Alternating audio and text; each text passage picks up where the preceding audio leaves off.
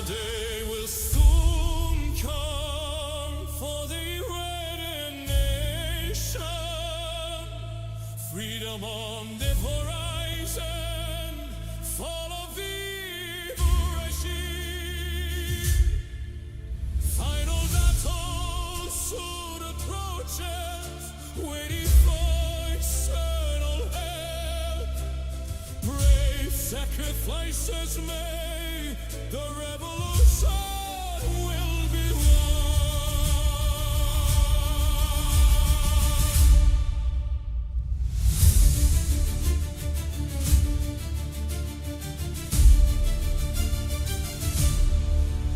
Evil forces will be defeated.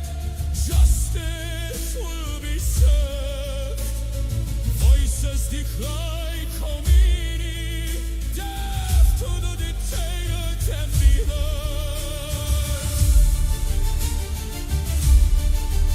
We await the return of our king. Chants of Shabbat Shalom. The Pahlavi will soon be home. Future of Iran respond. Long live our king. Rise of the lion and sun. Down with the oppressors. Evil has been undone. Remembering those who sacrificed, their memory will not be forgotten. Celebrations in our country. The king has now returned.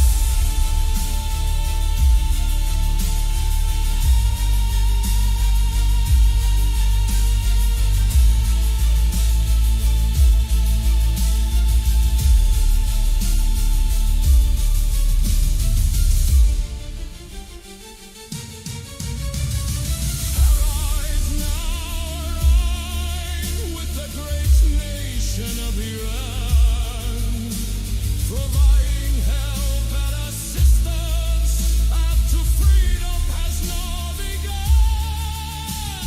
President Trump leads the way, changing the balance of power, destroying the evil oppression, regime in exile.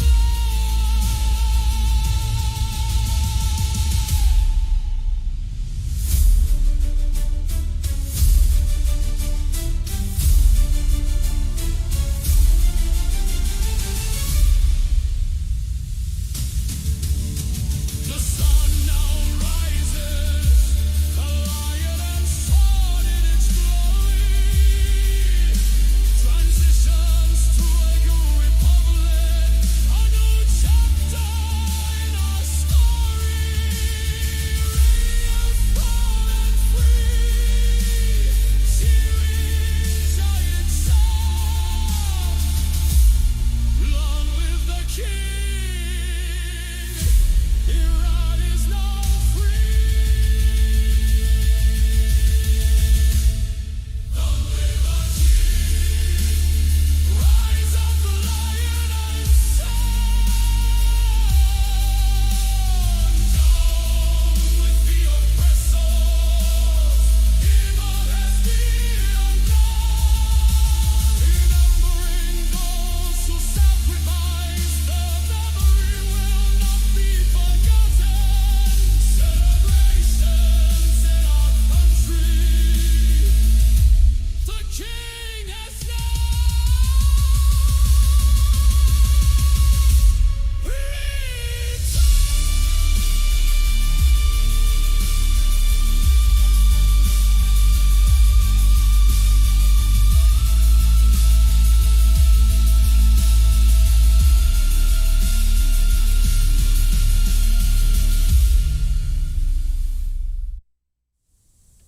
And good morning to everyone.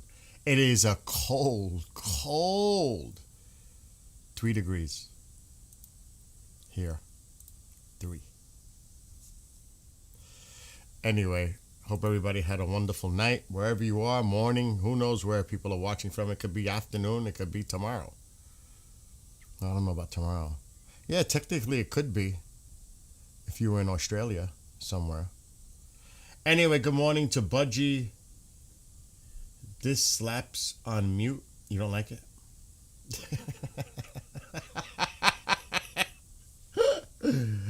A lot of people like it. There's some that don't, just like anything else. If I played my other music I've written, you probably wouldn't like those either. And good morning to Uncle Tank. So just keeping an eye on things. There's really not much. I know the president's going to have a meeting with his security today. It's dirty over there, Frenzy. I'm sitting here freezing. I just woke up like an hour and a half ago. Good morning. I'm still laughing halfway, but guys. Good morning, Axonometry. So there's a couple of comments that came in. Not on the email. I haven't checked the email. And 16 minutes ago, Iran to transform metro stations and underground parking lots into emergency shelters. Good morning, Tammy. Also, Russia has indirectly confirmed the attack. This is 1 hour ago. This is what Russia stated. We hope that the United States and Israel will preserve the security of the Bushehr nuclear power plant.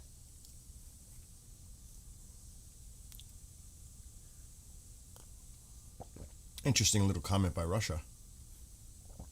It's pretty much confirming something's coming. We hope that Israel and the United States, I'll read it again. We hope that the United States and Israel will preserve the security of the Bushehr nuclear power plant. That makes me suspicious too. Like, why would you say secure it?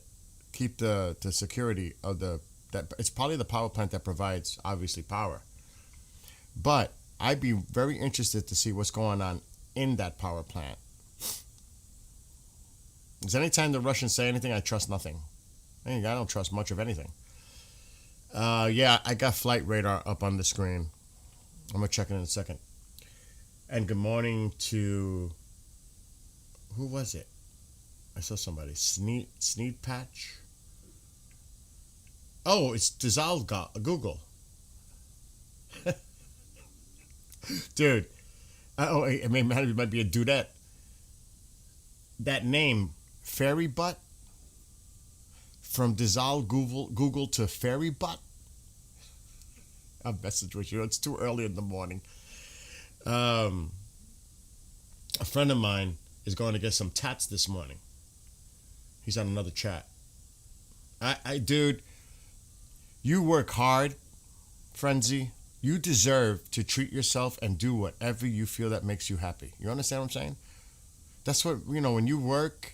And some people, can't work because they have disabilities or whatever. But it's a good feeling when you work and then because it's good to treat yourself too. You have to look out for you. You do. You have to look out because if you don't have anything, if you don't take care of yourself, you can't take care of the people that you love.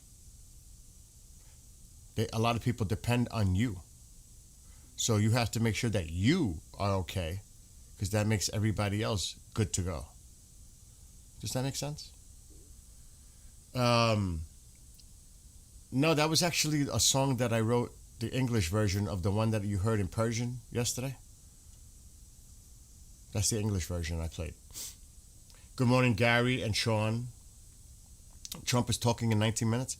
I didn't even check. Is Tusi going live anytime soon? Because I'm getting off to watch Tusi. I tune into Tusi. That's like always something I gotta watch because it helps me also. Because it's weird. Sometimes if I find something, I'll talk about it, which there's not much right now, to be honest. Because I scoured before I came on. But it's good because Tusi talks about stuff and I'm like, that's really interesting. I gotta dig deeper into what he just said. Girl, okay. Okay, now I got it. I was saying fairy butt. What is that? Now still, You got to see the fairies I have, like the statuettes. They're beautiful. If you're into like that stuff, I have some. Mom, oh, she's got some beautiful stuff. Live Trump talking. Yeah, we're gonna do that. I'll just put the audio. Thank you for the link. But remember, if Tusi goes live, I'm going live. I'm not bothering Sepp this early in the morning. Oh, it's live in 76 minutes, it says, at 11 a.m. with his cabinet meeting. This could be interesting to watch or listen or both. Yeah, this could be a really interesting thing to tune into. I might have to skip Tusi for this. And, a lot of it's going to deal with domestic issues that are going on, obviously. But I'm very curious to see anything that goes on, any mention of. And I see you're in that chat, and look at what people right away did. You see what they did in that chat? I'm not sharing it on the screen. You see it, right, Sean? People are so disrespectful. It drives me nuts. I mean, have some respect. Not here. I'm talking about the upcoming stream. I consider the tribal Viper. I love the Dodge Viper. Oh, you're talking about a car.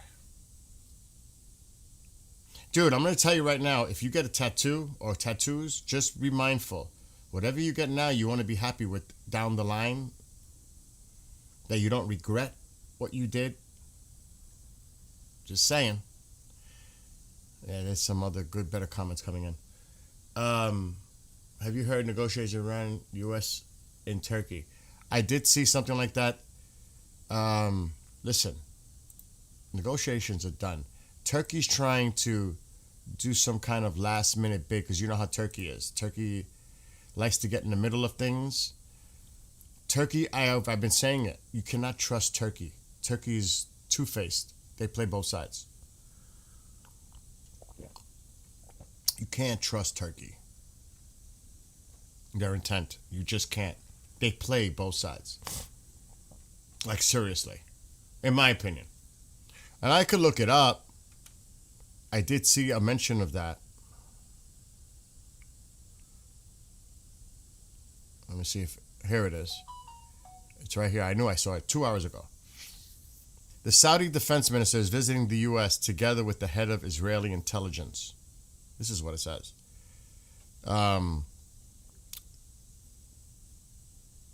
MBS recently called President of Iran, and Saudi Arabia has conveyed messages from the Iranian leadership to the U.S.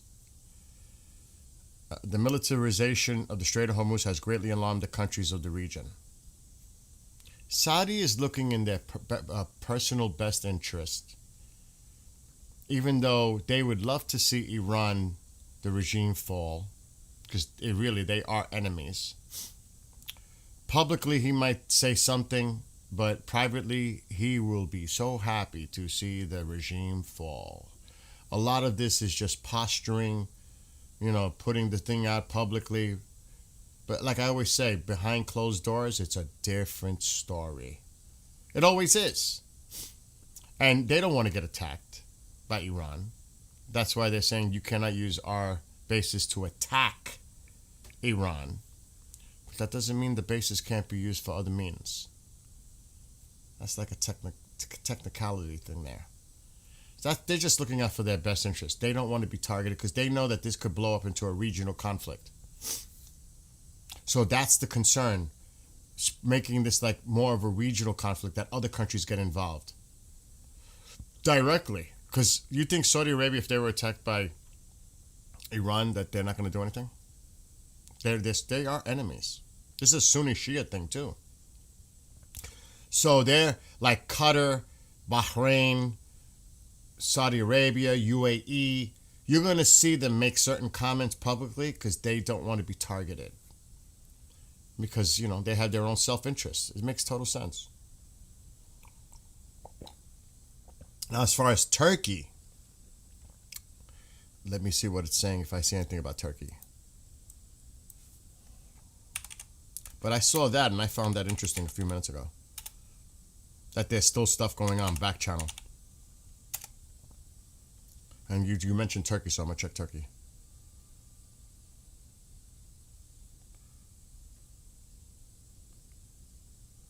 ain't seeing anything. 1 minute ago. Well, there's just comments that came in. Somebody said, "We are addressing the president of Turkey. Please stop supporting terrorism. That is the Islamic Republic of Iran. The Iranian people have not wanted this oppressive and violent-prone regime for years. Supporting a terrorist regime is in the interest of neither the Iranian people nor the region. Respect the will of the people. Stand with the people, not with the oppressors." I'm telling you, Turkey plays that. Turkey should not be a NATO nation, in my opinion. Uh-oh. Oh, that's the Red Sea. I almost looked at the wrong area. I thought something was clearing up in the Persian Gulf. Gotta watch it. My friend was on last night, and I'm so grateful that he was on with Sepp and I. Unfortunately, there was a little technical issue with Sepp being able to speak directly to Commander. But I'm telling you, keep an eye on that Persian Gulf. This is really a powder keg. Because one miscalculation, the envelope is being pushed and ripped. And the drone is still out there. There's actually a lot out there. There's another C-17 most likely. Yes, we have the drone. I don't know what that is. UK has something going on here. Yeah, the UK. See, that's another thing. We're getting a lot of logistic support, not just from the UK. I'll say it like this: from NATO countries, Italy, Germany, UK. They're all playing a role here. The one that I don't see much is, of course, France. I'll tell you, that Macron, I don't know what the heck people think in France. I don't understand it. That guy it's laughable, really, to me. What a joke. That's not being labeled. This the RAF, probably left their base here. Yep. There's a lot of movement still going on. There's been super galaxies coming in. Which is that one? The rivets in the area now. There's a lot of interesting things going on here. This one's departing. What is this? A Stratotanker. What's this one coming in? Smaller. A Clipper.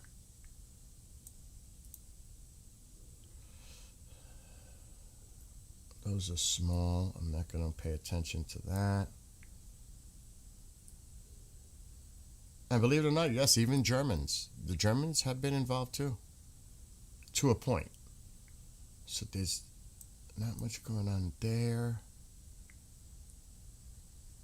I'm looking for the bigger aircraft. I see a C-17. And that's about it. Oh, I seen a big boy going over last night when I was up late. Flying over from the U.S. You will see that. Not available. They're coming in. Another C-17. So there's been quite a bit of activity, but it looks like it's starting to slow down just a little bit.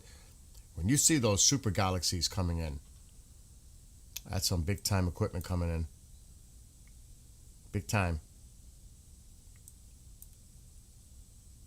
So again, it's another night. Where am I? Another night. And they are definitely keeping an eye on this Persian Gulf. They are. I would too. This thing's been up in the air for quite some time. Look at this. You know they're definitely keeping a close eye to this area. All right, let me read what you guys are writing. Let me go up. Good morning, Witch Moon.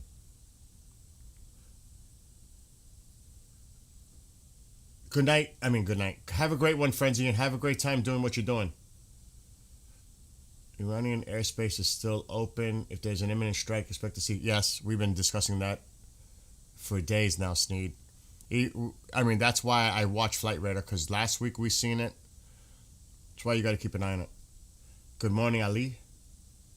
The song would sound better with a live band, but LOL, AI is gonna put bands out of business. You know, it's funny though. On some of the songs, I add drum parts, guitar parts. I add at least some real instruments. You know what I mean? Have you heard? Okay, I hit that. I heard the massive armada returned to U.S. from Atlantic Ocean, not the Abraham. I don't know about that. Do not believe anything really, because there's a lot of misleading misinformation. No way. Don't pay mind to that distraction. Everything could be a distraction. Don't pay mind to that, Sean. Hindu God save us. Do you think that Reza Pahlavi, compared to a person inside the system Iran, which one will U.S. choose to work with? That's a really interesting point. But I think when you talk about the regime, because it seemed like they put under house arrest, or they arrested them, the former president of Iran and his foreign minister, they put him on house arrest, or they just arrested them, because it looked like they were conspiring to create some kind of a transitional government by removing the Ayatollah and creating another transition government. But I think that got leaked out and came out, and now they're going after them. But I think there was something that they were trying to do within the country. There's probably so much chaos going on internally with these players in the regime. It's like, keep your friends close, keep your enemies closer. It's got to be really chaotic what's going on inside the country. I don't think we just have to wait till this plays out. Obviously, when you hear someone like Reza Pahlavi saying we're going to reestablish peace and prosperity between the United States and Israel, well, that brings the antennas up for us to say, this is the guy. This is the guy that's talking about our best interests when he speaks. So the logical conclusion would be the United States would support Reza Pahlavi. That's just logical. Are they going to trust somebody that's still in that regime and is trying to stay somewhat a framework of the regime? Do you think the people of Iran are going to go for that? It's not about, you got to think about what the people of Iran want. They don't want none of them. They want them all to face justice, starting at the top. So I'm not buying that. The thing is, and I know a lot of people are against a monarchy, we don't need another dictator, etc. But you have to let things play out and see how it goes, because if you look at the framework of the plan, there is a democratic process there. There is a foundational democratic process. And the people will be given, at a point, a time to vote, a free and fair election. Now, I'll say this again. When we say fair election, free and fair election, people, whatever the outcome of that election is, there's still going to be people that are going to question and say, this was rigged. This is purposely done. The United States aided in making it happen this way. This is a puppet regime. You're going to hear all that. It goes with the territory. I mean, it's obvious. Anytime anything happens, you're always going to have multiple opinions coming from all angles. You're never going to have a well, you might have a vast majority, but there's always going to be an element of people suspicious and saying, this was rigged. This is what the United States wanted to happen in Israel. You know that's coming. No matter what happens, you know that's coming. I mean, you don't need a freaking crystal ball to see that. It's common sense. It's going to happen. I think tomorrow we didn't send all that there for Mr. Soriano. Welcome. Good to see you again. I mean, like my friend said last night when he was on, we have quite a bit of toys that nobody's seen. And this goes with China and Russia, the powers. I would not be surprised if we see some new toys on display.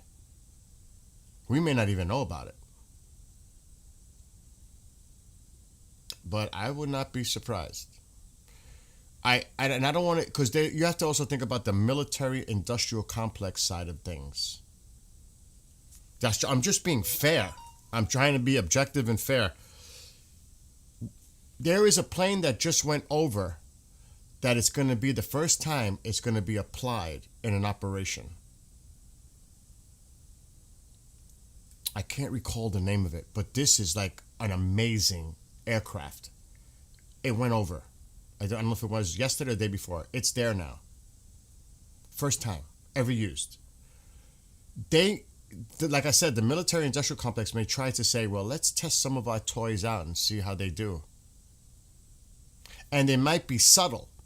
It might not be directly, but it might be used subtly in the background to see how it does. I'm just saying, you never know. Does that make any sense? It does to me. Let me see what else you guys are writing. I'm trying to catch up. I still think Saturday morning, local time, in Iran. I don't think that's going to happen tonight.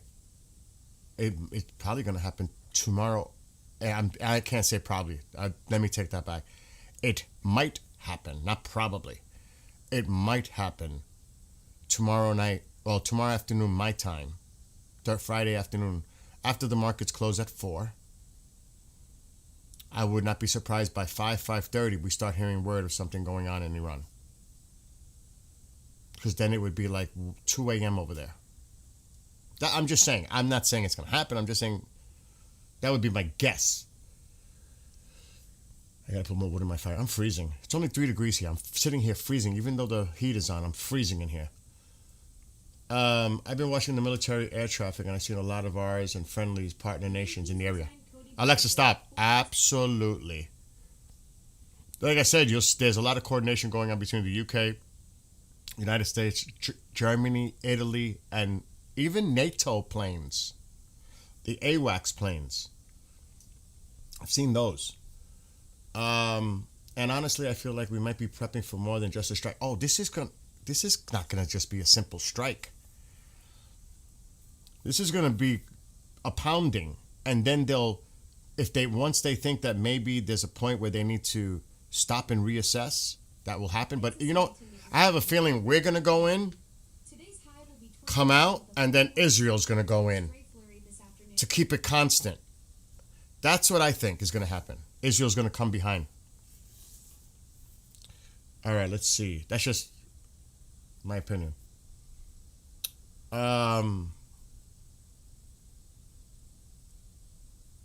Yeah, this is definitely a build-up, Ms. Soriano.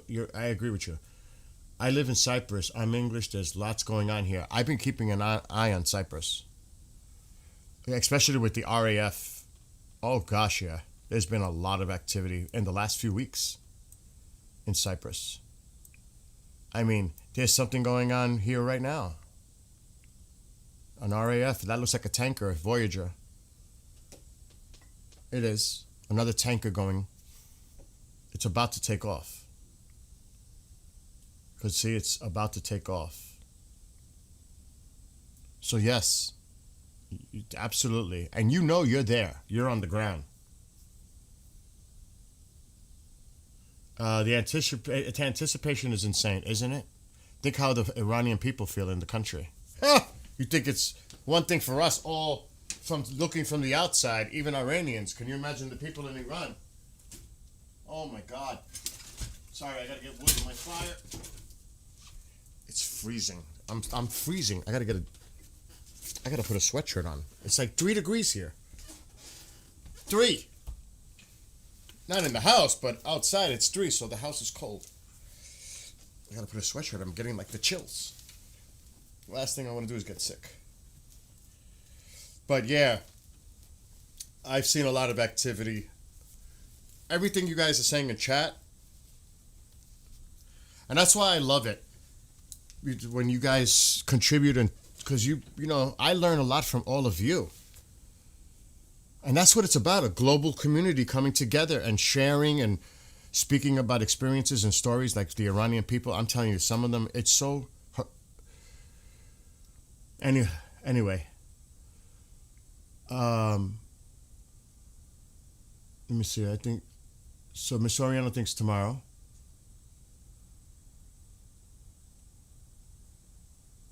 6 tankers have left the East Coast, and we're meeting up with the Growlers heading for the Middle East. I've seen a lot. I saw 9 tankers yesterday in the Midwest. 9. I think I took a photo of it. I was like, wow, there's a lot going on. A lot of typhoons have been flying off Cyprus, Kermit says. Yeah, this does have it's the calm, it's the quiet before the storm. It does feel that way. It really does. And good morning to Toxic.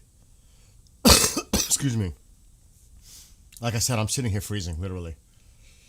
But having Commander on last night, Commander Cobra on with us for an hour and giving us insight, I found it very interesting and useful too, what he discussed with us, with Sepp and I. Yeah, the Iranian airspace can be cleared within an hour.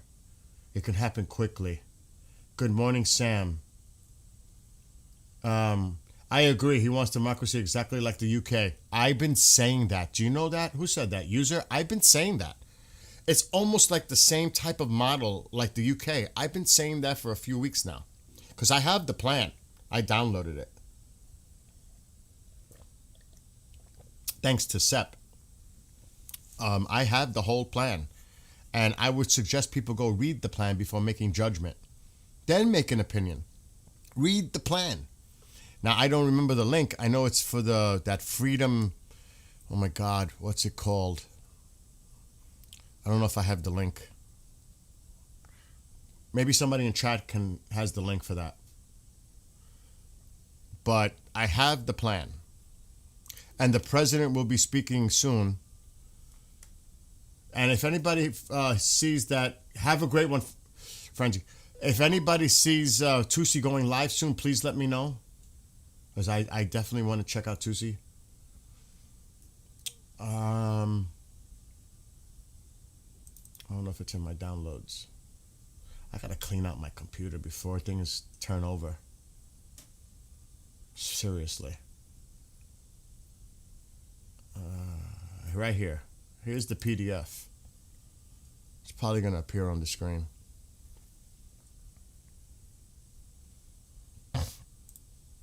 I think I expired my Adobe Acrobat. I don't know if it's going to open. It's going to probably want to open with something else. Oh, it's working? So this is the Iran Prosperity Project. That's it. The Iran Prosperity Project. This is Reza Pahlavi's group, his team. But if you look at this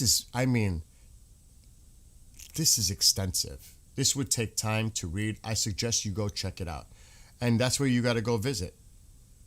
The Iran Prosperity Project. You'll find it.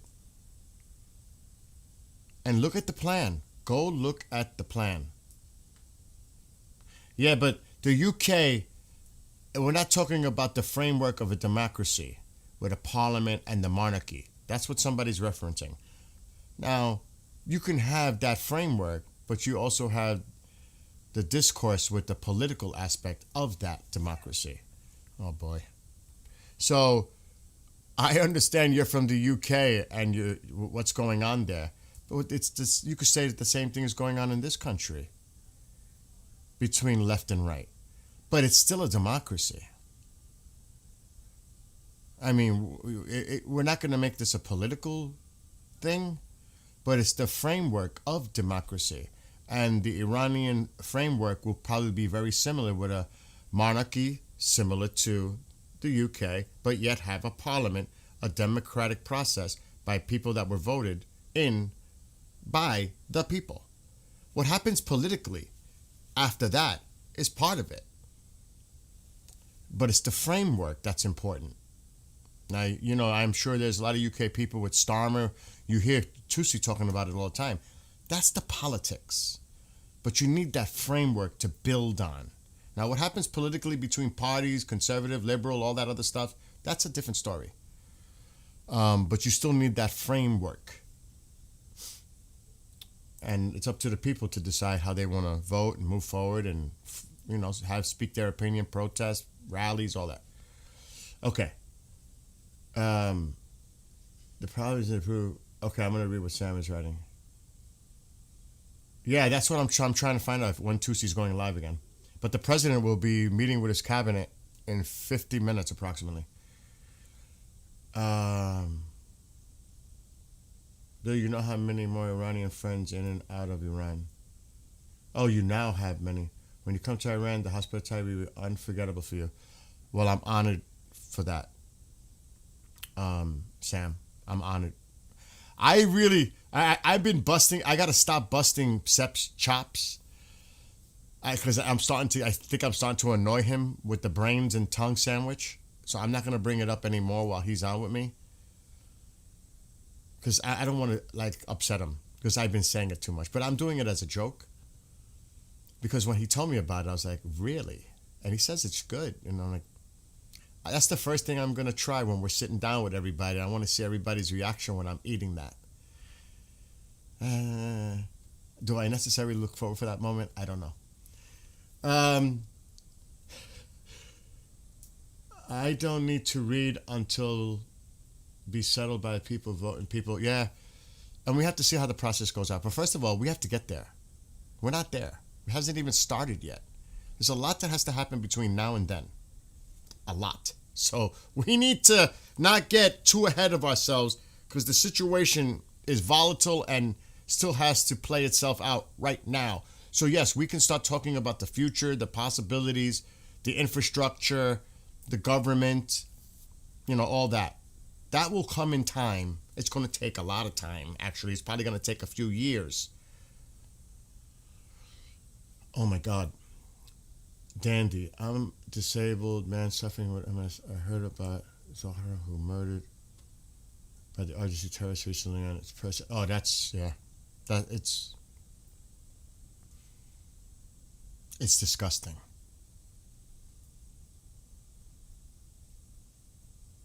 I mean, yes, Dandy, my heart goes out. We hear so much of the brutality and the horrific things that are coming out of Iran. I don't even want to regurgitate it because I think everybody who's familiar with what's going on there already knows a lot what's going on there. I mean, I've seen videos that seriously you would start, and I don't care, a man can cry. A man can cry. We have emotions too. And to see that, it's like inhuman. If that doesn't touch you and you see it, I don't know what to tell you. What's going on now? He's been throwing soldiers under the bus. You have to see the propaganda videos that are coming out now. I won't show them. Like there's one, I'll just describe a little bit. It has our ships on fire and things in the sea. And I ain't gonna say it more like that. Keep it like that. I was like, yeah,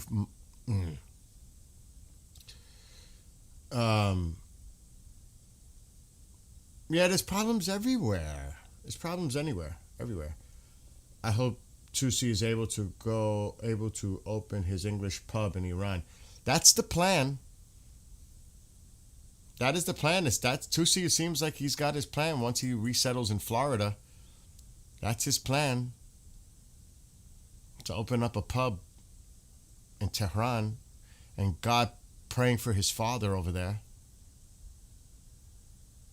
Could you imagine? And he's already lost people he's discussed it. And now he has to leave the UK, speaking of the UK, for his safety and his wife. That's horrific. So yeah, it's difficult for, it's just horrific for a lot of people. What's going on?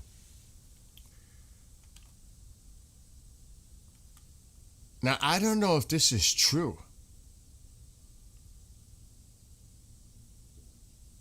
but this is an old post, but I'm curious if these numbers make sense to you. For the people in Iran, is this true? 45 million Turks live in the country called Iran? Is it that many Turks that live in Iran? South Azerbaijan, the Kashkai territory, Turkmen Sahara, and Khorasan. Is that true? There's that many Turks? No wonder they're playing two sides on this. From what I'm reading, it's saying here there's a lot of Turks in Iran. You know, I'm not aware because I don't know, but that's what I'm reading. All right, we got to take the focus. It depends. What does that mean? That drone's got to be coming into land soon. It's been up for many hours. But then it could stay up there for almost a day anyway, so. What's its altitude? It's got to be way up. 40. Wow, that thing is at 48,000 feet. Wow, and you could see where it's focused on. You can see. That's where most of the attention is.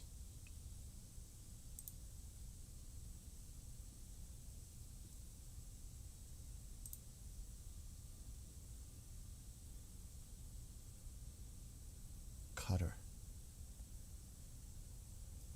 I wonder if they're moving shit out to, this is going to Kuwait. I don't know. We'll have to keep an eye. But right now, it's still early. It's just getting dark. So half of Iran is already dark. Completely. See it? It's getting dark here, but it is already nighttime here. What the fuck is that Russian plane?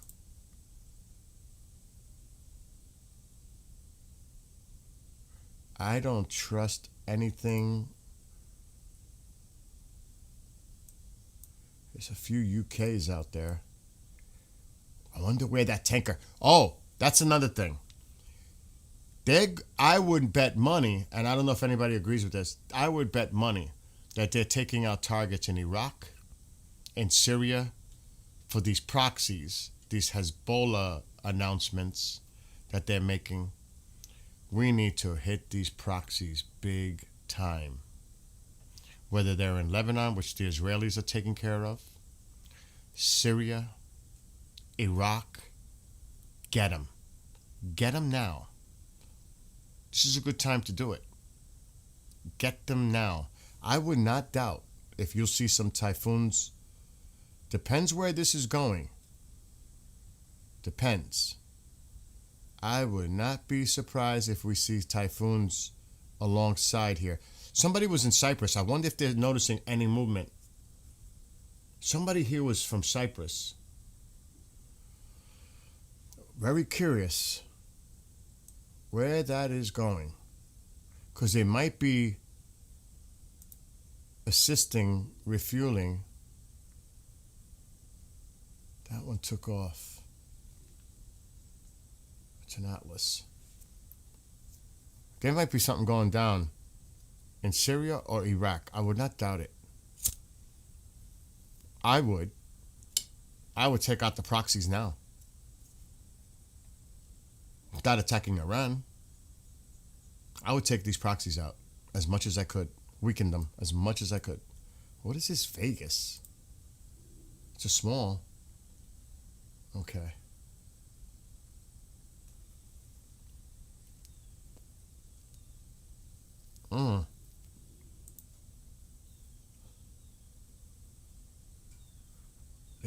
They have a couple out there. Here's a tanker. That wasn't there a few minutes ago. Exactly. And you know how many times I see this ghost and spoof going into Iran? You know how many times I've seen this? Where it looks like it's going into Iranian airspace, only that it's not. It just comes back down toward Qatar.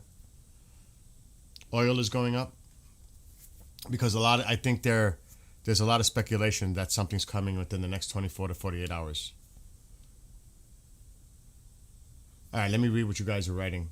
And again, please let me know if Tusi's going live. The president is going to be live with his cabinet in 40 minutes. And you may want to go check that out. I'm going to try to play it, the audio. We won't be able to watch it because I'll get hit. there are 45 million Turks living in Iran.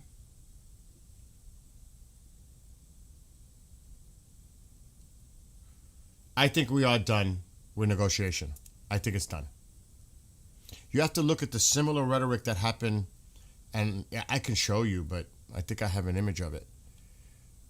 It's so similar. I've got to clean out my stuff because I've got too much stuff. I got to clean things up because I don't know what photos I'm sharing and keeping now related to this. See, this is the similarities. This is before Midnight Hammer. This is when the beginning of the 12th day almost. Look what he wrote. We remain committed to a diplomatic resolution to the Iran nuclear issue. My entire administration has been directed to negotiate with Iran. What happened a week later? And then this is the one that he just put out with the Armada. Hopefully Iran will quickly come to the table and negotiate a fair, equitable deal. It's very similar. And then what happened? Don't buy into that negotiation thing too much anymore. Don't. He can say he tried. And they said no.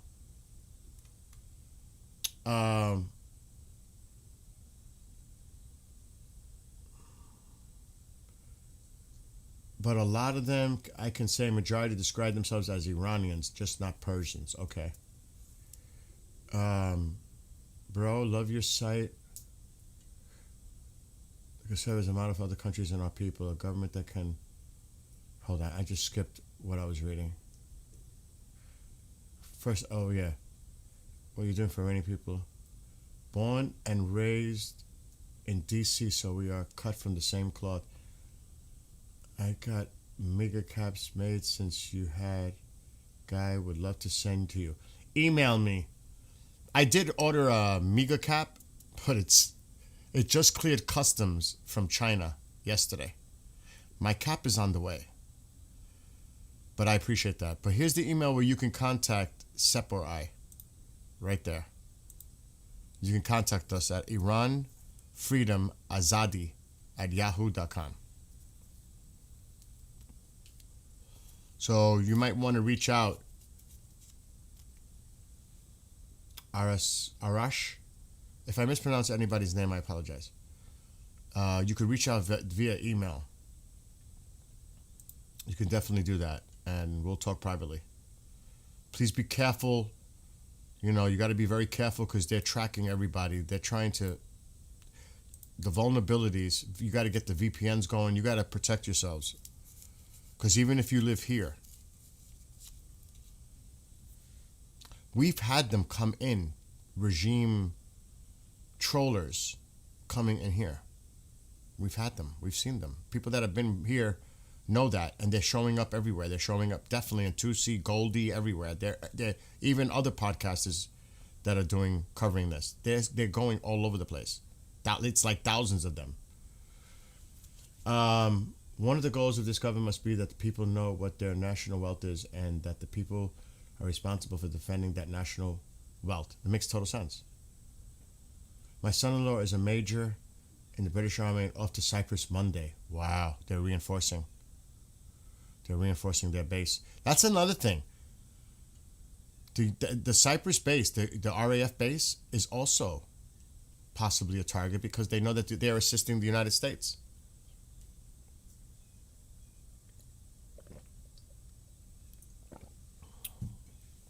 What they need to do is get rid of that IRGC headquarters in the UK, in London. They need to get that shit out of there. My opinion. Now, Mob, I don't speak Persian. Maybe somebody could help me. Navi or somebody, Sean in chat, can interpret what somebody's saying in chat. I just don't know. Or you can communicate with them directly. Please, because, Sep is not here. And I don't want to call Sep because soon... Matter of fact, let me see what he's doing. I don't like to bother him because he works too. He told me he was going to be a little busy during the day. Oh my God, what he told me. I don't even want to say it. I'll let him say it. Oh, wait, whoa. He's... What? He's up. The radar is not a gray line. What are you talking about? Seth, why don't you come on for a few minutes? Because I'm going to listen to the president.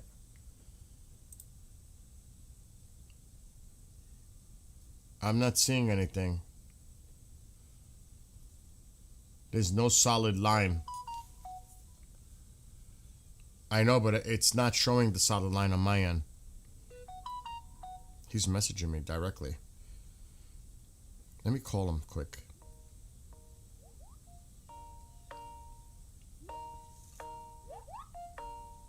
He's texting me. We pray for everyone. Hello? Yeah, dude, I'm live. I know you're watching. I think you're watching. Are you? Yeah, I'm watching right now. Oh, you're live? Yeah, do you want to come on for a few minutes? Because at 11 o'clock, in about 35 minutes, the president is going to have a meeting with his cabinet. If you want to jump on quick. I just woke up. Let me go wash my face and I'll join you. Message me on Teams. Message me. Okay. Bye. Bye. He just woke up. That's why I didn't want to bother him. And I don't know if he wants to discuss what he told me in private. Oh, my God. Not good. He's been... I'll let him discuss it because I'm not gonna speak for Sep. That would be a big mistake. All right. Yeah, so we'll be listening. I don't see it. There's no solid line behind this. This is almost like spoofing, like it's showing it's going into Iran. It's not. You see the solid blue line and then it breaks? It's not solid blue line. That's what I look for. So that's not really where we think it is. It's probably already turned and it's heading down south, east, heading back to Qatar. It is not there. That's what he messaged me about. Bill, look what's going on. But no, because it looks like it's flying right into Iranian territory. Airspace. Oh my gosh. Let us not start. Moose is up. Or Moose is coming in. It took off. It just took off. I mean, there's still a lot going on. A lot of movement.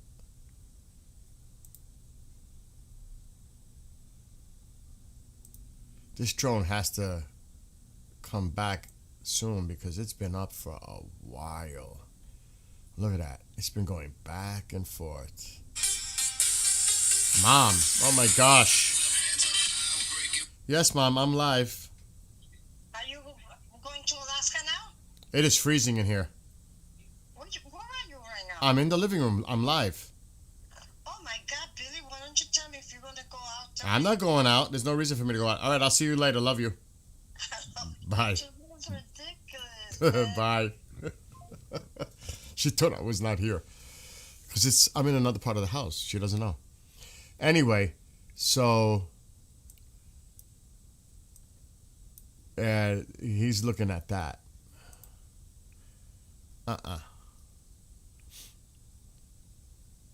I would not doubt it's already coming back. But it's showing here. We've received news from inside Iran that Arachi, Iran's deputy foreign minister, is set to meet with the U.S. Representative Witkoff along with Turkey's foreign minister. They are scheduled to discuss an agreement with the United States there. I am not freaking buying that. This is a stall tactic. That's what that is. This is a stall tactic, if true. I want to see if it's in the news. I don't buy that.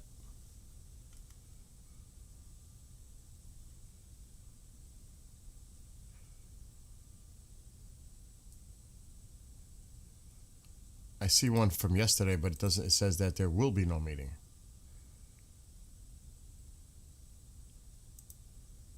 No. It says here, and this was just put out. Iranian Foreign Minister will visit Ankara for discussions with his Turkish counterpart. Doesn't say anything about Witkoff.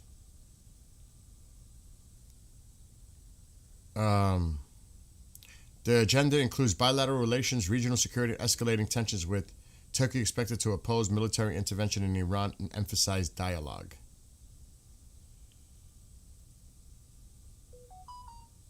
There is no indication of Witkoff here. I think that's wishful thinking. And even this one is saying it today too. Nothing about that.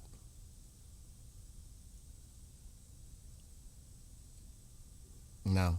Not with the Witkoff name. That's probably just been thrown in there.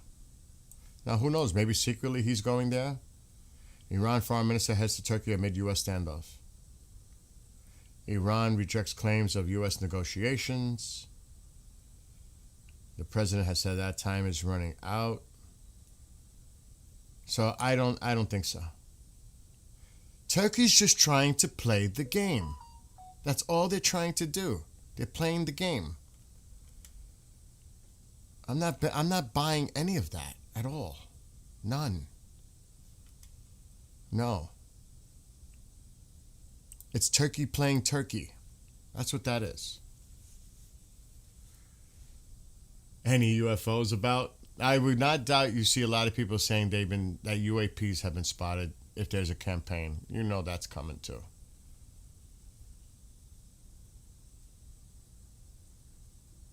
This is live.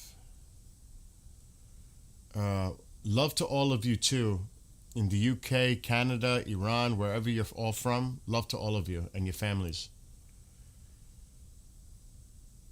Yes, that's true too. About my friend mentioned that last night about allegedly there was a planned coup in China. Can you imagine that?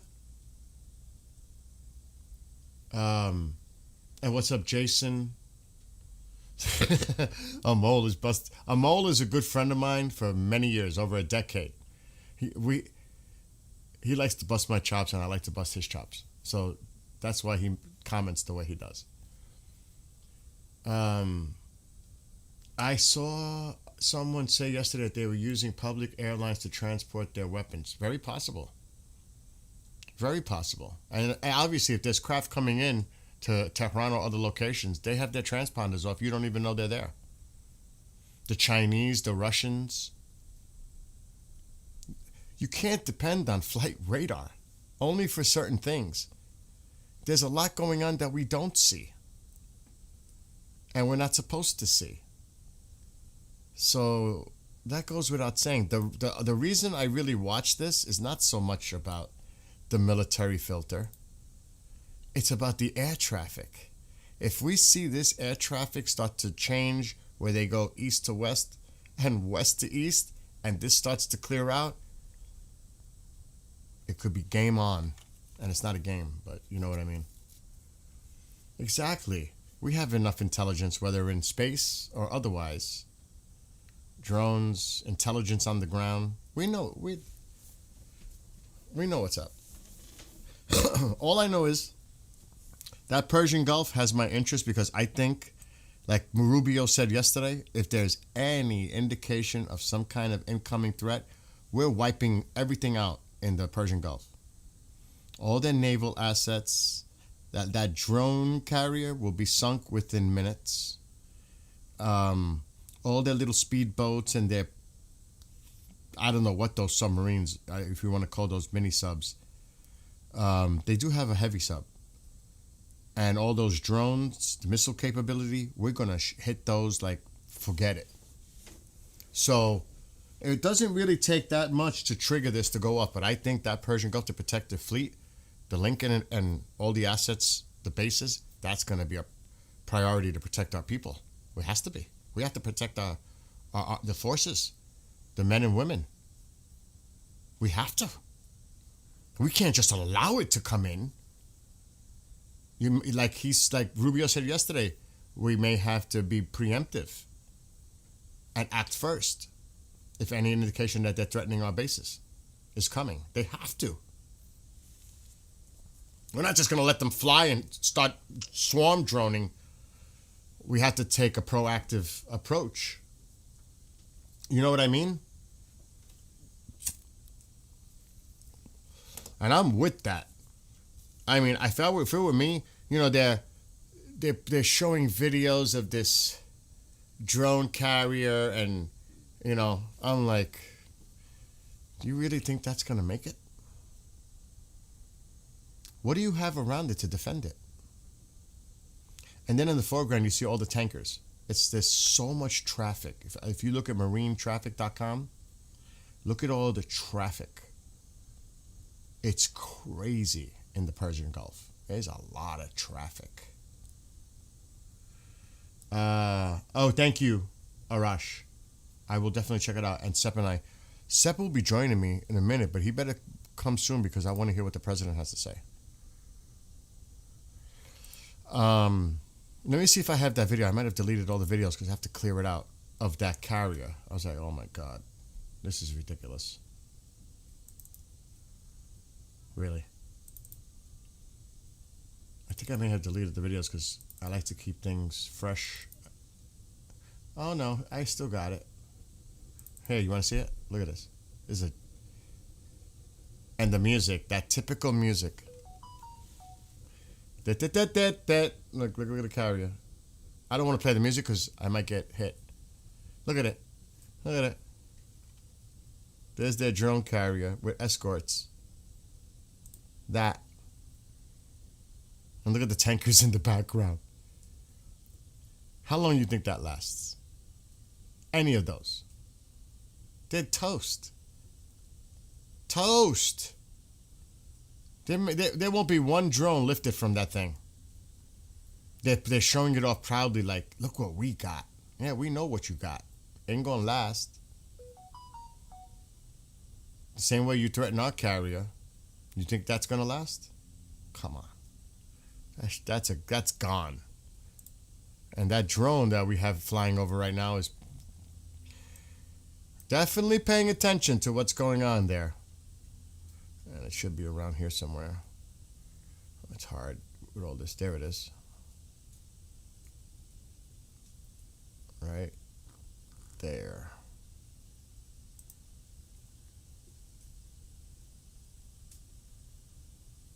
Wow. It went around a few times over here. I wonder why. But there's so many vessels in there. It's got to be coming back to land in the UAE soon. It's been up for hours and hours. I mean, really. And again, we just got to keep an eye on this air traffic. The president will be speaking shortly. And remember, there's going to be definitely a lot of domestic conversation going on. But I'm sure they'll address Iran at some point too. Do you guys, any word on Tusi coming on live? Tusi's not going to cover it live. He's going to talk about all the kinds of things. Yeah, right? That's some 90s level graphics. Oh my God, don't make me laugh.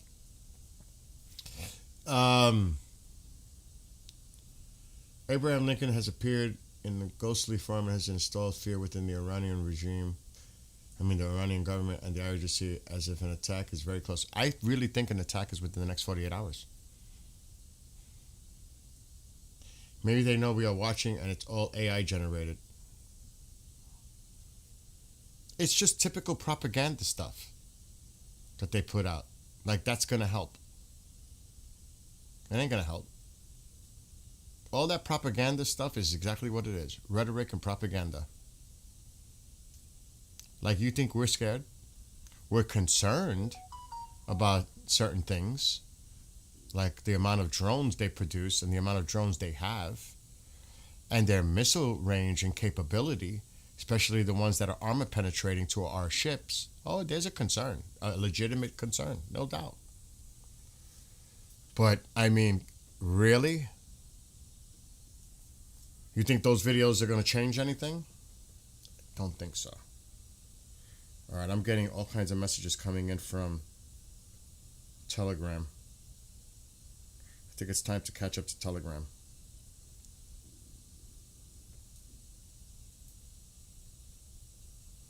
have my glasses. Great. Okay. The reporter that I really check out from Israel is posting a bunch of stuff.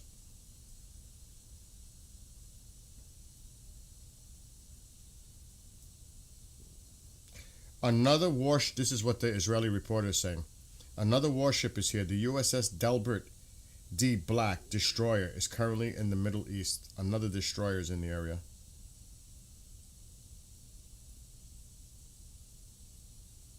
Then he talks about it being official this morning, like literally 10 minutes ago. It's official. The European Union has designated Iran's Islamic Revolutionary Guard Corps as a terrorist organization.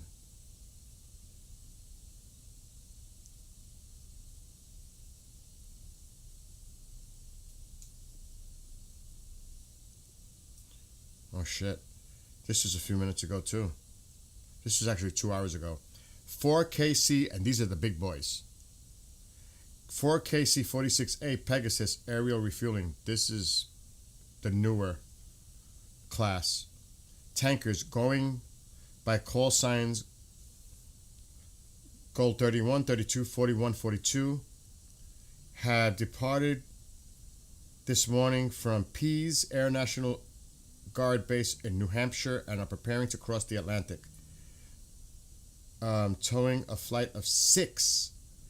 Oh shit, there's 6 Growlers aircraft from Naval Station Oceana to Moran Air Base in Spain, likely with final destination of the Middle East. AP report. This was also about 2 hours ago.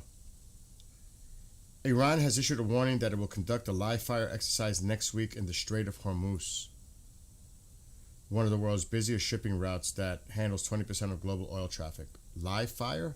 You're going to play with live fire in the Persian Gulf? For real?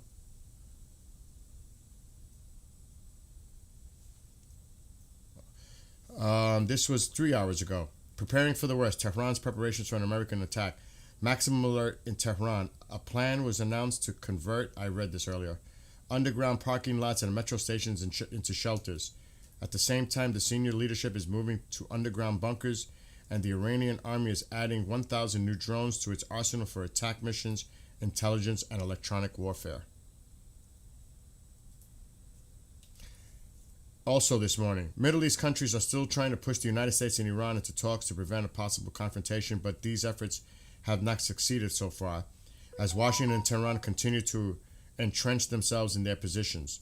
The efforts of Qatar, Oman, and Saudi Arabia in recent days has not borne fruit in Iran. They insist on not entering negotiations until pressure to agree to conditions pre-planned by the U.S. and refuse to discuss the ballistic missile issue. It's done. They're not going to agree. Done. There's a lot coming in.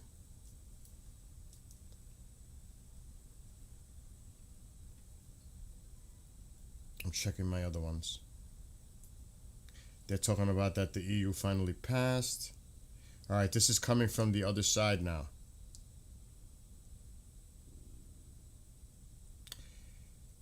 Iran's foreign minister held phone calls today with foreign ministers of Qatar, Egypt, UAE, Pakistan, Oman, and Turkey.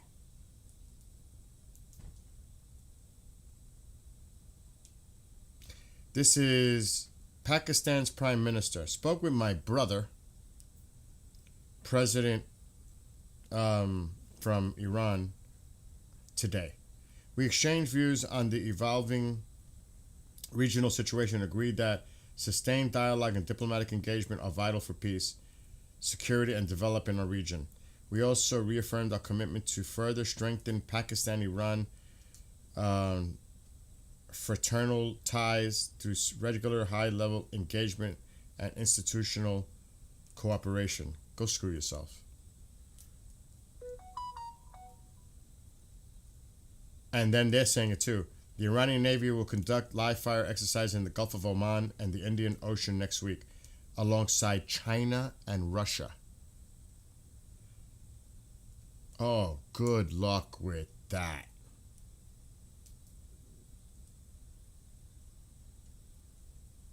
That's it. Like I said, that's it. We're done. We have to go in. That's it. It's over.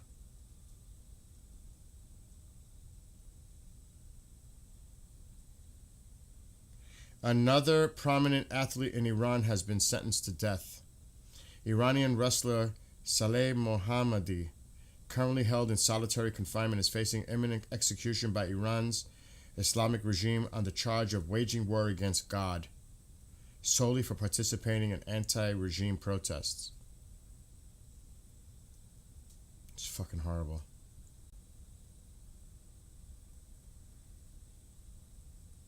I'm telling you, we have to go in. We have to go in.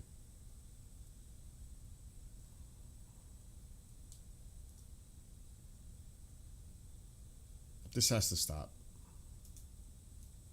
Oh, they're putting out more stuff.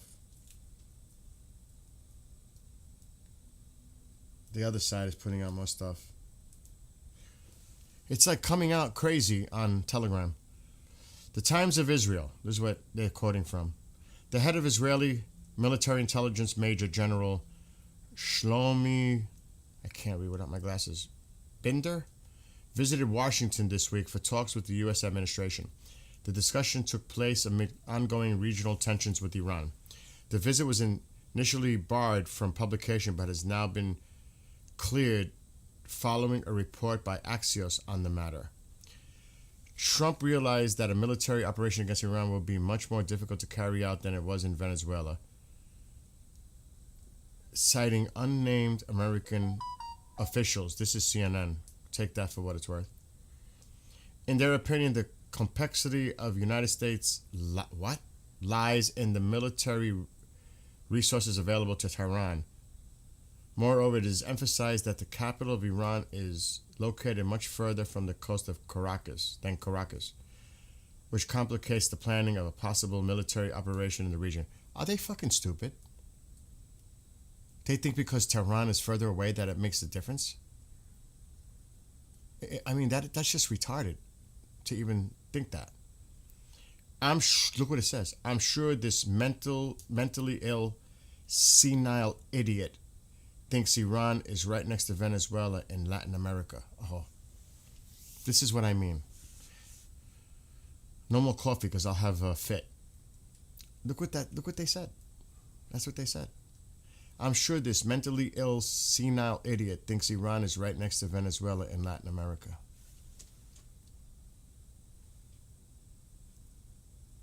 And I caught up to Telegram. Exactly. That's why I said. Yeah, that's why I said take it for what it's worth, with the eyes moving around when I read that. Yeah, it is blowing smoke.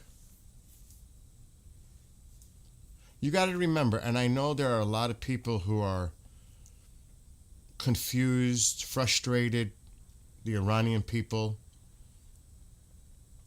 You got to remember, Iran, there's a lot to think about when you go in and take out targets and the counter measures that are going to be taken from Iran by launching drones, missiles, whatever the heck. This is not as easy as it sounds. That's why we've been pouring assets into the area, and we still are. And a lot of it is also defensive, and because we have to protect the bases, our troops, other countries that are going to be targeted. This is complicated. In order to do something like this, you have to be fully prepared for offensive and defensive measures here. I know that people in Iran are, suffering and crying out for help. But if it's not done right and it fails, then more people are going to suffer. A lot more people are going to suffer. So if this were to occur, and I think it's not if, it's when, it has to be done right the first time. There is no second times here. It's got to be done right. You can't walk back from it once it starts.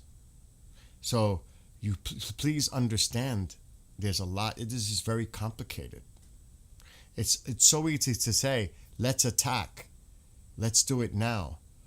But there's a lot of things that have to be coordinated, including on the ground in Iran itself.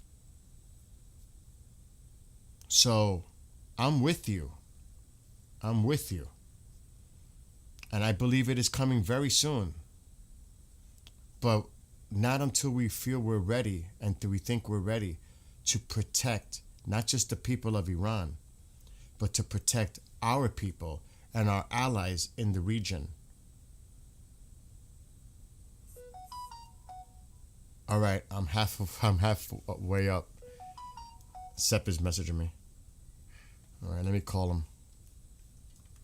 So I understand. I truly do understand.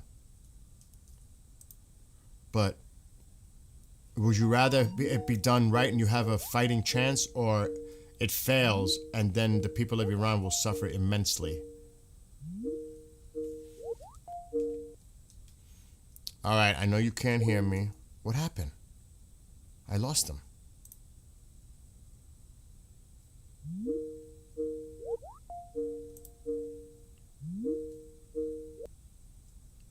All right, what the hell is going on? It keeps declining. He's calling me now.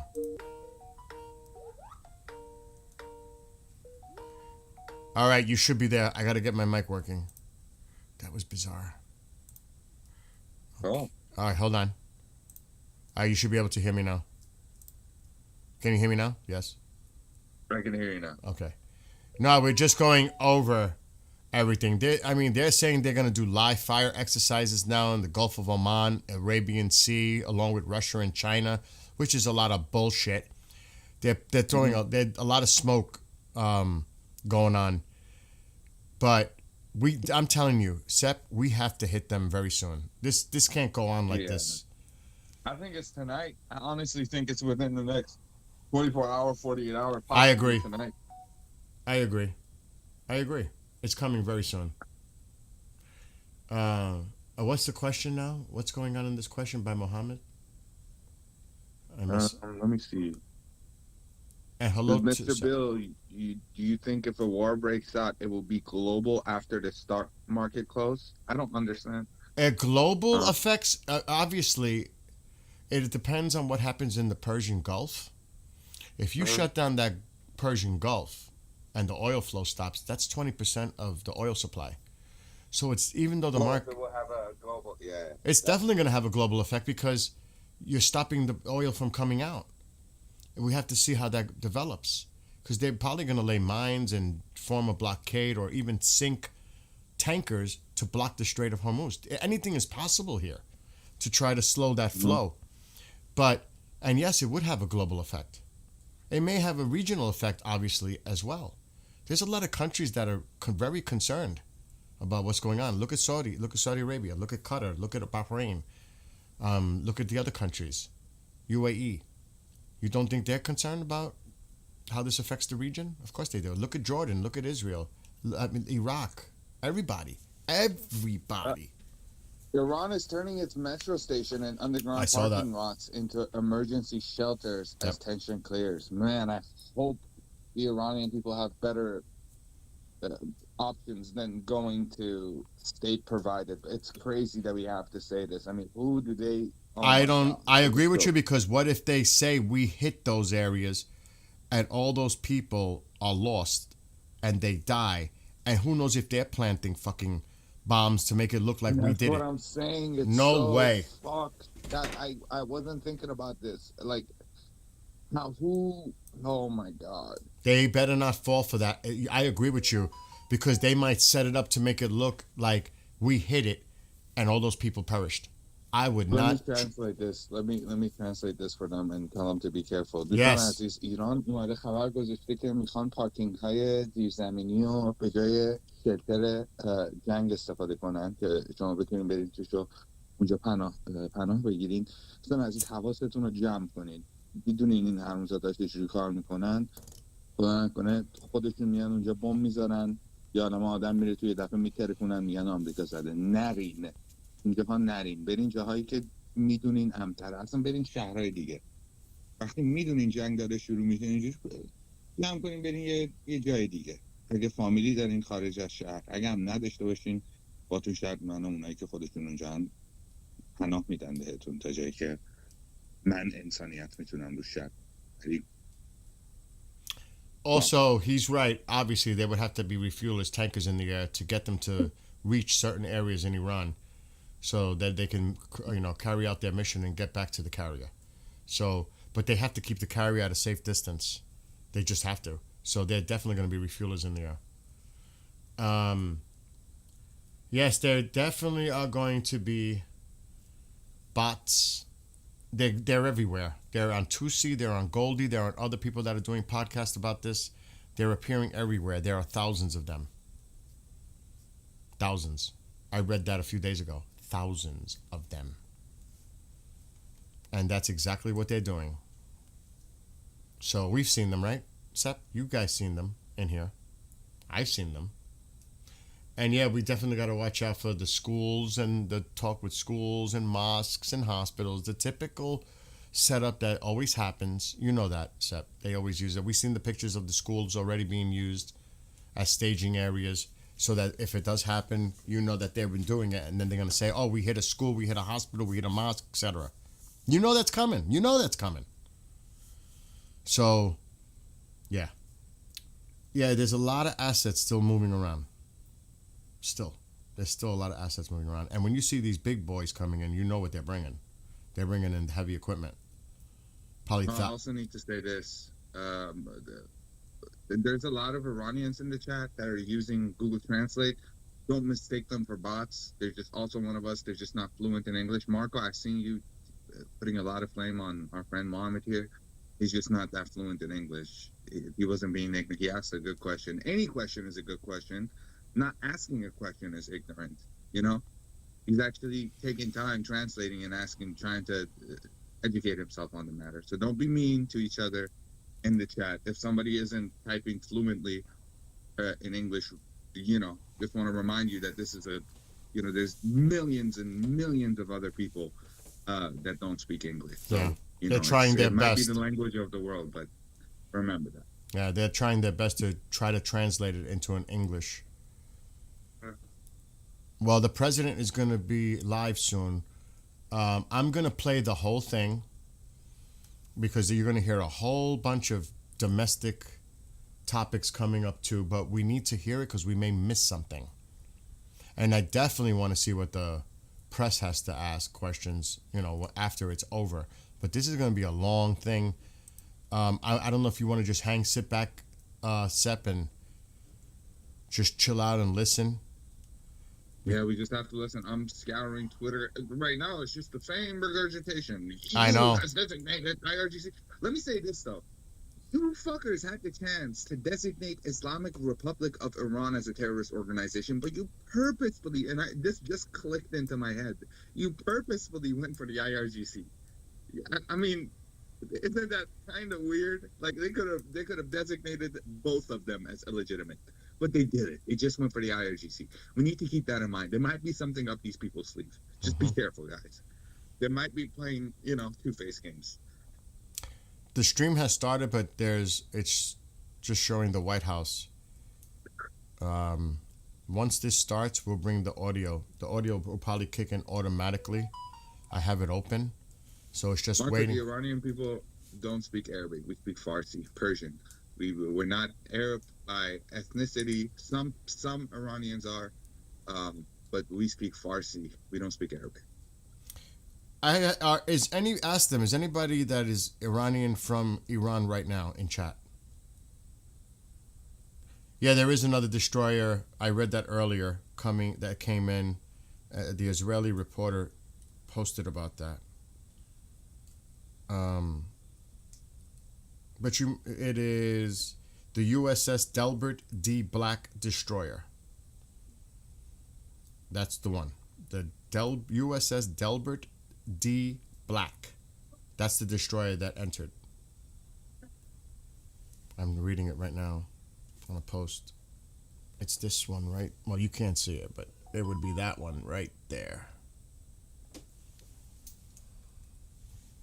And we're just waiting for the president to begin. And I'm going to play the whole thing. And you're going to hear a lot of domestic policy, discussion. But at some point, it's definitely going to, I definitely think Iran's going to be brought up at some point. God bless the people of Iran. Definitely. God be with the people of Iran. May God place his hands over them and protect them when this all goes down. Absolutely. Because who suffers? Civilian. In any conflict, civilian.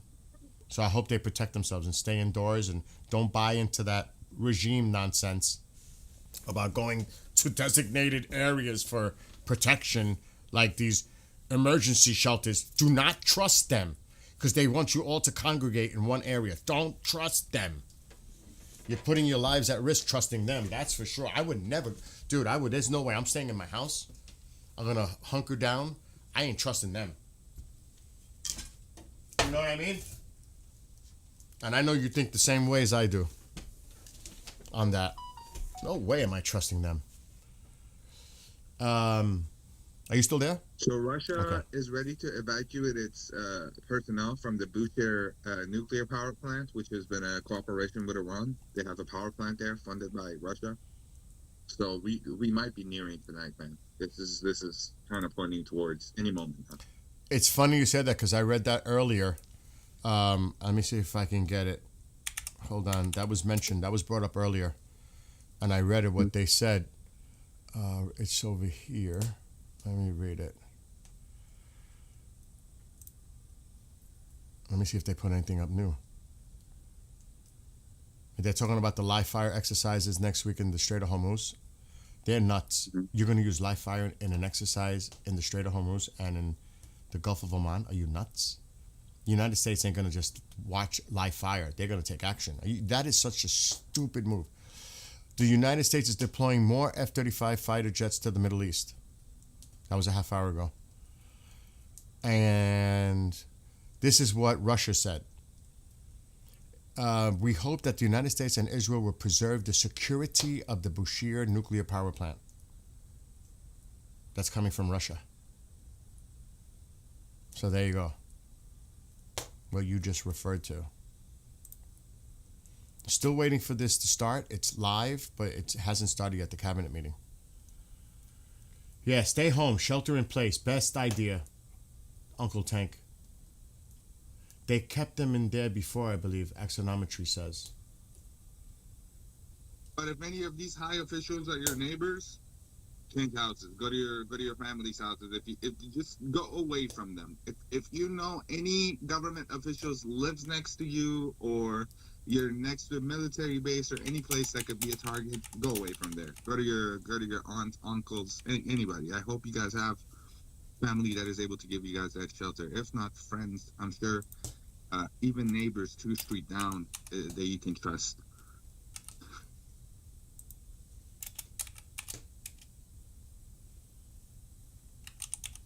I'm just saying hello to Marco and Candace in the other platform. Okay, hold on. Okay. So, like I said, we're just standing by for the president's cabinet meeting to begin. And we'll see if he has anything to say regarding Iran. But I'm going to play the whole thing so we don't miss anything. So, obviously, there may be things that you may not be interested in or may be interested in. But I'm expecting a lot of domestic policy to be discussed. But at some point, I'm sure we'll hear about the foreign policy, specifically Iran. And then we'll hear what the press has to say, asking their questions, because some of their questions are just so stupid. It's like, so, you get the opportunity to ask the president a question. You're going to ask the stupidest question. I mean, that's how you waste your time, asking the president a stupid question. When are you planning to attack? Like he's And gonna. then he's probably gonna ask something about the eye color of the Ayatollah and what Trump's fucking mindset is on. Oh yeah, like It's even so that. weird, man. Do you know where the Ayatollah currently is hiding in his bunker? Like he's gonna freaking tell you? I mean, seriously? They ask the questions that they know he's not gonna answer. He can't answer the questions, and they ask him anyway. And it's like, that's what you wasted your time on? It's ridiculous. Some Joe Rogan level questions, man. It's crazy. Hold on.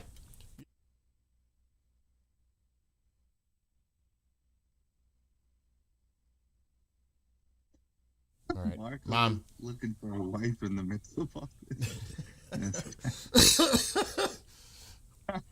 Oh my gosh. Foreigners ready to get settled down in Iran, man. I don't know what to say about that mindset. Yeah, right? That axonometry. How's the ballroom going? Like you said, they're going to ask about the construction at the White House. How's the ballroom coming along? Like, can we, I mean, I would like to, I'm curious to see how the press responds to with their questioning. All I know is I still think after the markets close on Friday, not that it's going to make a difference, because if this goes on, it's going to be prolonged and the market's going to go nuts Monday morning, or actually Sunday, the European Asian market. اونو ول کن محمد جان، اونو ول کن. اون یارو رو ول کن. یه چیزی گفت، ببخشش. اون یه چیزی گفت. خارجی هم ولشون. اینا بعضی وقتا یه چیزایی میگن. گفت داره شوخی میکنه. Memi says, if you got Telegram, I could show you video and pics.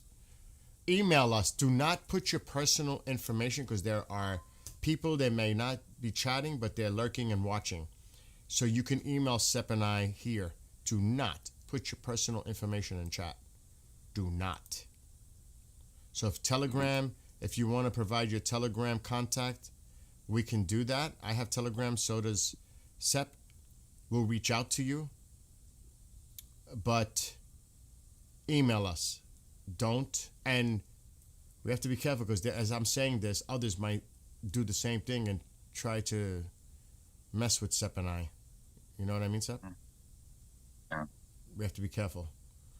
I mean, they have to take their attention off this social media stuff. They're about to get, they're about to get their, scared. So. Yep. InfoWarrior, I agree. Javid Shah. How do you say that? How do you say that? I know Shah. Javid Shah. Javid Shah. Yeah. I have a serious problem mispronouncing things.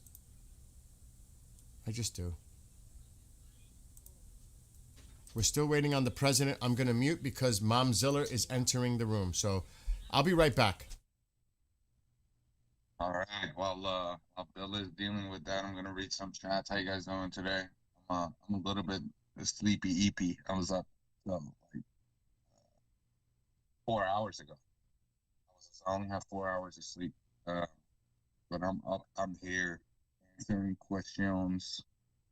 دوستان عزیز ایرانی اگه سوالی داریم به فارسی بنویسیم، حتی جایی که میتونم ترجمه کنم. یه چند روز اینجا میدونین فارسی من یه ذره تخمیه دیگه، نرمال بهتون میگم دیگه، ولی با انگلیسی بنویسیم من سریعتر میتونم جواب بدم.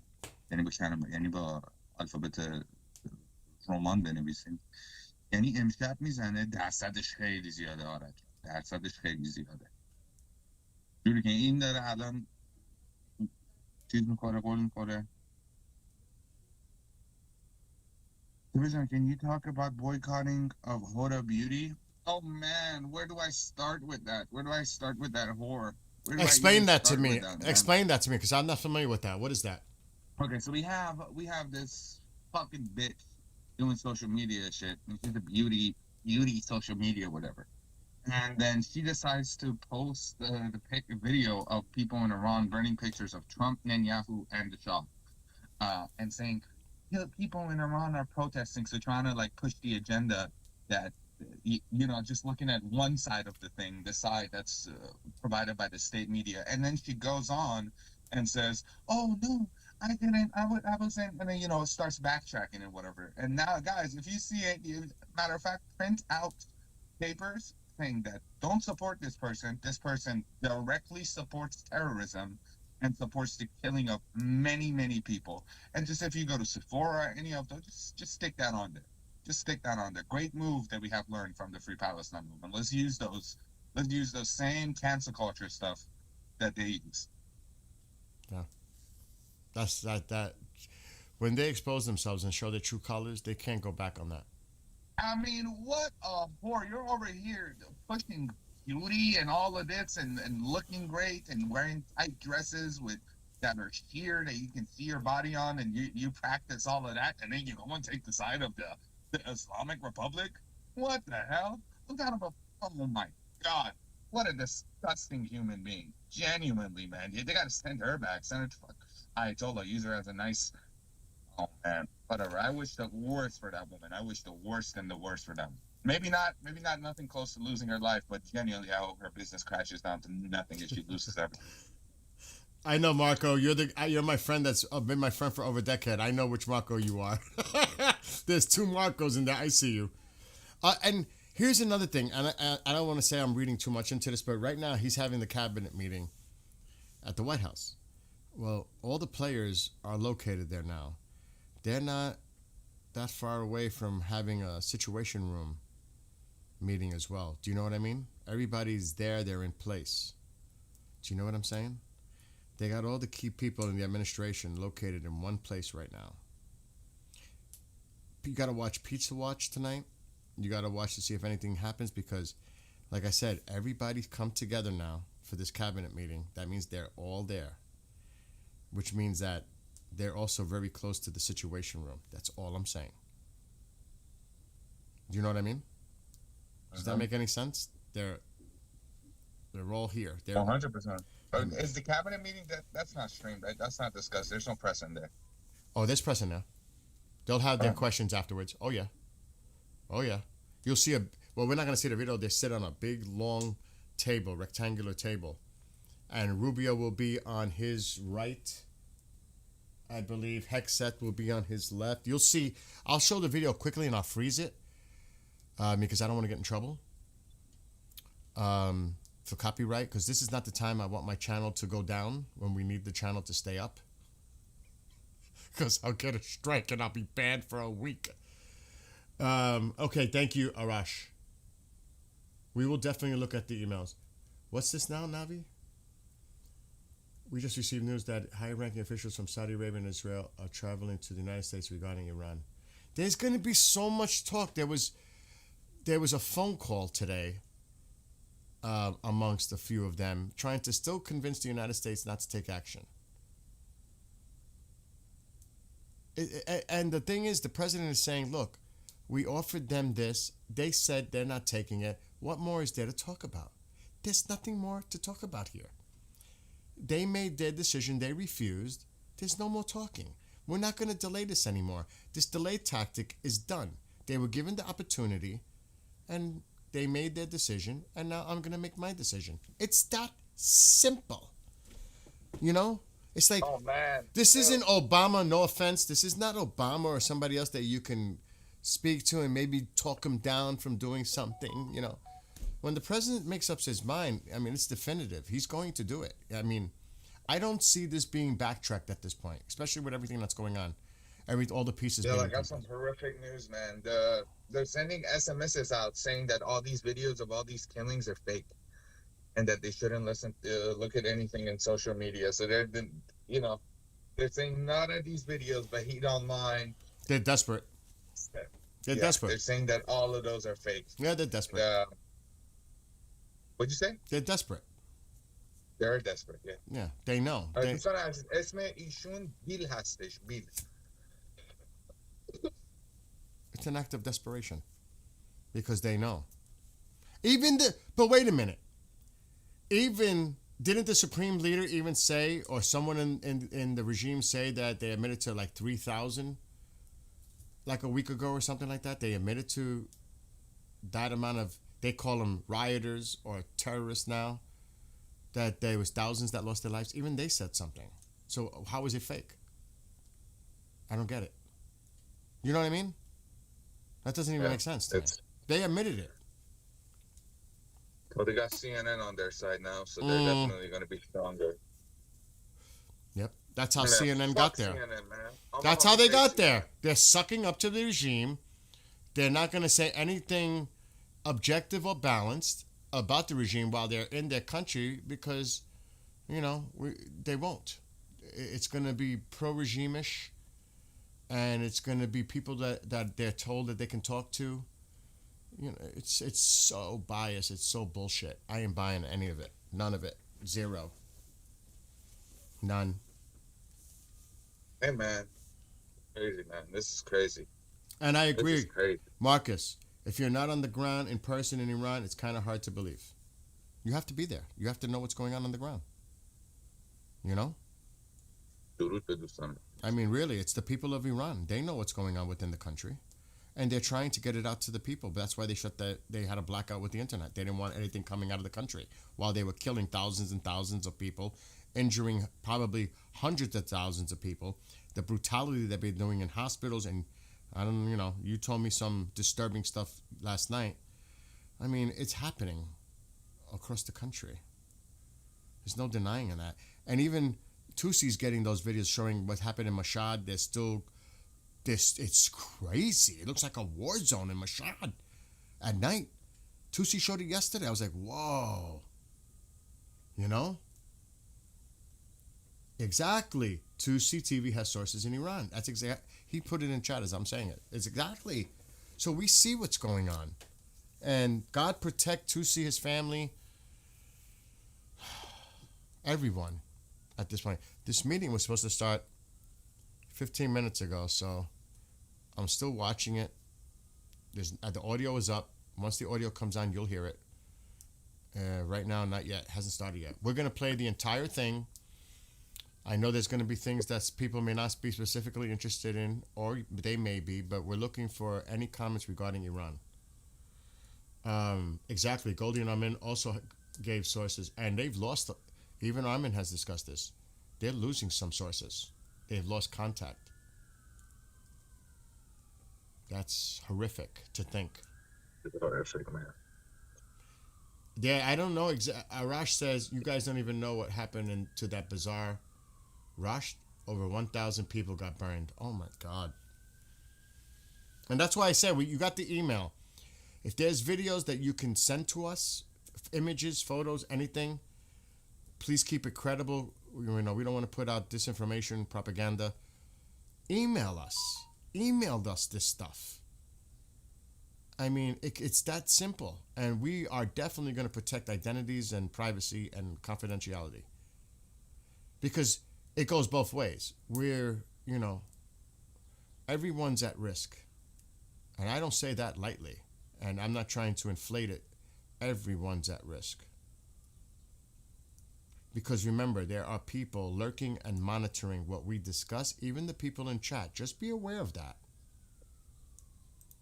You know that. Although I'm not a cryptologist, dude, our friend who is a cryptologist in Iran, Temsa, has been missing for 3 days. I haven't seen him. He even got mod. So usually, I hope he's okay. Are you talking about him that comes? For 3 days. Is that the person that comes in chat?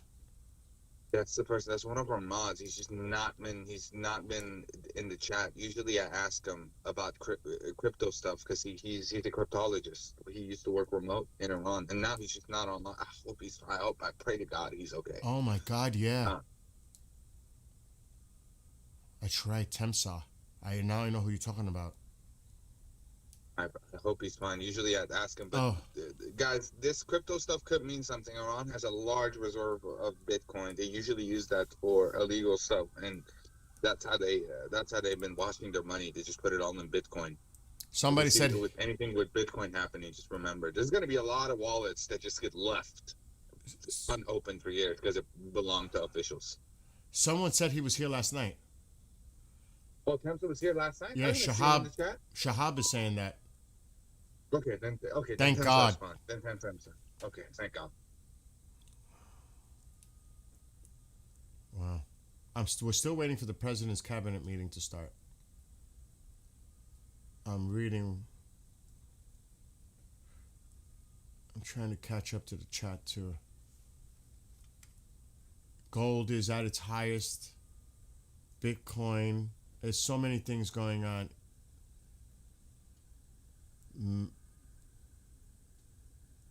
I'm just checking everybody what they're reading.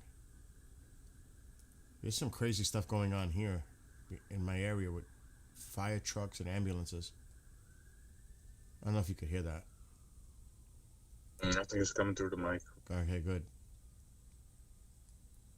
What was somebody said to search? I know I do searches on the Revolution. I will try, but I always check out what the other side says too, because sometimes they put out information and then I try to confirm it.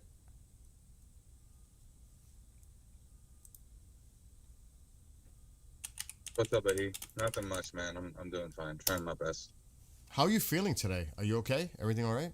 I'm on 4 hours of sleep, but I'm fine. Oh, This jeez. the adrenaline of this is keeping me up. I'm doing the search that somebody said.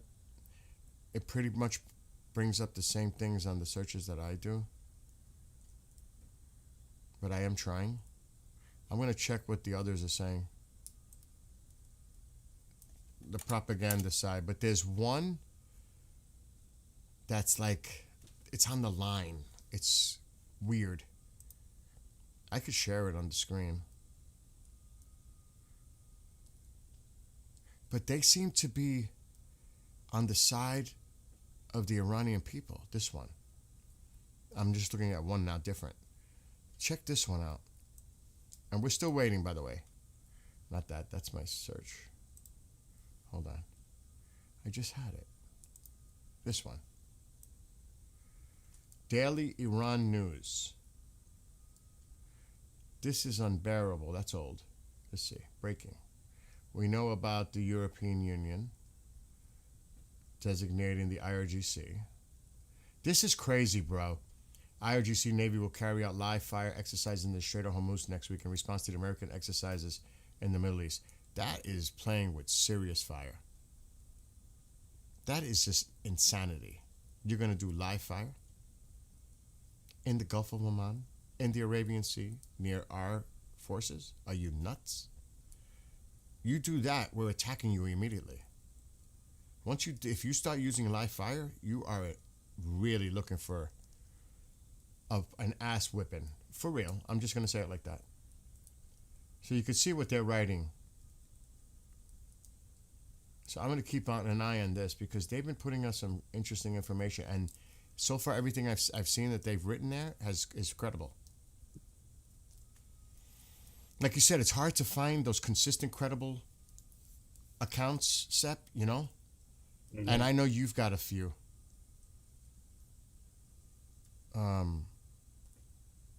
So yeah, I'm keeping an eye. Arofsky just posted a Twitter post.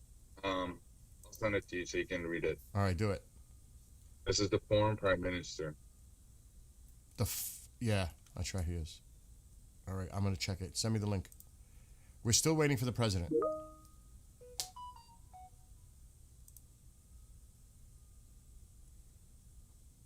I can't imagine what he's saying now. That's an image you sent, right? Yeah. Okay. I'm getting it now.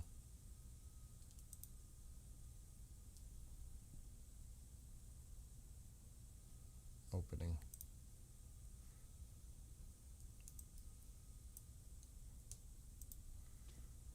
Several countries are presently attempting to avert the eruption of all-out war in our region. None of them are European. Europe is instead busy fanning the flames. After pursuing snapback at the behest of the United States, it's now making another major strategic mistake by designating our national military as supposed terrorist organization. Putting aside that blatant hypocrisy of its selective outrage, taking zero action in response to Israel's genocide in Gaza, and yet rushing to defend human rights in Iran, Europe's PR stunt mainly seeks to cloak that it is an actor in severe decline. Moreover, as the continent is certain to be massively impacted by all-out war in the region, including the knock-on effects of surging energy prices, that's what they're trying to threaten. They're threatening the oil.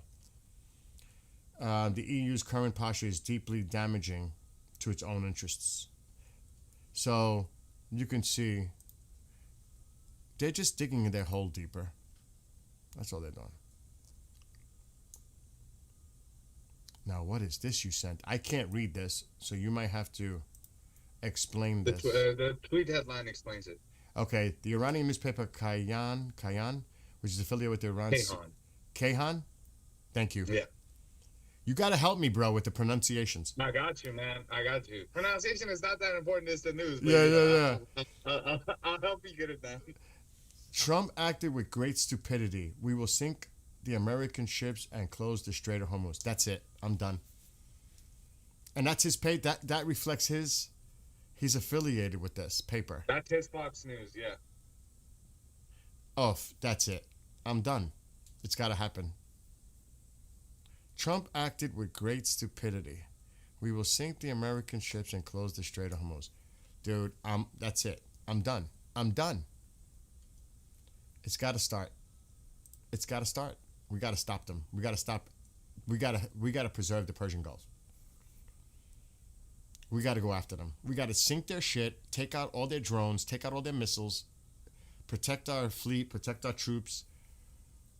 It's go time. I've had enough of the rhetoric. I've had enough of all this bullshit, threats. I'm done. We have to go in. The president is we're still waiting. They're actually running almost a half hour late now. The cabinet meeting. And somebody gave us. Dude, if that cabinet meeting gets canceled, Oh, shit. That's a good point.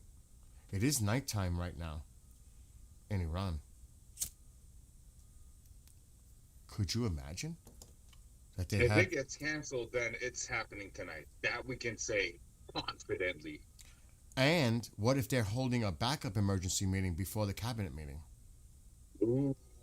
because something's going down that we're not aware? I mean, we're speculating, but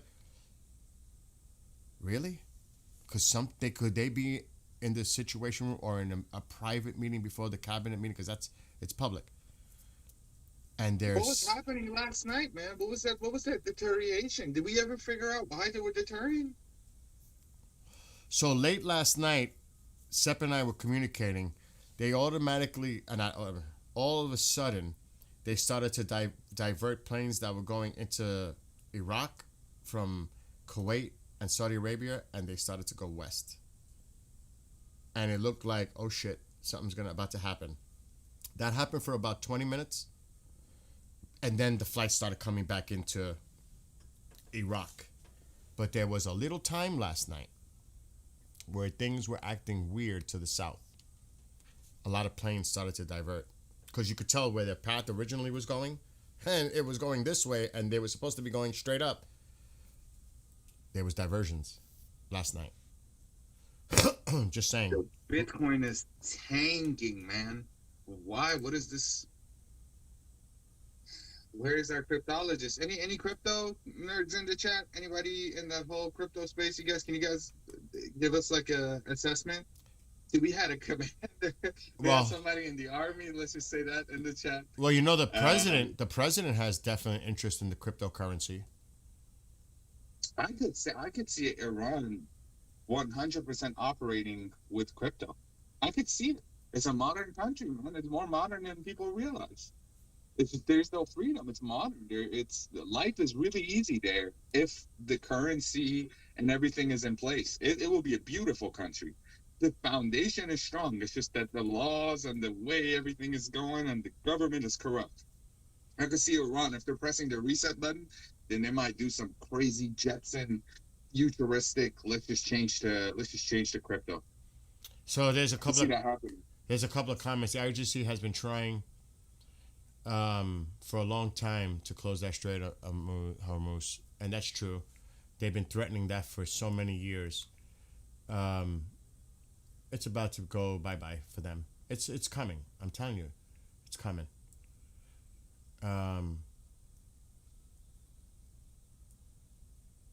What is that comment coming in Persian? سپر از وقتی تماس ها اوکی شدن که الان میتونن با همه تماس بگیرن بیش از پاسخ گفتن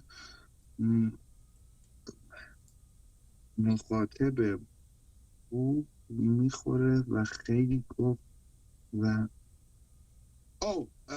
the calls, the international calls are being listened to. That's what he's saying. That doesn't surprise me.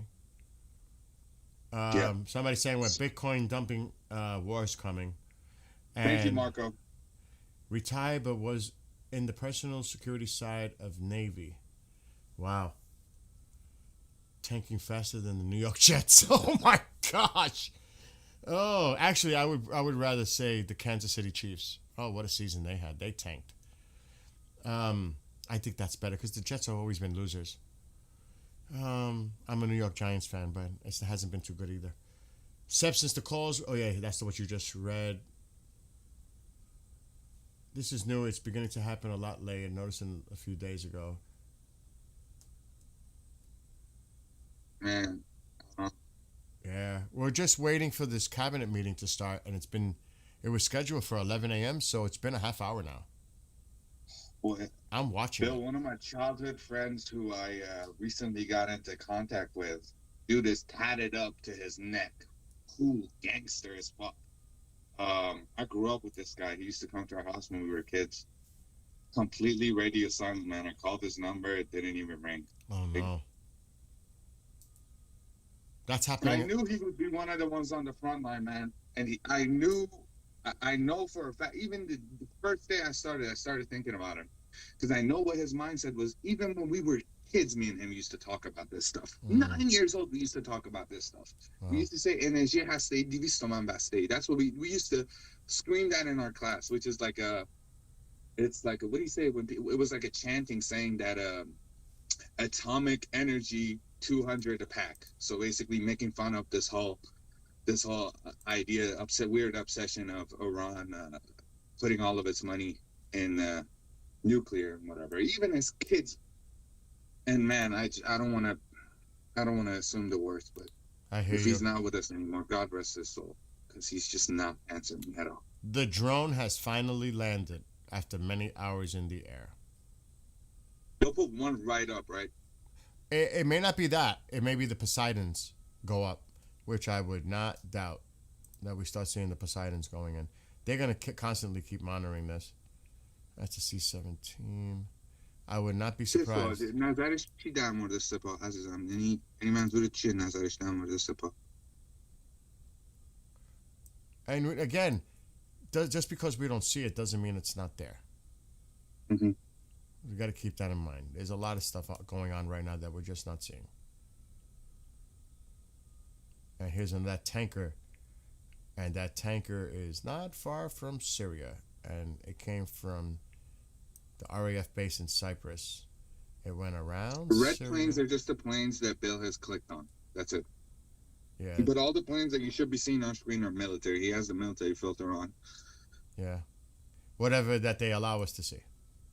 Whatever they allow us to see. A lot of these planes have their tracking off for public stuff, open source public stuff.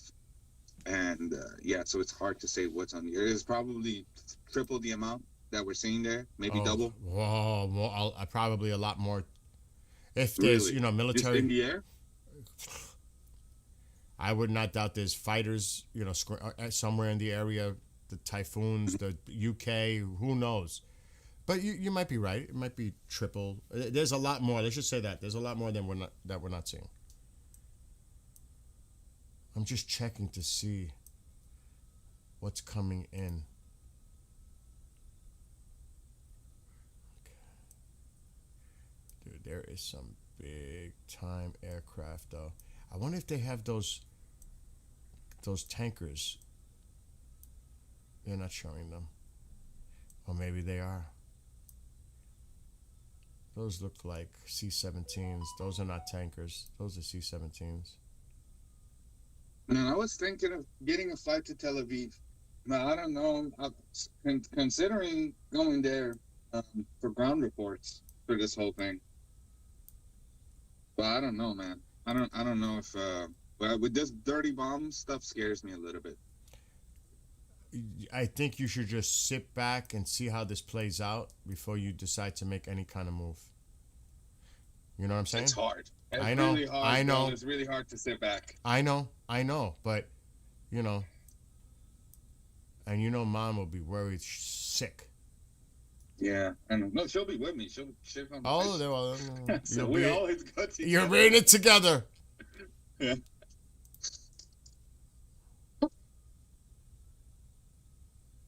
Yeah, so this, not that much I could see on the Super Galaxy came in earlier to,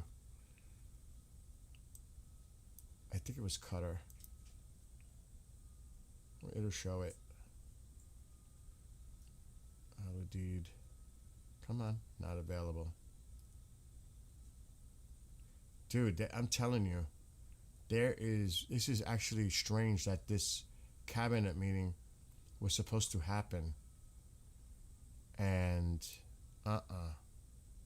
you know, Yeah, it's and no one's delayed. reporting on this whole cabinet meeting being delayed, by the way. So we're definitely seeing something here. Yeah, something's going on in the behind the scenes. Yeah, I'm not seeing when the C5 landed, but it landed the Super Galaxy not too long ago in Qatar. They're bringing in the big pieces. They're just not showing it.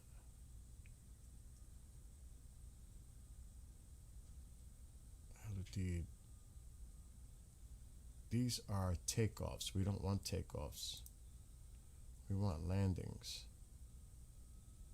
That's what چی we want. ونزوئلا؟ نه خیر، ایشون کیوبن و ایتالیایی هستن.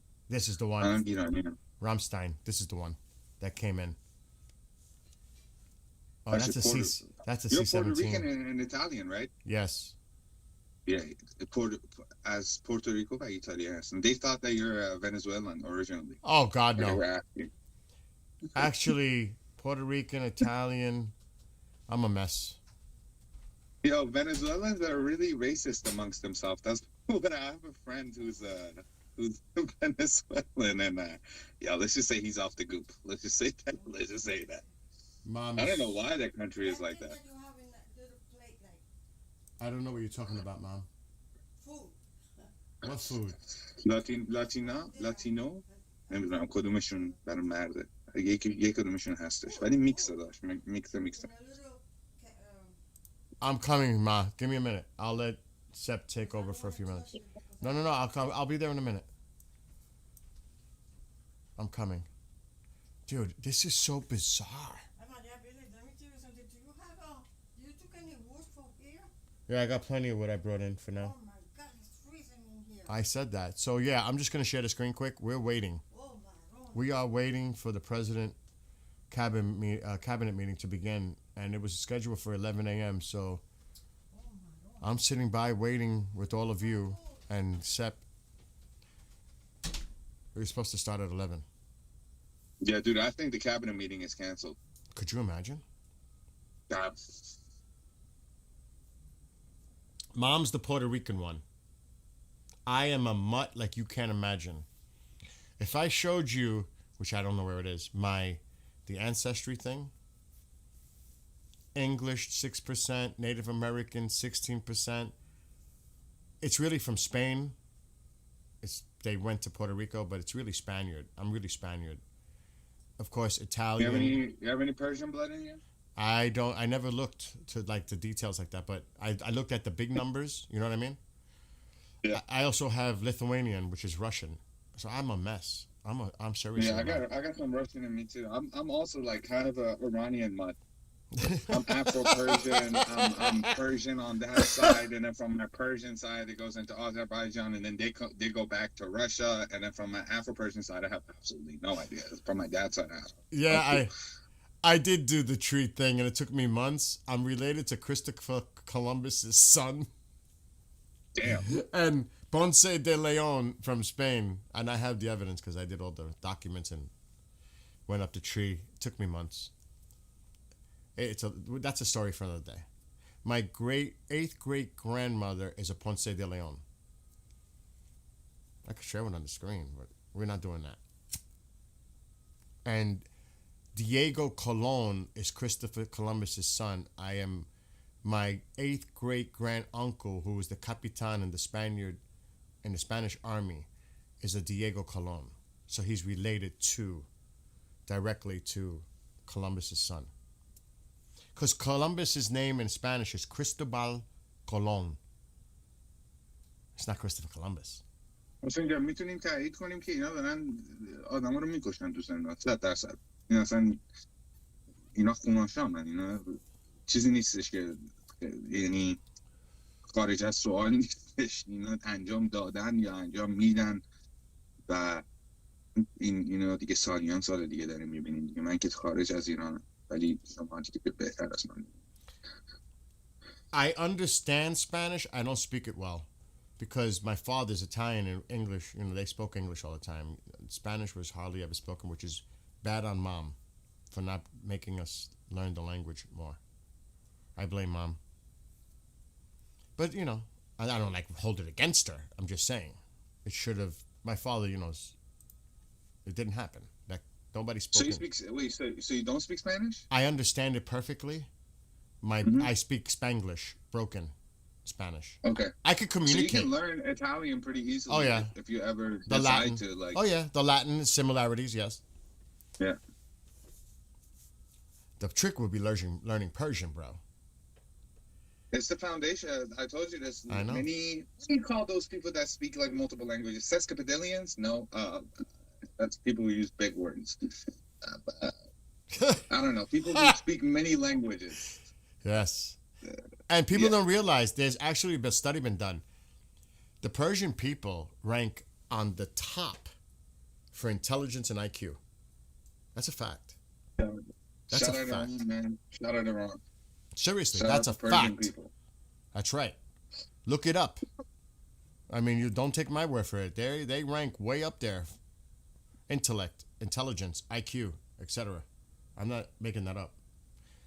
It's Wow, look at Uncle Tank. Irish, German, Cherokee. What is that? Remember, guys, Islam doesn't like Uh-oh. the quad groups in Iran, but he's supportive of Islam, the religion. But he did say that he shits down the mouth of every Basijis. I just want to put that out there. He opposes the monarchy mindset, I think, but he's not. I don't think he's an IRGC bot personally. I think he's just a person with a different mindset. He condemns any killing. He says that any killing is bad. So don't, if you guys, he's not one of those that you guys should be looking into. I think personally, but he Wow. did say some crazy stuff. But Something just happened weird. So they were they went live. You heard audio. I have the audio still live. They were the camera was facing like the. Here we go. All right, I'm gonna mute. Here we go, Sep. Well, thank you very much. I think you probably noticed the Cabinet Room is getting more and more beautiful. You can see the flags behind us of the different forces and the American flag and various others. It's, I think, quite spectacular. It's never looked this good, and hopefully we're going to do work that's never been as good. So I think that's basically what's happened in our first year. We've had an amazing year, and this will be our first cabinet after the year. So one channel is off, is like low. I'm trying to balance it, but it's going to be very difficult. 12 months of unprecedented achievements. We really have. I mean, it's unprecedented. The numbers we've had on the economy and growth, you see them. And that's despite a Democrat shutdown. Without the shutdown, we would have picked up about 1.5 points more than already high numbers, record-setting numbers. So this has been, I think, and a lot of people say it, the most successful year of any administration in American history. First year, there's never been a first year like this, including the fact that we extinguished 8 wars, and another one we think is coming. Steve Witkoff's working very hard, and Jared and everybody else, and I think it's coming. It was just announced that the murder rate in our country is the biggest drop ever recorded. It's at the lowest level in 100. So the rumor that Witkoff was in Turkey is false because Witkoff is there. In at least 100. There goes that rumor. It's a wonderful thing, and that crime is way down. And one of the reasons is we've taken a lot of bad people and gotten them out of our country. In some cases, they're so bad that we put them in prison because we don't want them to even take a chance of coming back in, even though our border is very secure, record-setting secure.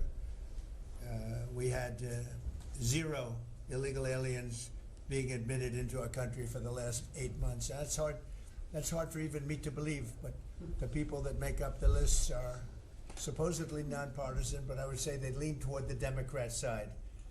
And if they say that, I'm all for it. As you know, we've had a situation take place with respect to Venezuela. I want to just thank General Kane and his staff. Well, the job that they've done is incredible. Nobody's ever seen anything like it. And once it did take place, I want to thank the leadership of Venezuela. We're getting along really well with them.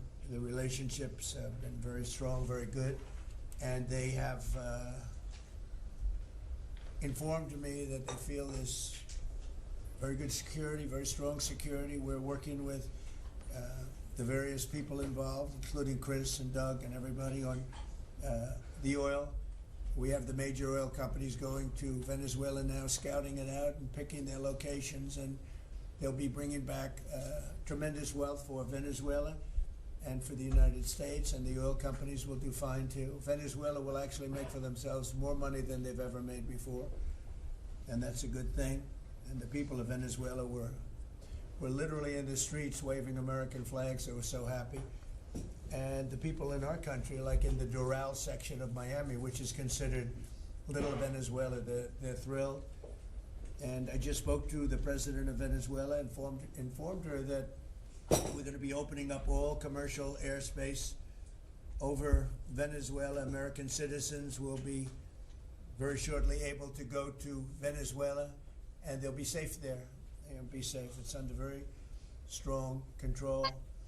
And the people of formerly of Venezuela, some want to go back and some want to go back to visit, and they're going to be able to do that. So I've instructed Sean Duffy and everybody else concerned, including the military, that if you would, by the end of today, I'd like you to have the airspace over Venezuela. Planes can go to Venezuela opened up. Okay? Yes. Thank you very much.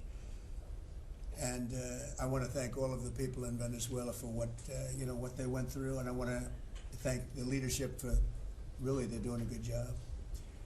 And just as I promised, we've defeated the Biden inflation nightmare and achieved explosive new economic growth.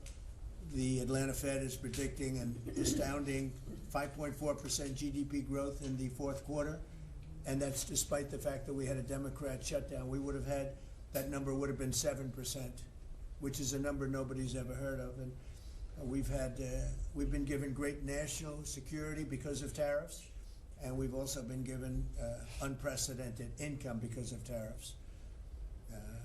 Part of the income that we gave, $12 billion, we gave to the farmers of our country, so that yesterday I was up in Iowa, and they were very happy, Madam Secretary. Yes, sir. They were very, very happy. They were great. Grateful. So the GDP growth in the fourth quarter was great, and it's going to be, I think we're going to have an amazing and incredible year. Hopefully we won't have a shutdown. We're working on that right now. I think we're getting close. The Democrats, I don't believe, want to see it either. So we'll work in a very bipartisan way. I believe not to have a shutdown. We don't want a shutdown. And just yesterday, the S&P 500 hit 7,000 for the first time ever. There's never been any time at which it's done like that. And the other stocks also, I think it was 52 times for the Dow, had hit a record high. But the 7,000 was not a number that was even thinkable if you go back a year ago. So S&P hit 7,000 for the first time ever. The stock market has set, it's actually 53 all-time record highs since the election, adding $9 trillion in value to savings, retirement accounts, and 401ks. And I mean, everybody benefits, but we have record stock markets. Companies have never done well. And most importantly, if you think about it, after 4 years in which Biden got much less than $1 trillion of investment into our country, in just, actually it was taken over 11 months, even though we're 12 months. In 11 months, we've taken in more than $18 trillion. So they did less than $1 trillion, Scott, in a period of 4 years, and we've done $18 trillion in less than 1 year. So there's never been anything like that. No other country has done those numbers, by the way, in history. 10 years ago, one country did $3 trillion. No other. We did $18 trillion is being invested now. Thousands of businesses, plants, equipment all over the country are being built right now. And they're going to be opening pretty soon. And when they open, you'll see numbers like nobody's ever seen before. The economy is doing amazingly well. I wish the press would report it, but people are finding out. They're seeing it. It's coming. It's becoming pretty evident. It's hard to hide. Biden inflation, which is really stagflation, cost the typical family $34,000. Think of that, $34,000.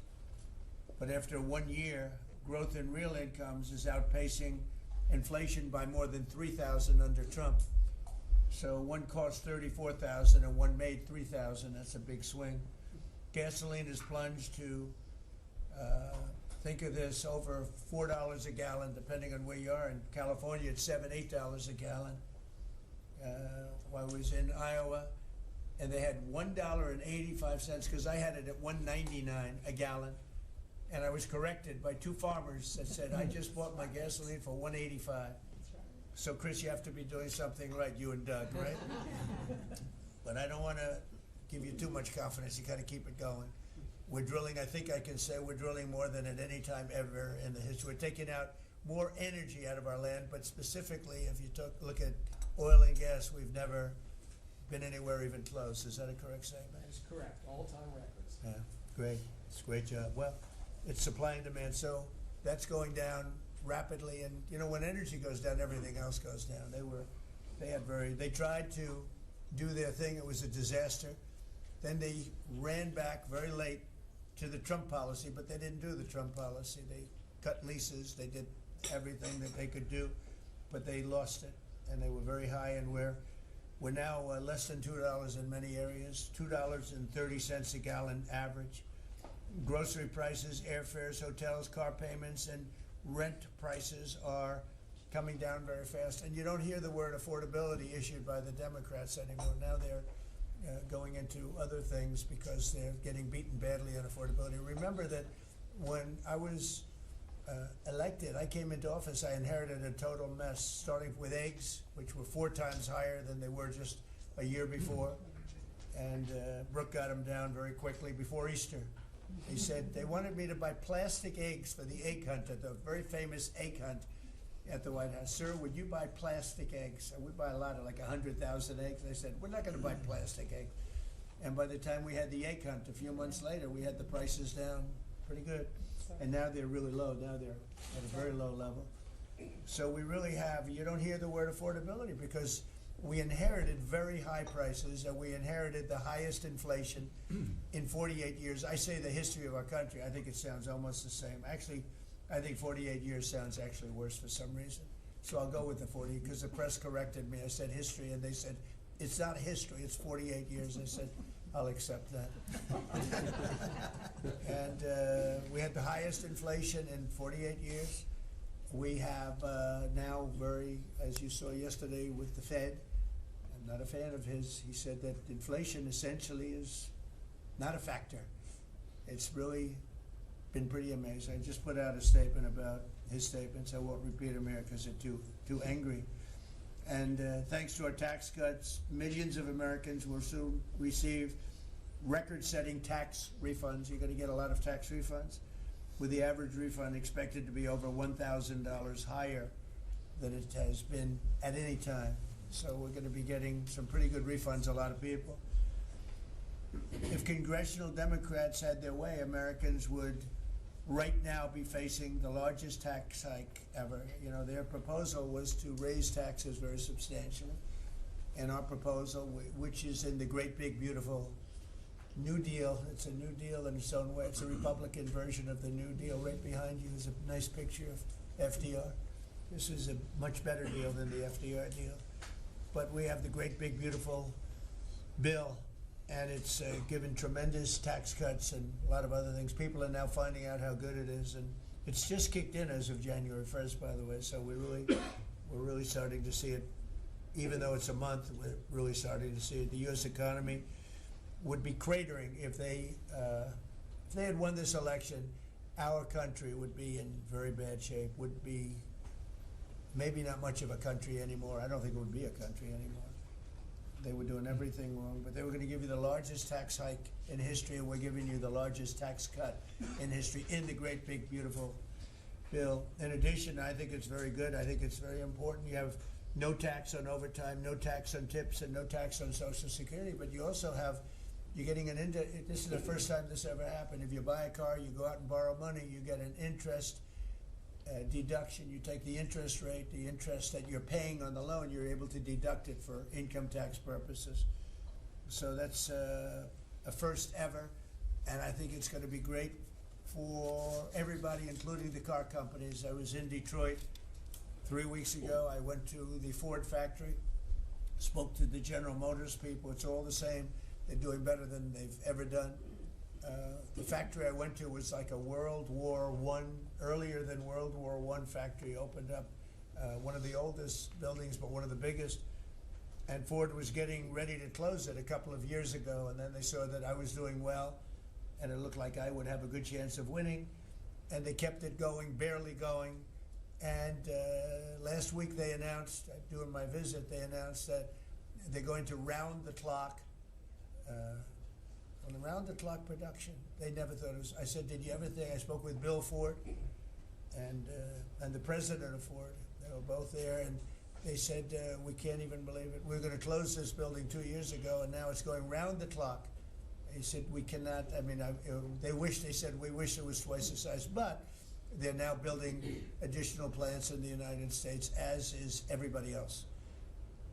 You have AI building, but the car companies, I love the car companies, and you have them, they're all coming back. They're coming back from Mexico, they're coming back from Canada, they're coming back from Japan, and they're coming back from Germany, all over Europe. They're coming back, they're building here because they want to avoid the tariffs. They don't want to pay the 15%, in some cases 25% tariff. Could be a lot higher than that if it wasn't working.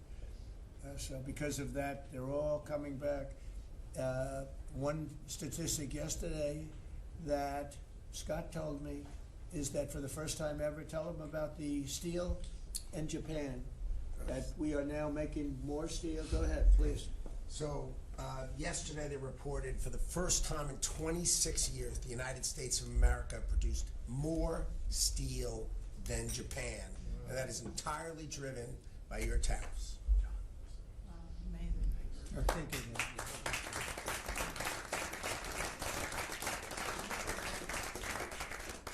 He obviously said that much better than I did, because I got no applause, and I'm giving you home run after home run. He says one thing, and everybody. I should have saved that one for myself. No, but think of it. First time, they read almost 30 years, but I guess it's what, 26, 27 years, that we are now producing more steel than Japan. Japan being a big steel producer. Japan and other countries really took our steel production away from us. Now, if you think of this, 3-4 years ago, the steel companies were all closing up. We worked a fantastic deal with U.S. Steel. We saved U.S. Steel. And now it's all coming about. But and that's just the beginning. There are a lot of steel plants right now being built. So that's an amazing number. Nobody would have believed that. If you would have said that 3, 4, 5 years ago, people would have said, yeah, it's not a true fact. But so it has to be true, because otherwise you question me on everything. I have to be extremely accurate. I don't exaggerate it. I don't want to exaggerate, because you will call me. You don't call other people, but you would call me under my most favored nation spot, which I think is the most important thing, Bobby, of all what we've done, because we're bringing drug prices down by 80, 90%, depending on the way. You could say 5, 6, 7, 800%. Depends on the way you want to calculate it, right? But let's go the old-fashioned way. But drug prices for prescription drugs will be down 80, 90%, 75%, 68%.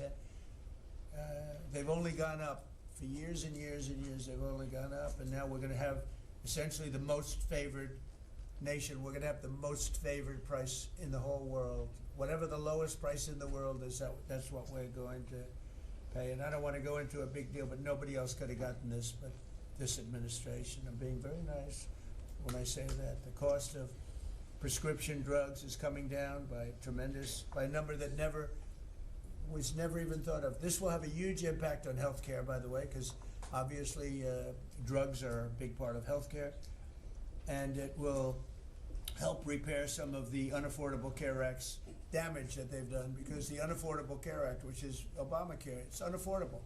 It's not affordable, and it's a disaster. And hopefully we will be paying money directly to the people instead of giving the insurance companies the money. They'll go into a healthcare savings account or whatever it is. But think of it. We pay the money, billions and billions, really trillions of dollars going to insurance companies. We want that money to go to the people. They buy their own health care. And it's so popular. The problem we have is the Democrats are owned by the insurance companies. They're literally owned lock, stock, and barrel by the insurance companies, and they hate it. But the people love it, including all Democrats. So I think we'll perhaps be successful with it. But it was an idea I had. You know, I read the papers, and I'm reading one of the stories about the insurance companies, how much money they're making, where they received, you know, billions and billions of dollars for this stuff from the United States of America, and their stock has gone up by 1,400%. Think of it, 1,400. One went up 1,700%. Numbers went up. If you go up 1,000%, you're doing bad in that business, right? And it's all because of the money. Not all, but mostly because of the money the United States pays the insurance companies. They say, this is big stuff. And I asked somebody, why don't we just pay the people directly? And they said, that's a good idea. You know, it's funny, it's a very complicated business, but actually it's not so complicated. And I went to Bobby and I went to Dr. Oz. I said, can I talk to you guys about this? Is this the kind of money the insurance companies get? Yes. Why don't we pay the people directly? And the primary answer was that the Democrats will never go along with it. But the people go along with it because I put it out. It went viral. It went viral. Susie, I went all over the place. It became the biggest story. I just said it. And so I think we have a great situation if we can do it. But if you think most favored nation policy for drugs will bring your drug prices down at levels. So now if they're selling a pill for $10 in London and $130 in New York, the London price will go up to $20 and we'll go down to $20. So we'll go from 130 down to 20. And by the way, tariffs did it again because the drug company said, we'll do it begrudgingly, but they were okay. But we'll do it, but no nation is going to approve it because even if you raise the price by, like on a pill, $10 to $20, you're doubling the price of their prescription drugs. I said, no, they'll do it. And when I got them on the phone, I said, if you don't do it, we're going to charge you very substantial tariffs, more money than that's going to cost you. And they said, we'll do it. And before, I don't know that any other president even tried to do it. We can't find it. But if they did try, they wouldn't have gotten through the companies. They wouldn't have gotten through the company, and then they wouldn't have gotten through the country. I spoke with Macron. He was the first one. He was not at that time wearing sunglasses. And he says, no, Donald, I will not do this. I will not. I won't even consider, you're asking me to double the price. I said, you have no choice. You have to do it because you guys have been ripping us off. In other words, the whole world, we've been subsidizing the whole world on drug costs. That's why they were $10 and we'd be at 130. As an example, there were many examples. I could give you examples even worse. He said, no, I will not do that. And I said, yes, you will. 100% you'll do it. He said, no, I won't do that, Donald. You're asking me to double the cost of our prescription. We will not do that. I said, look, you've been ripping us off now for decades. We're not going to do it anymore. You can do it under Biden and Obama and other people. You're not going to do it under us. We won't do it. I said, well, if you don't do it, I'm going to charge you a 25% tariff on all of your wine, champagne, and everything else you sell into the United States. He said, like I said, I will do it. And that was the end of the conversation, right? That was the end of the conversation. So now we have favored nations that everybody said would be impossible to get. And I then had the same conversation with 15 other countries. Every one of them agreed. After a short conference, they all said no. And then within a matter of seconds, they said, we would be very happy to do that. Thank you for asking in such a nice way. And it's a great achievement. I think it's going to be one of the best achievements we've had in this country in a long time. So we're going to be knocking drug prices down at levels never seen before. I want to thank the drug companies because once they agreed, they really did. They felt it was very unfair. One of them told me it's actually a relief to agree because this has been just a rough thing for me, to justify, because they couldn't justify it. I said, how come in London I can buy something for $10 and in New York I have to pay $130? And they go, well, it's research and development. I said, yeah, but you have research and development from them. Made in the same factory, made in everything. This is where my friend, who's very successful, I told you, a seriously overweight person, he takes the fat the fat pill or the fat shot. And he was in London, and he said, cost $87 there, cost $1,300 in New York. What's going on? He called me up. And, I mean, I knew that, but he put it in a very blunt way. I've known him a long time. He's a crude individual, but smart as hell, made a lot of money. But he just thought it was sort of ridiculous. He happened to be in London, and he got the shot, you know, Ozempic, I think, or whatever. And I told him it wasn't working. It was, for him, it didn't work. But he brought up a good point. It didn't work. I told him, he knows who I'm talking about. He's going crazy. He begs me not to mention He's not it. talking about me, ladies and gentlemen. It's not our great vice president.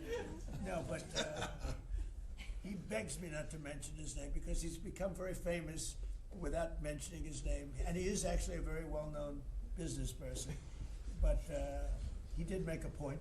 But I knew the point very well. We were always paying far more than any other nation. We were subsidizing the world. Right now, there's no more of that. So we're going to be bringing the drug prices down at numbers never seen before. It's going to have a huge impact, positive impact on healthcare. So with that, we are going to ask a couple of people to say a few words, and we're not going to go through the whole table because the last time we had a press conference, it lasted for 3 hours, and some people said he closed his eyes. Look, it got pretty boring. In all fairness, I love these people. I love these people. But there's a lot of people. It was a little bit on the boring side. But I didn't sleep. I just closed them because I wanted to get the hell out of here. Some of them, I didn't sleep, by the way. I don't sleep much, let me tell you. But you know, it's funny, some of them got me in a blink. You know, when you go like, you know, and they took me as at the closed segment of my cycle. And they said he's sleeping. And besides that, Marco, between these two guys, if I was sleeping, they'd be waking me up very fast. They'd be knocking me, come on, you gotta wake up, boss. But no, we've had great meetings. Look, we're the most transparent presidency by far, and I love going around the room, but we're gonna pick a few people. I think I would like to ask Steve if he could just give us a brief description of how well we're doing in the Middle East, because we have peace in the Middle East now. There's a couple of little minor flames that we put out very easily. And very importantly, we got our last hostage back, which is incredible, unfortunately.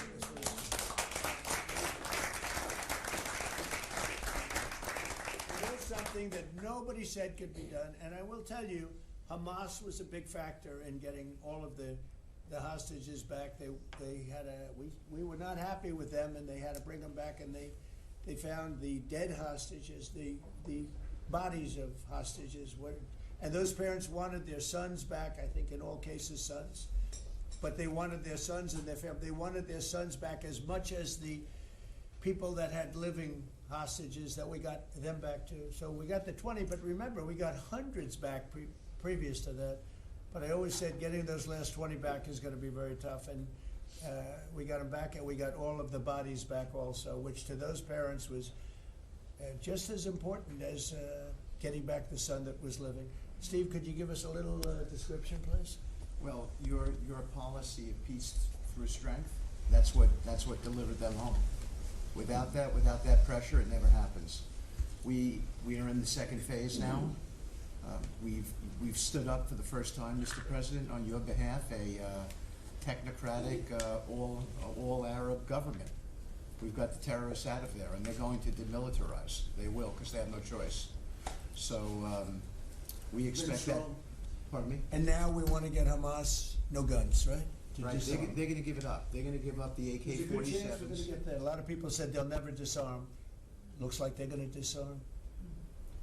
And they did help us with those bodies, getting them back. Look, And that you know. family is so grateful to you. They called. I spoke to them. Jared spoke to them. You know, it's an amazing story. He broke his shoulder, but he went out there because he didn't want his friends to fight alone.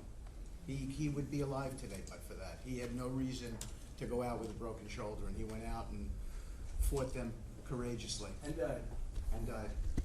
That's right. It's a great story, and the parents are great. They were the only ones who didn't, you know, they came back pretty rapidly, actually, considering that we had got some back initially with the initial group. After that, we had to get a lot. That's a tough job. That's a nasty job, too. Who would want that one? That's a nasty job. between Israel and Hamas working together, if you can believe it. They got them back. And we got the last one back yesterday, and the parents are so happy. It's amazing, actually, how We sent a message to the parents on your behalf, as you suggested, and they were so grateful. I guess grateful to me is a much better word, because it's hard to be happy, but they were, actually. I mean, they couldn't believe that they had their baby boy. The mother said, my baby boy back. It's a very terrible thing. Steve, Russia, Ukraine, we're making a lot of progress. Could you explain that? The Ukrainians actually said that we've made more progress since Geneva than they've seen in the last 4 years of that conflict. So we had 5 Russian generals last Sunday in Abu Dhabi with Jared I and Dan Driscoll, and we think we made a lot of progress. The talks will continue in about a week, but lots of good things happening between the counterparties, discussing the land deal. They're talking together. We have a security protocol agreement that's largely finished, a prosperity agreement that's largely finished, and I think the people of Ukraine are now hopeful and expectant that we're going to deliver a peace deal sometime soon. And because of the cold, extreme cold, they have the same that we do. I personally asked President Putin not to fire on Kiev and the cities and towns for a week during this. It's extraordinary. It's not just like cold, it's extraordinary cold, record-setting cold. Over there too, you're having the same. It's a big pile of bad weather, the worst. But it was it really. They said they've never experienced cold like that. And I personally asked President Putin not to fire into Kiev and the various towns for a week. And he agreed to do that, and I have to tell you, it was very nice. A lot of people said, don't waste the call, you're not going to get that, and he did it, and we're very happy that they did it. That's correct. Because on top of everything else, that's not what they need, is missiles coming into their towns and cities. So I just thought I should say it. I thought it was a very good thing, and Ukraine was, almost I didn't believe it, but they were very happy about it, because they are struggling badly. I think it shows, Mr. President, how you provide an overarching sort of presence in these negotiations. The Ukrainians never thought it could happen. The Russians are doing things maybe that people wouldn't give them the credit for doing, and I think it always comes down to your indomitable spirit. Well, it was a good thing. You know, if you think it's cold over here, they say in Ukraine you can add another 20% to it. It was very cold place anyway, but this was, they see numbers that were so, they've never seen numbers like that, cold numbers like that. So it was, I thought I should mention it. Could I ask Scott Bessent, we have so many things happening, could I ask you to maybe say a few words, please? Yes, sir. So the one big beautiful bill that was passed on July 4th last year, we're starting to see the effects kick in. You mentioned the great economy. One of the things in the one big beautiful bill, Mr. President, it was an honor to host you, and as you said, the best rapper in the world, Nicki Minaj, at yesterday's Trump Accounts Summit. We've now had 1 million people sign up for Trump Accounts just this week. We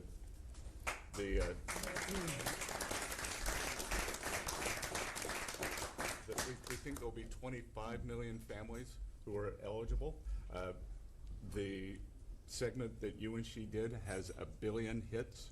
1 billion hits on the internet. So we're telling everyone, go fill out form 4547, trumpaccount.gov. So thanks to you, the Trump accounts, the next generation's America will benefit from today's record-breaking economy, record-breaking markets. Sir, when we came in, the Biden administration had destroyed the American people with the 3 I's: immigration, inflation, and interest rates. Immigration, check, you close the border. The inflation, as we've heard, back down to target. Prices are coming down, and interest rates, we hope there's more on the way. We've got gains in wages, low prices, and I think 2026 is going to be the year for the Trump boom. It's going to be a supply side boom. I enjoyed the trip out to Iowa. In the diner, The staff there was thanking you for the no tax on tips, and they're expecting big refunds. From that, we saw the CEO of John Deere, who said, thanks to your tariffs, new plants in Indiana and North Carolina Massive, coming. two massive plants being built by John Deere. And he's the chairman and CEO, a wonderful guy. And I said he was at the event we had in Iowa, which is appropriate, John Deere, Iowa. But I said to him, so what are you doing? He said, we just announced two massive plants. In fact, they're going to have one plant for excavators. And he said, there hasn't been an excavator built in this country in 50 years or something. He said, they're taking it out of Japan and they're moving it into the United States. Two very big plants. And I said, so why are you doing it? He said, because of you and because of tariffs. I said, if we didn't have tariffs, would you be doing it? He said, absolutely not. So it's very important, and I hope we're going to be successful with the Supreme Court case, because we're waiting, and we're taking in hundreds of billions of dollars, and we don't want to give it back, number one. And number two, and you know, the people that are fighting us on that case, by the way, are China-centric. These are people that are for China, but they're also outside of the United States. These are countries that have ripped us off for years and years, charging us tariffs, and now we're doing an amazing job, and we're getting it back. We're getting it all back and then some. And they're the ones that are leading that lawsuit that we have in front of the United States Supreme Court. So it's a very important lawsuit for our country, and hopefully it's going to work out.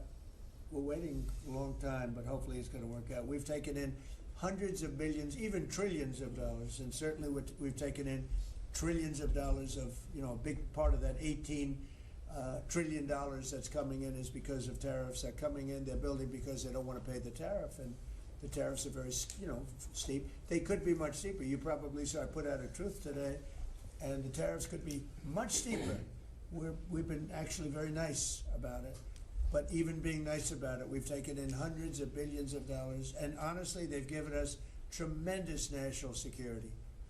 The power that we have because of that, they have given us tremendous strength and national security. Go ahead, Scott. Yes, sir. And the IEPA power you used on the tariffs, as you said, we're bringing in tens of trillions of investments. The tens of trillions of investments turns into factories construction, which turns into factory jobs, which turns into consumer spending. You've right-sized the government, so government employment is down. Private sector is up. Growth was a stunning 4.7, 4.8% in the past 2 quarters, biggest back-to-back gains in a decade. And we are doing that with government finances improving. So that will bring down the borrowing costs, the calendar year budget for 2024, 7% deficit to GDP, highest when we weren't at war, not in a recession, all the way down to 5.4% and getting better. Biggest decline since 2014. Generational gains in productivity, soaring productivity. We're going to lift workers' pay, record high prices, record high profits, and stock prices are soaring. You got a manufacturing renaissance, and all the key inflation metrics are trending lower. Over the past 3 months, the consumer price index is just 2.1, and core prices are even lower at 1.6, and I think that could trend below 1, given energy, as you talked about, the pharmaceutical discounts, and rents. So we're expecting a great year in 2026, Mr. President. And we're going to be announcing next week, I think sometime, Scott and Howard and everybody, we're going to be announcing the head of the Fed, who that will be. And it'll be a person that will, I think, do a good job. We're paying far too much interest in the Fed. The Fed rate's too high, unacceptably high. We should have the lowest, and I think you read my statement today. I put out a statement before the meeting, but we should have the lowest interest rate anywhere in the world, because a lot of these countries are successful only because of us, because we allow them to have surpluses. And without surpluses, some of the countries that you most respect financially, that you say, oh, this one, that one, this one, that one, they're successful because we allow them to have surpluses. And we could easily stop that with the powers that we have, but we don't. We took some of it, but we took really just a small portion of it compared to what we could take if we wanted to. We should have the lowest interest rate anywhere in the world. They should be 2 points and even 3 points lower. And if it was, each point is the equivalent of, I would say, $500 billion. So if you got 2 points lower, you have $1 trillion in saving, and it's almost, if you call it just a paper expense. You can do it with a pencil. It's not cutting. It's not saying we have to get rid of jobs, or it's just like literally so easy to do. But we have a guy that doesn't want to do it because he's, I think he's politically biased. I really do. I believe he's politically biased because most smart people say it's not even a question. But despite that, we were able to bust through. It's like busting through a wall. We're able to bust through a wall, and we have the kind of numbers that Scott and Howard with the steel and other things talk about. What would you say, Howard, in terms of how we're doing, generally speaking? Great businessman, very successful guy. He's doing a really good job. What would you say? Well, no one, before you walked in the door, no one thought our economy could grow 2%. Fourth quarter, with the shutdown, 5.5%, and that means the first quarter you could see the United States of America, with its $30 trillion economy, grow in the 6% range, and no one thought that was possible. That's how you get jobs, that's how you get money down, that's how you fix the deficit. You are fixing everything with your policies. You have changed America and created the golden age. Thank you. And with the help of the Fed, because we really, we want help, not hindrance. Why would the Fed hinder? But with the help of the Fed, with the right choice, if we make the right choice, a lot of times you make a choice, you think it's good, and it turns out to be not good.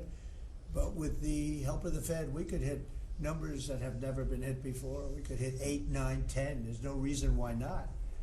And, I talk about, if you go back 20 years, 25 years, I'm old enough to remember, when we had good news, when you announced good news, the stock market went up. You announce anything good, the stock market went up. You announce bad, the stock market went up. And that's the way it should be. But now it's, over the last 15 or so years, if you announce good news, that means they're going to raise interest rates because they want to kill it. So you can never really be that successful because you announce all record numbers, great, because they're afraid of inflation. But growth doesn't have to have any impact on inflation. It can make inflation go down in many cases. So, and you've seen that with us. I mean, we're growing at a much faster rate than anybody thought was possible. We have very controllable inflation.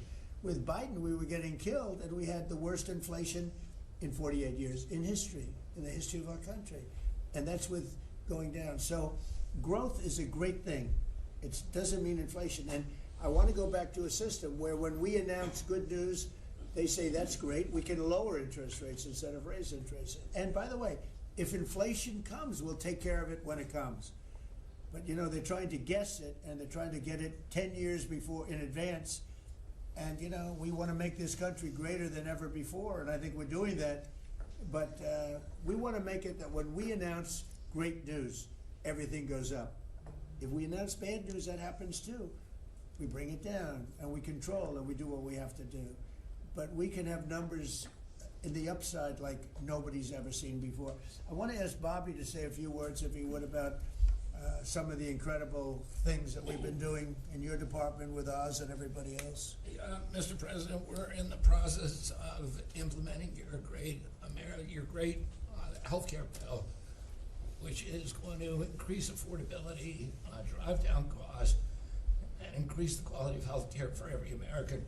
You mentioned MFN, Most Favored Nation. We now have agreements with 16 of the 17 drug companies. And you asked us to do something, Clinton had promised to do this, Biden had promised to do this, Obama, Bush had all promised to do it. None of them succeeded. It was regarded as impossible, and you made it 10 times harder. As you said, not only do I want MFN, but I want them to all reshore their production to this country. And they don't have any money to do it because we've taken it all from them. And I want to make sure we continue to lead the world in innovation. We succeeded in all of those goals, and the proof that we did that is after we signed those agreements, the stock prices for those companies went up $1.3 trillion. Amazing. And they are reshoring. Eli Lilly is building 6 new plants, including an API plant. So the next time that we have a pandemic in this country, we're not going to be stuck buying API from China who cuts us off. We're going to be able to make it right here. Novo Nordisk is building 4 new plants, and we are going to be releasing Trump RX so that every American can get the lowest prices in the developed world. In some cases, they're going to be lower than the lowest prices in the developed world. And that's going to be happening sometime probably in the next 10 days. So we're doing rural health care. We sent out $10 billion last week. The states have that money. They're going to be giving it to rural hospitals sometimes in the next 2 weeks. And we're going to revolutionize rural health care in this country. You are raising the influx of federal dollars to rural health care by 30% over the next 5 years. So 30% every year, more dollars, federal dollars, are going to be flowing to them. It's going to allow them to rebuild their decaying infrastructure, to retain providers, and also to revolutionize the use of AI and other technologies, which is going to dramatically lower the prices for rural Americans and raise the quality of their health care. Brooke and I released the dietary guidelines, which have been received incredible acclamation from both sides of the aisle. We are going to change the food culture in this country. Brooke gives away $405 million a day to buy food for Americans. And the WIC program, the Head Start program, SNAP, school lunches, the VA, and the military, they're now going to be getting real food for the first time. And Brooke came up with the ingenious idea of requiring every store in this country that accepts food stamps to double the amount of real food that they're selling. And this is going to drive changes in the market, and it's going to lower the cost of meats, of proteins, of whole grains, of fruits and vegetables, so that every American will have in their reach an affordable meal that actually is real food. 70% of American kids now are, 70% of the diet of American kids is now ultra-processed foods. That's why we're spending $5 trillion in treating chronic disease in this country every year. We are attacking fraud. We have Oz finding hundreds of billions of dollars of Medicaid, Medicare fraud in states like Minnesota and California, and we are clawing back that money. We also accomplished something that every American has promised, which is prior authorization. Now we have 80% of the insurance industry that has agreed to eliminate prior authorization in almost all of their procedures. So that this is going to dramatically change the experience of every American with the healthcare system. When you go to your doctor at your point of care, before you leave that office, you will know whether the insurance company is going to pay for the procedure or not. And that is going to, as I said, change the experience. We're also doing price transparency, which you asked during your first term. It never got implemented because the Biden administration never enforced it. We brought more enforcement actions against hospitals than in this 1 year, and the Biden administration bought in 4 years, and we're doing a crackdown so that every American, when you go to a restaurant, you look at the prices before you buy the meal. You ought to be able to do that when you go to a hospital, and by the time that we leave office, every American is going to have that guarantee. We're doing a lot of other stuff, but we were told to keep it short. So. And the autism that's moving along, really, is that? We've commissioned now dozens of studies, maybe over 100, and we are going to get those done for you. Good. That's so important.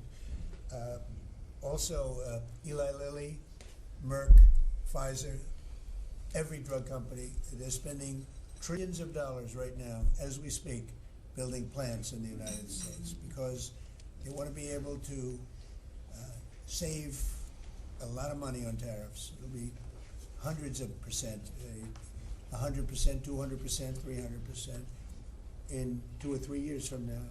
So I said, you better have your plant built because in 2 years from now, before I leave office, it'll be a sad day, very sad day for me. But before I leave, every one of these plants better be built because you're going to be paying 300% tariffs. and they're all building their little hearts out. I spoke with the head of Eli Lilly, who's a fantastic guy, a star actually. He's a star, very smart. And he told me he's building 6 plants in the United States, big ones, in locations that I know very well, but all over the country. Merck is building, and Pfizer's building, and every one of them's building, and foreign companies are building. So it's an amazing thing that's happening, and you're doing a fantastic job. I read an article today where they think Bobby is going to be really great for the Republican Party in the midterms. So I have to be very careful that Bobby likes us. But we're letting you do your job, right? Thank you, Mr. President. Thank you. You're doing a great job. You and Oz and the whole group, they're doing a... I'll add this, and Marty McCary has done an incredible job in FDA. That's true. Last month, we approved more gene and cell therapies than any time in history. And we're making this a safe and productive and encouraging ecosystem for biotech so that China does not steal that industry from us. Fantastic. I'm going to ask Scott Turner to speak really quickly about housing because, in my opinion, I have very strong opinions on housing. That's what I did for a long time. I did good with it. But, you know, we got to get interest rates down even lower. They are now pretty low, but we got to get them lower. And I'm a big factor. To me, the biggest factor is interest rates for housing. Only in that, you know, you have a lot of people that have become wealthy in the last year because their house value has gone up. And, you know, when you get the housing, when you make it too easy and too cheap to buy houses, those values come down. I don't want those values to come down. We have millions of people that own houses, and for the first time in their life, they're wealthy because their house is worth $500,000 or $600,000 or more or less, but more money than it's ever been worth before. I don't want to do anything to knock that down, and so I want to be very careful with this. You know, you make housing, I can turn on housing immediately, but you make it too easy and you're going to knock the value down of people that own houses. I want to, for those people, those millions of people that own houses, we're going to drive those values up, but we're also going to try making it easier for people to buy. The best thing that can happen for both groups of people is lower interest rates, and those interest rates are coming down, and with a proper intelligent person at the Fed, that person will be able to work with us to get interest rates down. That covers all of the sins. It covers everything. Lower interest rates keeps the values up for the people that have housing and lets other people buy housing. And Scott, if you could just expand quickly on that. Yes, sir. You did allude to when we first came in, sir. You know, our fiscal house in America was a mess, but because of your economic policies, the economy is thriving. And I do have some good news to share. As you said, you know, good news. I hope this will make the interest rates continue to go down. But because of your policies, sir, home sales in December, they rose sharply to their strongest pace in 3 years. A lot of people, when we first came in, and particularly young people, were concerned and asking the question whether they would ever be able to afford to buy a house in America, which is the American dream. The 30-year fixed mortgage rate dipped to a multi-year lows, driving monthly payments down for the 2 years at the lowest levels. So more people can get a mortgage now. More families can be able to afford to get a home and achieve the American dream. At HUD last year, we helped and supported over 1 million people through FHA and Ginnie Mae to be able to buy a home. 500,000 of those were first-time home buyers, and hundreds of thousands of our veterans we supported. And so that's good news that millions of people in our country are now beginning to buy homes. We also, sir, saw that you are, and we're working with you, making bold action to ban institutional investors from buying single-family homes. Those homes are for the American people. So, sir, thank you for your leadership on that. Also working with Director Pulte over at FHFA to buy $200 billion worth of mortgage-backed securities, driving down even more the cost to get a home. And so we're grateful for those actions. Also, the One Big Beautiful Bill has been tremendous, making the low-income tax credit increase, working with Secretary Bessent at Treasury to produce more projects and more homes in America. And the One Big Beautiful Bill also made our beloved opportunity zones permanent. And the media doesn't talk about opportunity zones very much, but I'll do it today because I know that they have been transformative in our country. Over 1 million people lifted out of poverty, sir, in opportunity zones, 300,000 new units of housing in opportunity zones, and a 3.4 increase in the value of houses. And that's by the way, we have to give them credit. Senator, he's a great guy. Tim Scott came to see me, first administration, first term, and he had this idea for opportunity zones, and he gave me the idea. We did it. We implemented it. It's one of the most successful programs in the history of our country, and nobody talks about it. The press doesn't talk about it, but I want to just tell you, Tim Scott, Senator, South Carolina, did a great job, right? Did a wonderful job, yes, sir. Did a good job. He's a good man. Yes, sir. And so those have been made permanent now. Will help millions of Americans to be able to afford to buy homes. Also, the One Big Beautiful Bill has been allowing HUD to make sure, working with Department of Homeland Security, that every person that lives in HUD-funded housing is an American citizen. A blind eye has been turned prior to us being here to people living in HUD-funded housing, but no more. We're going to take account and transparency to make sure. And so there's a lot of crime that goes on in public housing, but we're coming after the criminals and making sure that everybody in there is an American citizen. So thank you for your support. We are now have taken possession of our new building in Alexandria, and we're going to save the American taxpayers hundreds of millions of dollars. So thank you for your support and your leadership. Good job. Thank you, Scott. Great job. Appreciate it. One of the things Scott said, though, is, again, existing housing, people that own their homes, we're going to keep them wealthy. We're going to keep those prices up. We're not going to destroy the value of their homes so that somebody that didn't work very hard can buy a home. We're going to make it easier to buy. We're going to get interest rates down. But I want to protect the people that for the first time in their lives feel good about themselves. They feel like they've, that they're wealthy people. And I want them to understand it. There's so much talk about, we're going to drive housing prices down. I don't want to drive housing prices down. I want to drive housing prices up for people that own their homes. And they can be assured that's what's going to happen. Chris, could you say a few words about energy, please? You bet, Mr. President. I can say with confidence that your energy dominance agenda is firing on all cylinders. The United States oil production today is greater than Saudi Arabia and Russia combined, the number 2 and number 3 producers. Our natural gas production today is greater than Russia, China, and Iran combined, the 2nd, 3rd, and 4th largest natural gas producers. Huge production in the United States. Secretary Burgum at the Interior Department has taken in more money on oil and gas lease sales in the first year of this administration than the entire 4 years of the Biden administration. And beyond oil and gas, 6 new coal leases under this first year of this administration from the Interior Department, and coal production is growing again in the United States after years of decline. And this beautiful clean coal was the MVP of the huge cold snap we're in right now.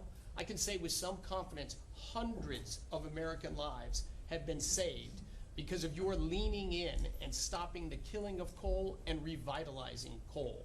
Coal, over the last few days, where we're at peak demand in electricity, has delivered 20 times more electricity than solar and batteries.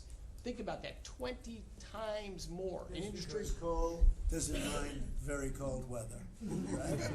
Clean, you're not allowed to say the word coal without proceeding by saying clean, beautiful coal. Clean, beautiful coal. It's not affected by bad weather. Rain, snow, sleet, freezing cold. How does it react under freezing cold weather? It steps up and delivers big time. In fact, what coal did during this storm was deliver massively more electricity than it was delivering a month ago, because we needed far more electricity. Who can step up? The windmills, by the way, are all frozen. They don't turn. The windmills aren't turning. The windmills that these fools paid for.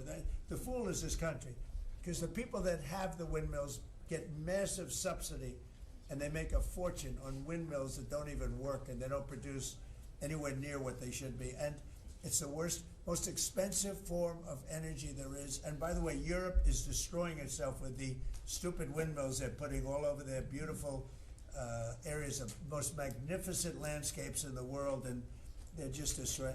Europe better get smart.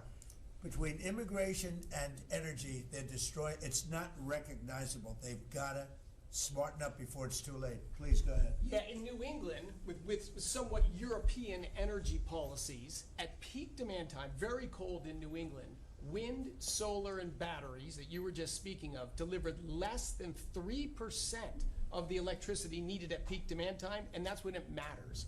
Because if electricity goes out when it's very cold, people die.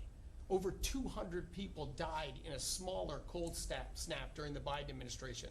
This was massively larger geographically. We've had no failure of the electricity grid, no failure of long-distance transmission lines. Local distribution lines have iced up and come down, and we have people from all over the country working to get those back up because people need their lights back on. But your energy policies delivered just a dramatically different outcome for the American people. If we'd continued the Biden-era policies for one more year, continued to shut down coal plants, continued these crazy climate restrictions that wouldn't even let power plants run at maximum demand time, we hadn't liberated all the backup generators that are sitting there. We gave up an emergency approval, So a lot of run those everything. plants that were going to close, coal plants that were modern and good and threw off very little problem, and that were really powerful. You know, by the way, China does most of everything they're doing with coal. Not that we want to copy anybody, but you know, they make the windmills, but they don't have a lot of wind farms. That's somebody ought to look at that. How many wind farms do they have? Very, very few. They make them, they sell them, they make a fortune, but they don't use them. So the coal, I mean, I understand they're using it also as a great backup. So you build a plant, but they have it as a backup in case of tragedy, in case of really bad weather, et cetera, et cetera. They actually store coal on the site of other plants so that if they need emergency energy, the coal is always going to be there, whereas other things aren't. Is that correct? Exactly. Coal Pretty just good. stepped up here to 25% of our electricity during this high demand time. Natural gas, coal, and nuclear. They are what run the American electricity grid. The others are ornaments and often expensive And you ornaments. stopped plants from Product being prices. demolished, right? 17 gigawatts of coal generation plants were slated to close last year that were stopped from being closure by this And if administration. they were closed, we would be really tight on energy. We would have had significant blackouts at these peak cold times, and extrapolating from the last storm during the Biden administration, I think at least hundreds of deaths. Because in the South, a lot of heating is done with electricity generation. If those grids go down, people die.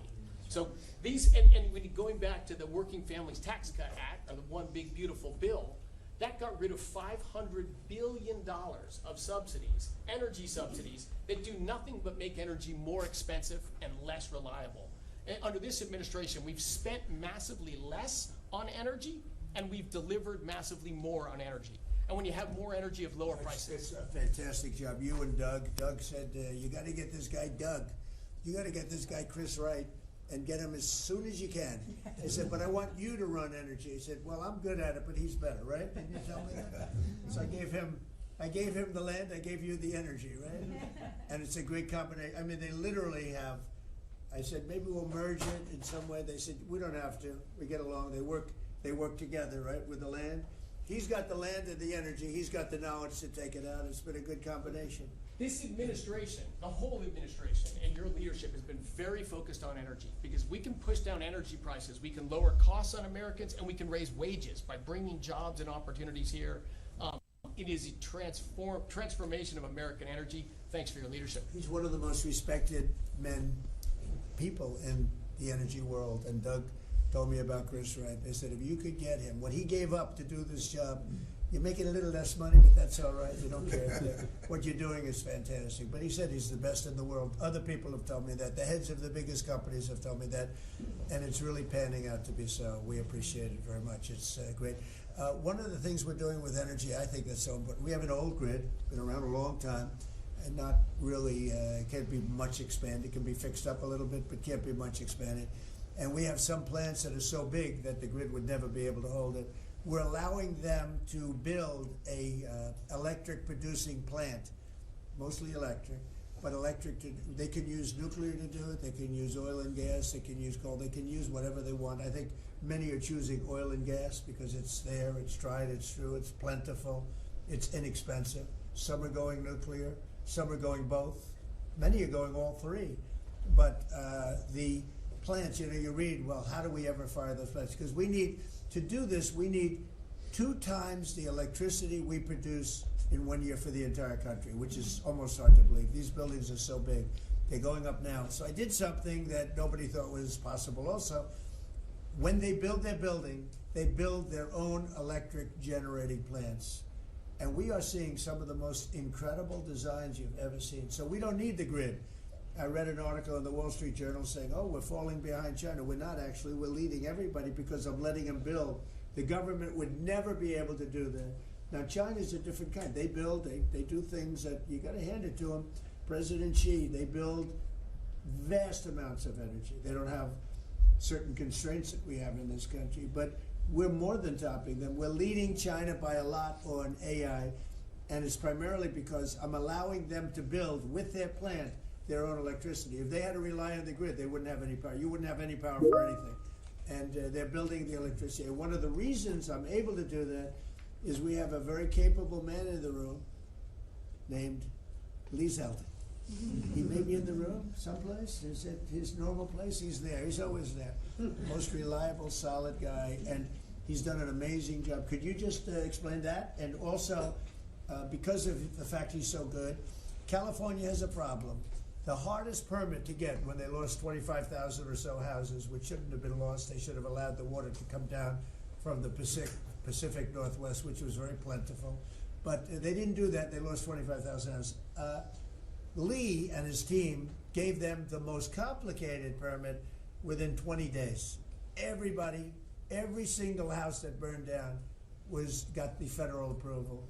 Unfortunately, it's well over a year, and the state and the city, that's Gavin Newsom, and the city, the mayor who's grossly incompetent, by the way, they have been unable to give permits. There are like 3 houses being built out of thousands and thousands. They have no permits.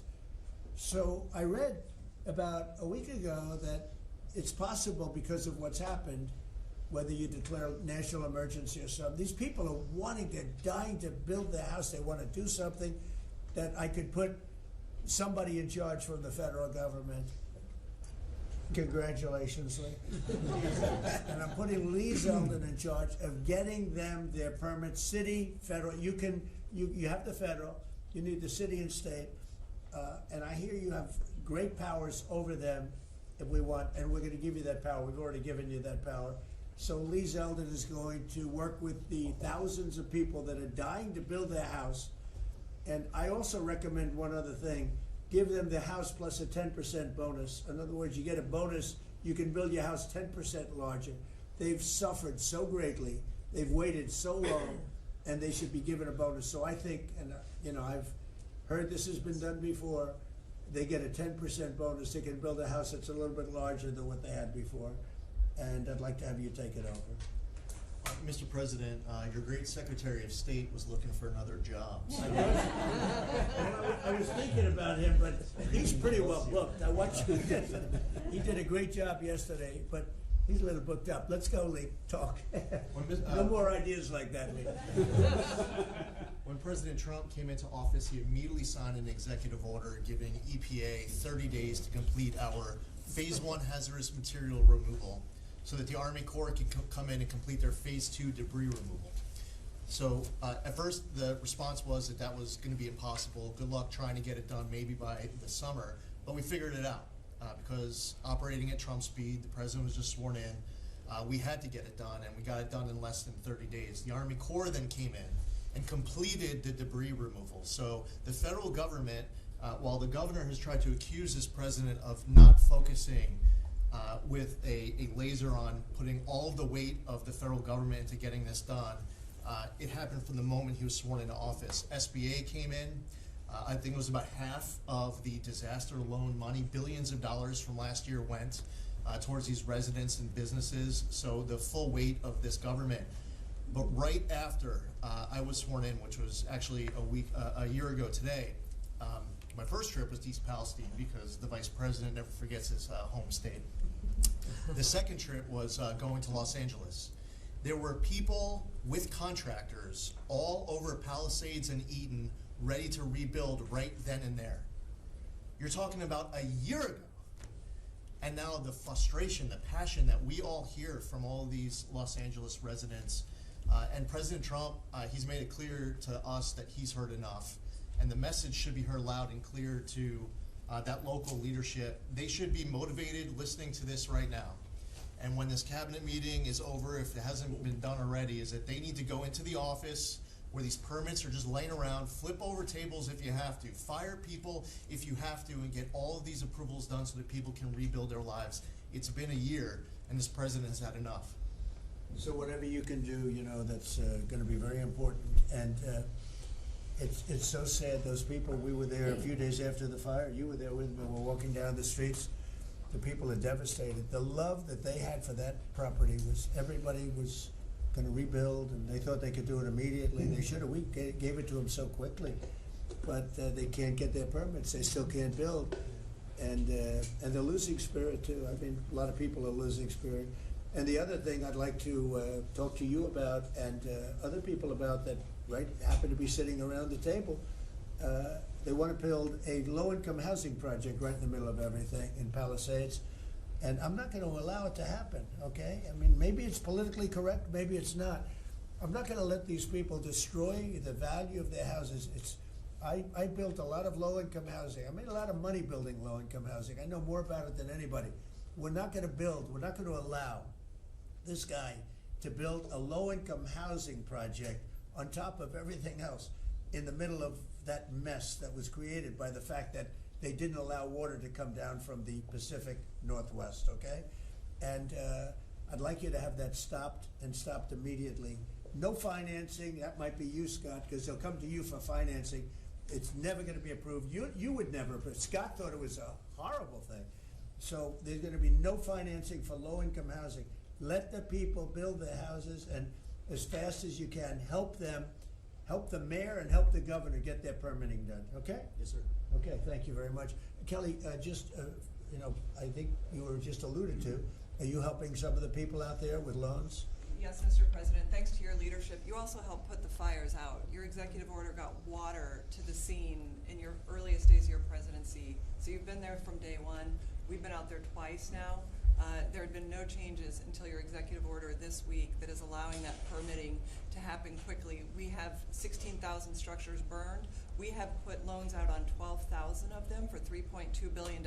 More than half of all the disaster money delivered in America went to that area. Now, because of the abject leadership, the failures of Gavin Newsom, they have not been able to rebuild. Because of your leadership, they're going to be able to rebuild. But that's not all you've done. And they'll take the credit for it, watch. It'll start, and they'll take the credit. Look at the great job we did. They would never, it wouldn't get built in 20 years. And it will be destroyed by building low-income housing next to luxury housing. History says that doesn't work too well. Go ahead. We're going to make sure that doesn't happen, Mr. President. Please. But under your leadership, you've ended at least 8 wars, okay? But probably the most important and underreported war that this president ended was Joe Biden and the Democrats' war on Main Street and hardworking families.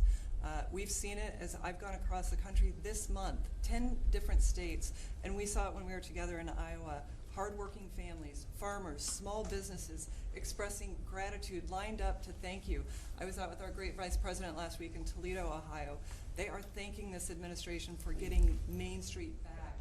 The Trump tax cuts, the tariffs, deregulation, it's all rocket fuel for hardworking families and Main Streets. And I see it whether it's talking about small business expensing, 100% accelerated for Made in America factories, the 20% pass-through, but it's also working families where they have expanded child tax credits, increased standard deductions, permanent low-income tax rates, health savings accounts, Trump accounts. This president is delivering for Main Street. It's the most underreported story in this country. And I see it in Main Street businesses. All-time small business confidence hit a record under this president last year after the Trump tax cuts. All-time small business formation now at 36 million small businesses, and a record $100 billion out from SBA because a record number of people want to invest in this country and hire.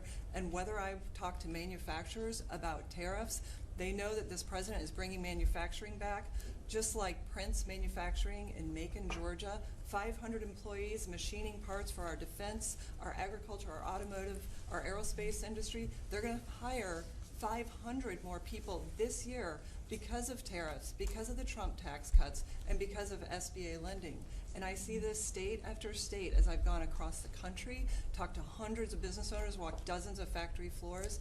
This is not being covered, but it's going on in America. The number one problem is they need skilled workers. This is something I'm working on with Secretary Chavez-Yarimer. I'm working across the administration to ensure that we empower our small businesses. 98% of our manufacturers meet the small business definition. So Ford has 5,000 small manufacturing suppliers. The $18 trillion you brought in is creating an economic boom like none we've ever seen before. We are going to have 7% GDP growth. GDP now is probably underestimating where it is in 4Q, but with interest rates going down, with regulation going down, these are all taxes on small businesses, and those are going away. And thanks to President Trump, your leadership, we are seeing Main Street boom. Hardworking families have $1,000 already in their pockets, and when they get their $1,000 refund tax, I hope they all remember that every Democrat voted against them getting their tax refunds, because this is what our administration is doing, is powering your incredible economic agenda forward on Main Street. Thank you very much. Great job. I do want to say that on my left I have a man who's doing a fantastic job, and on my right also, by the way. But we're spending a tremendous amount of time and effort on building our military. We largely rebuilt the military during my first term, fortunately, and we're greatly enhancing it now. We're going to be doing something new. We're bringing back the battleship, and I thought, like you remember the battleships from the great Iowa and Alabama, Missouri, those unbelievable scenes that you see, Victory at Sea. You'd see these incredible ships, and I thought they were powerful, but the battleships that we're building are going to be 100 times more powerful than those beautiful works of art. I mean, they were magnificent, all steel. We have the steel now, and we're going to be doing that as an enhancement. But our military is very strong. You may want to say something about the large fleet of ships that's heading over to the Middle East. Well, Mr. President, you had to, like so many other cabinet members have referenced, rebuild the perception of America. And at the Department of War, that meant reestablishing deterrence. What happened in Afghanistan, what happened in Ukraine, a war that never would have occurred, what happened on October 7th in Israel, never would have happened under President Trump. So as a result, we're having to rebuild how our enemies perceive us. And when President Trump said, we're not getting a nuclear, Iran, you won't have a nuclear bomb, he meant it. And we sent those B-2s halfway around the world, and they never noticed. When he said, we're not going to tolerate trafficking drugs anymore in our hemisphere, we treat them like the Al-Qaeda of the Western Hemisphere, he meant it, and we're executing that. When you said, Mr. President, we're securing the border, the military was proud to do their part alongside Homeland Security to do that. Same thing with Iran right now, ensuring that they have all the options to make a deal. They should not pursue nuclear capabilities. We will be prepared to deliver whatever this president expects of the War Department, just like we did this month. No other military in the world could have executed the most sophisticated, powerful raid, not just in American history, I would say in world history. What those men did, going downtown, another country, the most secure place in the most secure base in the middle of the night, without anybody knowing until those simultaneous bombs dropped 3 minutes before the helicopters dropped. No other country could coordinate that. No other president would have been willing to empower those warriors that way to be that effective. And that sends a message to every capital around the world that when President Trump speaks, he means business, and we are reestablishing deterrence at the War Department, Mr. President. Thank you. Great job you're doing. Just to finish up on that, the Somalian pirates over the years have pirated, stolen many ships. They would get large amounts of money for the ship. You know, you have $1 billion ship, and the insurance companies didn't want to fight because, you know, some of those ships are very flammable. They're carrying millions of barrels of oil. Very flammable, very dangerous situation if they're shot at. So they wouldn't fight. We notified them a number of months ago. Anybody that does that gets the same treatment as a drug dealer sending their drugs in from Venezuela or anybody else. As you know, it's 97% down by water. So the drugs coming in by sea or by water is down 97%. Now we're also starting. That was the more difficult route. Now we're starting to do that by land also. It will be, you'll see that happen as they come in and kill our people with drugs. I think the real number is 300,000 people. You're not 100, but whatever it is, it's a lot of people, hundreds of thousands of people. They're going to get hit. But also, we added to the list the Somalian pirates that go out on a boat, similar type boat, actually not quite as fast, not quite as nice as you can imagine, but they get the same missile that we give to the people that are bringing drugs. And so far, we haven't seen anybody going out. So the traffic is not being interfered with by people pirating our ships. Not our ships, ships all over the world. I said, make it for any country. We're doing the rest of the world a favor. It's a very effective favor, but we see very little pirating nowadays. You used to have ships being taken every single, like 2 or 3 a week, these massive ships that be brought in to some place in Somalia, which I don't even know is it a country. We have Ilhan Omar left, and then she gives us lectures on the Constitution of the United States. These people are, what they've done to rip off our country is terrible, but the pirating is essentially stopped. They know that if anybody even makes a move toward a ship, they get the ultimate treatment. They will go to wherever they want to go, but it's probably not going to be to heaven. I can't imagine, but they get hit very hard, just like a drug dealer, just like the boats, the ships that are coming in. Every boat that comes in with drugs on it that we take out, we just saved 25,000 American lives. Each boat is the equivalent of saving 25,000 American, mostly American, but American lives. So I just wanted to let you know that, and Pete's been totally authorized to do that, and they know it's going to happen, and it seems that all of that brisk business that they had has been stopped, and it's right in its foot. So I just want to thank everybody for being here. My cabinet has been amazing. I like this much better than going around for 3 hours. We'll pick on other ones. Pam, you're doing great. We're all doing great. JD, if you'd like to say something, you can. Would you like to really quickly? He is, after all, the Vice President of the United States. It's okay, sir. I'm here for the free coffee. I just say it's an honor to serve with this group, and we're doing a lot of good for the American people. We're very proud of it. Yeah, we're very proud of the country. We're very proud of you. Thank you very much, everybody. Not the Fed. Mr.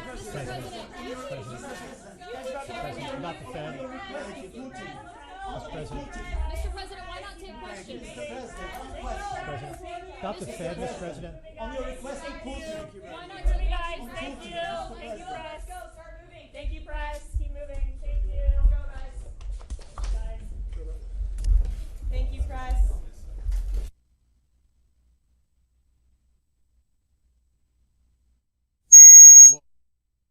Whoa, whoa, whoa, whoa, whoa. Not taking questions? Sep, you there? Not taking questions is crazy. I am surprised. They don't want to get any questions about Iran. That is definite. We waited. At the start of this whole thing, he said a war is coming. I think it's coming. That's what he said. Hold on, let me fix my audio now because I had to do all kinds of crazy things to make that work. All right. It was crazy. That's why I apologize for that sound because the audio was so bad coming from there. I had to do all kinds of things on my mixer board to make that work. Oh my gosh, it was brutal. And I really thought we were going to get something. The press, they shut down the press.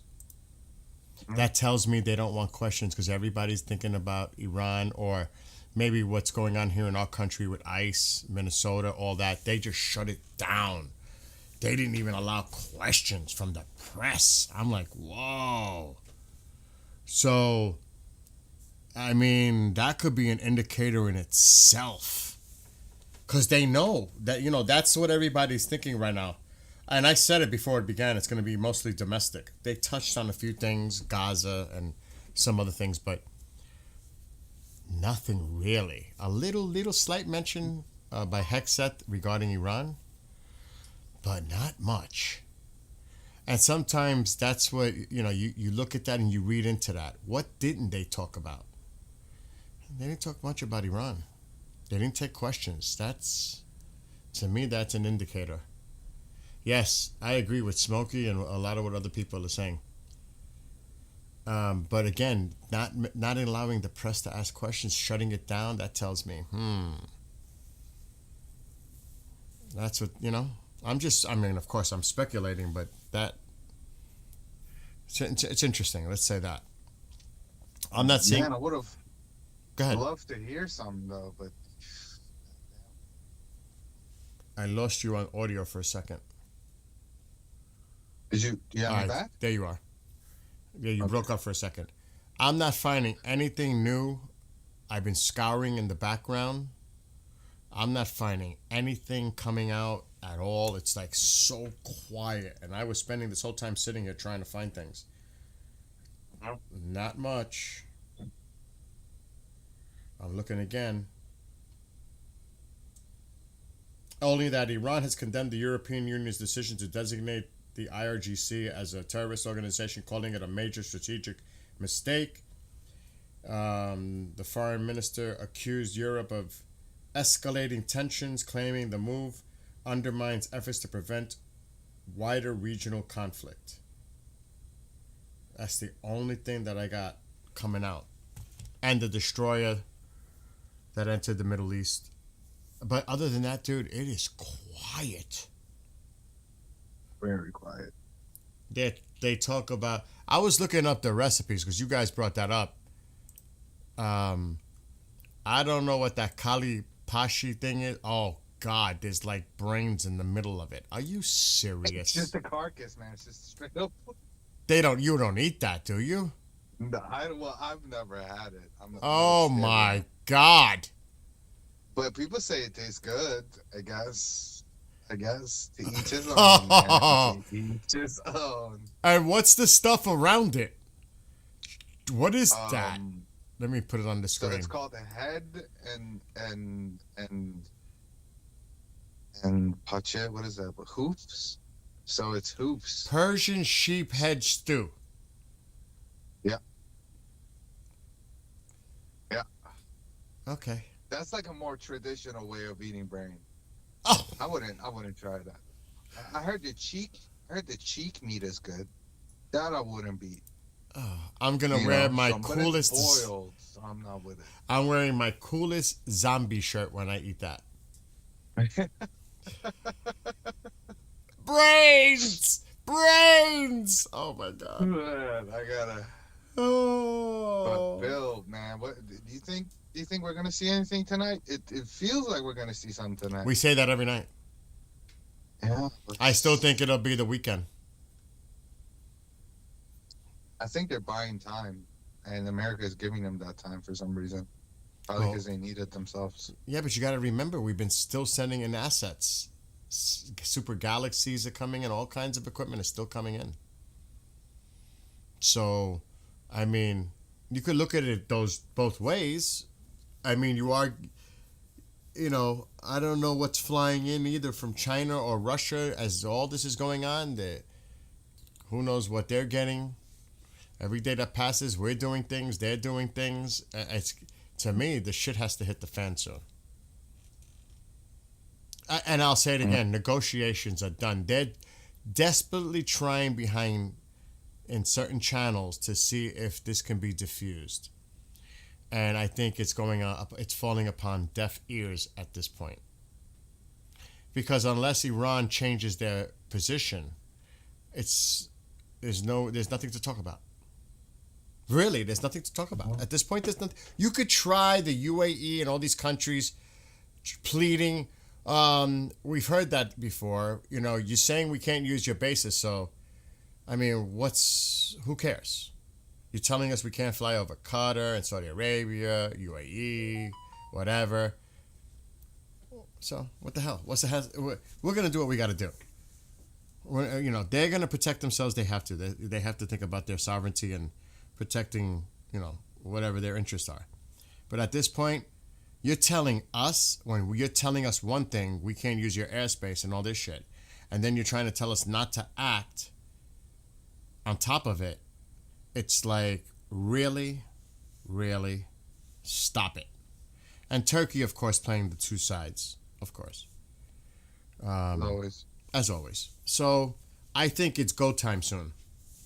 I think within the next 48 to 72 hours, I think it's go time. And like I said, notice how they didn't take questions because they know what's coming. And they didn't bring up, he did not bring up Iran, I don't think at all. Did he? I don't think in that whole thing, not At the once. start of it, he said there's a war coming in the Middle East. That's about it. But at the same time, they also said that there's peace in the Middle East. Yeah. That didn't make sense to me. What do you mean there's peace in the Middle East? The region's about to explode. How is there peace in the Middle East? I mean, I know they're referring to Gaza. There's peace in the Middle East. But when you say that in general terms like that, I'm like, no. There may be peace in that, just trying to establish peace in that region if you want to look at it from their perspective. But when you say the Middle East, now, is Iran technically considered the Middle East? Yes. Right? Yes. I mean, it's it is. Persia, but it is still part of the Middle East. So I was I did a SMH moment. What do you mean there's peace in the Middle East? Maybe in that area you're trying to establish peace. It doesn't look too peaceful in Lebanon with Hezbollah or Syria or Iraq or Iran or in Yemen. What?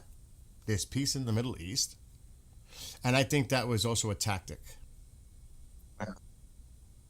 To minimize, you know what I'm They saying? knew they wouldn't be asking any questions, so he just said that. So Yeah, I mean, and he was very careful. He didn't bring it up. He did not bring it up from himself. Yeah, Hexet said a few things, and then they didn't take questions. I'm like, Now tonight we need to watch Pizza Watch. Oh yeah, Pizza Watch tonight. Gonna be a towel. But you heard what Commander said last night. They could purposely buy lots of pizzas to throw everybody off. Yeah. Yeah. And they know this to fool the public. So you can't buy into that Pizza Watch because he even said it last night. They will do that to throw people off. So, I mean, is that all they eat is pizza? Yeah, that's what I was gonna say. They gotta have a gym in there, in the Pentagon, because of the amount of carbs they're consuming. Is that the way, the cheapest way to pay staff is ordering large amounts of pizza? They get a discount or something? I guess they would get a discount. It's filling too, so. You know what I mean? But I would get tired of pizza showing up every day. Same. Gotta be some crazy toppings on there. Right? I mean, you would think they'd change it up, or obviously pizzerias just don't serve pizza now. True. I used to work in one in the past. I know. There's sandwiches, subs, all that, calzones, or you name it. Yeah.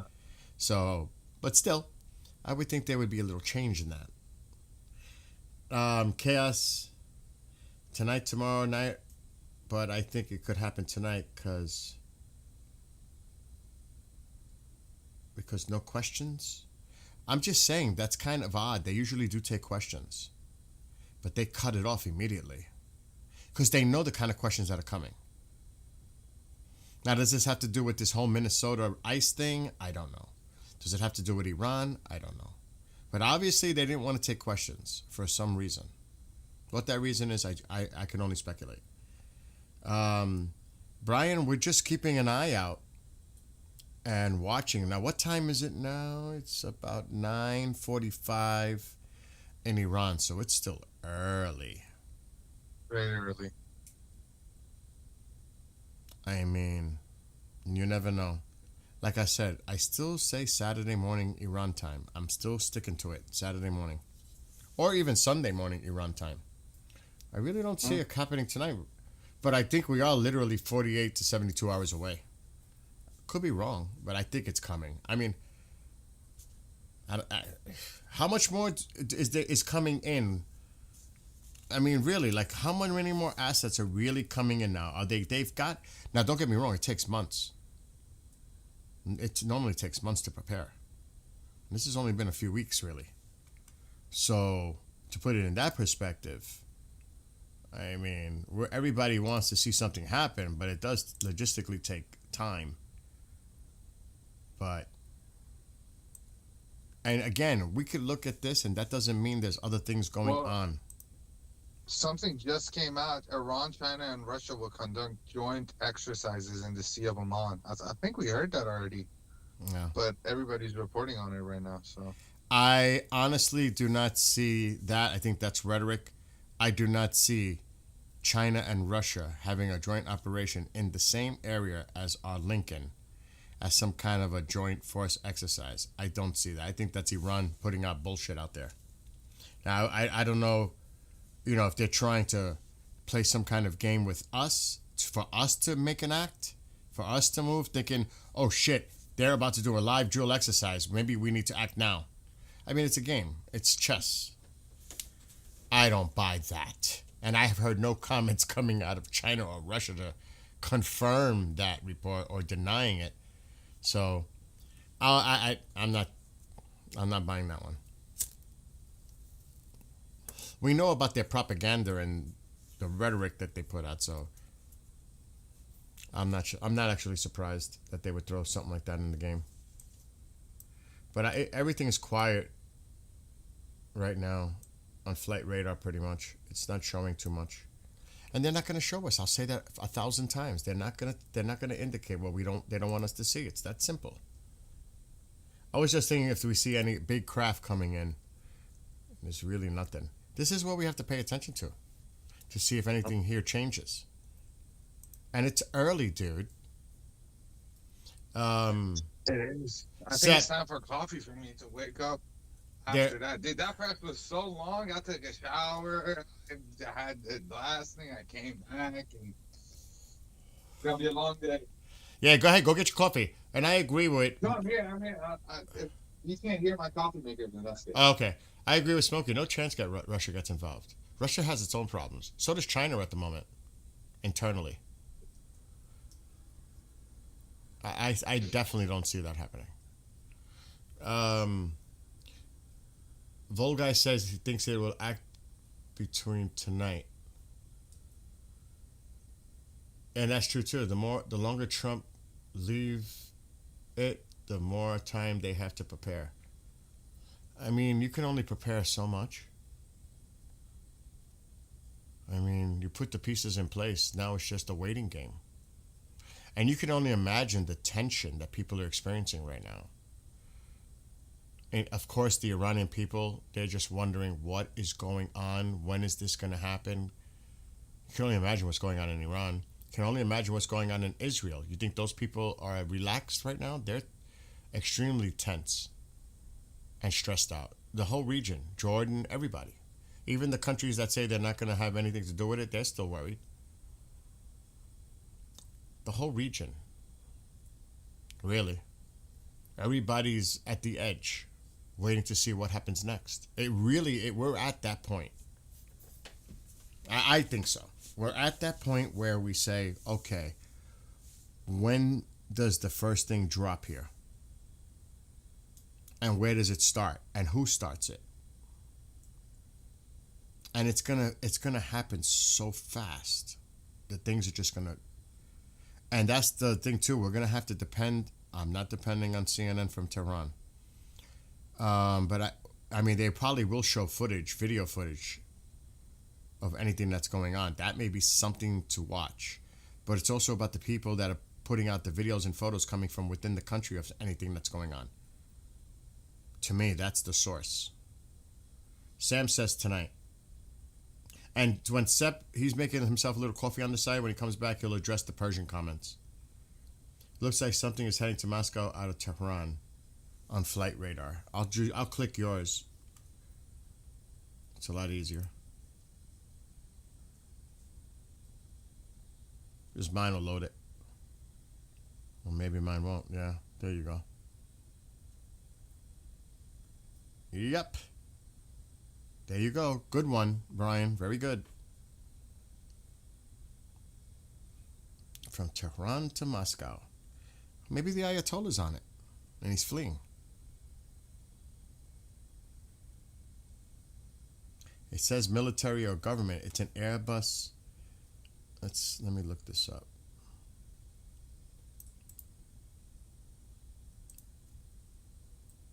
I'll do it here. I want to see what this looks like. Oh God, it didn't do it. Let me just type it in.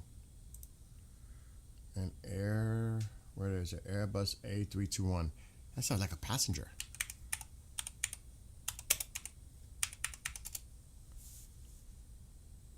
Yeah, that's a passenger. That's a passenger plane. So there are people on that. The Russians might be getting their people out.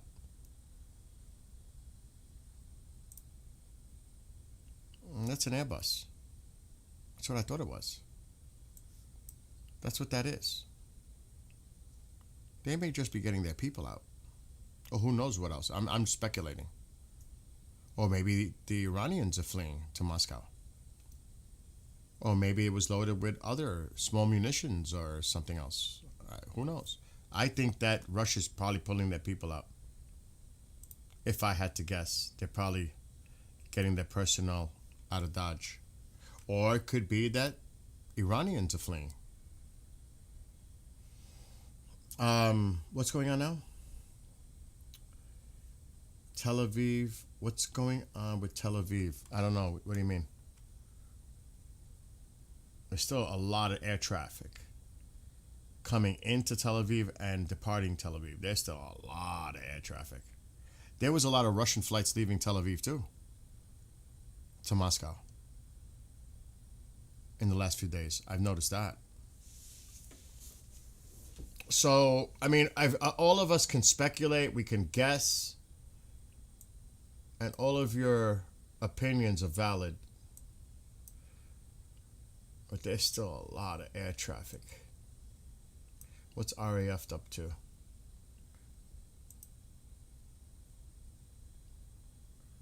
Not available. All right, that came in. That landed.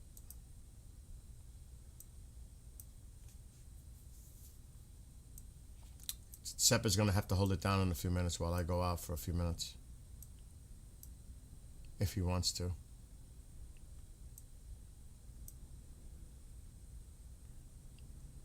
And it's still early. And look at all those Turkish planes, like always, coming down. This is where the air traffic changes direction. Coming from north to south. This is the common flight path.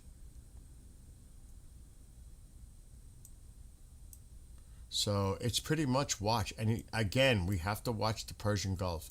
Because if this clears out, you know something's going down. Look at all that air traffic. That's a lot. That's a lot of air traffic. So really, you have to watch from the Gulf of Oman through the Persian Gulf, Strait of Hormuz, up into the border. Got to keep an eye on all of it.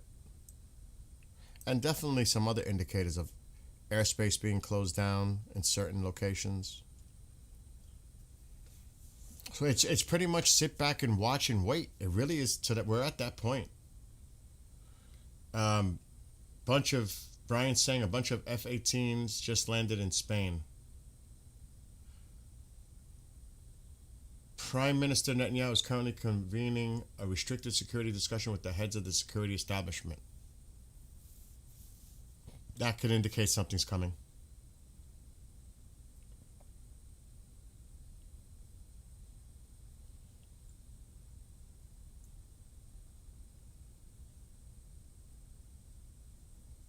There are 6. All right, my copy ready. I'm here. All right, there are. Sean says, Aryan Hadari says there in Farsi that there are 6 F-35s headed to Middle East. There's quite a bit of presence of F-35s already. Tankers just landed in Marne Air Base. It surprises me that there is that much traffic over such a contested area still. It's now 10 p.m. in Iran. It's still early. Very early. And I have to step out in about 20 minutes for about 20 minutes. All good. All good. I'm here. I can hold it down. All right. If you see anything going on, let me know. Yeah, I see News Channel 12 right now reported that the head of Israeli military intelligence has traveled to Washington to present specific details on Iran that Israel was requested to supply. Okay. Hold that thought. Now, would that Israeli intelligence official represent Israel in the Situation Room if something goes down? To be there in the presence with the president and the team in the Situation Room. I'm just saying. Because you definitely want someone representing Israel in that room, you would think. Maybe if it's... I'm just saying. Makes sense to me. No, 100%, yeah. Because they're, they've been communicating, and we know that the commander for CENTCOM, the admiral, was there in Israel. I don't know where he is. I don't know if he's still there. The admiral, the commander of CENTCOM. So there's a lot of coordination going on behind the scenes too. Jordan, UK, Germany, Italy, Israel, United States. I am not counting on Saudis, even though they might be helpful in a defensive measure if things were coming toward Israel, It's really Jordan, UK, Italy, Germany, definitely Israel, and us. That's who I would say is the core involved here. And when I say Italy, Germany, they are adding logistical support in some ways. The UK definitely is helping. So really, Jordan is big. Jordan is a major player, a great ally. Of course, you have Israel, the United States, and the UK is providing a lot of logistical support and defensive measures involved. So I would say those four really are the main players here. All right. Did you send me something just now, Sep? No. Dude, I just heard something and I thought it was you, unless somebody else is sending me something. Oh no, I just hung up on him. Sep? I actually X'd out of it. He's like, what happened? Did something happen to Bill? Oh my God, I actually X'd out. He's trying to call me. I gotta hang up on him. Should I make him freak out like something's going on? No, that's not nice. Oh my God. Let me try to call him back. He's watching though, so I can't even mess with him. I don't want to do it. Because I like to prank. Chantal knows that.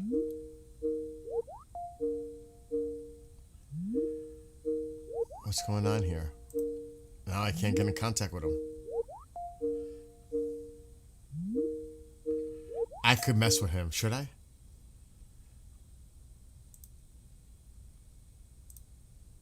Bill, they got you hostage, bro? Let him go. Dude, I don't know. Up. Sup? You're watching, aren't you? I was going to say, like, oh my God, my lights are flashing on and off. All my monitors just crashed. No. Okay. You're watching. That's why I know. That wasn't going to fly. Yeah, no, what happened, though? I accidentally X'd out of Teams. Oh, okay. One day I'm going to... I don't know. If an attack happens, we'd be on the top of the list. You know what I'm searching right now? Because I got to step out. I highly doubt it. I know there's a restaurant across the river, but it's Middle Eastern. I've had their food before. A friend told me about it. I don't know if they'd have Persian food. Oh, shit. Oh, shit. I'm seeing if there's a Persian restaurant nearby. If there is, man, I definitely recommend getting yourself something. I mean, depending on the menu. I got to see where it is. Because, I live in a... Oh, God, where is that? I'll hold down the fort if you think it's viable for you to go there. No, but I got to drop somebody off at work. Okay. But I'm trying to find a place. See, this is not going to happen. I think I don't think we have one. Damn. Type Persian. Oh, wait a minute. It's across the river, maybe. Party's Persian Grill. That's in Jersey. Oh my God. That's far. Yeah, there's nothing. Oh my God, there's a ton of them toward the city. Nothing near here. Yeah, Iranians love cities, man. Yeah, there's a lot in the city and in Jersey, and like close to the city. Nothing near me. Oh well. I would have loved to have gone out when I went out and grabbed a Persian meal and come back and eat it. Dude, Persian meal, dude. That one day, maybe it's best you try it in Iran. Yeah. Yeah, dude, there's nothing near me. They're all down in the city and Jersey. I mean, there's one. It would take me an hour to drive there and back just to get food. The closest one. No, I think I'll wait. Oh, man. All right, let's see. I can get falafel right across the river. That I can get. Falafel is banging, dude. I've had it. It's delicious. I actually can go right across the river to get that. I've done it before. Falafel is great. I love falafel. But that's I middle. eat my falafel with toom instead of hummus. I'm not a big hummus fan. I'm not a big I like hummus toom fan more. too. But the hummus from those kind of places, they know how to make it right. I'll tell you that. Mm-hmm. It's with the lime. They it is delicious. Oh my God. I've had high quality hummus. That's what I'm about. That's what I'm saying. There's a difference. And then they give you like the pita bread on the side. I tried a bunch of dishes. And it was really good. But that's Middle Eastern. Yeah. That's Middle Eastern. Yeah, falafel is kind of universal. Every country has its own version of it. Our version is similar, but we use mango sauce, which not a lot of people use, but it is definitely common. They We use mango. that. They do use that. It was on the menu. Mango sauce is great. I'm going to show you the menu, and you tell me what could be closest to Persian if I can find it. Let's see. I'm going to look it up. Nothing else coming in? No, nothing right now. Everything is radio silent, sadly. Oh, it's a Palestinian restaurant. That's what it was. Oh yeah, they got some good samosa. It's not samosa, sorry, falafel. Palestinian falafel is really good. That's the restaurant I went to. It's Palestinian. Well, I'm going to put the menu, okay? Oh, let me share the screen with you. Oh yeah, the delay. Yeah. You tell me if anything would be closest to, again, it's Palestinian, but something that would be similar to Persian, if that's even possible. Okay. Can you see my screen? On Teams? No, not yet. It should be loading. Oh, no, I can. Okay. I'm going to put the menu on. And I'm doing something a little sidetracked, everybody, because I'm going out, and going across the river to this restaurant is not too bad because I can order the food and pick it up. All right. Here we go. You ready? Mm-hmm. Let's look at the menu. Here's the menu. I'm going to leave it up for a second. What did I eat? Let me see I forgot what I ordered. I ordered a bunch of stuff from there. No. I ordered that Dude, on. I ordered this as an entree, the grilled vegetable, because I'm on a diet. Dude, these U.S. prices are crazy. What the fuck are you guys paying there? Yep. What? Mm-hmm. Dude, if this was in Europe like this, there'd be a riot. This is crazy. I personally, not that it's close to, well, the lamb kebabs, close to Kubide, close, but not necessarily all the way there. But what I would recommend, the chicken shawarma. I think I've had that. That was delicious. Shawarma is always I've had great. that. I've had that. That was delicious. That was one of the main things I ate. Yep. Anything marinated like that, love it. Love it. But it's still not quite, it's not close to Persian. It's not close to Persian. I'm ordering Persian food right now. It's about to be here. Why do you got to do that? Some kebabs. So kebabs is, if I was to go to if I was to go to, say, a supermarket, Mhm. I want you to do me a favor. Yeah. Send me a recipe. For kubida, I got you. Yeah. You got a grill? My grill is shut for winter. That's what I mean. We could do it in the What about a dish, like a homemade dish? homemade dish. That's not too complicated. چه چیزی خوبه let me ask the chat. چه چیزی خوبه درست کنه ایرانی باشه که آسون باشه که مثلا نمیدونم سماق مماق نشه باشه مثلا یه چیزی باشه که بتونه تو خونه درست کنه نمیدونم استانبولی به قول I've been to that Dominican place. که نمیشه عدس‌پلو هم که نمیشه این اصلا جالب نیستش میتونه میتونه یه چیز با تهدیگ درست کنه. بنویسیم تو چت بچه‌ها چی بگم چی پیشنهاد بدم بهش میخواد یه چیز درست کنه.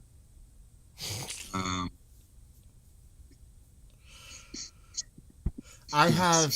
Let me ask you this question. Because I have ground lamb in my freezer. Anything that I can make with ground lamb? Yeah, you can. You're 90% there to make kubida. You got onions? Yeah. If you grate white onions, get the juice out, and you basically there for kubida. You tachin? Oh. Send me a recipe. Hold on, I got to take my ground lamb out of the fridge. Okay. Freezer. Okay, yeah, I'll just give him. بچه من بهش رسیپی میدم برای کوبیده بذاره تو فرش. بده به نظرتون تو فر کوبیده درست میشه دیگه. این خودش هم اصلا آشپز بوده. داستان تو دستشه. کوفته تبریزی، کباب دیگی. کباب دیگه یعنی همون لم کبابی که اون رستوران تو جلو خونه‌اش درست می‌کنه دیگه بهتره از کباب دیگه به نظر من.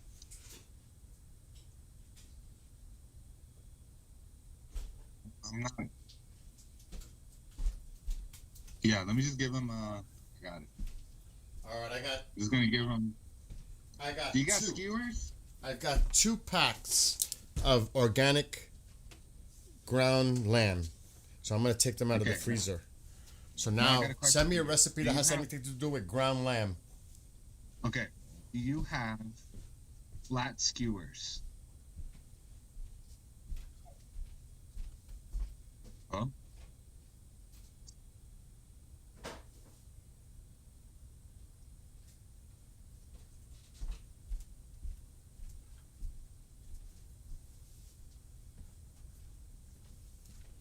Let me add wood.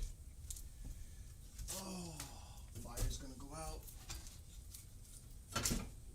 I would love to try to make, because I'm a great cook. You give me a recipe, I'll make it work. Chantal can attest to my cooking, but she's never eaten it because she's vegan. But she knows how good of a cook. She's in chat right now. Oh, don't. So I got you. Don't go there, Chantal. Don't go there. Trust me, I am a great cook. And she's in chat. She knows. I mean, her mother was here with her and her sister. They know how good I cook. Mm-hmm. So if you tell me a recipe, I will make it so. All right. Do you have basmati rice? What? I have white rice. Just I have brown rice. Is it long grain? Yeah. Okay, perfect. So here's the recipe for the kubida. Oh wait, do I use white rice or brown rice? White rice. Okay, send me the recipe. So this is the kubida. This is the meat.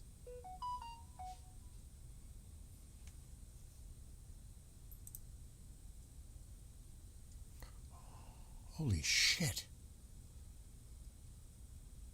And then. Okay, so I can use. All right, because I do have beef. I was gonna make meatloaf today. Shit, I got a lot of beef. I have 5 pounds of beef sitting. I was gonna make a meatloaf. So is this like a loaf? A loaf? No. Do you have like flat skewers?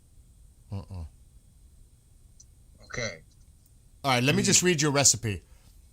Okay. So traditionally, 50% lamb, 50% beef. Is that traditionally?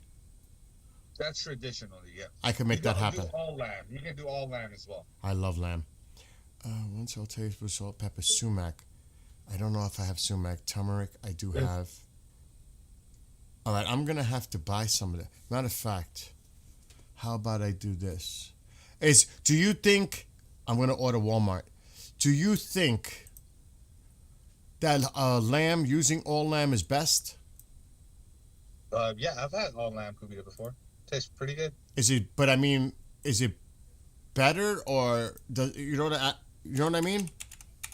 I don't think there's a huge difference. It's more so the consistency.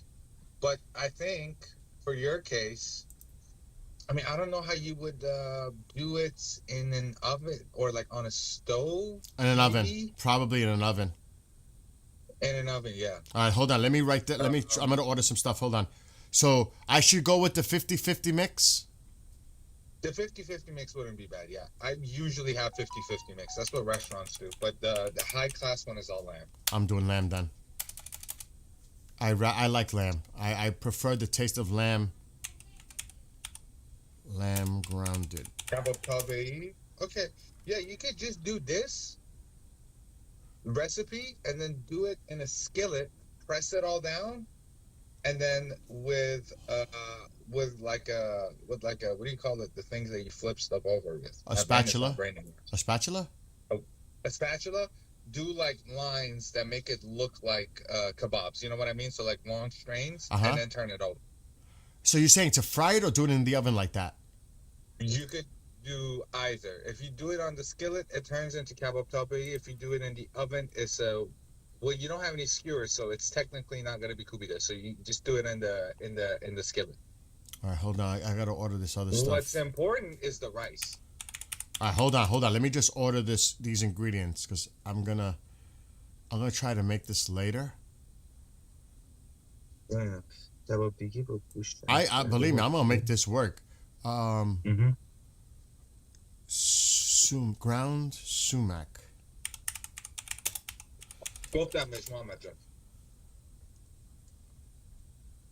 Holy shit, they don't have that in stock. They don't have it in the store. Sumac is low-key essential. Okay, good. I may have it in my cabinet though. Turmeric. I think I have that. Dude, I'll be right back. Hold the fort. I gotta see what's in my cabinet. So, what's going on, Aziz? And fellow English speakers in the stream. How you guys doing today? We're another day of monitoring. Another day of waiting for the inevitable. And yeah, I'm sitting here, got a cup of cappuccino to my right, and yeah, Bill is gonna make some Persian food, man. Didn't want to give him anything too hard. Kebab tabe'i is enough, I think. Kebab tabe'i is dude, pick up skewers at Walmart. Do they have leave this food on other day? Think he wants to cook, man. If a man want to cook, let him cook. Let him cook, as they say.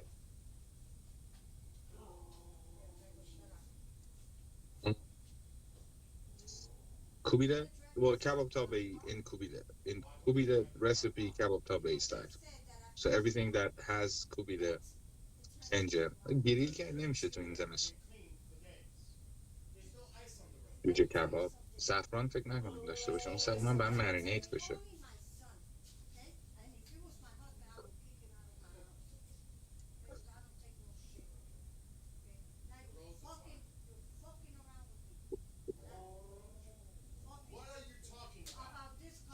فسنجون که دیگه اصلا خیلی سخته. فسنجون که اصلا فسنجون will be really hard, man.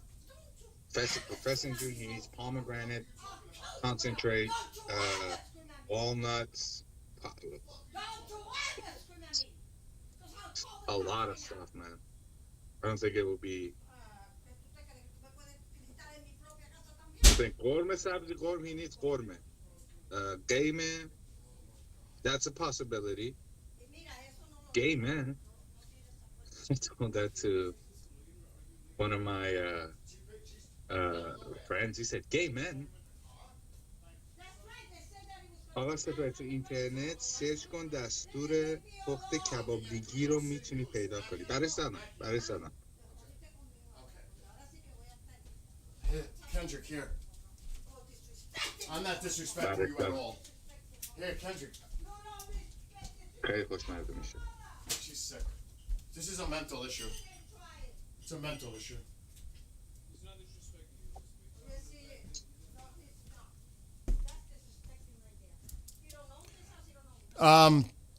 I'll be right back. I got to drop somebody off. All right. While take your war time, is man. going on in this house. Take your time. We all gotta fight our own wars.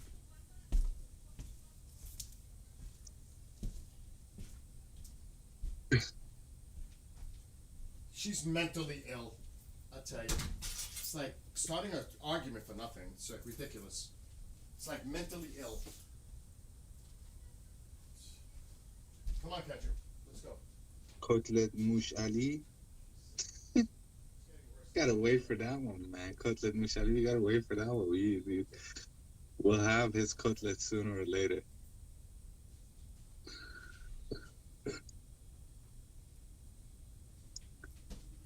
Man.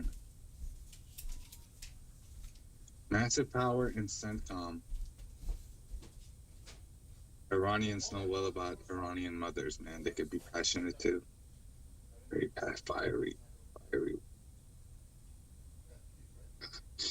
What are you guys eating tonight? Ridam Khamenei.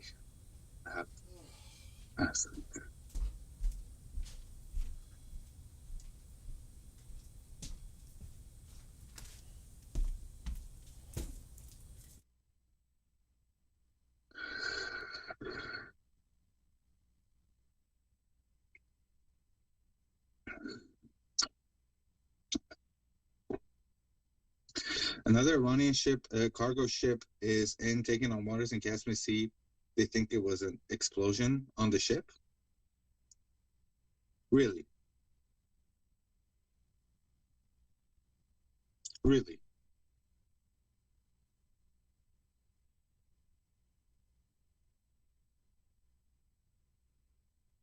Well, we just have to wait and see then.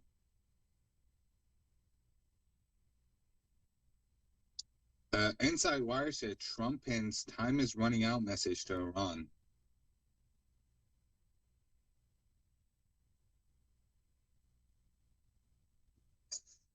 Gotta wait to see. Just have to wait and see. سپر موشلی موش آزمایش موشلی موش آزمایشگاه امشب رو آزمایش خدای من چرا نمیتونم فارسی بخونم. سپر موشلی موش آزمایشگاه امشب رو آزمایش میشه. آقا من یعنی من سیب زمینی آتیشی دلم خواست. آقا درست من میخونم میام من درست دلم من خیلی دلم یش بخیر میذاشتیم تو آلومینیوم و میذاشتیم تو بیبیست. I don't know if it was carrying weapons on the first 2 weeks ago. Yeah, Sean, true. یک غذای فوق العاده یادم اومد. قرمه با گوشت گوسفند و دنبه.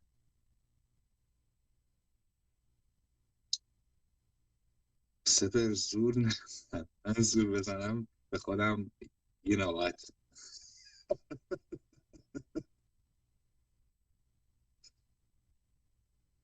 سپر آرام چشم ببخش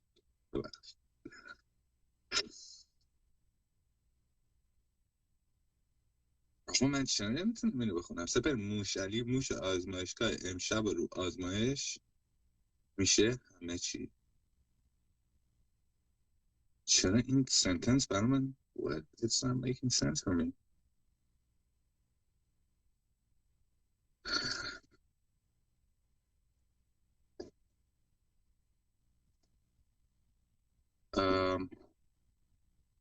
Press TV, the IRGC Navy announces that some of the exercises may occur in or near the shipping lanes. Iran has urged oil tankers and other commercial vessels to use the southern bounds of the lane, which may lead to somewhere else. I guess it was cut off.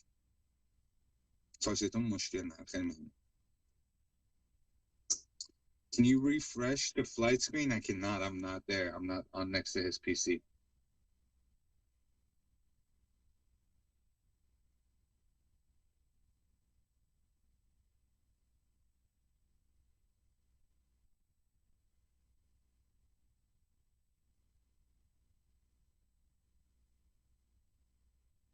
All right, let's see. Can you guys hear something in the back? If you guys can hear the Hoover going on, I apologize. I had to mute for a second. Let me see if I can check the flights myself.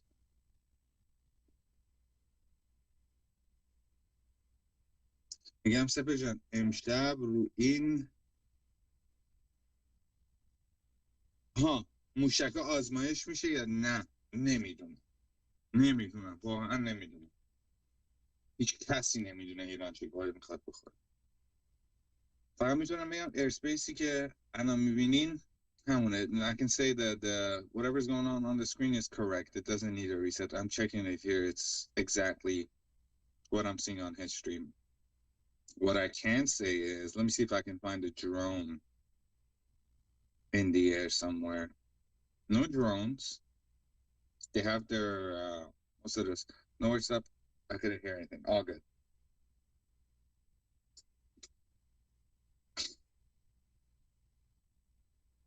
شب تست سرآشپزاست.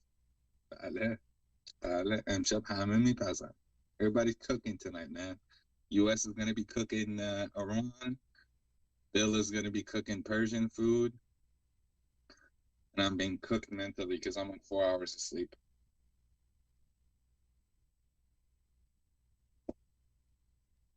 یک هفته 2 هفته موشلی همون همون نرفته. I don't think he believes in the idea of a shower. I'm making kuku sabzi. Kuku Sinai. What is kuku Sinai?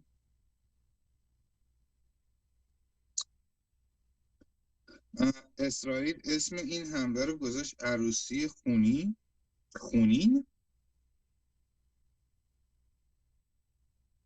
من نمیدونم. بذار زنگ بزنم به دوست عزیزم نتانیاهو. الان ازش میپرسم. An Iranian government plane believed to be presidential plane left Tehran to Moscow. Let me see if I can find that plane.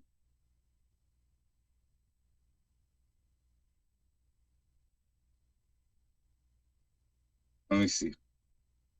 Can't see anything going to Moscow, close to Tehran. There's one that says NA, but that one is just standing still.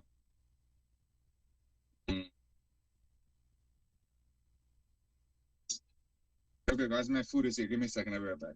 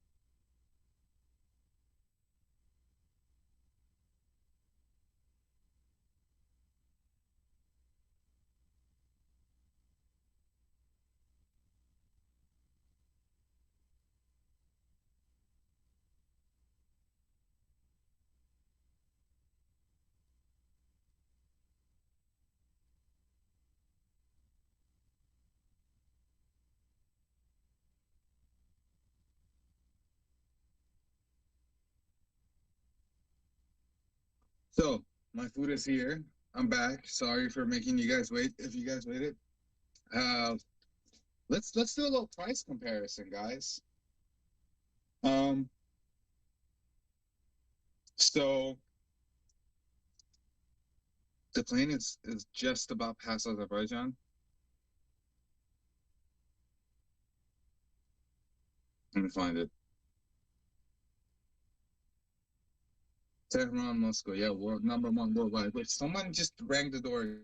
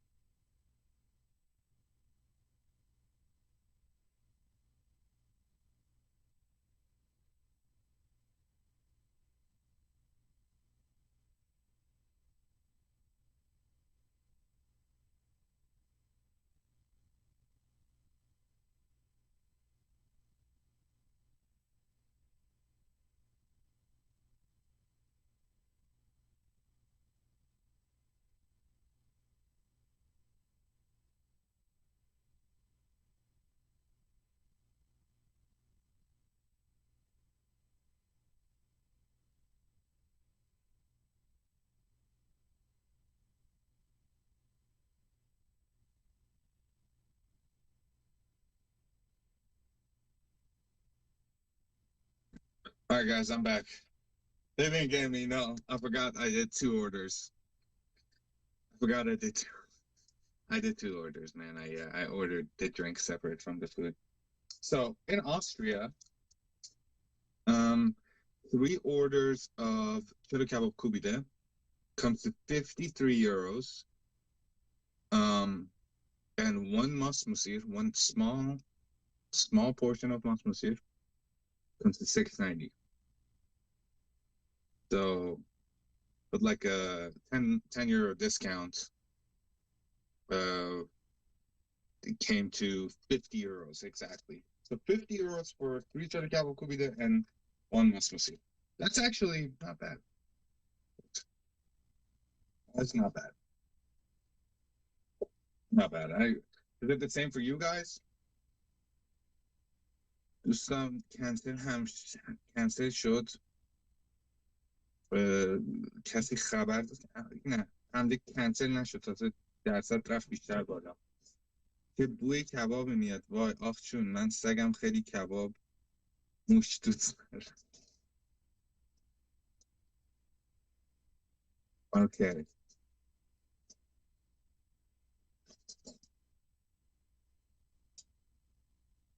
چیزت آردر اشتباه آوردن؟ یه دونه چیز آوردم. فقط یه دونه اینو منم موندم گفتم فقط چرا یه دونه؟ چی رد بوده؟ هیچی نداد، فقط اینو داد. من رد بوده اینا سفارش داده بوده. برو رو اپ دریوسا پول دوستن. برو طبقه میوت.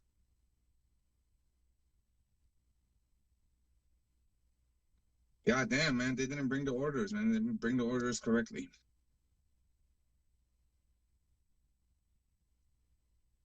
Let me see. ببینم.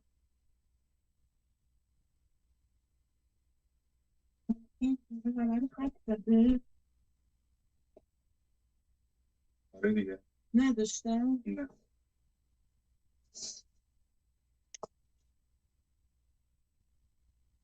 21 یورو بهت ریفاند دادم.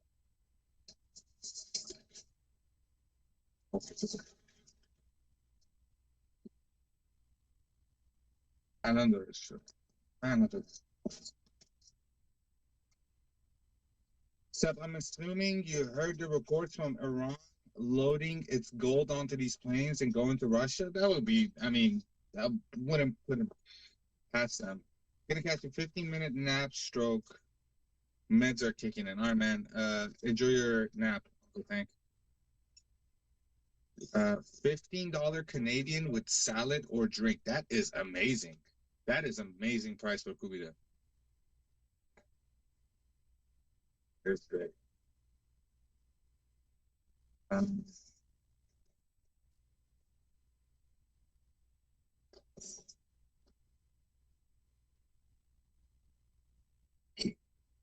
But yeah, guys, I don't see anything going down right now. I'll wait for Bill to come and then I'll devour my food. I don't want to talk with a full mouth.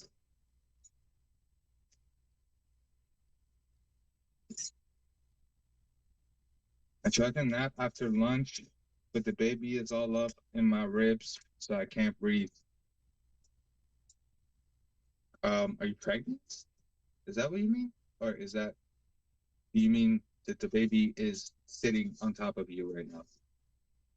I don't know. Good luck with that. Hope you can nap. Hope the, well, I mean, I don't know about watching a stream like this is any calming, but I was gonna say hope the stream is keeping you at least entertained and like, you know.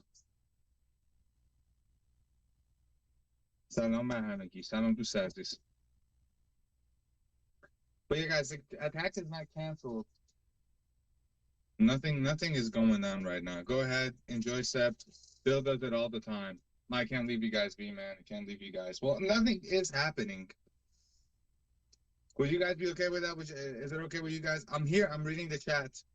If anything happens, I'll unmute, but I'll be with you. You know? But Bill did ask me to hold the fort now, so I'm holding it down. But I don't want my food to go cold, so.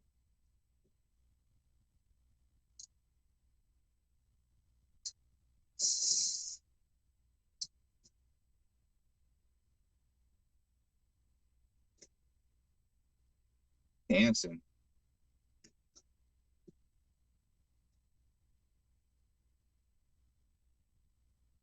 Dancing. I'm personally, see, Russia prepared to staff evacuate Iran nuke facilities. We can already assume that they're already doing that. Like, as we're speaking, they're probably emptying out that whole place. CNN reported that Iran has been trying to rebuild its nuclear sites even deeper into the ground. So we'll see. We'll see what kind of reaction that's going to get out of the States or Trump.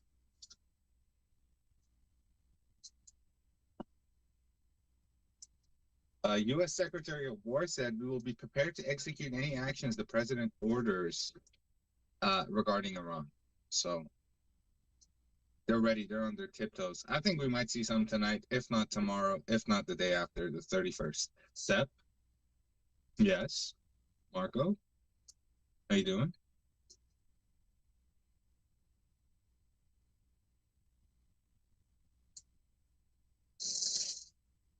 Oh my gosh, Monsieur.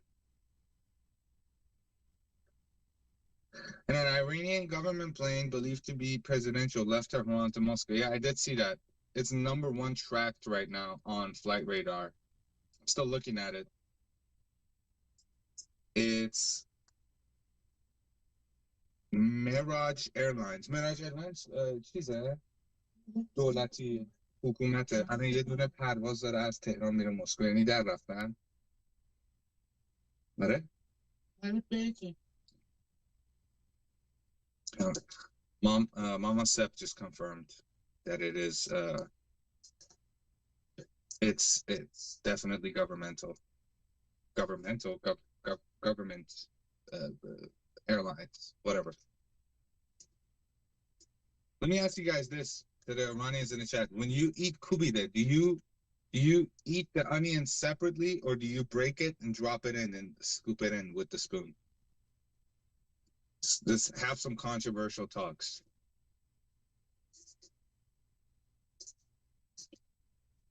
Also, how much sumac is too much sumac? ریاست جمهوری است. بله. خب اینا در رفتن دیگه، یعنی زدن رفتن. Who knows? Maybe they took the U.S. deal. مهم نیست. Yeah. I break it down. I'm not a psycho. See, Sean, I was always told it's weird to delete the onions into your rice. I was told that you need to eat the onions separately in a bite. دو حالت بیشتر نداره. یا باید شرایط آمریکا رو بپسندن که باید بپسندن که محال یا جنگ بپذیرند، یا خیلی ممنون، بپذیرن که محال یا جنگ همین چند روز مشخص میشه. بله. خدا نکنه که اینا در برن. آره ما اینا رو میخوام، اینا رو زنده میخوام، اینا باید جواب بدن، نمیتونن همینجوری بزنم برن. Bill is back with some cool sunglasses. Oh, what? Oh. Dude, is that the plane? Hey, well, thank you. Is that the plane we saw leave from Tehran to Moscow? It had that was the presidential plane? Is that what somebody said? Yeah, it's a presidential plane. Yeah, my mom even confirmed that the airline is the one. Yeah, that's definitely. Are they escaping, dude? That's #1 tracked on Flight Radar already. She says it's a part of the IRGC. Really? So they're escaping? I'd hope not.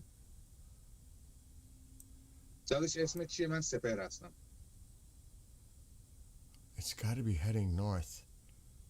من بلاکم یا نه؟ بلاک نیستی عزیزم، من هم چتتون میخونم عزیزم، چیز بدی ننوشتی، همه جوک در مورد موشالی. It's this one, Iran 07, I bet. That's yeah, it. Iran 07, yeah, that's the one. That's it. Holy shit. Military or government. I would not doubt it, dude. I would not doubt it. Backing up. So it's tonight, dude. If they're leaving like this, it's tonight. Interesting. Let me mute and ask my mom. Go ahead. All right, ground turmeric. Let's get that. I'm still looking at his recipe. Saffron.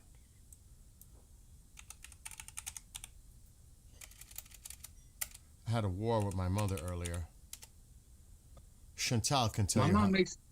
Go ahead. Sorry. No, go. My mom makes the point of like, if this was government officials leaving, wouldn't they turn off their trackers? We've seen them turn off their trackers from multiple flights. Last night at 4 a.m. for me, we were watching that flight that was Mehran Air that was driving into Iraq, and it had his tracker turned off until they got really close to the border, and then it turned it back on.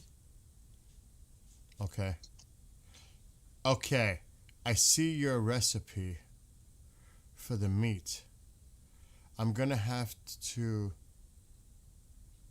order things separately on Amazon to get like certain things that are not available at Walmart, like the saffron. Yeah, you can put it for another day, man. We're going to be here. No, I know. I'm going to do that. What is Persian butter I have? I'm looking at the stuff. Grilled tomatoes, onion, basil. Oh yeah, that is really, the grilled tomatoes are, you need to put that in the oven. Okay. So I'm going to have to order tomatoes here. What kind of tomatoes? Good for grilling. You know what I mean? So they can't be small. They can't be like all right, I got it. Cherry tomatoes. Yeah, I'm going to get slicing tomatoes. Wow. You're Italian. You should know what good tomatoes are. Those. Yeah.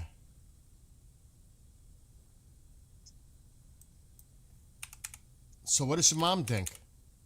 Air raid sirens reported in Tehran. I saw Is that. True? I saw that earlier. I seen it. I couldn't confirm it. Let me see. Mama's eating right now. I won't bother Yeah, her. don't bother I'll her. Let her finish her food. Yeah. No. Don't bother mom. She's sitting here. She's right next to me, so she can hear and see everything. She's tracking flight radar. I'm tracking flight radar. Man, I'm checking. Fresh mint. برو تلگرام چک کن اگه اتفاقی افتاد. من چشم رو فلایت رادار هستش. Add fresh mint. And regular white rice is fine? Basmati rice is important. All right, time out then. You can use other white rice, but they just need to be long grain. All right, hold on. I'm going to go to Amazon. Spell that rice. Basmati.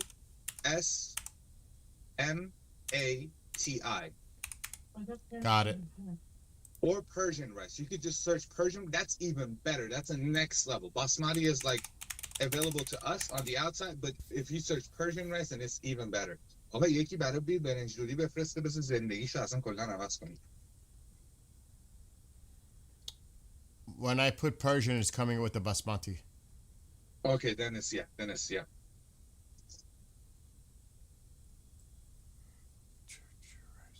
All right. Extra long grain? Extra long grain, man. You want that looking like an NBA star. All right. How many? Okay, how many? 2 pounds. 2 pounds should be enough.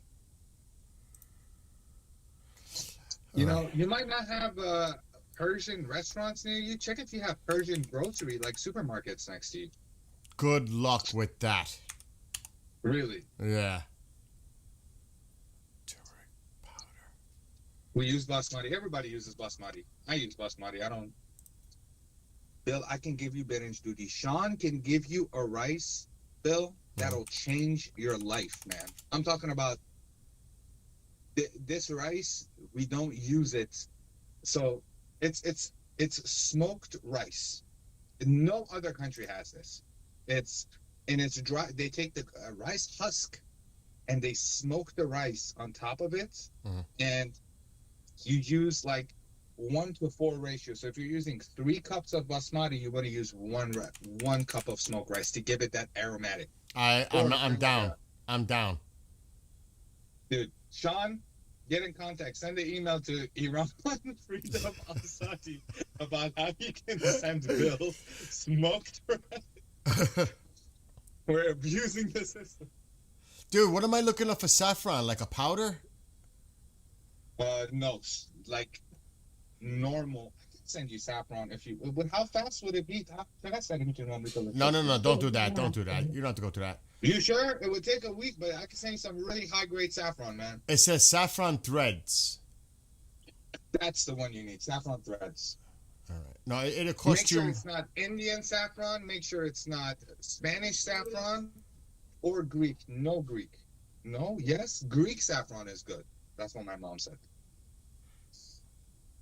Hold on. But Persian saffron is the best. Best one is in the world. Yeah, it's Persian saffron. If you can get Persian saffron, it's very expensive though. But Greek is you don't really notice the difference. Restaurants use Greek saffron. All right. I can't tell. It's not telling me. It says just it's pure and organic, no additives, no preservatives. So I don't know if it's. I'm going to show it to you. I'm going to take a snap picture of it. Yeah. This is what I'm seeing. Because I got to order this stuff on Amazon. Do you have same day delivery? So it depends where it's coming from. I do. I have Prime. But that doesn't make, you know what I mean? Do you get delivered stuff with a drone? Is that like a thing? No, not here in Taylor. No? In some places, they've been testing that and doing that, but not here. Dude, they've been testing that for like years. I thought it's available everywhere in the country, dude. I'd love to see a future like that, dude. This stuff gets dropped off with drones. Dude, do you think they fled? Some people have fled. Oh, yeah. My mom is saying the possibility of them packing up is like 40 to 30%. All right, here's the picture coming up on the screen. You could see it in real time. That's Persian saffron, sir. That's is it? Persian saffron. Okay. I'm going to order it. Good. What was the other thing you said? Saffron, turmeric, and what was the other one? Sumac, I think? Sumac, yeah. Is that a powder? Sumac. Yeah, it is. بچه سماق ایران که فکر نکنم بهتر از سماق عراق باشه هست. Ground sumac? Kurdistan. Ground sumac? Ground sumac, yeah. There's one from But Turkey. sumac is- I did. There's one from Turkey. Yeah, that's good. Turkey, I like Turkish sumac. Okay. Turkish sumac is really good with onions. Turkish sumac is okay. It's Okay. It's Somali, dude. I heard her. That's good. I'll order it. Yeah. Okay. I think that's all I need out of this Persian white rice. Let me see. Oh, I and got you that. need What? ماسموسی رو هم میتونه درست کنه اگه بخواد. Wild garlic. Wild garlic. It should be dried up. Okay. Do you see it? If you can show me, I can tell you if it is. The It bad should thing look with- like sliced. It should look sliced. It should look sliced and dried. I'm not seeing that. I see black Well, garlic. what- Black garlic. but No, it's- no. Wild garlic. I put wild garlic in. Nothing's coming in. Then Amazon doesn't have Lucille. You probably need a Persian supermarket for that. That sucks. That does suck. I can't use But you regular. No. The regular garlic is way too strong. The taste is not the same. The smell is overwhelming. Wild garlic is like it tastes. I don't know how to describe the All right. taste. It just tastes it doesn't even taste like garlic, honestly. I don't know what the hell this is. It just says European. I don't think that's it. European Let me inspired seasoning. See. Hold on. I don't think that's wild garlic. It looks crazy. It doesn't look like garlic. Let me see. It doesn't look like garlic. Yeah, that's the whole point. Hold on. Let me save the picture. Tell me. Salat Shirazi چی؟ خب اونو بعداً Is بده. that it? Wild garlic? Wilde garlic? No, that's not it, man. European inspired seasoning. No. No. Let me send you a picture of it. All right. It's not coming up. There's one on eBay. Oh, jeez. But I think that's. Let me see if Walmart has Yeah, it no. to ship. Yeah, you can check. It's a very Persian thing. I don't think they have. What about this? Pesto, wild garlic. What the hell is that? That's pest. That's just fully pest. That is good though. I've tried that before. It's really good. But this is not what we need. It's not what we need. Yeah, no, it's hard. It's really hard to get moose here. Yeah, I can't find it anywhere. Is Is that a necessity? And there's no other alternative. There's no. It's not alter. It's a side topping that you could use with your Oh, yogurt. So okay. what you want to do is leave the wild garlic in Greek yogurt for 24 up to 48 hours. First, you need to rehydrate the wild garlic in in normal water for 24 hours, or like 5 to 8 hours, and then grate it into the Greek yogurt. And you're gonna and then leave that sit so it just all gets together, and then you have the best sauce and best garlic sauce in the world, in my opinion. Okay. Well, I've got the other ingredients on both, so I'll order that. You don't need that though. You don't. Just using Greek yogurt is enough. Okay. Oh, really? Yeah. Okay. High fat Greek yogurt. I'm talking. It almost looks like. It looks like cream. You know, it shouldn't be watery at all. Yeah, no, we got Greek yogurt all over the place. Yeah. All right, I got it saved. That is interesting, though. Walmart has what? Wild garlic is sweeter. Walmart white one. Go take a trip to Sahidi's. You'll get it all there. Sahidi's. Where the hell is Sahidi's? Whole Foods. I do have a Whole Foods here. Walmart has everything. I'm gonna have to do research, and I don't want to spend the whole time here talking about that. I'll do my research. I'll get it. Because I get caught up. I get like OCD-ish, and I'll end up just going nuts with this for the next I feel you. God knows how long. So that's interesting, that flight, though. That is interesting. Iran. I mean, if they're packing up to leaving, if they're sending their families out to Russia, then it's probably tonight. Or they know it's coming soon. Yeah. I mean, that makes sense. I'm seeing what it says here about that flight.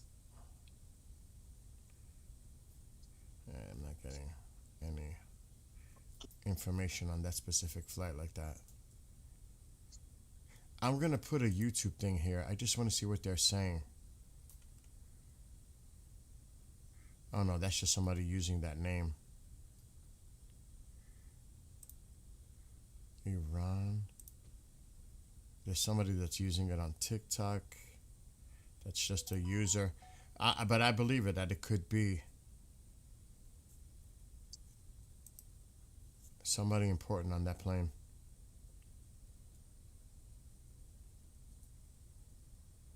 Yeah, there's no information about that plane itself. I was trying to look it up. What the fuck is this?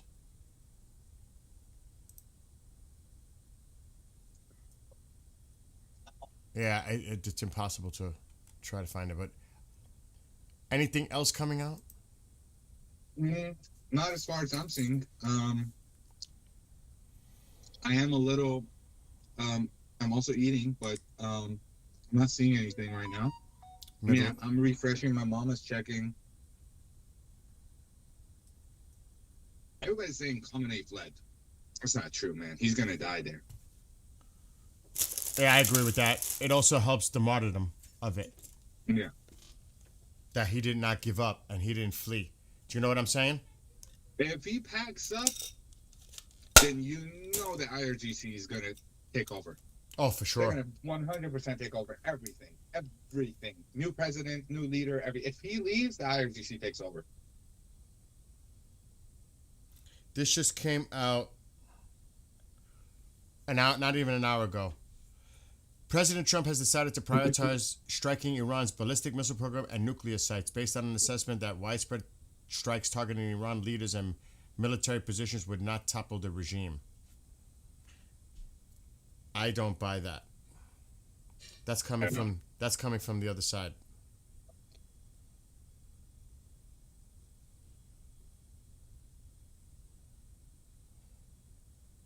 And then quietness. Nothing. I'll be right back. Mom is... All right, take your time. What time is it now? It's going to be close to getting, what, 11 o'clock now in Iran? Mm-hmm. The night is young. Even though my money's still on the weekend. Same here.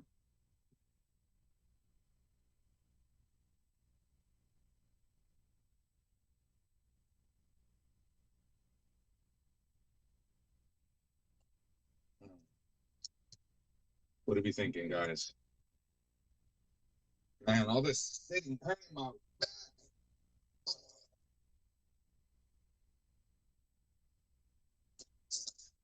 Honestly, I don't even have appetite. I'm gonna keep it a buck. I don't have appetite. I haven't had appetite severely for days. I just eat the food because I don't want to have the headache later, but من حمله میکنم به غذام که بره پایین. من نمیتونم اینجوری کوچولو بخورم چون مثلا به اشتهان بخورم.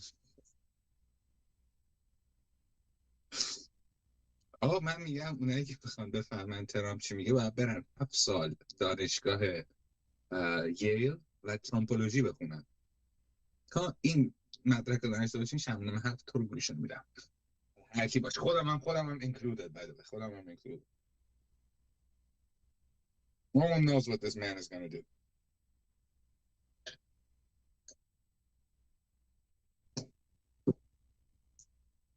Shakir is here. Did we get Discord set up? Discord has been security concerns, man. security concerns. I've looked into it. I really want to give you guys a place, but I'm just afraid. I'm just afraid they're going to track you through. Can you both turn your mic volume up? I'm not there. Can't do anything about the volume. I can get closer to my mic. I can talk louder. How about that? I can try to do that for you. We're going to be here, guys, for like 40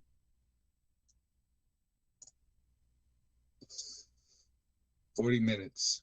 Just me and you guys. Just the two of us.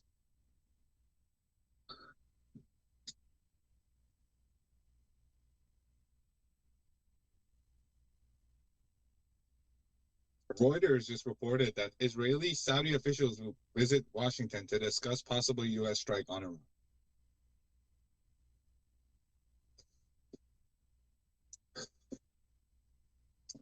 Iran. Interceptor on Twitter said, Iran regime rattles the saber with promise to respond instantly if attacked. I appreciate it. Thank you. No problem, man. Doing my best.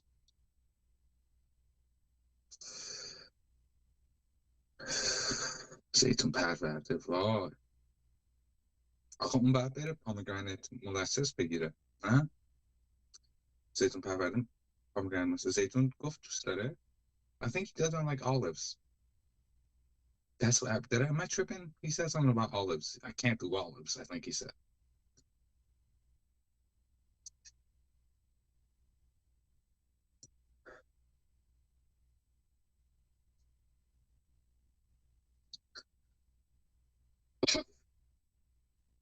Any ice cream recipes? Traditional ice cream, traditional Iranian ice cream. That would be nice. If he's getting saffron, then we can help him. We could help him with that. He's Italian. Hey, I'm walking here. Hey, what's the matter with you? Gabadoo. I love The Sopranos. Any Sopranos fan in the chat? Anybody thinks The Sopranos is the greatest show of all time? I love that show.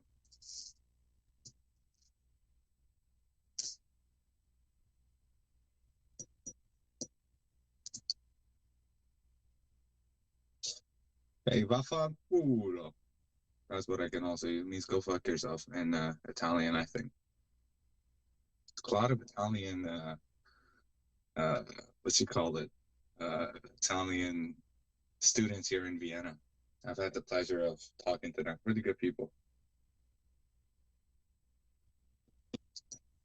Like I mentioned, Sopranos, they're going to come out.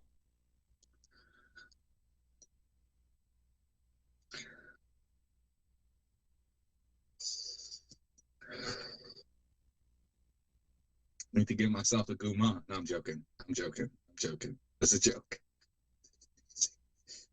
After kebab, he should drink the Persian tea.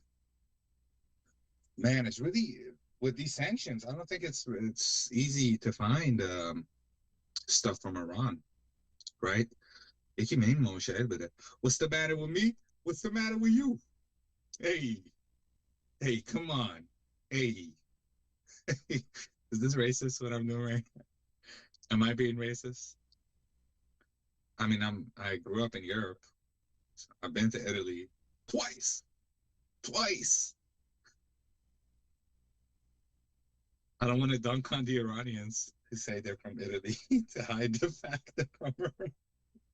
And I got so many stories of that. I'm Italian. Yes, I'm from Milan.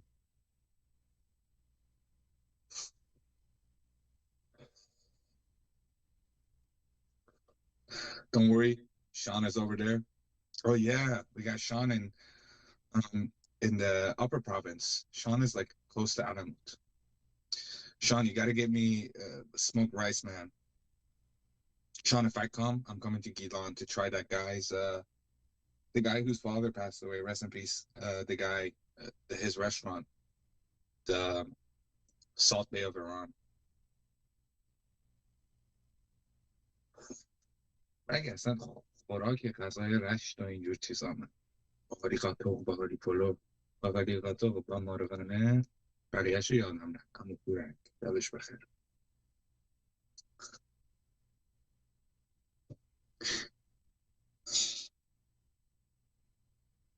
New footage is coming out of the killings.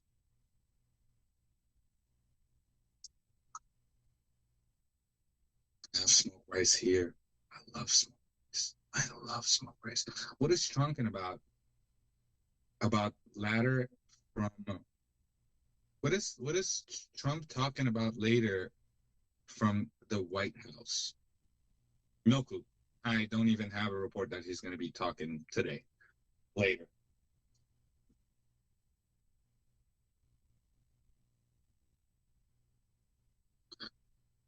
Ashpolo. Oof. Ashpol? I think he said Ashpolo. I don't know what Ashpolo is. I don't know what Ashmasti is. I wish I could find Turkish coffee where we live. I had it at a Turkish hookah lounge years ago, and it was so good. Turkish coffee is pretty good, yeah. My barber always gives it to me. My barber is Turkish. Shout out to all the good Turks who don't support the Iranian regime. I worked in Milan for a short time, and they couldn't have treated me better. Love Italians. Italians are down to earth. World War III, Muhammad predict. Who? Prophet Muhammad?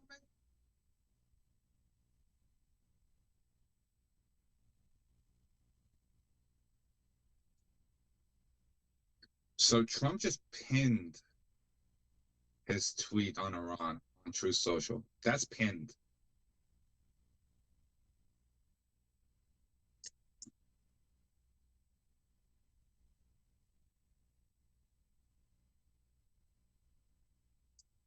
An Iranian military spokesperson said the armed forces are on alert to respond to any action against Iran's sovereignty.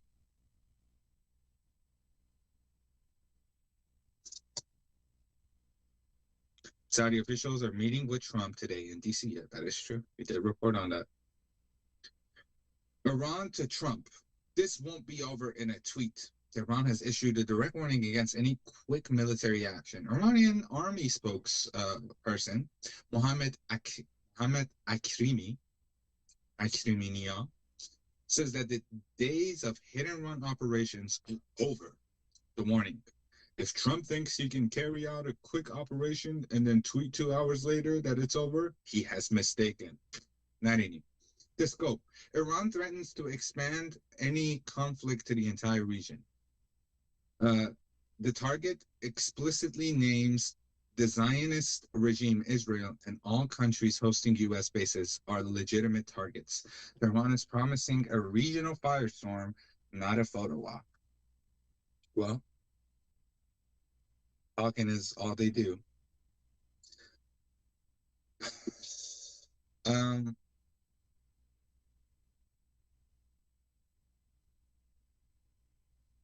We're just seeing more stuff being sent to the Middle East right now. That plane is still going.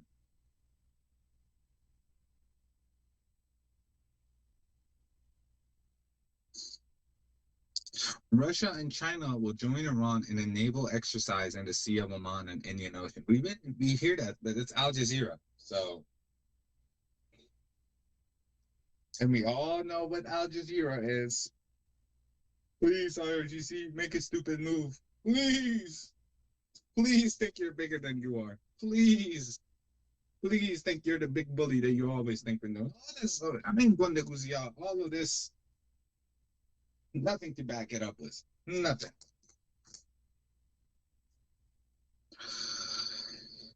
But I hope whatever stupid move they make doesn't hurt anybody. I hope all their missiles just, like erectile dysfunction, just flop back down to the ground. That's what I hope. Russia and China will join Iran again. We see this.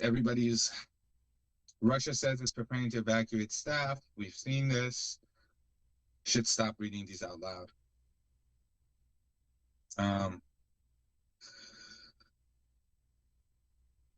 I And then Al Jazeera, breaking news 2 minutes ago, Iranian army, we will respond on the spot if US makes a foolish move.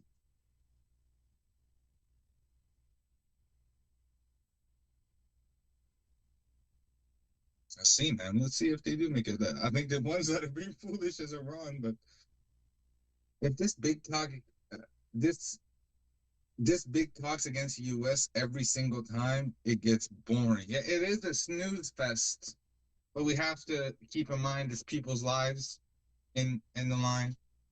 We have people here in the chat whose husband, whose family is deployed currently, and I wish nothing but safety for those people, and the power of God standing besides them, in them, and to protect them throughout this, and to get rid of these evil people.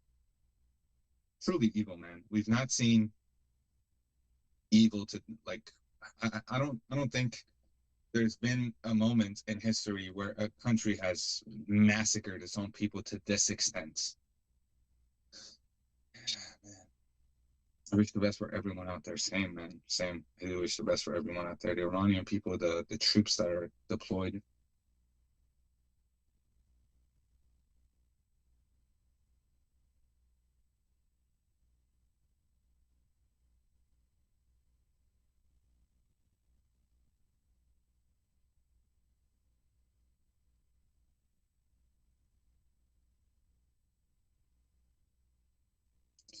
So breaking from the Middle East, a U.S. Navy warship is reportedly preparing to dock near Eilat in the Gulf of Aqaba amidst rising tension and potential preparation for an action against Iran, according to the Israeli Broadcast Authority. Ukraine, Stalin, yeah, but not, I say in a long time. Did I say in a long time or ever? In a long time. Stalin is in a league of his own of horrible humans. Stalin is the level of hell he's burning in, right next to Hitler. Probably, who else will be to that level? These people, man. Khomeini is on Lenin.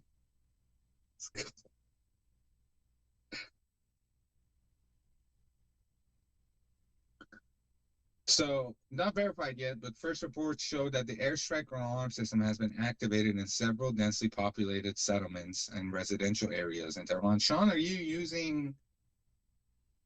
Sean, بدون اینکه مستقیم به من یه جوری بگی، خب ازت یه سوال دارم. اینترنتت از اونجاست یا از اوناست؟ اگه بفهمی منظورم چیه. میدونی یه جوری به هم برسون. من میخوام بدونم چون اینترنت داری تو بقیه فکر کنم غیب شدن یه جوری. Breaking. RGC Link Mirage Airline. That's the one that we're watching right now. Aircraft of this type are typically used to transport high-ranking VIPs of the Iranian regime. امیدوارم فهمیده باشید شان منظورم چیه.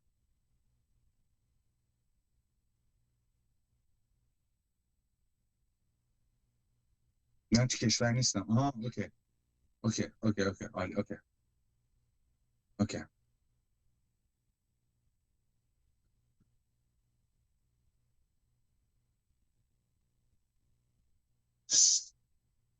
سلام علیکم، من هستم. آریا جان تو اینترنت داخلی الان وصلی؟ یا داری از سایفون یا دونه اینا استفاده؟ Okay. So I just prepared my food. I'm gonna take a picture of it, and I gotta stick it in the oven. So I'll be right back. All right. Cooking. He's cooking. Welcome back, Chaos. Best for live. آره بستم.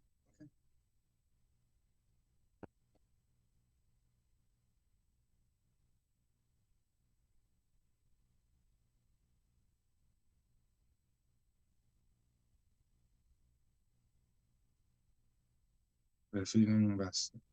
Okay. Okay, now to call my admin.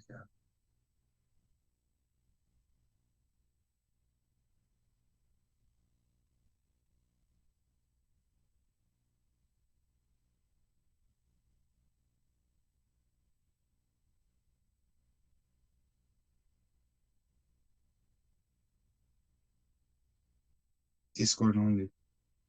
Okay. The problem with Discord is the second we open it to everybody and I put a link in the chat, people can join and then click on everybody's profile. People have stuff linked to their profile, and I can't tell everybody to unlink stuff from their profile. You know, don't wanna give them anything.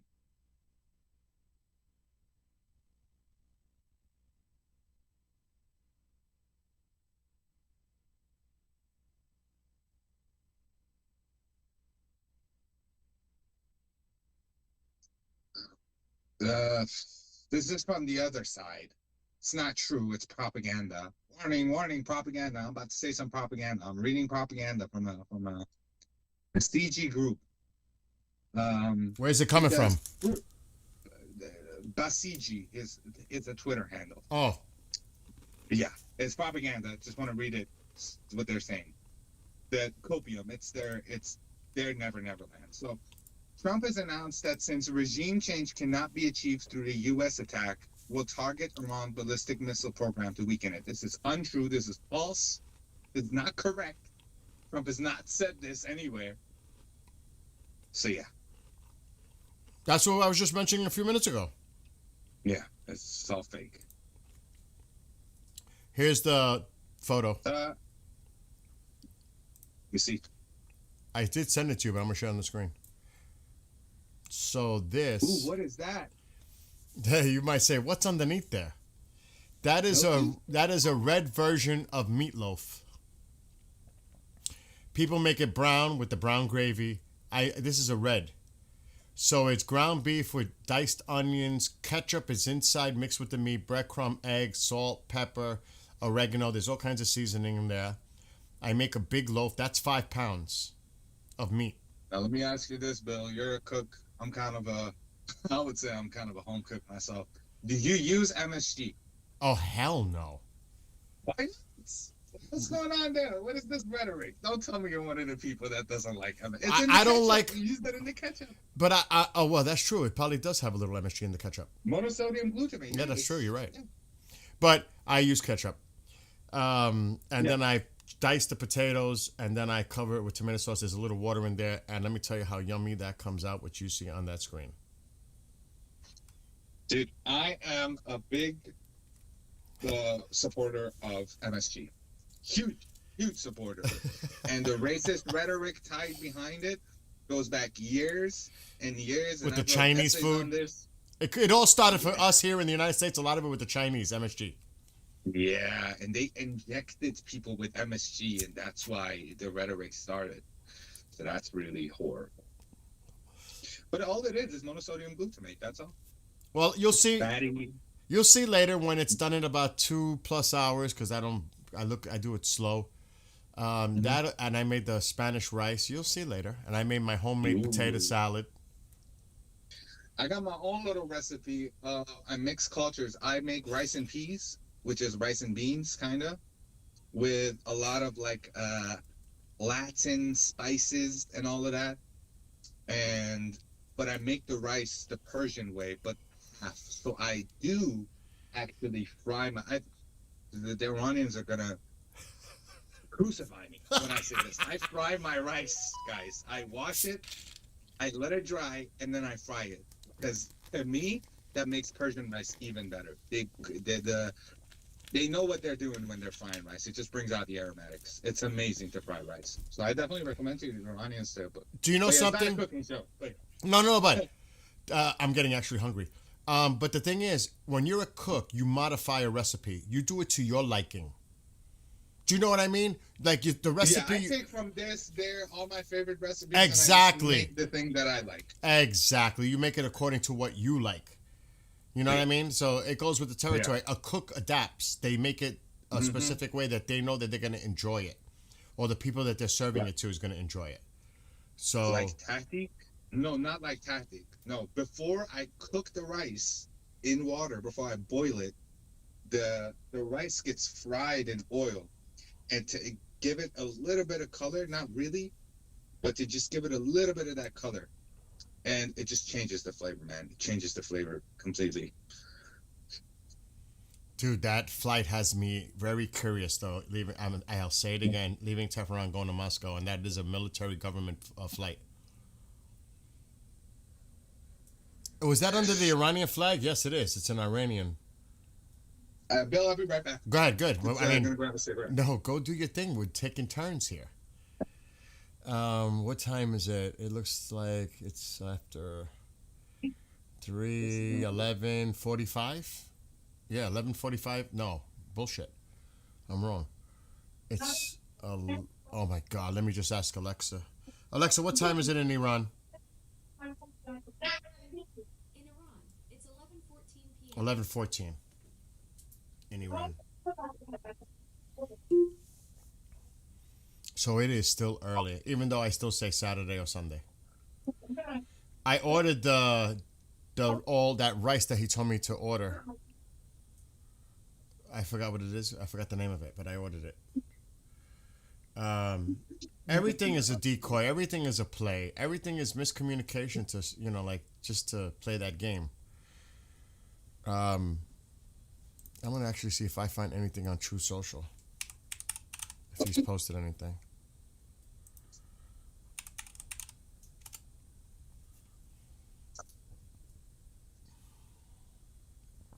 That food won't be ready for a while. All right, I'm back. Okay. No, nothing lately. The president on True Social, not on Iran. He's gonna stay silent now. I can tell you one thing. Trump pinned the threat about Iran on True Social. What? Yeah, he pinned the tweet that the threat to Iran, the one that was posted yesterday. Yeah, it's been pinned now. Oh, okay. Nothing out of Israel. Nope, nothing. At least nothing that I follow on Telegram. I'm going to check X.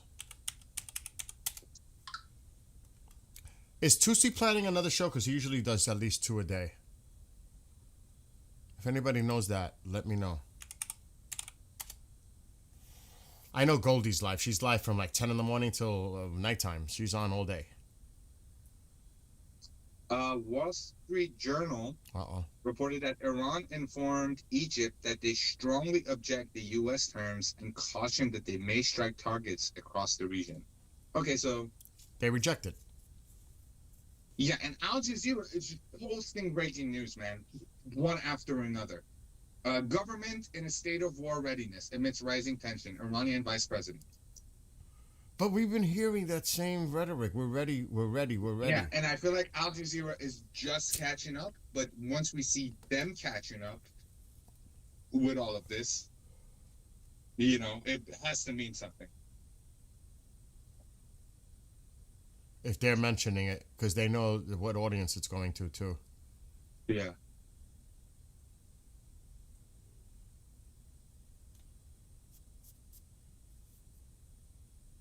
Yeah, I'm not seeing anything at all new.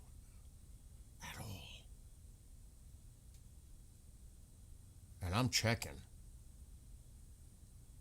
Let me see what the ones I follow. Wait a minute. Trending now. Hold on. I just found about the flight, dude. Yeah, it's trending massively. Look. Iranian VIP flight heads to Moscow amid deadly protests. The one we were tracking, typically used for top officials, left Tehran's Imam Khomeini airport on Thursday bound for Moscow. This came during Iran's largest anti-government uprising. We know that. Shoutouts, our chats, they reported on that the second it went up from Tehran, by the way. The people in our chat. The second it went from up in Tehran, we knew it. And it was above Azerbaijan when he came back. This is a summary of everybody posting, and it's all over the place. Usually reserved for senior members of the Iranian government, has departed Tehran within the last hour, bound for Moscow, Russia. So it is trending. I'm sure I follow Osen. If I haven't, I better. Yeah, let's do that. Yeah, so it's already trending. And it's right there. It's pretty much there in Russia now.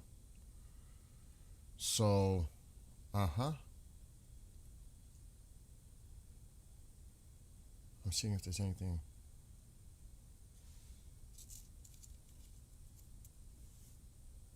Yeah, but other than that, there's nothing.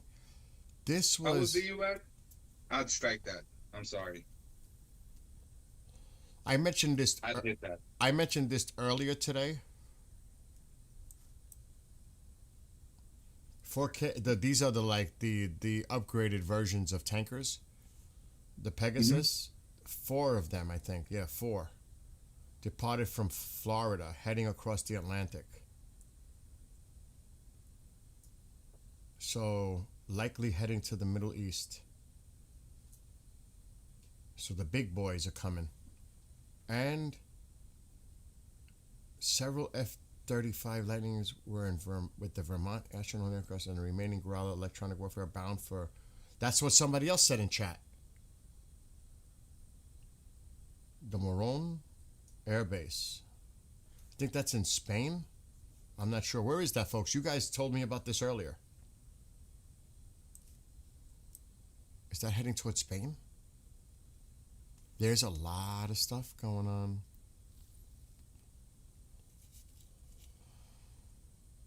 And you could see, there are some on the other side that are trying to do, diplomacy. This movement signals heightened military readiness, but force projection alone won't stabilize the region. The priority must remain diplomacy and de-escalation. Yeah, right. We're past that. Is Trump supposed to speak today somewhere else? No, right? Not that I'm aware of. Yeah, not that I'm aware of. He's close to the Situation Room. I would bet money he's hanging in. It's all over. And it's all over the place. I don't know if this person is credible, but they're saying the same thing. An Iranian government plane, apparently considered the presidential plane, departed to run from Moscow. Who is running for his life? There's a lot of people talking about that flight right now. It's all over the place, dude. All over.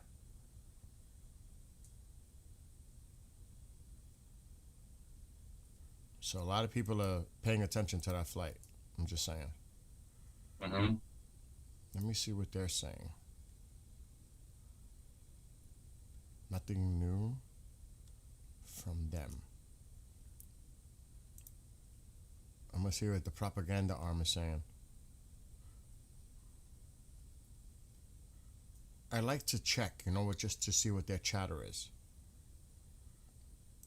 The Iran Military Monitor.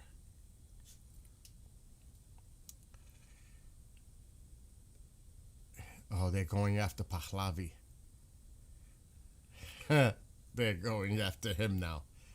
Hidden truths about Pahlavi family revealed by a former advisor and relative of the Pahlavis. This is what's going on there. Rest assured that this man will complete his divine mission. I don't know who the hell he is.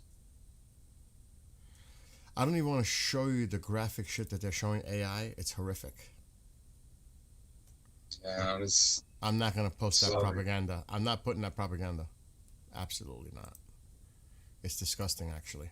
What's funny is some of these Twitter pages are using war elephants as a symbol, and that's an Indian thing. So that tells you where these stuff is being generated from. Yeah. All right. Always So try to sneak another culture in. This is coming from the other side. I'm just letting you know. This is Iran Observer. Iran's military spokesman. This is 14 minutes ago. If Trump thinks he can carry out a quick operation and tweet 2 hours later that the operation is over, he is dreaming. A war will break out that will engulf the entire region from Israel to the countries where the U.S. has bases. I'm tired of this rhetoric. It's time to put them to shut up. I'm telling you, I can't take it anymore. I'm It's just serious. news, the amount of bullshit they're just saying. Yeah, I can't. I can't take it anymore. It's time. It's time. It is freaking time. And there's a lot of graphic videos I will not share. No. We pretty much know what the hell is going on. But other than that, dude, it is quiet. Super.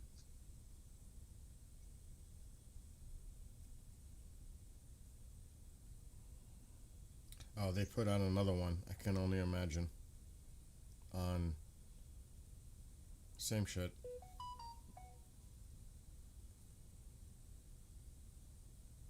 They're talking about the Israeli reporters about talking about how he pinned that post.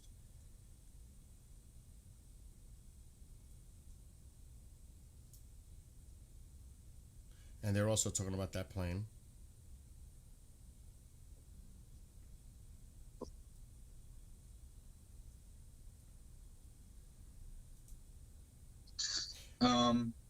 I think those tankers, upgraded tankers, they landed on Spain. Someone said in the chat. Brian said they landed on Spain. Yeah, that's what I had heard. It was destined to Spain. Liberian president and Australian chancellor, who were supposed to arrive in Israel next week, have canceled their visits. No official explanation was given. Oh. What are you saying? No, I'm just reacting to what you said. Yep. There.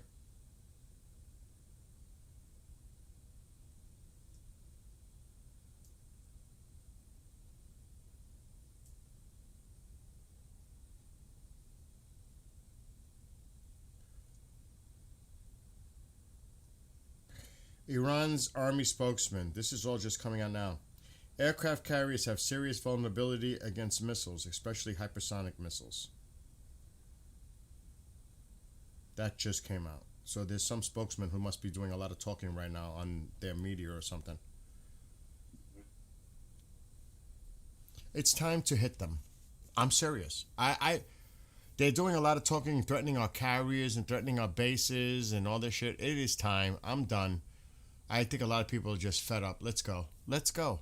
Let's just go. Let's just do this. Let's just. The red aircraft is the VIP airplane that supposedly has Iranian officials on it. Yeah. It's a government military plane. What did I miss? Can I get a cliff note of what's happening? We're still monitoring the flight, the Iranian official flight to Moscow. Yeah, that's about it though. It's in Moscow now. It's pretty much, we don't need to keep following it. It's definitely in Moscow. It's in Russia. And now we're just, what is it, like 10:30 almost p.m.? It's still early. And a lot of development today. You know, it's still early. At least at night there, it's only 10:30. Again, I don't see anything happening tonight. I think it's, if anything, the weekend, but you never know. So we'll just keep an eye on it. I'm scouring for information, and I'm not just finding anything like, you know. Okay. You know what's funny? What Goldie put in, it's so true. And I'm going to share it on the screen because you could see it's a tanker. It was a tanker. And they modified it with the deck for these so-called drone to make it an aircraft carrier. But you could see what they did. They modified a tanker. What you have in that stove?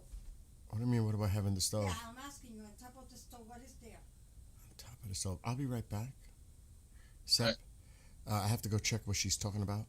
But before I go, she puts this, they emptied out a commercial cargo ship, put some asphalt on the top, and are now calling it an aircraft carrier. It's Look at it. You could see it. You could see what type of Pathetic. look. I mean, that's what they did. It's really pathetic. Oh my god. I'll be right back. Take your time. Take your time. Chat. I'll be. Give me 2 seconds. I need to get a new charger. My charger broke.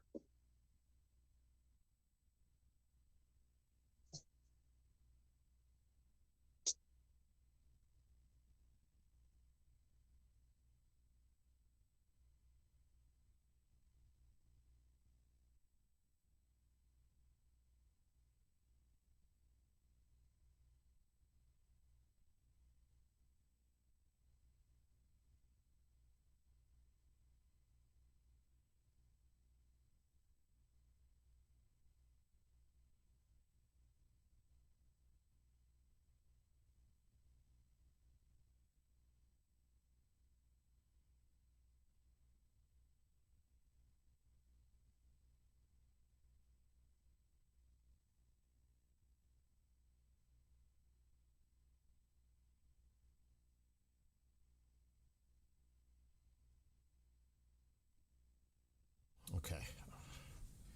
That is a joke.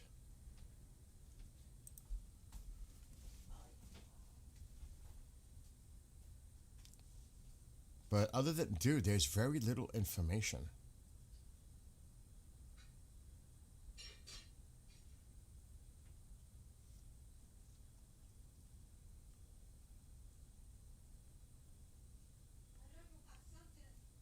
Let me see if Rez is putting anything out.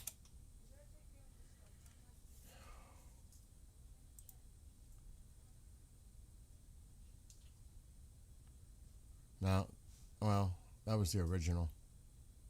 That was 3 hours ago. How he welcomed the EU's decision about designating the IRGC as a terrorist organization. So that's not new. All right. Yeah, I'm back too. Yeah, I had to get a charger. They killed my. They hit a strike on my charger. Stopped working randomly. Really? Yeah, my charger broke for some reason, but I just switched it.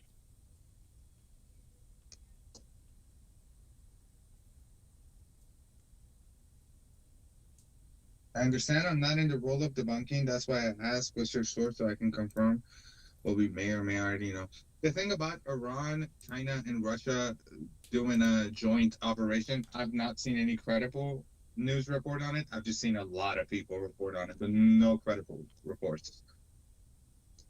And they all popped up out of nowhere, suspiciously, all at once. So This is what Lindsey Graham just put out not too long ago.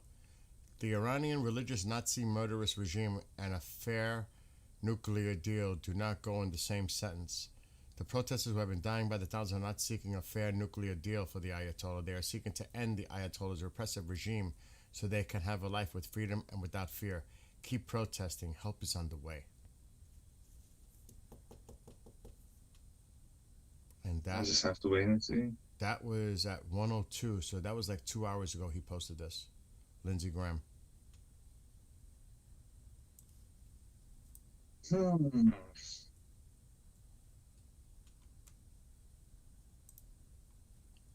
Now just a bunch of AI generated pictures of Iranian army. I'm seeing a lot of that too. There's a lot of BS out there. Their propaganda machine is all over social media. Yeah, they're working overtime, man. The activated public internet, now they're connected to the Chinese AI farms. And just posting. So Iran, this is official now. We can say this is actually happening. Iran has activated the air raid alarms in Tehran as they're prepared for U.S. strike. Can somebody in Tehran confirm this just to double check? Is this true? Somebody in the chat came and said, I'm in Tehran, and they did that. And yes, they are. Chinese definitely have problems internally. They got their own problems they're dealing with right now.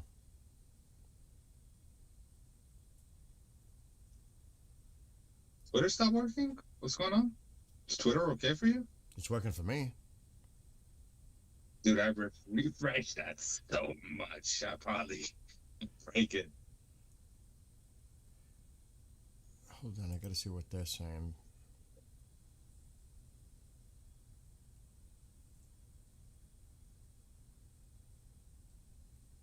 Yep, my Twitter is broken. Can't search for anything. For real? Yeah, I can't search for anything. I can just refresh the main page. Shin said, eyewitnesses tell me there's an extraordinarily outbound flight from Mehrabad Airport, Tehran. Could be relocation to East like the 12-day war. Is he referring to the flight that we were monitoring going to Moscow? No. This is jets that are being repositioned. Oh, okay.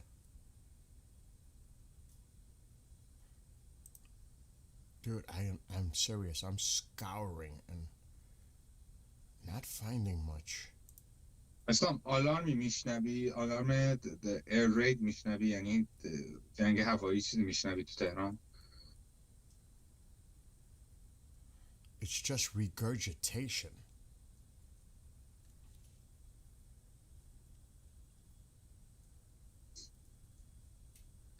نه این سایبری رژیم نیست دوست عزیز فکر کنم فقط عقیده‌اش یه ذره فرق این میگه مردم باید با هم دیگه باشه ما نمیتونیم سرکوب کنیم و خفه کنیم یه بار من تایم اوتش کردم به خاطر اینکه اومد یه چیز گفت خدایی بهم برخورد نمیخوام بیارم بالا دوباره اعصاب بقیه خورد بشه خیلی برخورد فکر کنم دیگه ولی میمونه اینجا نشسته با ما داره صحبت میکنه خیلی هم نرمال صحبت میکنه فوش هم هیچی نمیده ولی قبول دارم احساساتی نشد دوست عزیز من نوکرتم مر نمی من یه جوری اینا رو میزنم تو اصلا نمیدونی من تو هوا میزنم این سایبریا رو که میان تو چت قشنگ پیداشون میکنم این فکر نکنم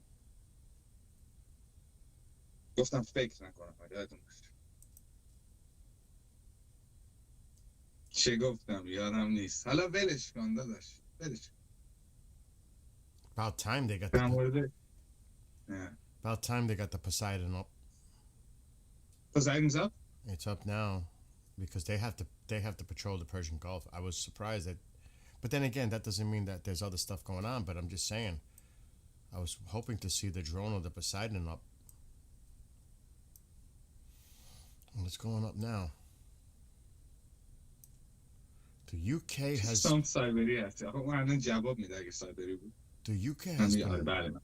The UK has been lurking all day with their refueler by Syria. All day. Mm-hmm. So I'm wondering if anything's going down. Look how they circled. Look at that. That's weird. That looks like they were refueling something there. Look at that. So, I've never looked into this. So I assume the refueler flies above whatever is being refueled and it drops down. It's whatever, the planes. It usually comes down at an angle, yeah. Yeah. And they refuel in the air? Mm-hmm. Yeah, that's crazy, man. But that sometimes indicates a pattern of refueling and progress. When it does those oval shaped, they're refueling something. I would not be surprised. So something has to stay in the air. You think it's that big NATO? I think they were typhoons and they were hitting targets in Syria. That would be my guess. Possibly they were hitting targets in Syria. Proxies. If I had to guess, something went down. And then you're not going to see it, but the typhoons might have went into Syria, did whatever, or possibly even they were hitting targets in Iraq. Don't know.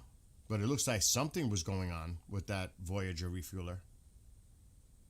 And it's been out there for a minute. So, like I said, I'm making an assumption, I'm speculating, but when you see a pattern like that, it could indicate. I'm just saying could. What's going on now? Most likely refueling SDF aircraft. Now, I'm going to tell you, a few weeks ago, when the UK struck Syria with France, this pattern was there. And I saw typhoons for like 2 of them, and then they disappeared. And so did the refueler. It disappeared. So I'm not saying that's the case, but I have seen history of something similar. China's in big trouble internally. They just suppressed a coup. China's got its own problems. Big time. Internally. And they're focused on that right now. Actually, I don't know if you guys know this. Allegedly, there was a report that a Chinese top commander was providing intel to the United States and was taking bribes, and the Chinese found out. That's just one story that I've seen over the last couple of weeks. So the Chinese have some internal issues going on.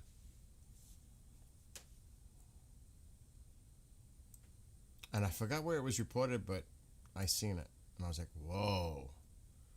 And I mean one of their top people. I'll try to find the story. Chinese have problems internally.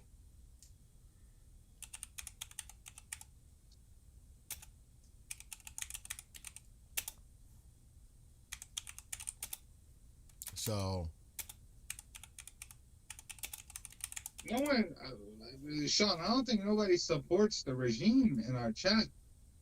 Well, besides the bots, there hasn't been somebody to come here and have an educational conversation about why the regime should say. All they say, Trump bad, Israel bad, and they're drooling over their keyboard as they're typing that, with one eye looking to the left side and one at the screen. So they're not really.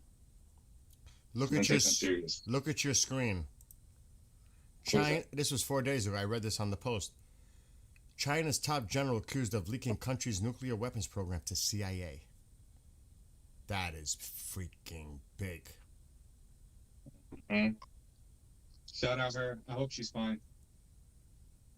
He's been accused of leaking nuclear secrets to the U.S. and accepting bribes.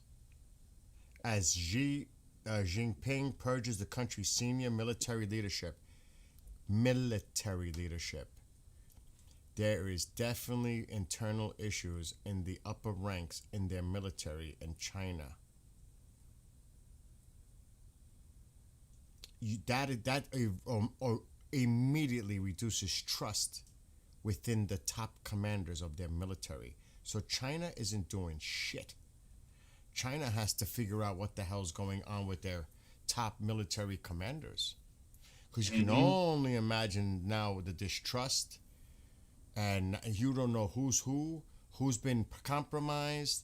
Now they got to do some in-house cleaning and vetting what's going on in their top military personnel, because now they don't know who they can trust in their top tier positions of military positions.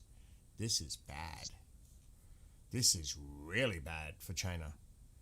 He was detained by military corruption investigators earlier this week, according to reports from Chinese outlets. He's the first-ranked vice chairman of the Central Military Commission. So, this is a major problem for China. Of course he has total control of the military. I mean, why would you even say that? He's got control of everything. He has to. Of course he does.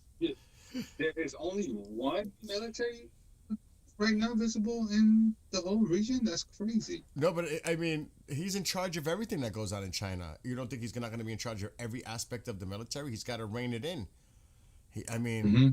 The point is, there are cracks there that he has to contain and control and see what else may be going on, because it's like sticking the finger in the dike, hoping that the whole thing just doesn't, you know what I mean? So that's a major concern. That's one of your top commanders, generals. And of course he's got to take actions to get control of the situation. But the point is, there is a situation to be controlled. That's the part.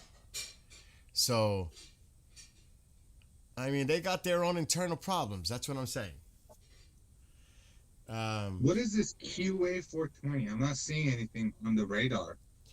Yes, we pray for Tammy's husband. Tammy's in here. We pray for everyone, all the families, everyone in Iran, everyone in the military, of course. You know, that's for sure. Now they are not there to advise and stop shenanigans. I'm saying there were generals that would advise him. Oh yeah. Oh yeah. Oh yeah. That's true. The guy was only second to the Chinese leader apparently. Holy shit. So like the point of this whole thing is, without getting into a semantic debate, the point is they've got their own internal problems to deal with right now. That's all I'm saying.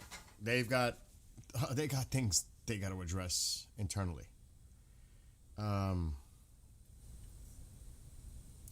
trying to keep the volume down on my end because there's some background noise going on near me, so I'm trying to keep it down because I don't want you guys to hear what's going on behind me. His generals are also against taking Taiwan. Well, there you go. All right, let me keep scouring. And we can put the regular thing up now, the civilian. We're not going to see anything on that anyway. Alexa, what time is it in Iran? It's 11:44 p.m. in Iran right now. Early. It's almost midnight.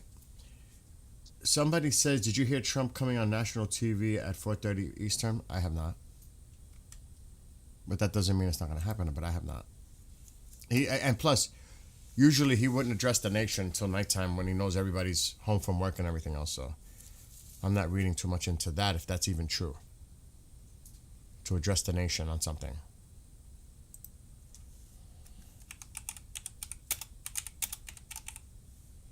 You got to remember, there's a lot of BS out there. Don't buy into it. Mm-hmm.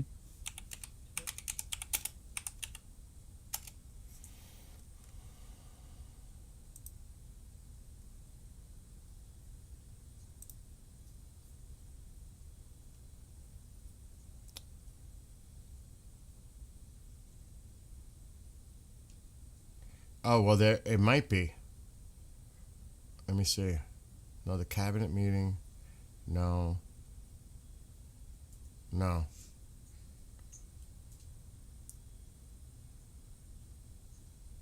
I'm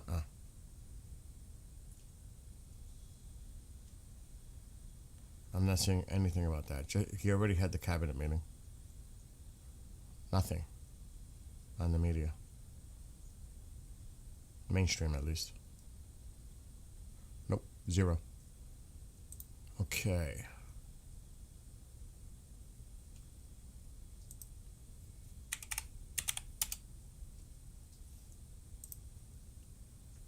And it's funny how the traffic is, every night it's so consistent the way we see it. You know? Mm-hmm. Every night. Like in a little while, you'll start seeing these planes thin out a little bit. And then it gets crazy by 4 a.m. their time.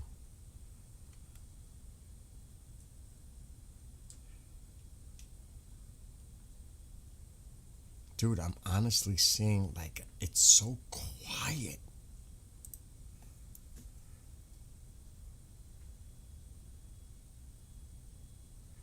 I mean, everywhere I'm looking and all the places that I go to are quiet. Give me a second, I'll be right back. Okay, go.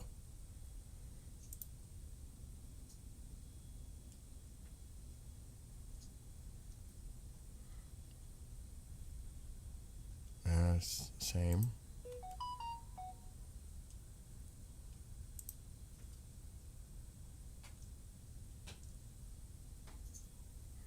I already took that. I already put this out. This was 39 minutes ago. And it's translated. It's in Persian. It's this one. This was recent. Iran, and this is, he's talking about it in Persian, but here's the translation. If Trump thinks he can carry out a quick operation and tweet 2 hours later that the operation is over, he is dreaming. A war will break out that will engulf the entire region from Israel to the countries where the U.S. has bases. See, they're doing that on purpose to make those countries nervous. And that's why they were trying to push, earlier today even, trying to push things behind the scenes to not the United States not to act. You know, because that's what the rhetoric, they're going with this. And then there was an emergency call that was made between some, and I don't know if it's going to mention, here it is, emergency call from the foreign ministers of Pakistan, Oman, Qatar, Turkey, Egypt, and the UAE to Iran. Because they're saying, you know, that we're going to attack any place they have bases. Well, you know, are we part of that? Are you going to attack us? So they're all scrambling based on the rhetoric that's coming out from their side. Like, we've seen what you wrote. What does that mean for us? Are you saying that you're going to attack us where the U.S. bases are? So you can see there's all kinds of crazy stuff going on. But that's just to give you an example. It's not a video. I didn't play the video. Because why play the video? It's in Persian. The translation's on top. I mean, you know what I mean? I mean, we could literally hear him discussing it in Persian, but it's translated on the top. You know what I mean? Ghost Khan. But other than that, the information coming out is very limited. And I don't know if this is true, but this again is and I've seen this in numerous places. Iran to conduct military operations in the Strait of Hormuz with live ammunition starting next week. Ships will be instructed to follow a specific route. So I've been seeing that in numerous places today, all over the place. So who knows? But I'm not seeing anything really new coming out. And trust me, I'm checking like everywhere.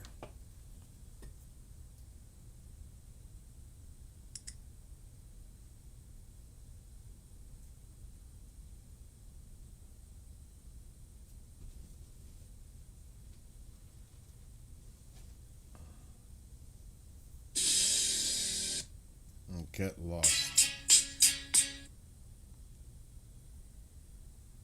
Oh, we're getting reports in the chat that they're cutting internet down. Again? Mm-hmm.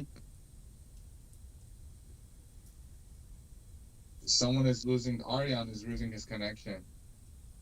That might just be the unstable internet that they have going on, but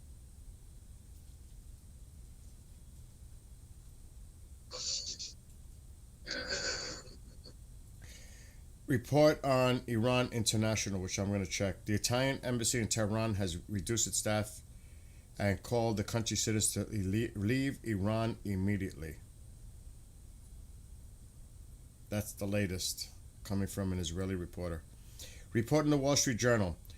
Trump was briefed on possible strike options jointly developed by the White House and the Pentagon, and one of the options is called the Big Plan, under which the U.S. would attack regime facilities and IRGC sites in a broad bombing campaign.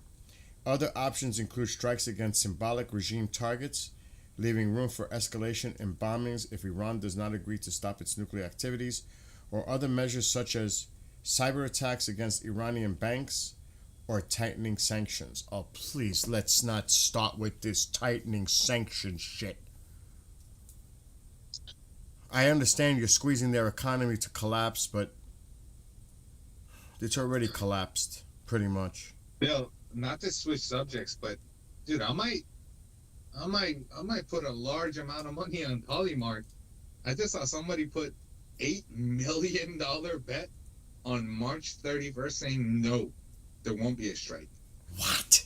I mean, that's obvious, right? That's easy money. That guy just turned $8 million to 14.5. So they're saying there won't be a strike until March 31st? So U.S. strike on Iran by March 31st, $8 million was put. Oh, that's spring. Yeah. This is not playing out that long, dude. And prior to that, he put 13 million on February 28th. Yeah. Saying also no. Ow. So that there won't be a strike? There won't be a strike by February 28th. 13 million. U.S. strike by March 31st. 8 million. This is just one account. And U.S. strike by June 30th. He put 2 million. So Tom says, I just checked, BGD PME routes into Iran. They are still active, so internet should still be good. It might have just been him. It might, he might have just had a connectivity issue.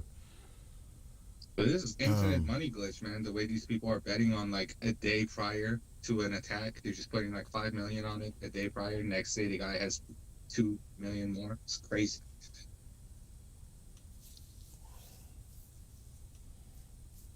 You know, I hate to say it, but watching this is like watching paint dry. Good analogy, can you? I mean, it's just like staring, waiting to see something different. You know what I mean? But there's really nothing else to show because there's nothing going on. I'm checking all the social medias. This was the last thing that came out from the reporter from from Israel. Okay, he put this out a little while ago. Not that long ago, half hour. The commander of Iran's Revolutionary Guard Corps declared a state of emergency across Iran and full readiness for war. Thousands of civilians have been arrested in Iran as part of a large arrest operation. Holy shit. He just posted that too. Oh God. God only knows.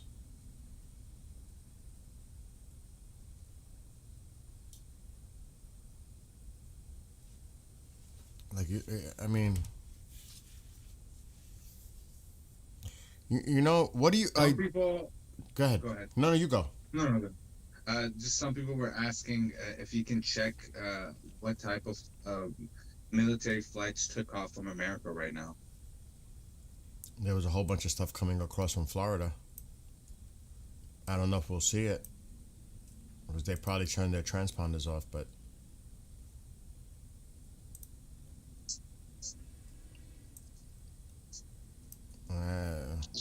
we could look at the Pacific too, but this is inbound. I don't know where that's going. It's hard to tell because, like I said, they could have their stuff off.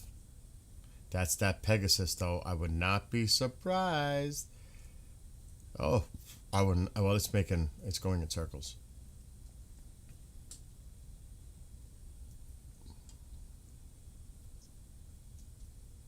There were a few that were heading across.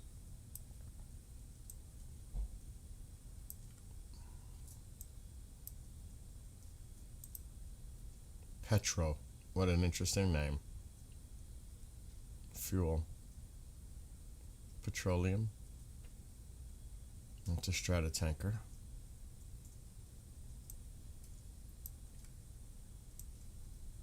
Also, you got to see what comes out of here, too. Very quiet. Very quiet. That is real. Usually, you will see more activity near Japan. And they're not showing anything.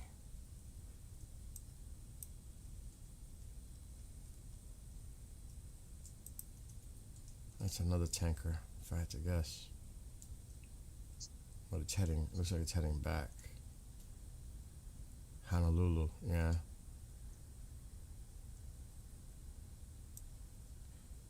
Usually there's more on the map than this.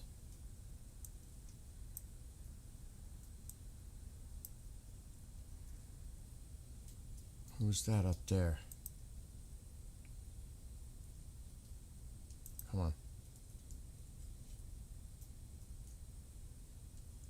Not available. And what about this? And sometimes I just look for the military, the craft type. Even though it's NANA. Wow. I mean, again. Do you just put U.S. military when you're searching for that? No, Or I Air just Force? I have them labeled so I can see them. Mm-hmm. It makes it. Oh, what is this? There they are. There they are. The golds. They're just coming in. And there's two others. They're just coming in. Holy shit. There are the Pegasuses. There's two. Gold. So There's two Israel more. is reporting what we saw a few hours prior, saying that President Trump has concluded that airstrike alone would not bring down the regime, and therefore is expected to focus on Iran's nuclear and ballistic missiles. This is what Commander was telling us yesterday. But if you just read if you heard what I just read, there are multiple options on the table. That is one part of it. Yeah.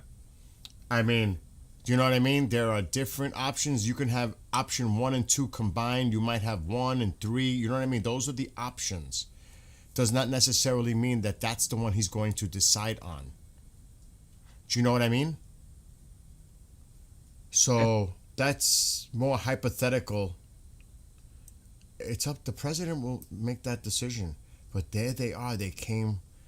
They put their transponders on. There's two more. Can I say something in Farsi real quick? Of course. There's infighting going on.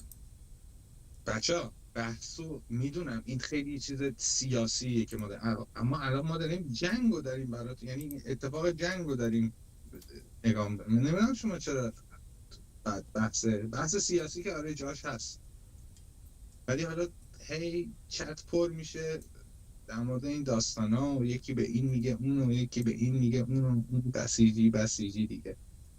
ببین اسلام، هشدار آخر بهت میدم، جدی بهت میگم، هی داری ریج بیت میکنی، هی داری ریاکشن میگیری از این بدبختا.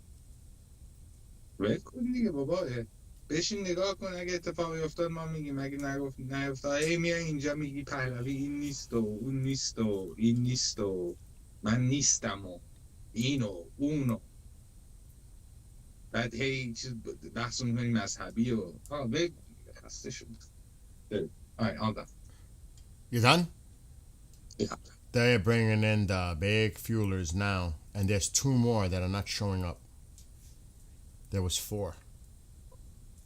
The 2 are showing Bill, up. do you think I'm wrong to say that it's unnecessary to have political discourse at this point? The war is imminent, and we're covering what's about to happen.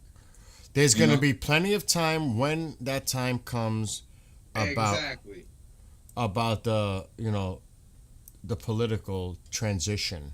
Yeah. But right now, we're there's a lot before we get to that point. A lot. So people can speculate about the what ifs, but first we have to get to that point. Yeah. We don't know what's going to happen here. We don't know. We don't know what's going to happen here. I mean, even if we hit the targets, you have to still consider the IRGC. Even if the regime is taken out, you still have the IRGC component. It could become a militarized state. The IRGC could take control and say, screw that. I mean, there's so many things that could happen here. This is fluid. Until we get to that point, then that discussion can definitely happen. Or even if we see that it's leaning in favor of that happening. But right now, we don't know what's going to happen here, really. But it's all part of speculation. They can discuss it, but I think it's a little premature to go there yet. Because a lot still has to happen first. A lot. Mm-hmm.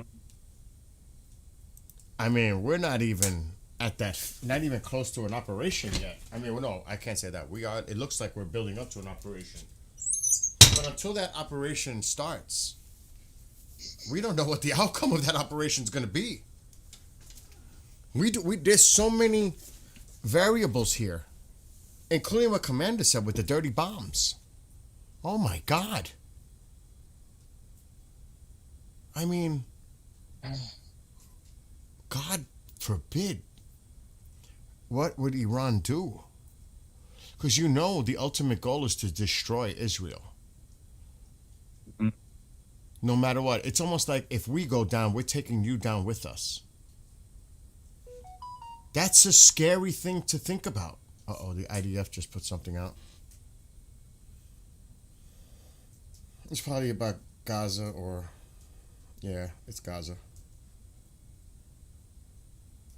It's Gaza related. That's it, though. And Netanyahu has been... Somebody said that he had a meeting today. I'm going to look up Netanyahu. Allegedly, there was some kind of a big-time meeting. I'm not saying nothing. I'm going to look it up another way.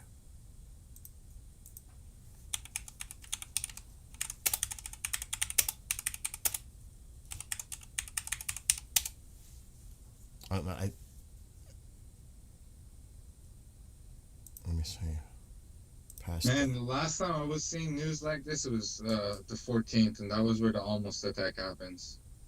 With the briefings and, you know. Mm-hmm.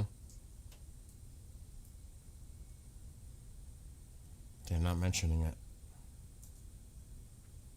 Only that the IDF chief, the Mossad chief, is visiting the U.S. The head of Mossad. Right here.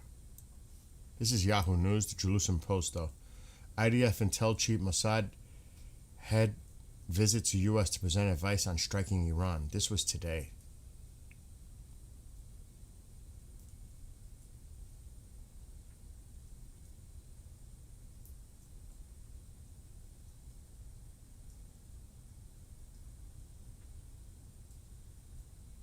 So they're breaking down the past meetings. So I don't know, dude. That he met with top U.S. militaries on Tuesday as the aircraft carrier arrived in the region. So there's like I said, there's a lot going on behind the scenes. You know what I mean? But there was supposed to be some type of a meeting with Netanyahu last night.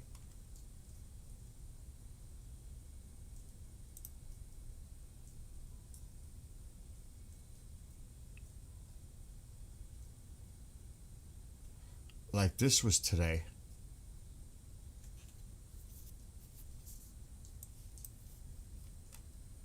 Israel Today.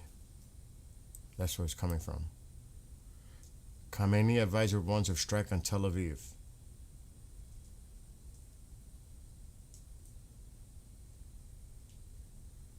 This was yesterday, he said it though.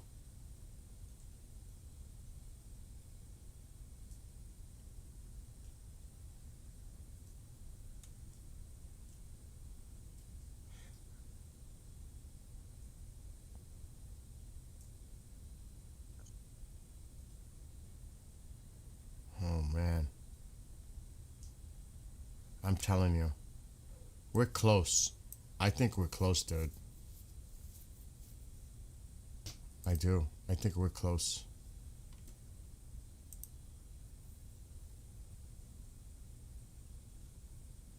The tension is so... I mean, this is intense.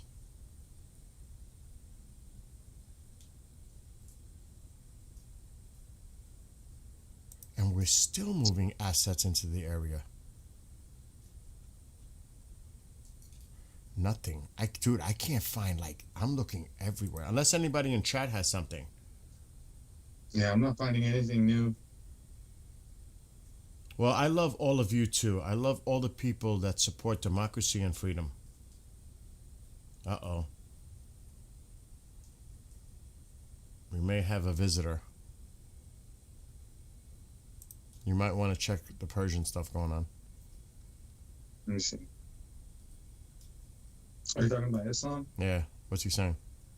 He's the back and forth. He's just unnecessary back and forth. Just yeah. It's just they're going in circles. I've read. But it's nothing they're going in disrespectful, or they're just having a No, no. conversation about different opinions well, about. It did get ugly because he's being ignorant, but it's just him being ignorant. Yeah, but that's based on opinion. You know what I mean? Yeah, exactly. He has his right or her right to express whatever their point of view is. As long as it's respectful. I mean, we're not here to shut anyone down. Everybody's voice, as long as it's kept respectful, it's all good.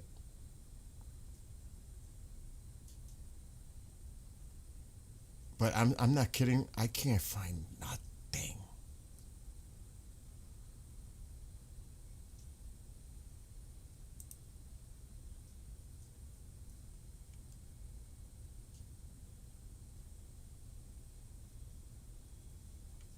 Is Al Jazeera saying anything new? No, they stopped with their breaking news. But can I just check something? Are you call?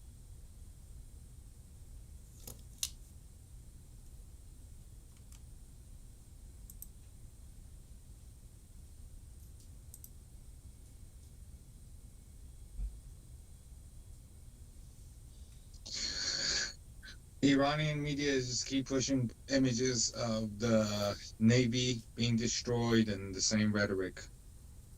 I've seen that, and I've seen horrific AI videos with them doing stuff, and I won't share that. It's disgusting what they're doing, actually.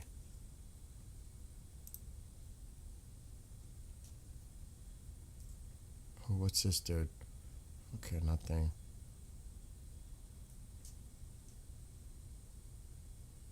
Yeah, that's the video. Disgusting.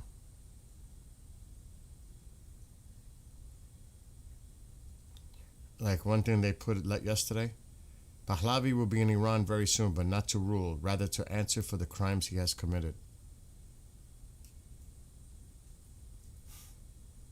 That's some of the rhetoric coming from the other side.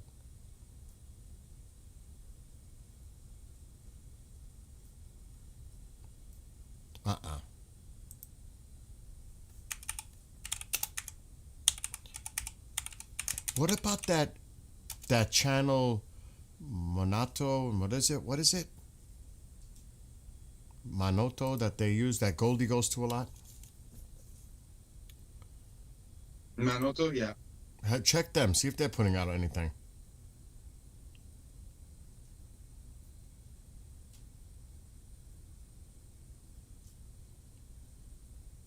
Wow. No, Manoto TV is not reporting on anything besides the death of the fellow compatriots who've passed away. And here's something, Iran International English. A sweeping government-imposed internet blackout has slashed sales, frozen online trade, and pushed thousands of small businesses to the brink, exposing deep vulnerabilities in Iran's digital economy. And people in chat have been talking about that, how it's hurting them. A few nights ago, they were talking about that in Iran. Freaking horrible. Avi, we have monarchist supporters. We don't have any Mujahideen support. We don't have any MEK. We don't. I haven't seen MEK. I don't support the Yeah. Yeah, no, MEK. I'm very, very much against, and that's the one that that and the regime I'll speak up against and bash them and whatever I can. Because they're stupid, they're liars, they're thieves. But we have people here who don't want monarchy or don't fully trust monarchy, and that's fine. They can have their opinion. Exactly. As long as they're not. There are a lot of people that want to see because they hear that dictator word or autocrat word. They don't want that. Mm-hmm. They want a what's that word I'm looking for? Republican. Republic. Isn't it? Yeah, But Republic, a secular, Republican, yeah. a secular government. Well, Pahlavi brings a secular government, which is why I'm confused as to why he has people who don't want him, because he's saying ballots and votes and all of that. And then you have the people who want that say no to Pahlavi, which I'm like confused about. because like it only comes from trust, and like who else is your trust in? Please name one person that's been as loud as he is, or has had enough influence. And this before resorting to, the Western people have fueled this. Nah, the people went in his stream, chanted his name, he stepped up. That's exactly what happened. There was nothing going on like that. That's literally what happened. Denying that, you're crazy. This is what we were talking about earlier. A number of Middle Eastern governments are trying to push the U.S. and Iran into talks to avert political conflict, but the efforts have so far failed to gain traction. There was a phone call from the Egyptian foreign minister with the foreign minister of Iran and Steve Witkoff. This was yesterday, but made no progress. Iran strongly objected to U.S. terms and warned that the targets across the region would be fair game in the event. So they're not listening. And this I heard was not too long ago. Qatar, Oman, and Saudi Arabia in recent days were similarly unsuccessful. Qatar and Oman also sought ways to revive negotiations, but the efforts have not gained traction. So they've been trying behind the scenes to try to diffuse this. It's just not happening. It's just not happening. So, I mean, you can do all that talking, but I think the president has had it. It's done. He said what he said. Take this deal, make the deal. If not, it's going to be far worse. That's it. There's no more talk. Either you take the deal, there's no more delaying, there's no more negotiating, agree to the terms, or you toast. It's that simple. It's that simple now. I don't see it complicated anymore.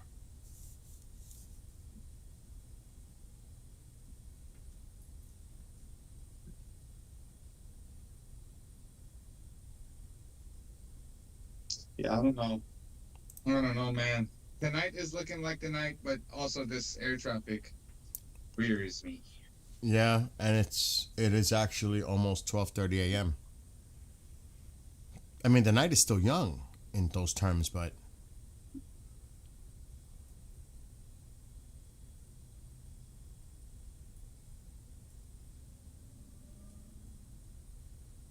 oil prices surged on Thursday on rising concerns over a possible U.S. military attack.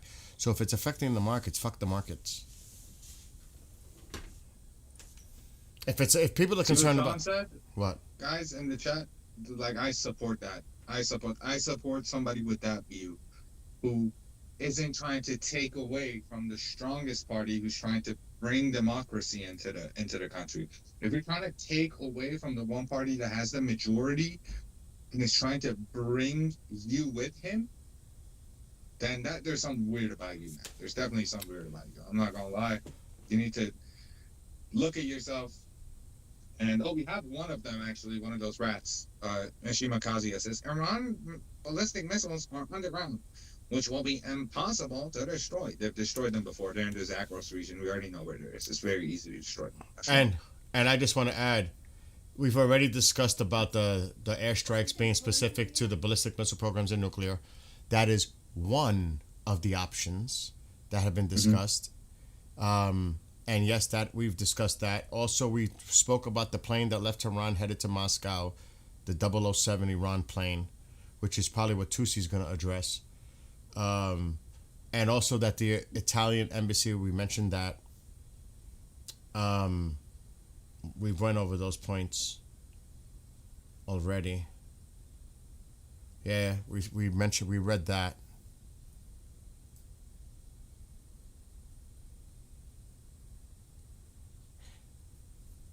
But we're trying to see if we can find anything new.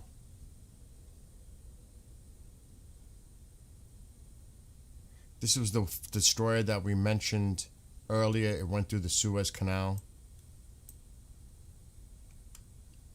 The Delbert D. Black, another destroyer, is in the area now.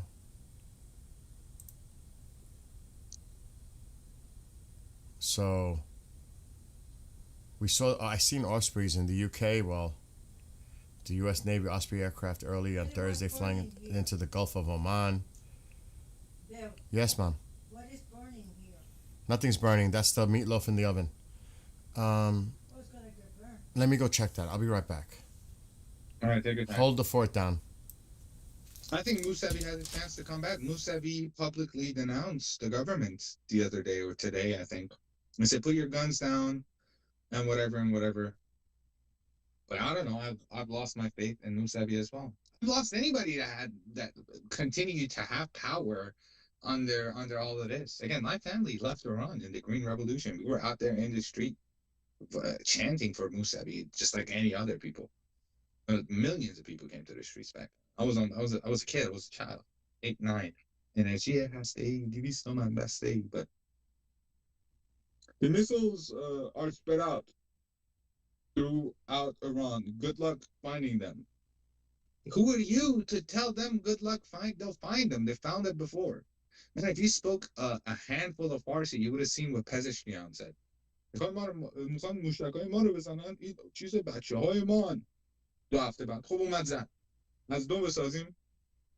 you don't speak Farsi.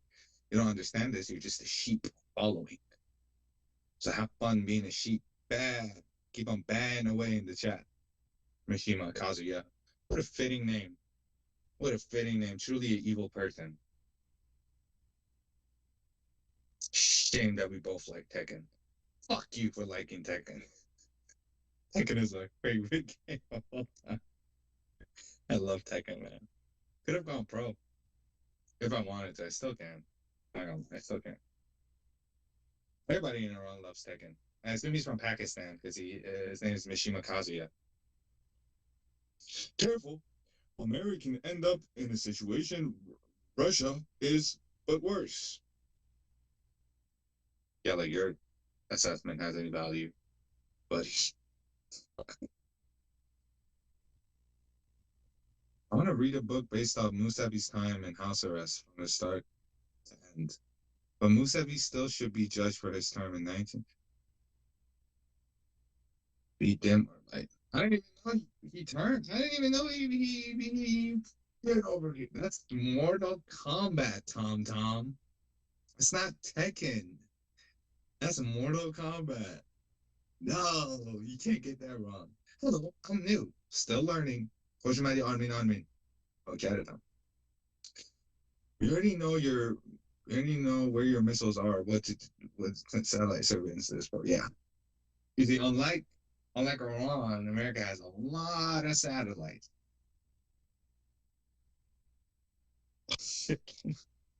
Is there any way to block these regime supporters because they're spying on everybody in this chat? It's not about democracy now, it's just about safety and security. Even if I block them, they could just come back and, and take their voice away off the pretense of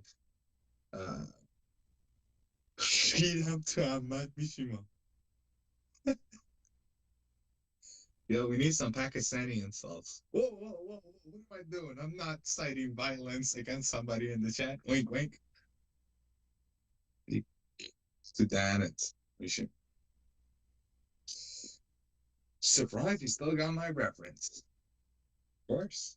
We're talking about fighting games, you go, over here. Dum, dum, dum, dum, dum, dum, dum, dum, dum, dum, dum, dum. That is my favorite theme. That is miles better than the liquid DMB. America don't have hypersonic missiles yet. Iran has plenty. As we're saying, Farsi Narini.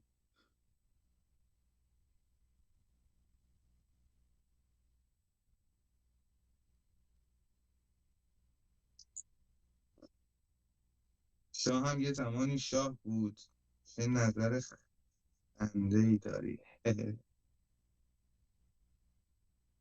No idea what you're talking about, Mishima. Of course he doesn't. He's a Tekken player, man. He's rage baiting. Or probably plays Eddie. No, he probably plays Panda. About to crash out. Hell no, man. I'm just ashamed that we're both Tekken fans. Is this what the Tekken fans have resulted to? This is what Tekken 8 does to you. Game's so bad, you gotta come into the chat to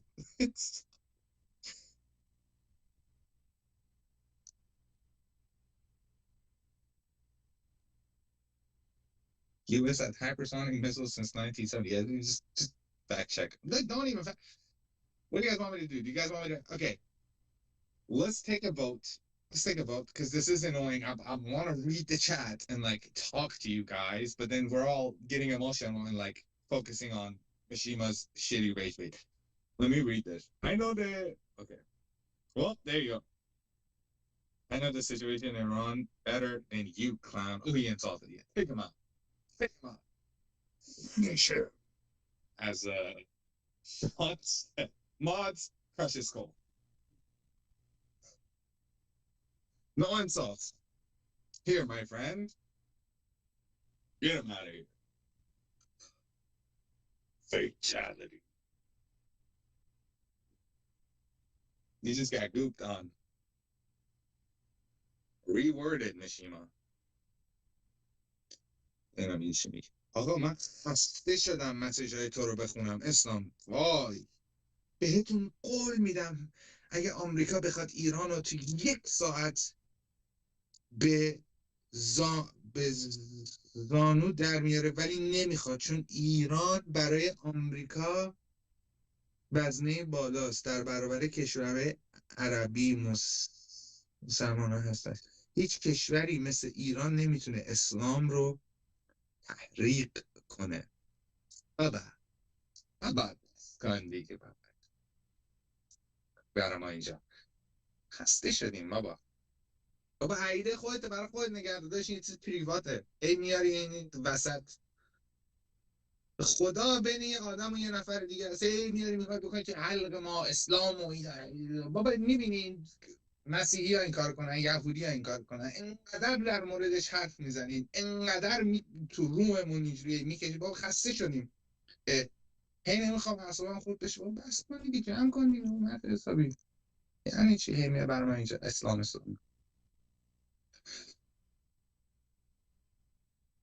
اگه اینقدر خوب بود همین کشور یه چیزی داشت، منم نداره، ریده شده توش. Exactly. This is what I thought right now. Did I miss anything? No. No. I had to get firewood. Take your time. Time, it seems like we have plenty of right now.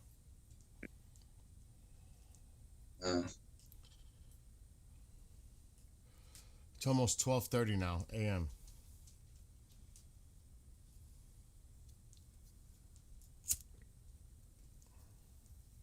Well, I'm getting tired of, I don't want to be xenophobic, but I'm going to say it in English. I'm tired of this rhetoric of Islam being used as an excuse to show power and might.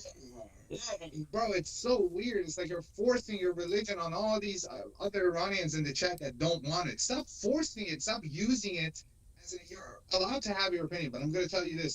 You can't result back to that every single time. Everything anybody throws at you or tries to shut down, you just result to Islam this, Islam that, Islam is strong, Islam. Bro.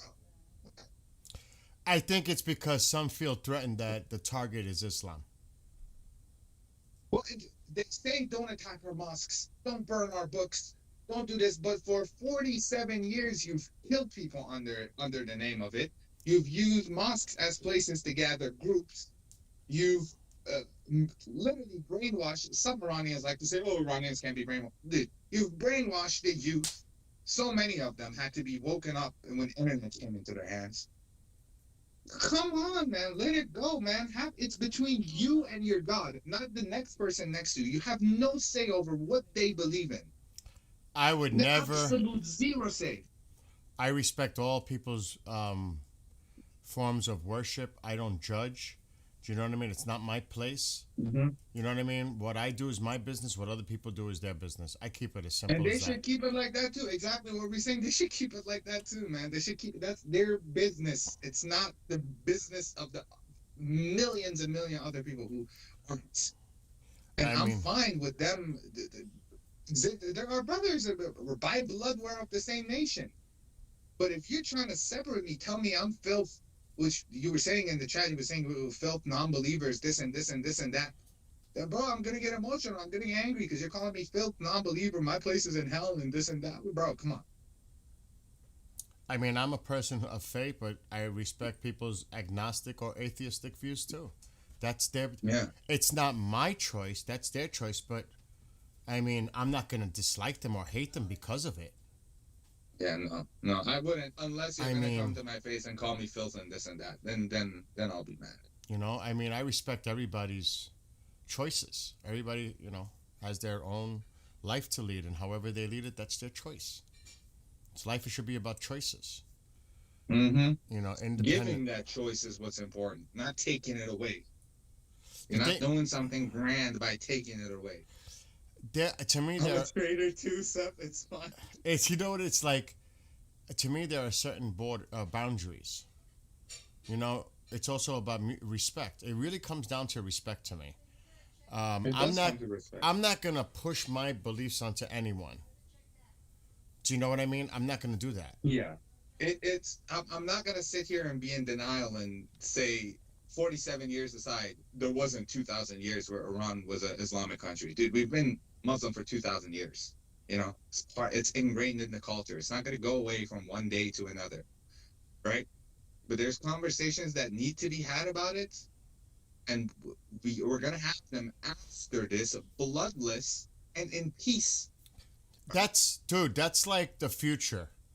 When the people have the opportunity to vote, you're going to have people representing the diversity of all religions or lack thereof in Iran. Everyone's voice counts. Everyone has the opportunity.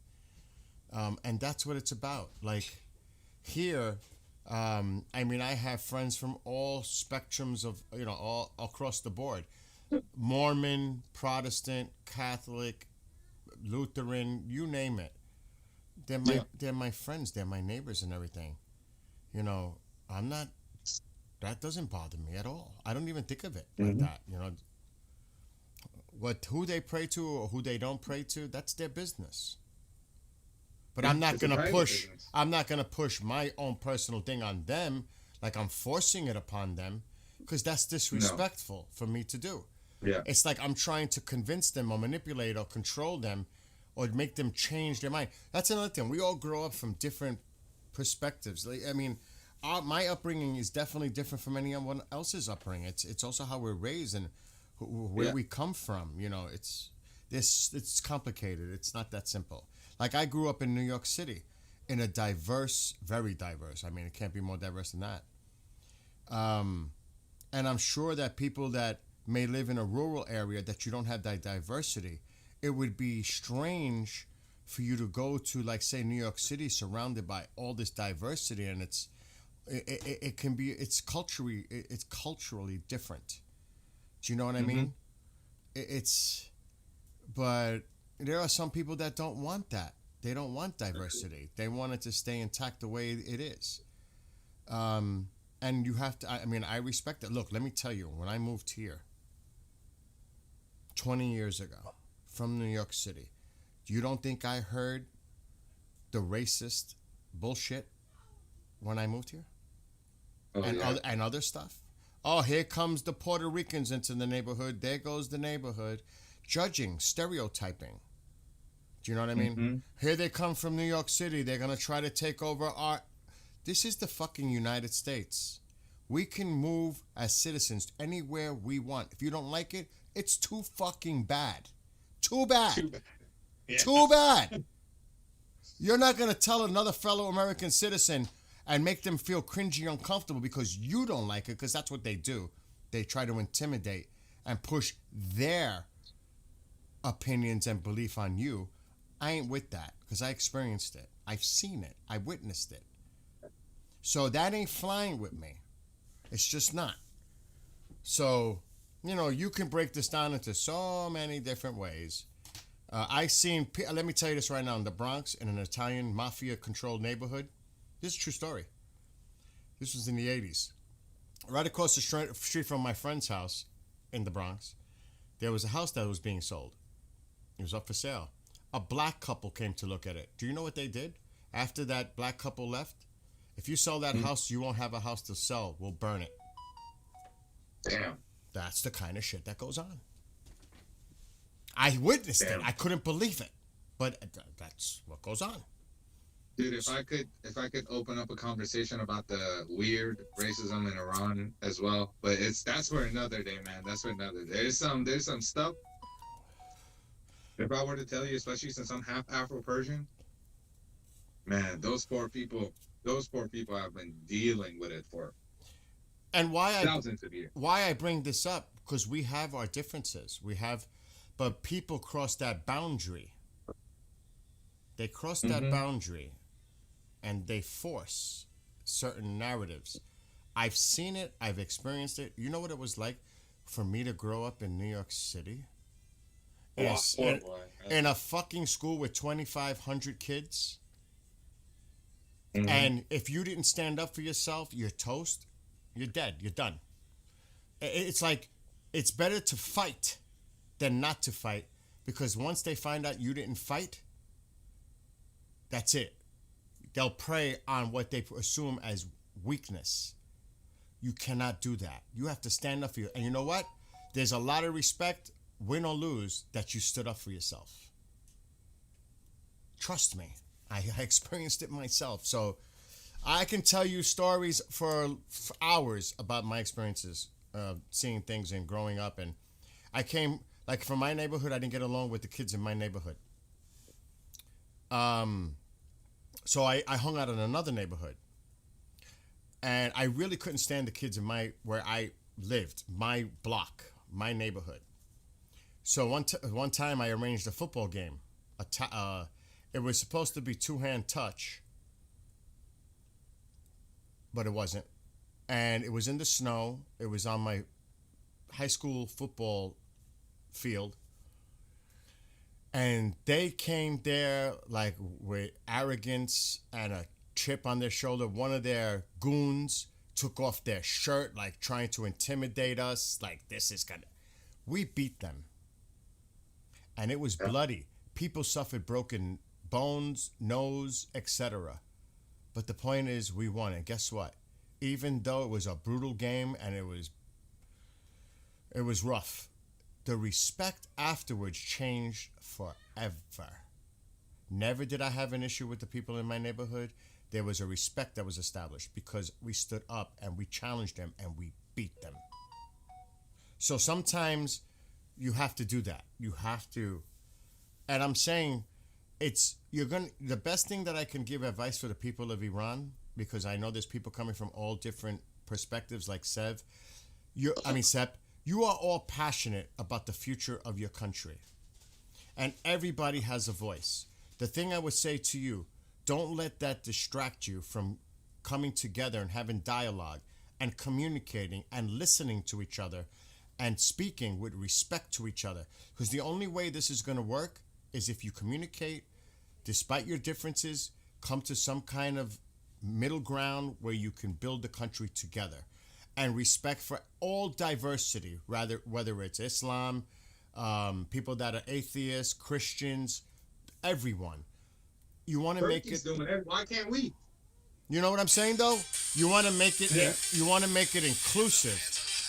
Hold on, I'm live streaming. What's up? Do I have to mute? Yeah. Hold on. All right, Sepp, hold it down. I'll hold down the fort. Guys. Islam is a cult, not a religion. Its own long history on intolerance and gender history with every religion. I get your point, though. It does feel culty at times, but yeah, I have so many Muslim friends. They're Greek, awesome people. Some of them, sadly, I had to cut contact with as of late because they refused to say anything about Iran, even though they have large followings. Trump has agreed to a territorial meeting in Ankara involving a representative from Iran. The United States and Turkey and Iran foreign ministers is expected to visit Ankara soon. I don't know about that. I'm not seeing it.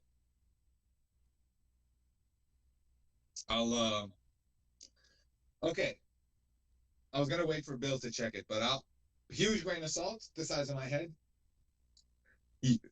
Apparently, OISINT groups spotted a U.S. Special Ops MC-130J Commando fly from the UK to Azerbaijan, right onto Iran's border. Great assault. Unconfirmed. We got to check it ourselves. Until then, it's unconfirmed. Sounds like a setup. Yeah, does sound like a setup.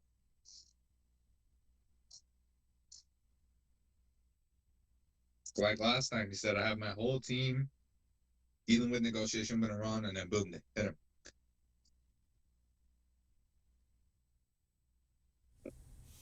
Because the last thing you want is a civil war. After all is said and done, they say the IRGC has been decimated. They're not an issue. The regime is gone. What, are you going to fight amongst yourselves? Is that where it's going to lead to? Where you're going to fight literally amongst yourselves, civil war? Look at Iraq, Syria, Libya. Look at these other places. Do you want to become like them? I don't think so. I don't think so. And I know there's certain people that they feel that they're threatened because it looks like they're targeting Islam because that's what the regime, the theocracy, I mean, that's, I understand that. But I think it's all about, like here, and you could see there's certain things even going down in this country. You could see that. But you got to, even though with all that rhetoric, even here, people are, their faith, different kinds of faith, it exists all around me. I have synagogues. I have mosques. I have, you know what I'm saying? Yeah. Bill, really important. Check your teams and see if you can confirm that. So you guys just got to find a way to communicate and talk it over respectfully, and it'll work itself out. It will. Just give it time. And I pray for all of you. Come together. You need to come together as a nation.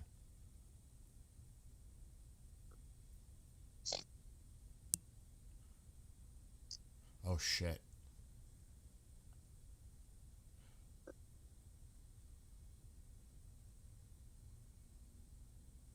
That. Because if that's true, shit's hitting the fan tonight. Yeah, we're not gonna. We're not discussing this until this is confirmed. Yeah. And Are it you kind gonna of. check it on flight radar? I don't think that's gonna come up on flight radar, but I'll try. But dude, it does mention about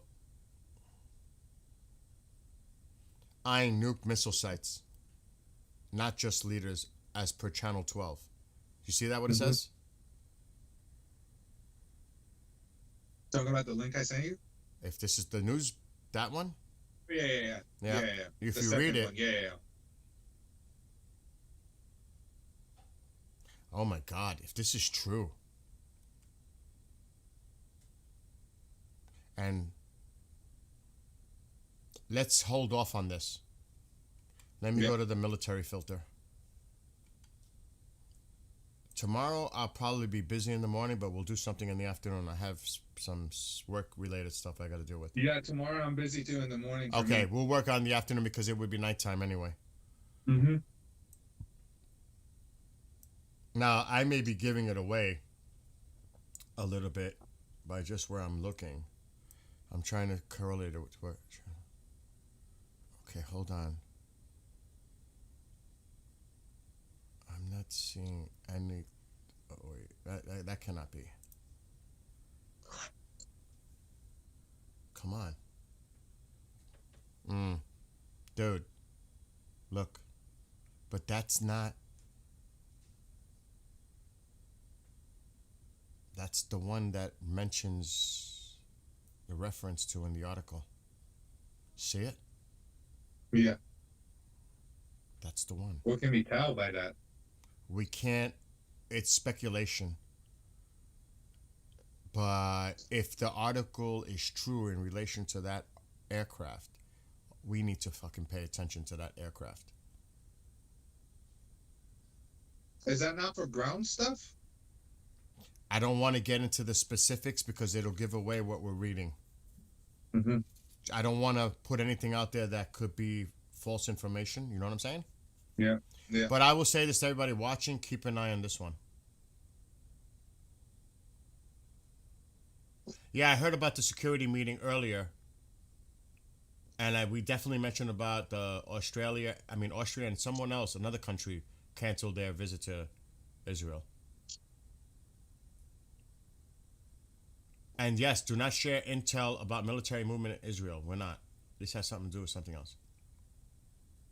Yeah, the Pegasus were already seen. I seen two of them coming into the UK, but they were going, looks like, towards Spain. We saw those earlier. Gold 1 and Gold 40. I don't know the numbers, but they're now not here. Well, I'm not there. That would help. Where'd they go? Where is Gold 1 and 2? I'm not seeing them now. They were here about an hour ago. The Pegasus. There were two of them that I seen, but now I don't see them. They probably turned their transponders off or landed. It looks like it was heading south. I don't think it was heading north. I think it was heading towards Spain. I'm not seeing them now, though. But we seen them earlier. We showed them. There they are. There's Gold. They're about to disappear. There's one of them. There were two. There's four.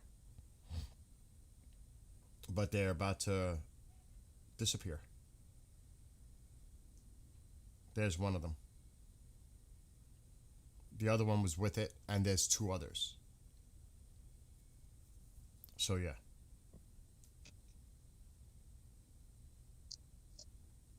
Spain, as we said. But I don't want to put too much into what we're talking about, Sep. Let's wait. Mm-hmm. But it is very curious. Very curious.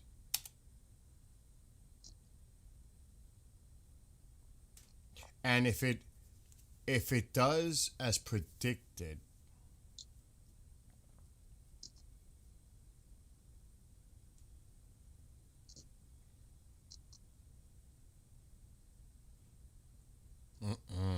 oh my gosh.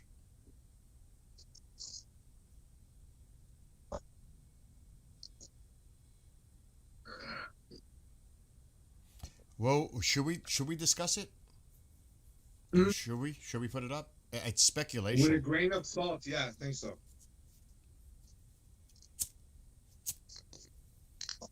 Do you wanna? Yeah, let's do it. With a grain of salt, definite. Mm-hmm. All right, hold on. Let me get back to the region. This is just what's coming out. Someone put this out there. We definitely cannot confirm this to be true. But that craft up there, Azerbaijan. Come on. Can we zoom out, please? This is giving me glitchy. It may have disappeared. Let me refresh this. Dude, if it disappeared, that's even more concerning. Like something could be going down. That's gold. Why did it come back to gold? Okay. Oh, I don't know. That's it right there. But what is this? That's it. This is it. All right. We're just going to share it. So it's a Commando 2. See that? Well, this is what this article's saying about that. American Special Forces aircraft, Commando 2 heading to Azerbaijan, right on Iran's border. The trackers spotted it flying from UK to Baku. These are stealthy special ops birds for infill, exfil, low-level night raids, terrain following radar, perfect for Delta Force or similar, dropping into hostile zones. Azerbaijan shares a long border with Iran, with Lincoln Dark, and all the other things in the region. Israeli intel in D.C., Trump eyeing nuke missile sites, not just leaders, per Channel 12. This screams special ops prep for strikes or grabs. Not confirmed Delta on board, but timing fits. Post failed talks, Iran max ready, Hormuz live fire, February 12 missile stockpile, China Russia drills. That's what they said is going to happen next week. Live fire drills shared with China and Russia. There's so much shit going on. And this is the preemptive that we're talking about, right? They're seeing signs. Oh, Al Jazeera just reported Azerbaijan will not allow attacks on Iran from its territory, airspace, or foreign minister. That's weird. Interesting that we're talking about this craft. Azerbaijan, yeah. Well, that's where this craft took off from. So they're seeing this. They're seeing the reports. I don't know. They're seeing the reports of this. That's why this Azerbaijan thing is coming up, because that took off from Azerbaijan. Is that a coincidence? I don't know. I don't know. But it sure is interesting as we're talking about this the last few minutes, and then they put out that. That is a really freaking interesting. It could be total coincidence. Okay. Islam, I'm just going to give you a timeout, bro, because you're just calling people Satan for not believing in Islam.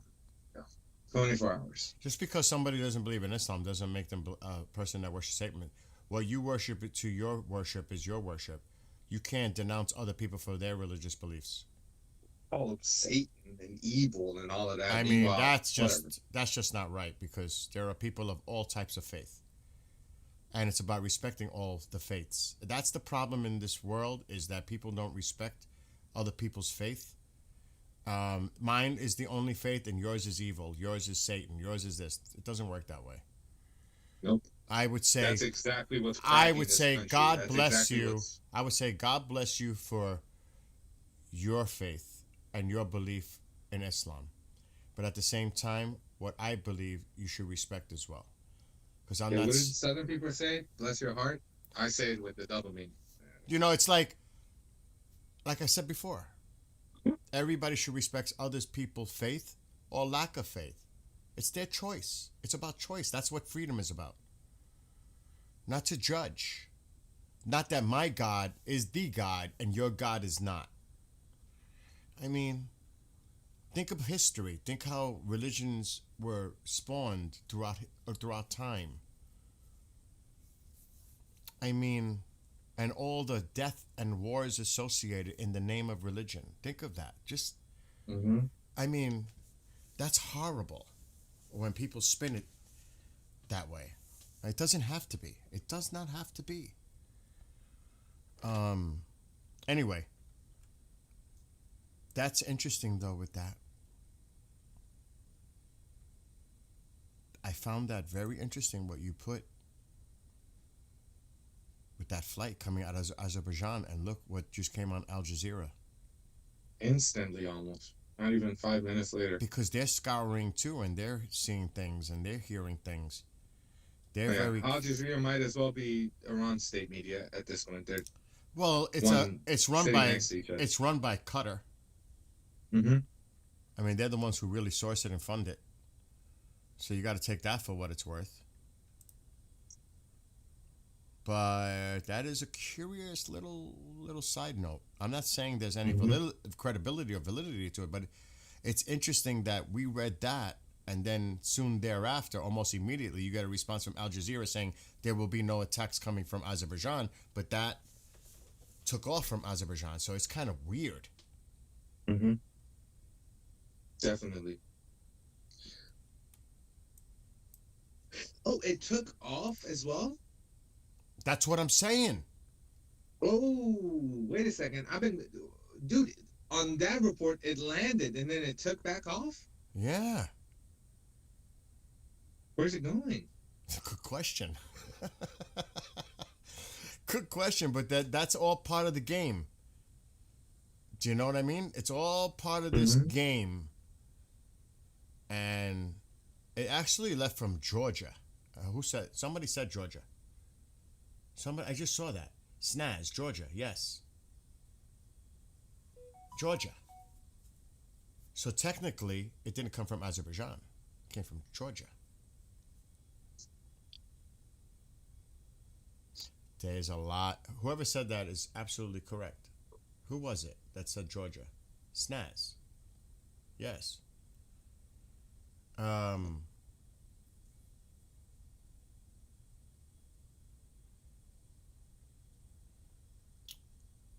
hello to Shahab and everybody else. It is pretty quiet chaos. And look, I respect everyone. That's the way I respect everyone. And everyone has a voice. And everybody has opinion. There's a saying, I don't know if you guys are familiar with this in Iran, or opinions are like assholes. We all have one. Yep. And this is, really. What Sepp and I are talking about, these are our personal analysis, opinions. Doesn't make it right. Absolutely not. Does not. It's just we're reaching our own conclusions, our own opinions. Doesn't mean it's right. We're speculating like everybody else. We're talking about our personal opinions. You know what I mean? You guys are just equally as important with your opinions as the two of us. Insider, World News just tweeted, breaking, U.S. and allies have prepared to strike targets on Iran after reviewing intelligence. But that's been That's Insider World. That's a official news media on X. They're affiliated with X. I'm afraid to drink more coffee, and I might. You know what I should have did and I didn't, and it's still early. I should have bought some Red Bulls. Yeah, dude. No, Red Bulls, as good as they are, they really messed up my stomach that night, man. Really? Seeing those images and then having the Red Bull in my body, and then I think it did something to my blood pressure. I'm obviously smoking. I have blood pressure issues. I don't mean to laugh. It just all added up. Oh my God. Oh shit. I drank one. I swear this is not a lie. I drink a lot of Gatorade when I go bike riding, sugar free. But I only had one Red Bull in my entire life, one energy drink, and I was I swear, I was like, so that's a long time ago. Is that like the best energy drink to buy? Is that like something you would recommend? As a person living in Austria and Red Bull being Austrian invention, I have to glaze it. Oh, you're biased. Forget it. You're biased. Red Bull is great. I love Red Bull. Oh, Red Bull you're White just, that's it. You're biased. Red Bull White, it's berries and coconut. Berries and coconut? Berry and coconut flavor Red Bull. That is my favorite. I don't drink that as much, but that is my favorite. Berry and coconut. What a combination. I don't even know. That is the greatest combination. It doesn't have that weird coconutty nutty flavor. It just has the freshness of coconut. Budgie, I used to weigh 237 pounds. My A1C was almost at 11. I almost died from literally cardiac arrest. And now I weigh 172 pounds. I dieted and exercised like a mad person for 2 years. And my A1C is now normal. I am not considered even type 2 pre-diabetic. So I try to avoid the sugars as much as possible. And yeah, as long as I get those electrolytes and, that energy, because if my sugar drops too low, I carry like protein, high energy bars when I bike ride. If I feel, so. I mean, would you like to see an old photo? I will pull. I'm gonna. It's like I looked so, because I had a blocked artery because I was eating so poorly. I was bad. So I've been. You guys don't know the side of it, but I have a lot of bike ride videos with my GoPro 360. I do on an e-bike, but I don't like to use the electric unless I need it. I average 35 miles every bike ride. I started at 2 miles. I couldn't even do 2 miles in the beginning. Now I'm at 35. The winter hurts a little bit, but I'm so active, I'll be fine. I'll show you. But you could continue the conversation about what we were discussing while I'm looking for a picture. I'm just checking Twitter. I'm looking for something right now.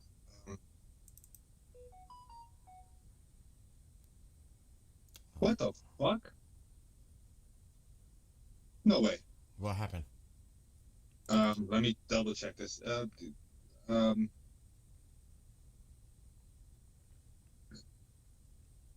just don't know what folder it's in. Roswell. Yo, no way that just diverted. What? Where? What? The flight to Moscow turn around? No, that's bullshit. I don't know where it is. I would have to scour up here.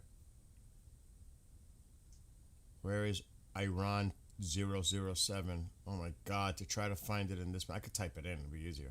I found it. Where is it? Like, on my map? It's looking. I see Moscow. Wait, what? Am I south of Moscow? How close is it to Moscow?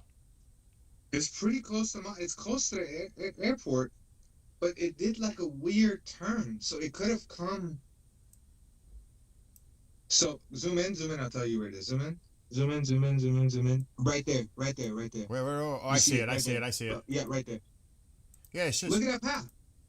Yeah, but there's a lot of air traffic. It just might be avoiding it to come in from a different angle to the runway. You know what I'm saying? Okay. Yeah. It could just be simply. I saw the Chekhov turnaround on Twitter, and I assumed they're turning back. You see how they did that?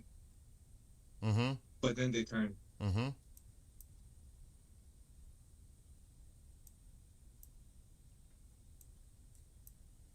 We still have to keep an eye on that Commando 2.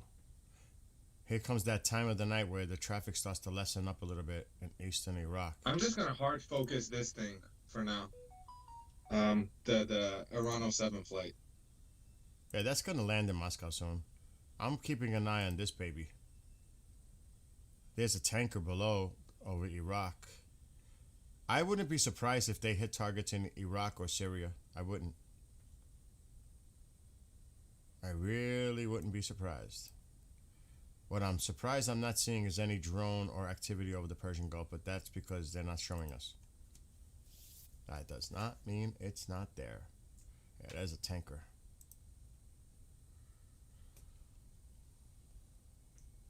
I'm going to put the other filter on for now because I really want to see if the civilian traffic changes. That's the key. All right, let me try to find this picture now. Where the hell am I? Oh God, Momzilla. Bill Roswell. No, those are the interviews I did in Roswell. I won't even put those. Those are just scary looking. Oh God, there's more. Roswell.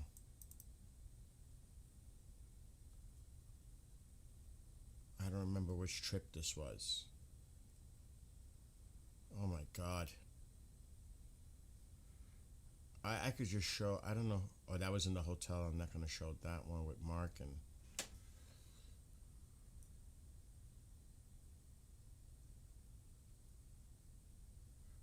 That's the hotel.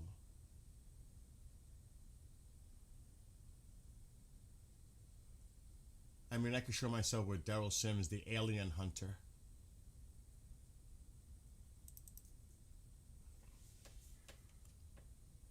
Dude, you ready? You ready to see this? I'm ready. Hold on, let me open up the stream. All right. This was 2 years ago. Look how fucking big I am. Damn, man. Good on you for losing it all, man. Look at that. Look at that. Good on you. W. As we said it on the top 5. So, Knock on wood. I've come a long way since that moment. It could happen, Kevin. I'm still thinking the weekend, but there's a lot of chatter going on. There's a lot of freaking chatter. But we've heard the rhetoric, but I just want to show you. Look, I don't know if you could see me. Look at the stream now. Go back to the stream. Let me see. I mean, it's gone. I'm on the stream. that's where it's at now. I lost the gut. It's gone. I don't look swollen. I look fit now. W, man. That's awesome. A lot different. So that's when somebody brought up that sugar-free Gatorade. Oh yes, sugar-free Gatorade. I keep sugar-free Red Bull. Do they? Yeah. Should I? They got caffeine-free Red Bull too. You wanna hold it down? I'll hold it down. There's Yeah, a for store sure. 5 minutes away from me. I'm thinking of getting some Red Bulls for tonight because I'm tired of the coffee. I got to be honest. Oh, yeah, sure. And thank you I'll all. hold it down. No problem, man. This is gonna be. Wait, before I do that, anybody else that's watching in chat, other than Red Bull, if you're one of these, what would you call them? Are they They're not energy. Energy drink. Are they energy drinks? Red Bull is an energy drink, yeah. What would you guys recommend for an energy drink? Not like Gatorade. I'm not talking about that. Like this caffeinated, high caffeine stuff. He's saying Red Bull. He's sworn to Red Bull. I know of one that we don't have here in Europe that my friend who's in the army swears by, lives by it, dies by it. It's the Monster Java bean or Java, Monster Java. Yeah, it's a coffee monster drink in a can. They want to put me. I cannot put Tusi on the screen, but maybe we can listen to what Tusi's saying. When did We can Tusi? listen to it. When did Tusi go live? Like a couple minutes ago. He Monster. would have a problem with us Wow. listening to it, man. We're all doing a good. We're trying to, Everybody's saying monster. All right, hold on. When did Tusi start?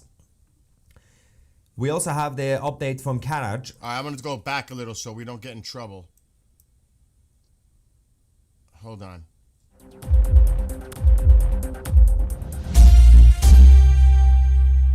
He started... Welcome back to 2CTV. This is your global news channel, and we come to you guys with some breaking news from the Middle East as the Iranian government plane has now departed from Tehran towards Moscow. It should actually be close to Moscow now. We are going to show you on the flight radar and the live map that we have. Also, within the next minute, within the next few seconds, we are going to go live to the Oval Office in the White House as the president is expected to make an emergency announcement. This will be the national address, presumably to talk about the economic issues, of course, when it comes to the Federal Reserves and everything else that's happened with the markets. Cryptocurrency, especially Bitcoin, has been affected as well, badly. But we might actually expect him to also mention certain other things. So we're just going to go to the Oval Office for a few seconds to find out what the president is going to be talking about, whether it's the economy or other things as well.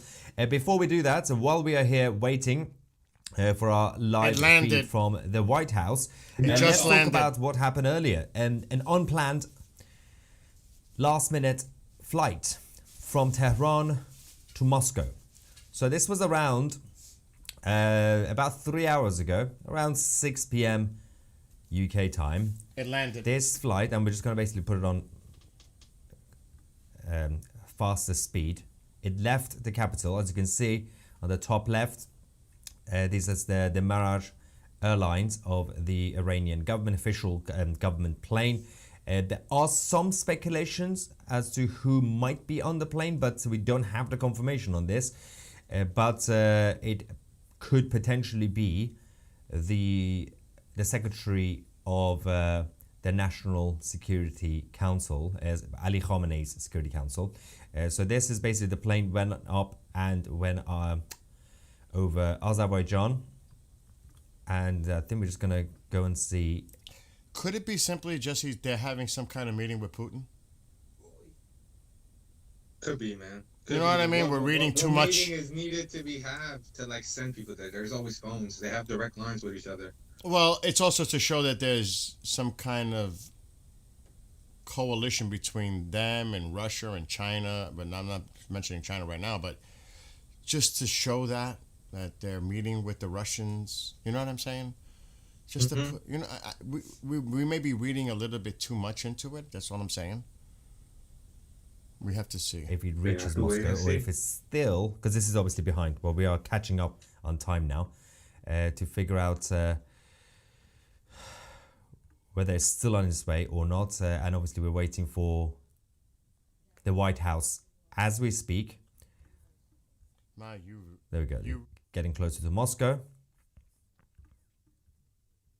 It should be landing there. I think it's probably landed now or just about to, because we're reaching. It's now 9 p.m. Getting close. Getting close. Are we going to see the landing? It already landed, Tizzy, but we're behind. You know, we're and it's landed. Yeah. So, it's still flying. It's getting close. So now we are live. We're behind. We're a now little officially bit, you know live. what I think. There we go. Go away. And it's currently so we here. can There we skip go. a little It's about to because- land in Moscow as we speak. Yeah. And essentially at this point, the number 2 inside the Iranian, the Islamic Republic, the Islamic regime of Iran, is the Secretary of Iran's Supreme National Security Council. And his family, some of them, including his children, live in the West. And it's not really a surprise. That's what they do. It's not. While their mummies and daddies are oppressing the Iranian people inside the country, their children of the IRGC are enjoying I'm going to life. skip a little because I don't want to take away But from that's Tusi. just You know the what I mean? first phase. And of course, this is not really a confirmation of... And a matter of fact, I don't want to bite on Tusi. I don't. If you want to go watch Tusi, go watch Tusi. This is his thing. You know what I mean? I don't want to. Yeah, you guys can mute the stream here and have that open. Once it's done, go check tell out us if you heard Tusi. anything. I don't feel comfortable rebroadcasting him and taking away from his audience. Do you know what I mean? It's not right. So go check out Tusi. You know? You guys can unmute Tusi's stream, mute us, but type in the chat to keep talking, because I know he has his chat closed. Yeah, that's another thing. Go watch Tusi and let us know what's going on. That's a good idea. Because it's not right. It's just not right to do that. I don't feel comfortable doing that. Because Tusi does a great job in bringing out the information. And, you know, I have respect for him. That's why, out of respect for him, I won't do it. Anyway, so it's either Monster or Red Bull, bro. How about both? That's true. Why not?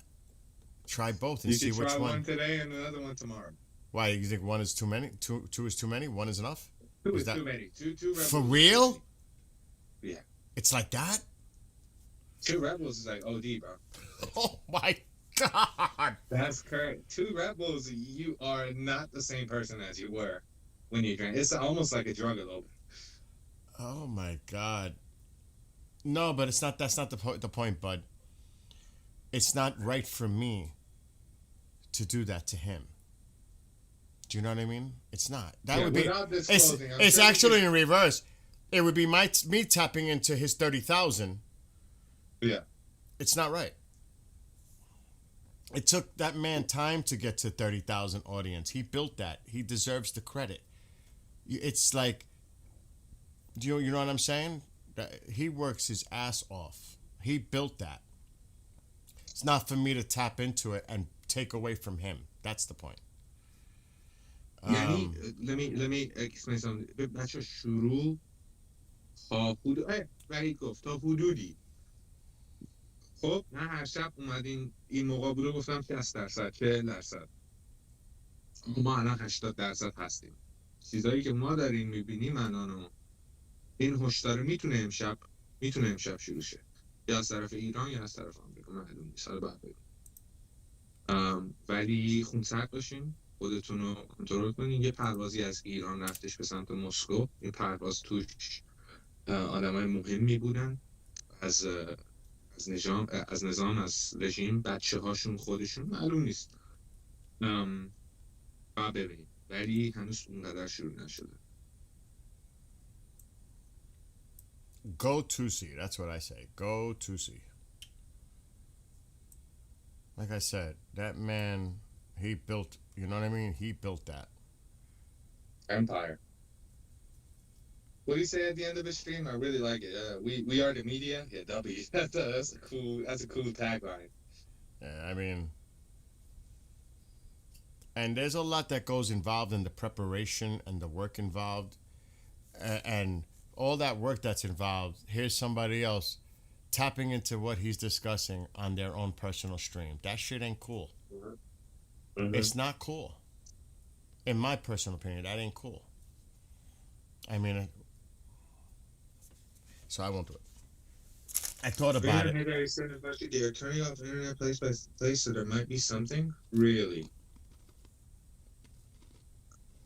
We stay here. Thank you for again. You're not obligated to stay. Doesn't change anything. You guys can go, come back. You know, doors open. Everybody here working on the same goal. We're monitoring. Radar. I'm a big Tutsi fan. I'm just saying. I know there's some people out there that say certain things about anyone. I'm a Tutsi supporter. So that goes without saying. Let me see. I'm going to keep scouring. I'm going to check Israel too. What time is it? I may wait for the Red Bull for tomorrow. Because I forgot I'm cooking dinner. I can't see myself eating and then having a Red Bull. I might have fits. You probably don't want to have. You probably want to have it after food, not before. Because before that, it's just going to close up your stomach. Yeah, I know. What we should check is about the president speaking. Yeah, I'm not seeing. Where is that going to happen? What? I'm checking Newsmax because I'm going to see if it's on yet. Please select an option. Oh, God. Let me see if I can go to this on my provider. Newsmax is covering it. Because it may not be on the other social medias, and I'm sure it's on the tube.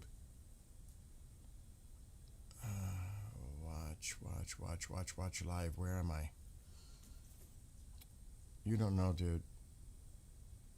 I'm trying to do آقای this. که اینو ترجمه کنین که آریان گفت خیلی کلمه‌های بزرگی داشت من نمیتونم بخونم من مخم گوشید اینو برای من فی انگلیسی کامل ترجمه کنین خیلی ممنون فقط اونجا داره بین نمیتونم Log in with your TV provider. Oh God, I'm gonna have to freaking remember my password. I know it. Oh shit! Please go through. I'm gonna screech if it doesn't work. Because I don't keep my passwords. I'm paranoid at certain things. It's trying to verify the account. Check to see if I'm sure there's a YouTube stream probably with the president. Yeah, if anybody has a link, find it. She usually covers Tutsi. She usually rebroadcasts Tutsi. I'm not the Persian person here. My friend Sepp is. They want you to speak more Persian. چشم دوستان عزیز اگه موقعی چیز خاصی بودش من 100% فارسی براتون ترجمه میکنم ولی الان چیز خاصی نیستش ما فقط این نگاه میکنیم چی بگم چی میخواین دوستان عزیز بذار ببینم Bro, you're Iranian, please speak a little Persian. من دارم فارسی صحبت میکنم این پشت من پشت سنم اگه چیز خاص شد 100% من فارسی صحبت میکنم چشم ولی هم چیزی نیستش نگران نباش فدات هم مرسی قربونت خواهش He's a fellowship fan. Yeah, hell yeah. He's a who fan? Fellowship. What do you call Lord of the Rings. Oh, okay. Newsmax Live. That's his Newsmax 2. Would they cover it? Let me see live. I'm going to YouTube. There's so many fake Trump live right now that they just like broadcast old stuff. Of the Senate Finance Committee, pushed earlier. to get that included in the Working Families Tax Cut Big Beautiful Bill that he signed into. I'm going to keep an eye on Newsmax 2. I don't know if I'm sure they'll cover it across their channels. I would think, right?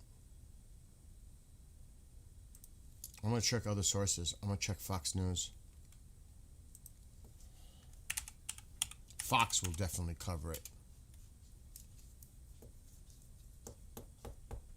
Okay, I found one. Forbes breaking news. Send me the link. Is this fake? Is this no? This couldn't be fake. It's Forbes, right? TV subscription. Oh, come on. And it hasn't even started, so it's like outside on the White House. There's a camera. Okay. President Trump to make an announcement in the Oval Office. That seems like it. All right. You sent me the link? Yeah, I sent you the link. All right, I can get out of here now. Because this is a pain to sign it with my provider. That's who we Yeah, used. with the Trump, how he's been late today, I'm telling you, there might have been an emergency meeting because everything seems to be pushed back by like 30, 40 minutes.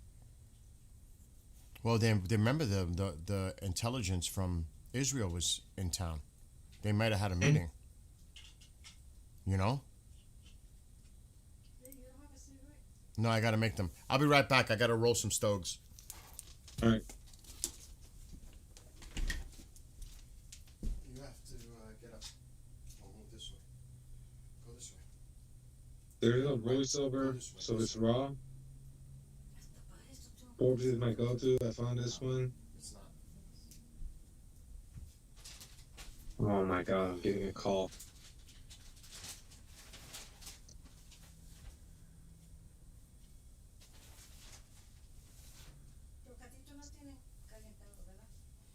It's the same questions. You know the answer.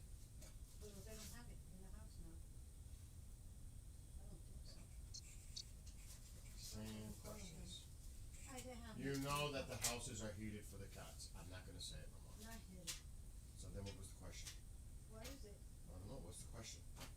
Is the heat for the Yes, the question was about the heat. Yes, they have heat. So that means I'm okay. I feel good about it. Because I put a piece of hardwood so you could at least maybe sit in the front.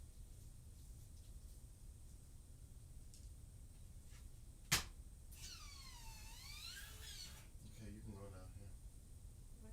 What do I Oh, you want to stay here? smoke the soup?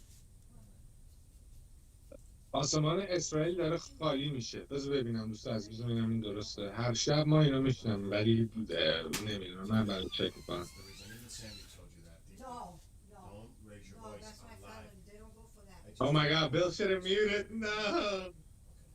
Bill. Don't raise your voice.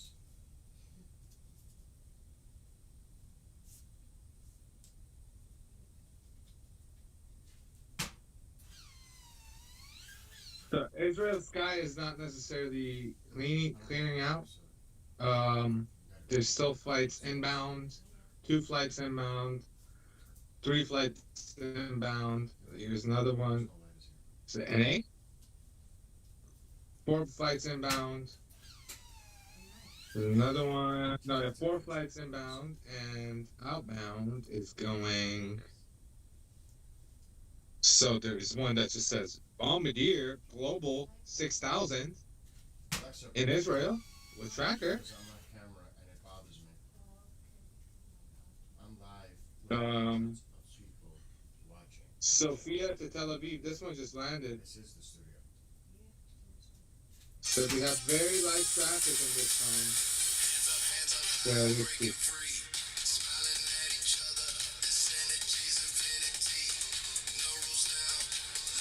Can you guys hear Bill? Or is it only me? Translation stuff? خبری نیستش الان تو ارگان خبری نیستش یعنی از بزنم آقا این آقای صدایی تو فکرم گوشیشه با خود نمیدونم پاک گوشیش هم من باش اوکی ببینید بعد دوستان عزیز الان هم یه دونه دیگه بومینگ نه خبری نیستش تو اسرائیل یعنی من دارم اسرائیل دارم میبینم 3 تا پرواز 4 تا پرواز دارن میان ولی همین آره خالیه راست میگین یعنی 2 تا هواپیما الان توش بیشتر نیستن یه دونه دیگه داره میاد بذار ببینم آره بچه خالیه ولی چیز خاصی نیستش که الان خالیه و یه دونه الان اگه برین خودتون هم میتونین این کار کنین با من. ایرپورت اسرائیل رو نگاه کنین، یه دونه بامبدیر گلوبال 6000 اونجا پارکه، ولی نمیدونم اون هر روز اونجا پارکه، ولی الان ترکرش روشنه. اصلا من موندم، من واقعا دارم الان چیز داره پرواز میشه. نه اینا همه خوابیدن، اینا همه نشستن. Okay, one is going from Tel Aviv to Belgrade. الان یه دونه داره از تل آویو میره بلگراد سربیه. 31 میزنن. آره من اونو فکر میکنم 31 بزنم. enemy views ای قاربونه ای فدا.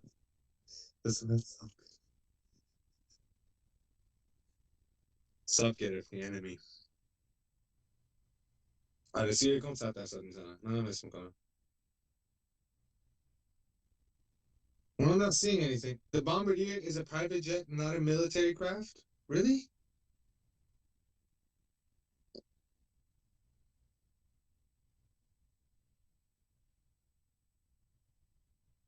Bombardier Global 6000?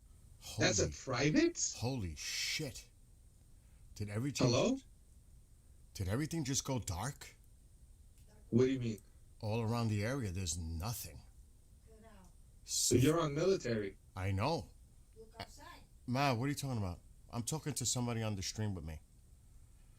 Well, we said that at the You same know time. what? Check Israel airspace. It's pretty empty too. But there's usually some transponders on. There's nothing.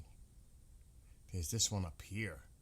But it went dark in this area, like no transponders stuff at all. That, I have not seen that in quite some time. Is a Bombardier 6000 Global a private jet? Who's asking? Why are they referring to that? I'm referring to that because Bombardier in German means the Yeah, bomb. but no, I don't think so. You might want to look up that classification of that plane. It is a private jet. Dusty's saying it's a private jet. Oh, B6000 is a private jet. Okay. خوابشو دیدم 100%. There's still traffic. I mean, remember what time we're talking right now. You know what I mean? Remember the time. What time... Alexa, what time is it in Tel Aviv, Israel? It's 11:55 p.m. It's almost in midnight. Tel Aviv, Israel. And there's still flights going in and out.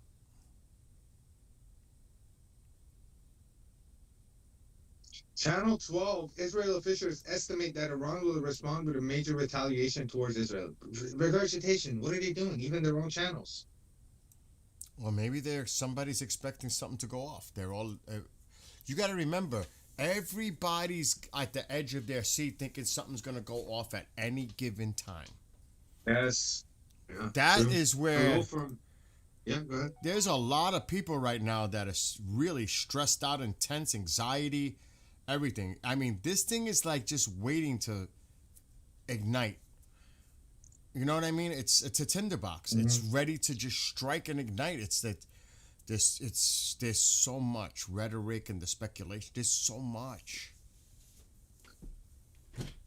You know? Hello from Greece. This is live. Nefile. Afloine live. Wait a second. We had drone attack in Karaj? What? Where? That's what Navi's saying. Vahid is saying that. Oh, he's going live. I can't use the cams because he gets that license from Reuters, and he pays for that. If you see it looking at going live with cams, you know it's about to pop off. So.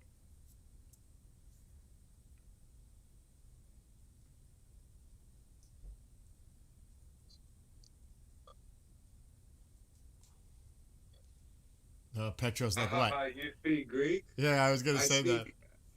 I speak a little bit of Greek. I speak... Εγώ και καταλαβαίνεις... Ναι, εγώ που είναι Περσία. Εγώ που είναι Περσία, ναι. But I lived in Athens when I was a kid. from my 10 to 12 year. That was my first few years in Europe, so quickly picked up the All right. language. Aragorn just said he's in Courage, but he didn't hear any sound. And we're waiting for the president to make an announcement. It's literally, that's what we're waiting for. It's like, this is what we're waiting for right here. Literally. And definitely keeping an eye on the air traffic. Aragon says, I'm in Karaj, but I didn't hear any sounds. Exactly. Ευχαριστούμε. Ευχαριστούμε πάρα πολύ. Let me say it like that. Dude, I love Greek, man. I love Greek people. It feels like they're the European Iranians, man. So down to earth. Such great food, too. Beautiful people. You know, now that I think about that, I did take out the lamb, grounded lamb. I could make gyro or gyros in New York. We call it gyros. Gyro. Oh, I love gyro. Oh, my God. Oh, don't get me started. And I took out the lamb earlier. I showed it to you. I like tiro pita. That's like a cheese pie. That's my favorite. I love tiro pita, bro. I paid someone 200 euros that they were flying from Greece. I paid them to bring me like a lot of cheese pies. 200 euros is a lot, and I gave some to my neighbors, my friends, all of that. I did same-day delivery from Greece because I love it, dude. That's funny.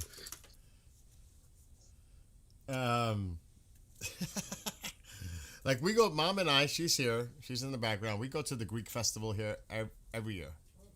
She said, "Oh yeah," you hear her? Mm-hmm. What is the grape leaves? It's the rice with the grape leaf wrapped around. There's many names for it. The Greek version is called, and sarma is the Turkish name. I don't know what the that Greek is so word good. for it. We call it dolme. Oh, it's But so there's good. They might call it dolma. They might call it similar to us. Dolma. I could eat those constant. Some new information? No, not really. Tosi showed video of the drone attack in Courage. We might have to look to see if this video exists. It's got to be. Dolma? Yeah, dolma. Yeah, we call it dolme. They call it dolma. Yeah. Let's see if we see it. Oh, yeah. Dolma Dai, yeah. This is 3 hours ago. It's real? There was a drone strike in Karaj? Uh-huh.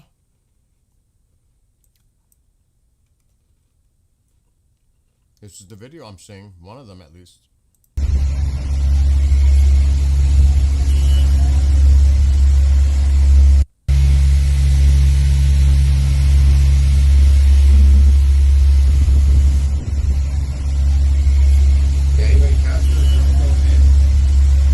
I don't know. I'm going to check to see if there's other video of it, but I don't know if that's the same video that he was showing.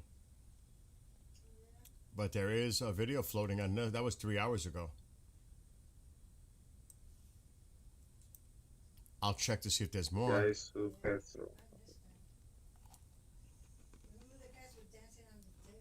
We have somebody from Karaj saying it's not real. Really? Yeah. This is why I love ground report, man, and open chat from people in Iran being able to speak. Now, I have to take what he says with a grain of salt. He's a random guy, but, you know. That's the only thing I'm seeing as far as the video. And that's it. I'm not seeing anything else related to that. That's the only video that I'm seeing.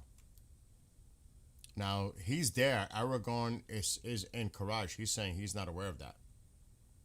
It's not the same one Tusi showed. Oh, somebody said it was. Jim Phillips is saying it's not, so.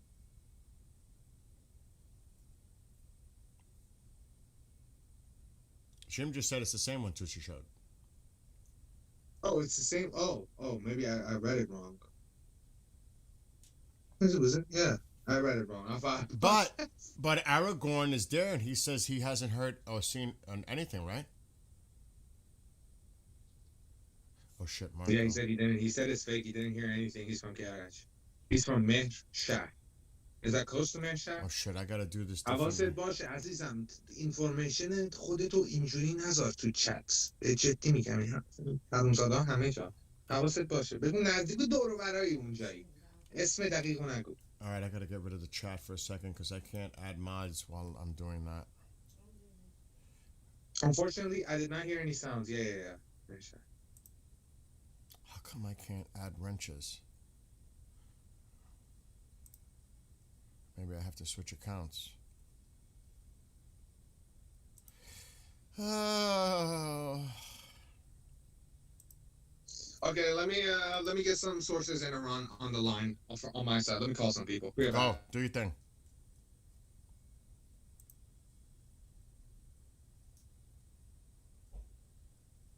I'm trying to make a friend a mod again. Alright, you should be a mod now. Marco.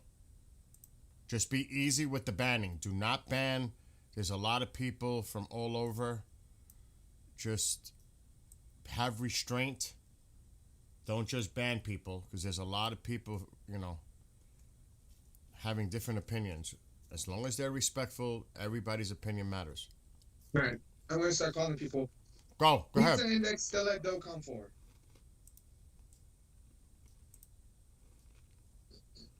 به مثل بیل بگین بیاین گناباد یک آشکنا قرق با مغز گردو و مهمون کنیم با عزیزم من این غذا رو چجوری الان ترجمه کنم برای این ببین بذار یه چیز بهش میرسونم محمد من Holy shit.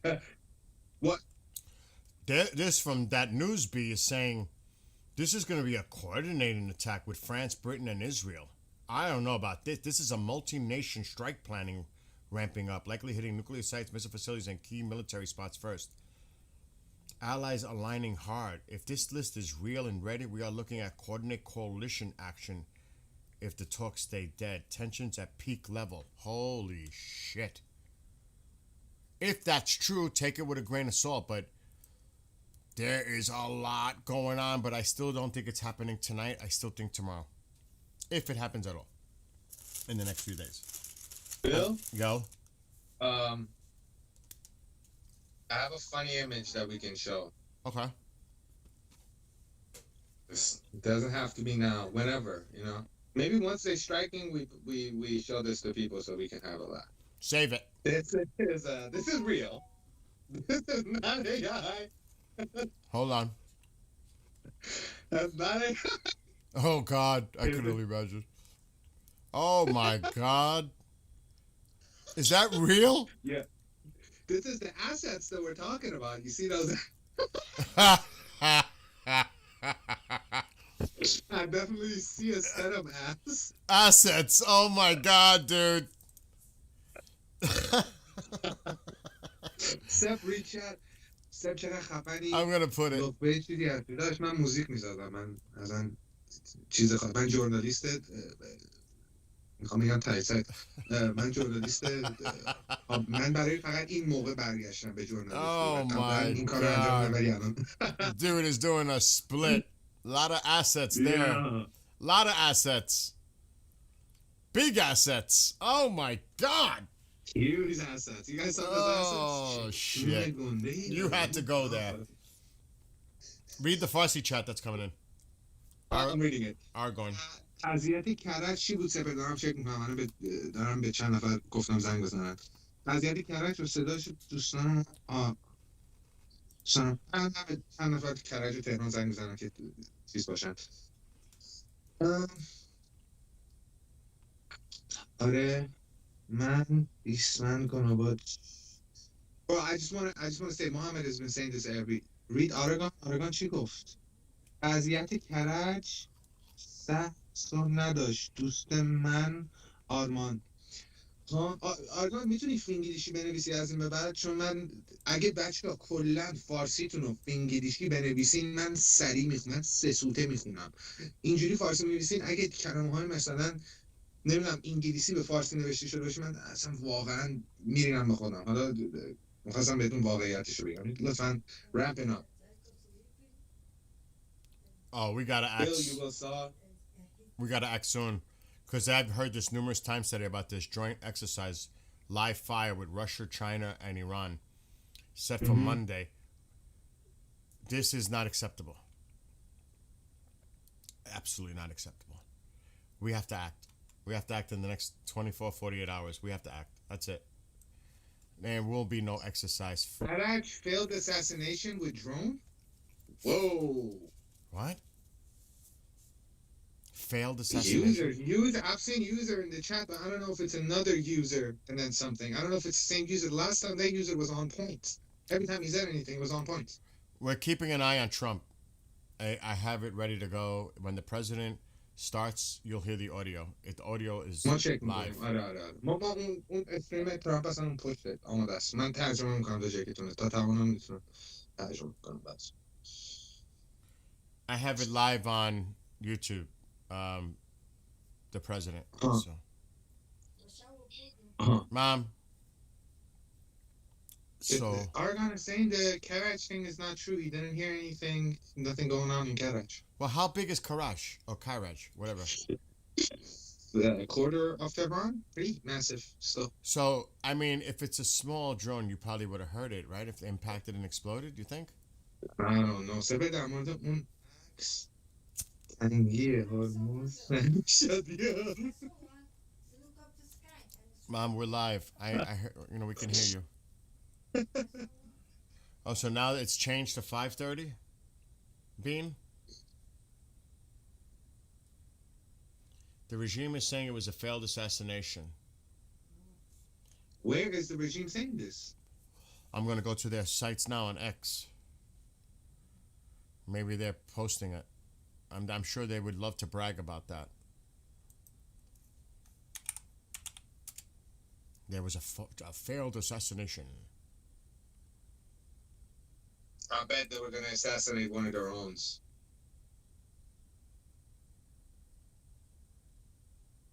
Nope, not on that one. That's what Fox reported. 5:30. Fox News reported on this. Whoa, what?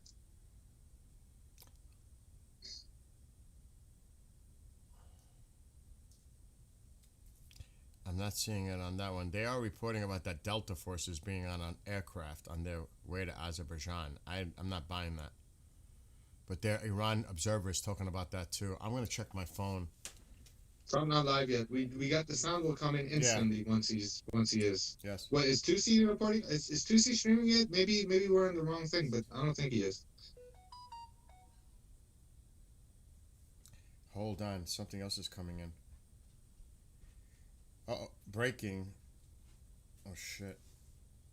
Oh, this is old. I got that now. We know that they broke off negotiations with Oman as the middle. It's amazing how sometimes it takes so long for shit to come in. I'm not seeing anything on the chatter about a failed assassination, but somebody said Fox reported it? I didn't see anything on Fox. I think they were talking about, there's a lot of stuff that we talk about quickly, and I think he was referring to the Trump thing. Oh. Everybody's going to put it on, I wouldn't know about CNN and all that, but. Shut it off. I'll do it. I'm not seeing it. It will be crazy that this Trump talk is delayed because they were waiting for the drone strike, and depending on the answer of that. Dude, there's no way we're going to just have one drone strike. And that's not even where the Ayatollah is. I mean, I don't think he's there. He's on the ground. But this is something totally different, even if it's true. This is something... Who knows if the Mossad did it on the ground with Iranians helping on the ground? We don't know. We just don't know. We have to confirm exactly what the heck is going on right now. I'm not seeing anything. And I'm trying.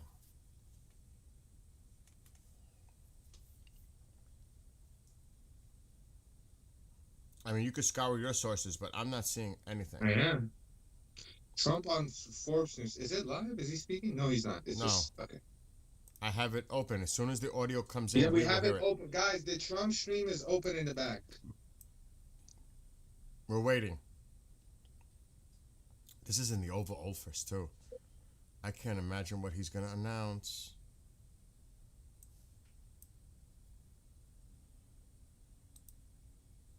I don't know if it's domestic in nature. Is it economic related with the Bitcoin? And I don't know what, I mean, everybody, what do you guys think he's going to talk about? It was an IRGC commander?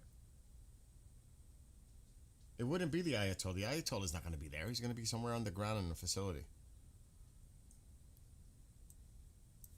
God bless our troops. Seriously.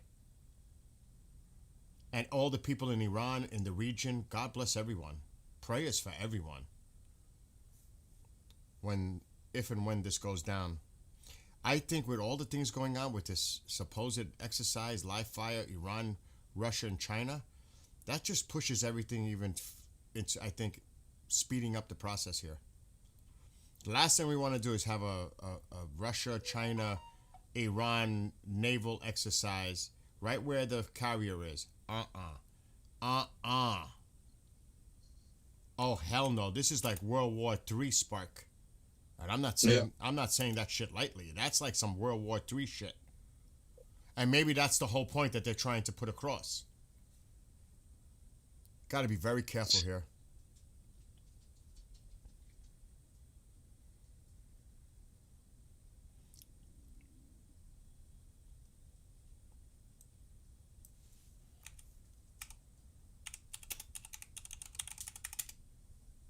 And plus, we're not seeing anything on Flight Radar that's showing any indication of anything impending. We would start seeing diversions, especially from the north, because the pattern is coming from Turkey down. You would start to see some serious diversion avoiding the area. They're still coming down. And they're mostly Turkish, or Turkey, or UAE. I mean, it's mostly Turkey. It's all fucking Turkey. Turkey. Qatar. But they're about to exit. How many tourists? These are all Turkish planes in here. Is that insane? It's all Turkish. It's like البته ببینم هواپیمایی که رفت روسیه چی بود؟ یه هواپیمایی بودش که میتونیم حدس بزنیم، کانفرم نشده. بله میدونم یه هواپیماییه که امکانش هستش توش پزشکیان باشه یا کسای دیگه ای باشن که روی اون هواپیما باشن. همین الان به من گفتن امکانش هستش که پزشکیان توی هواپیما باشه، ولی معلوم نیستش کی تو اون هواپیما.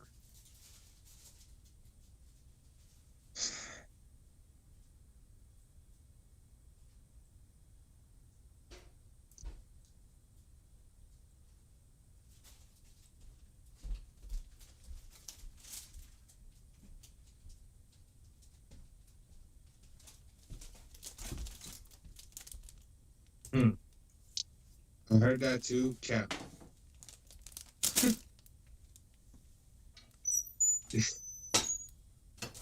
Turkey offers immediate between Khajma.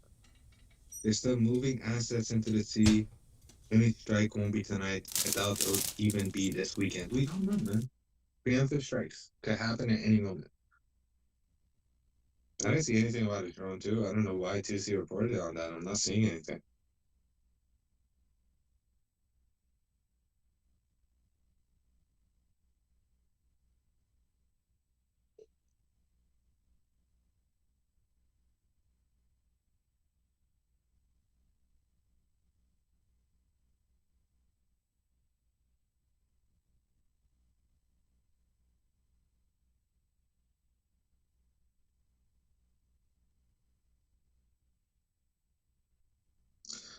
بیل کار کرد سپر بیل کاری کرده آیا؟ یعنی من نمیفهمم بیل کاری کرده آیا؟ نمیفهمم منظور چیه. Susi TV confirmed the drone attack. I'll send you the like. Okay.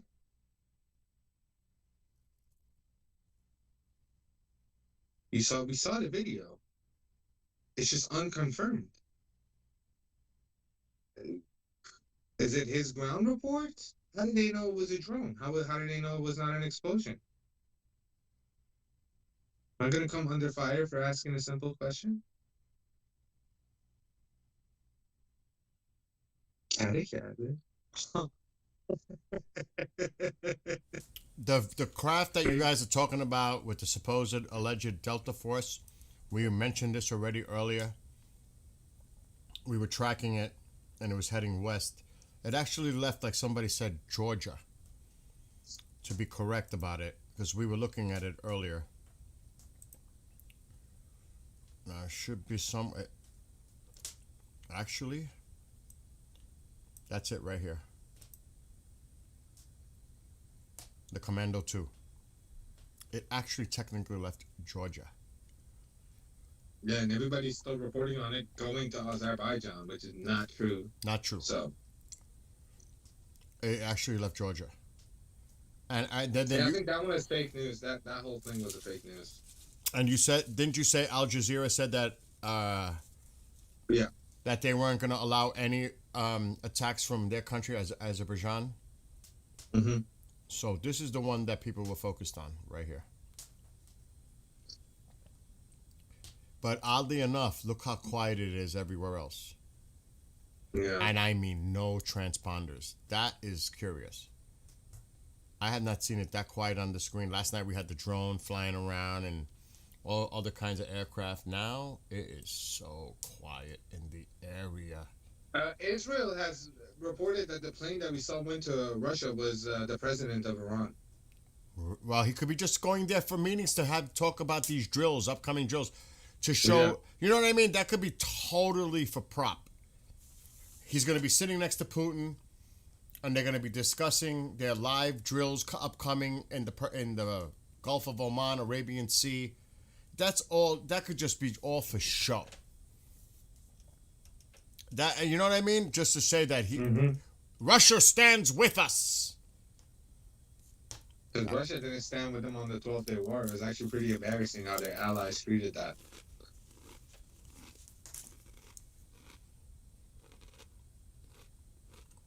I'm not reading too much into all this stuff because, you know, there's so much.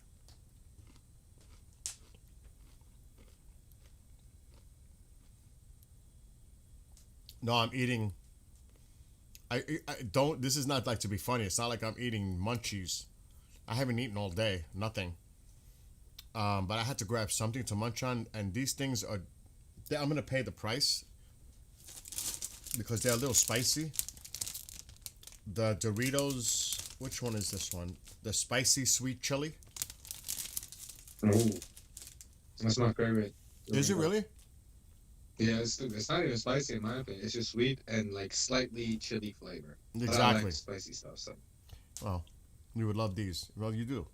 I'm really curious about about that certain sandwich too at some point. I'm really gonna eat that too. Yeah. You'll try it. I'm definitely gonna eat it. I'm gonna eat it because I bet you I'll be pleasantly surprised how good it is. Yeah.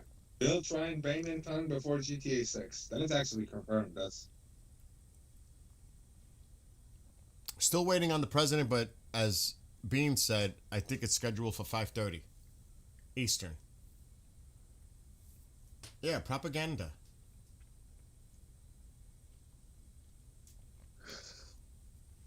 Chantal, I see what you're.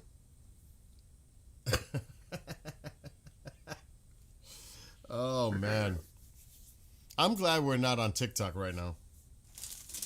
I would have been banned for a month. All right, it's just like a waiting game. And what time is it now, dude? It's getting to like 1 a.m. What time is it in Iran? It's late now, getting late now, isn't it? Should be 1 a.m. something. Alexa, what time is it in Tehran, Iran?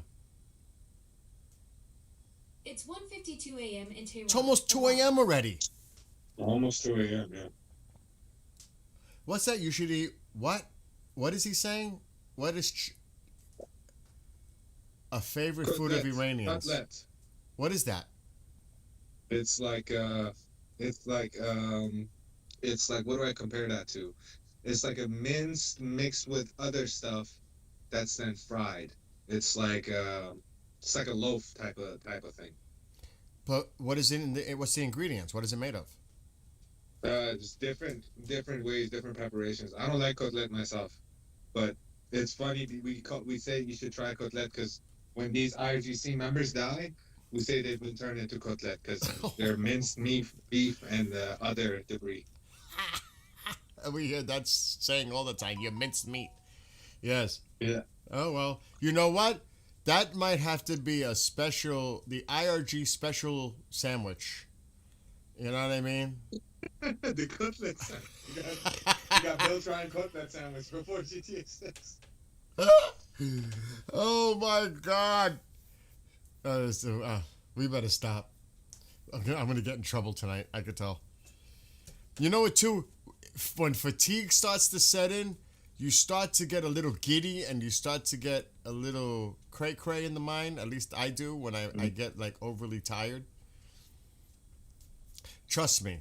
And I would say this is a likelihood. There will be one day when I pray that I go to Iran.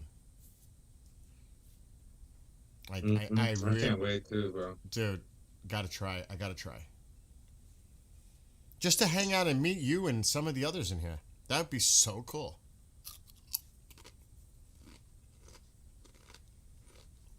We eated this food for dinner. Aragon. And welcome, Aragon. You are most welcome. Aragorn. Oh my God, I said Aragon. Aragorn, I did it again. Aragorn, you are most welcome. All of you are. If you ever come to New York, let me know. I'm not in New York City. Don't worry. And by the way, you can email Sep and I right there. IranFreedomAzadi@yahoo.com. Reach out to us. If you guys got any inside news, any videos, anything that you would like to say without your identity being shared, hit us up.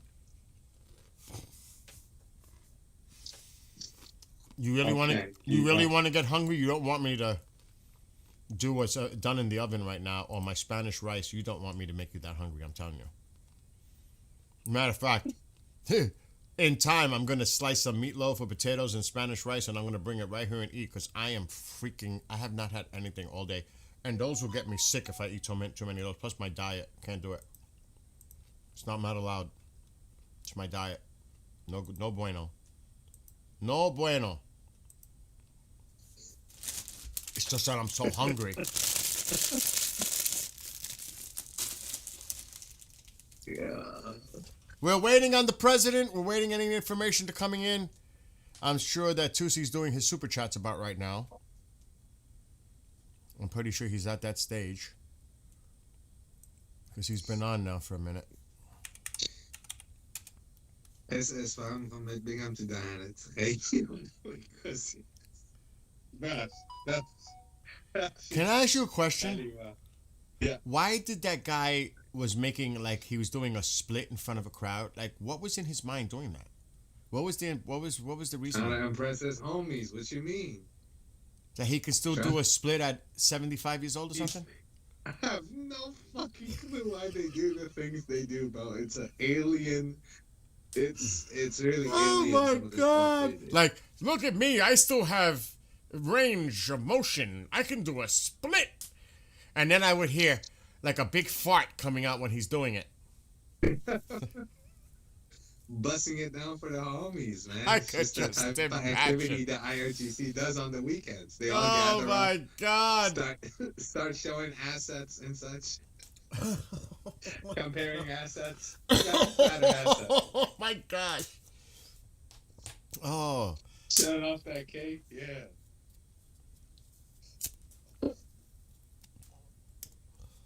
Cake is an underestimate. That was some nuclear sites right there, man. Dangerous. Dude, I don't want to make everybody hungry. That's the problem. I may have to go off camera in a few minutes just to eat. You know, it's like, I don't want everybody else You to can freak take a out. break to eat. You can eat it. I can hold the fort down. No, I'll wait till after the president makes whatever announcement he's about to Alright. make. Because it should happen, like, momentarily.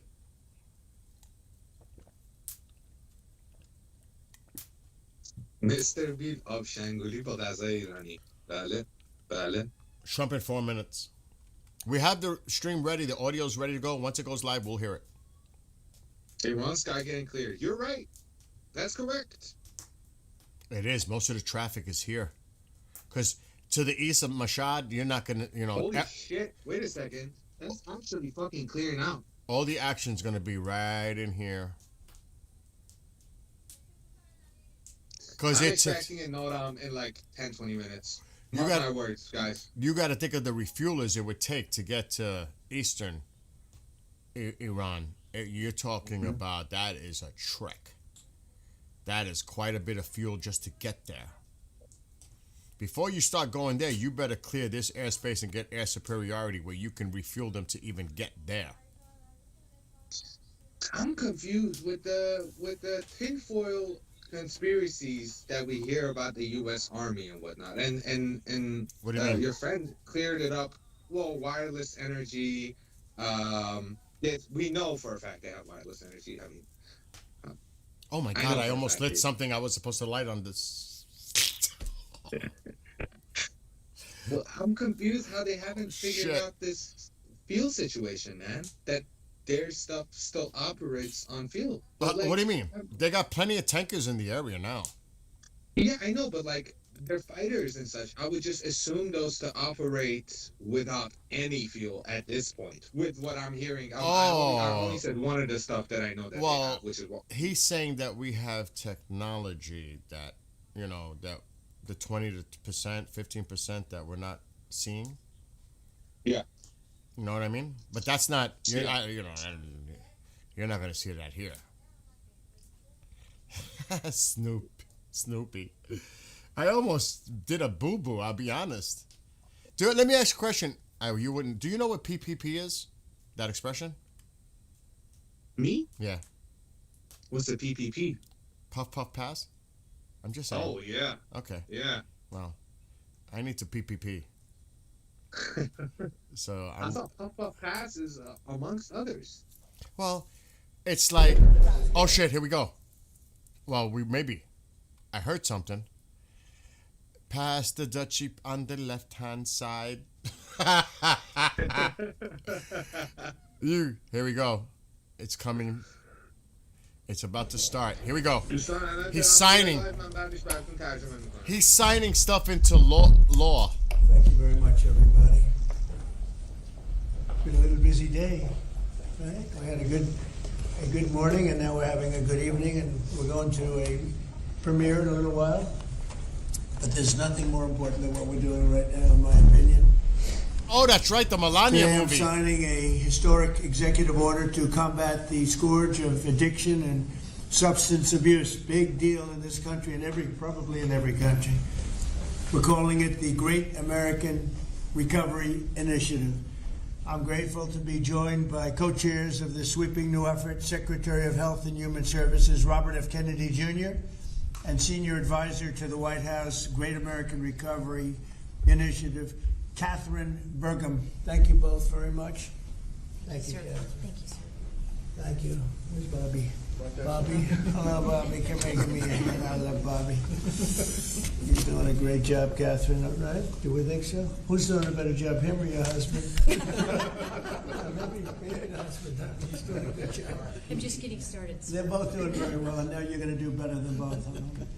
Thanks as well to Attorney General Pam Bondi, Secretary Doug Burgum, Secretary Scott Turner, Secretary Doug Collins, Special Envoy Steve Witkoff, who's got some pretty good news, Chief of Staff Susie Wiles. What kind of good news does he have?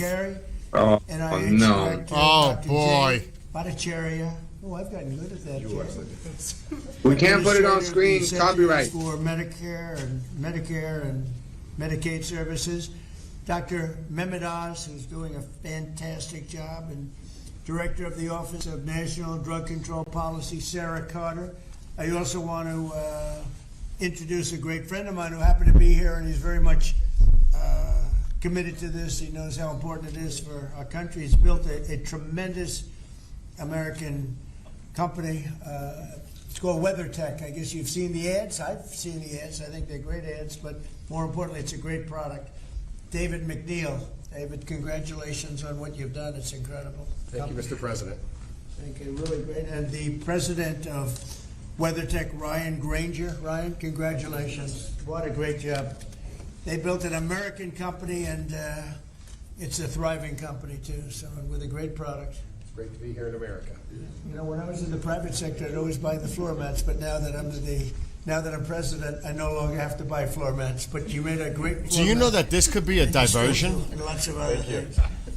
Many of those with me today have personally known the heartache of a loved one taken by drug or alcohol addiction. I do.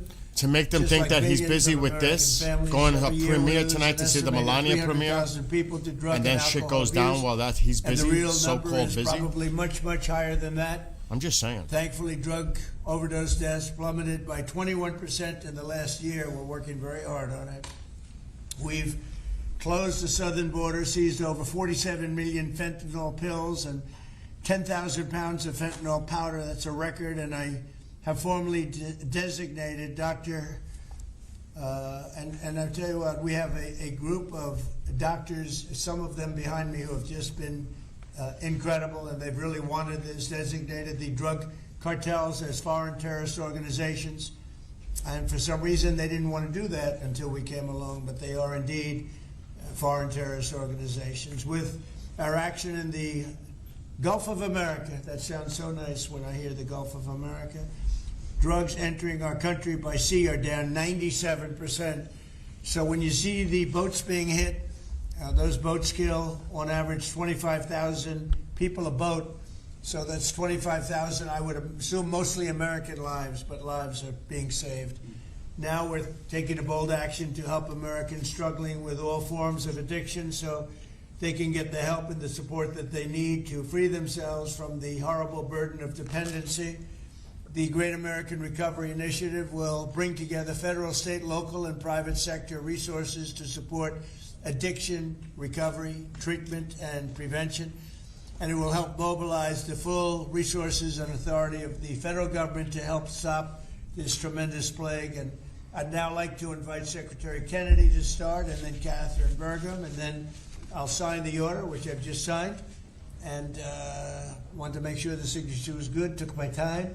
And we get, let me just see, pretty good, pretty good. Let's give it a 10, okay, Catherine, for Catherine. But I'd like Bobby to say a few words, and Catherine, thank you very much, everybody. Obviously, I'm going to watch the screen when Robert, RFK, whatever. I get confused with this because I got to tell you, I did a lot of research on this whole fentanyl thing, and almost everything they just said was false. Do you know that? The majority, and I have the reports that the government made. I have the actual numbers. It is so ridiculous because you know who's responsible for most of the drugs coming into this country, Sep? Mexico. It is Mexico. And the numbers are insane when you look at it. And Gotta do something about it. I mean, most of those boats, and it was even, they had a hearing, were heading to Europe. Cocaine heading to Europe, not to here. Fentanyl, please don't hit Europe. No, it was cocaine. The fentanyl, the vast, most, if not, very high quantity comes from Mexico. Had nothing to do with Venezuela. Zero. None. Zero.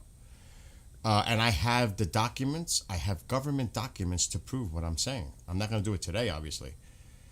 Do you know that 82.5% of the people that are arrested smuggling fentanyl are Americans?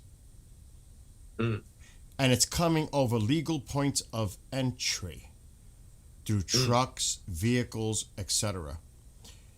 And it's not just fentanyl, Mexico. It's methamphetamines, heroin, cocaine, Mexico is the problem.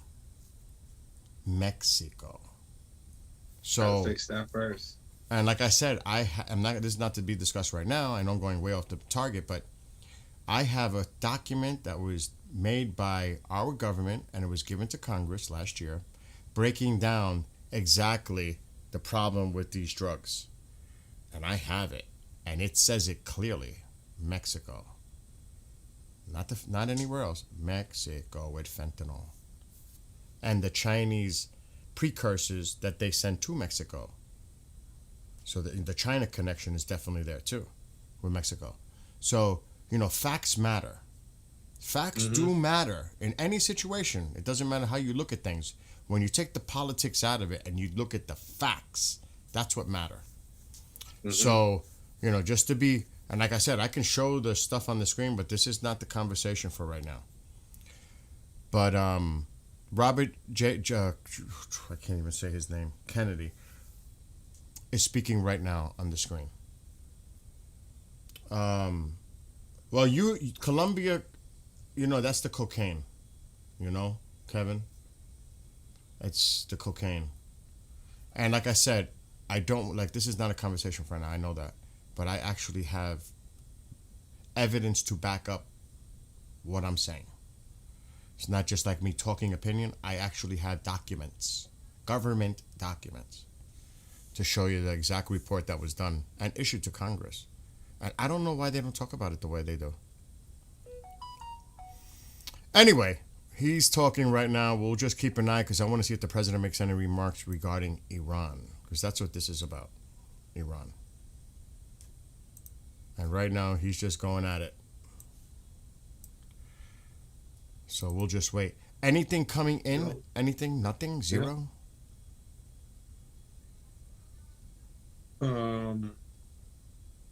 Checking. This same regurgitation of the flight to Russia. And that's about it. It feels like something is going to go down, but it's already after 2 a.m. That air traffic is a little odd right now, though. We always see this gap. But where'd that plane go? Where was that coming from? Because if that plane was coming down and it's going up now, did it just divert? That's the only reason I'm saying. Oh, it just took off. Okay. This is that's UAE, that's Turkey. So they're coming down. These are coming down. But look at the airspace over Iran. It's empty, man. Almost empty. Holy. But we've been seeing that pattern. I'm just saying. It's kind of getting late. I think something is going to happen tomorrow night, Saturday morning. I'm still sticking with it.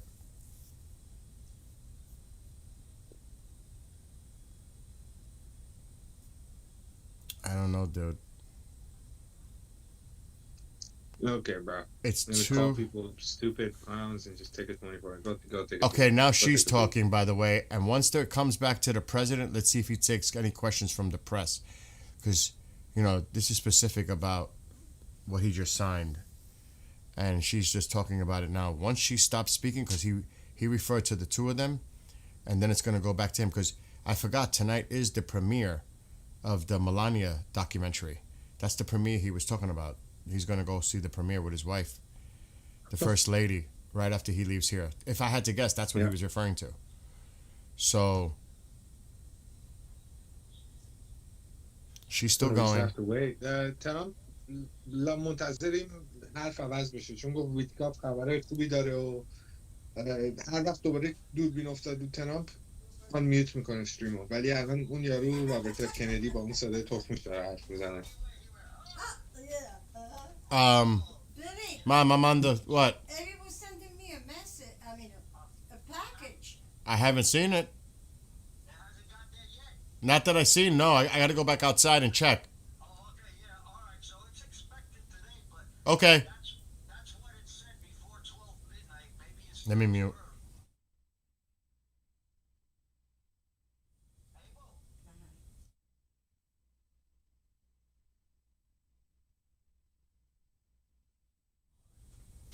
All right, she's still speaking. As soon as she's done, we'll go over.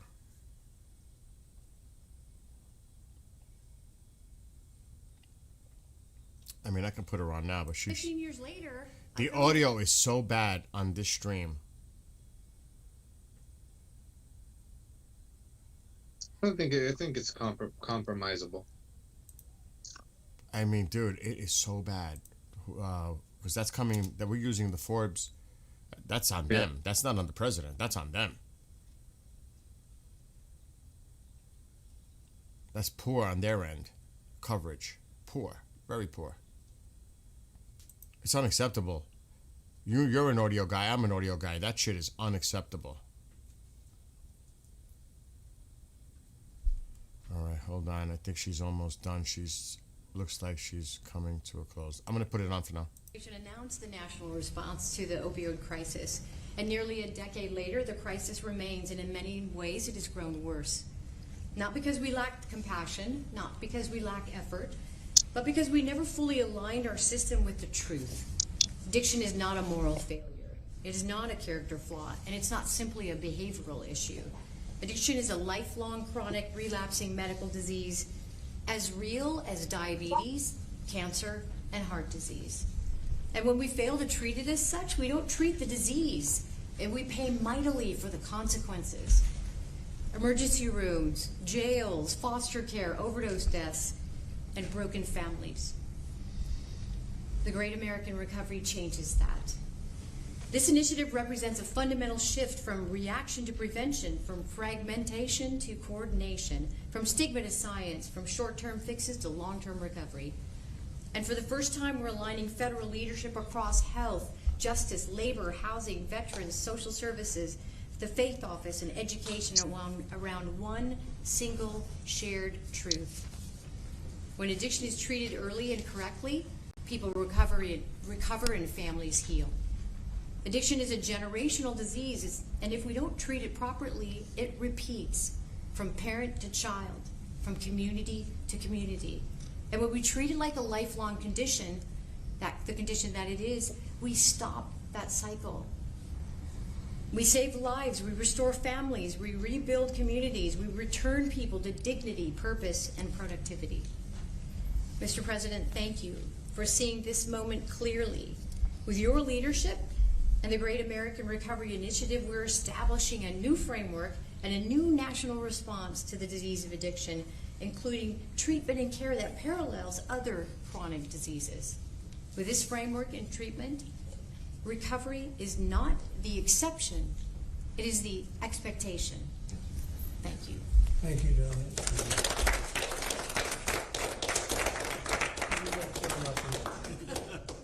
You know, I saw them riding horses in a video, and they said, "Who is that?" I was talking about her, not him. And they explained it. I said, "I'm going to hire him because anybody has somebody like you to be with. It's an amazing tribute, and it's a great couple, amazing couple." And she's very much a part of his big success. He was a fantastic success, as you know, having been one of the most successful business people. And I saw him campaigning, a great governor, two-term governor. He did a fantastic job, North Dakota. And he's done a great job, and I'll tell you what, Catherine's a very big part of it. I see it. It's just really one of the fantastic couples. So I appreciate it. What a beautiful job you've just done. And I'm going to give this to you, and you can figure out what you're going to do with Bobby, you know. But let's have a good picture of the two of them and everyone else. And I'd like to ask Steve Whitcuff also to say a couple of words before we're finished, because he's a very special person who I knew very well, an incredible person. So if you don't mind, Steve, I'll ask you to do that in just a second, all right? Please, Bob.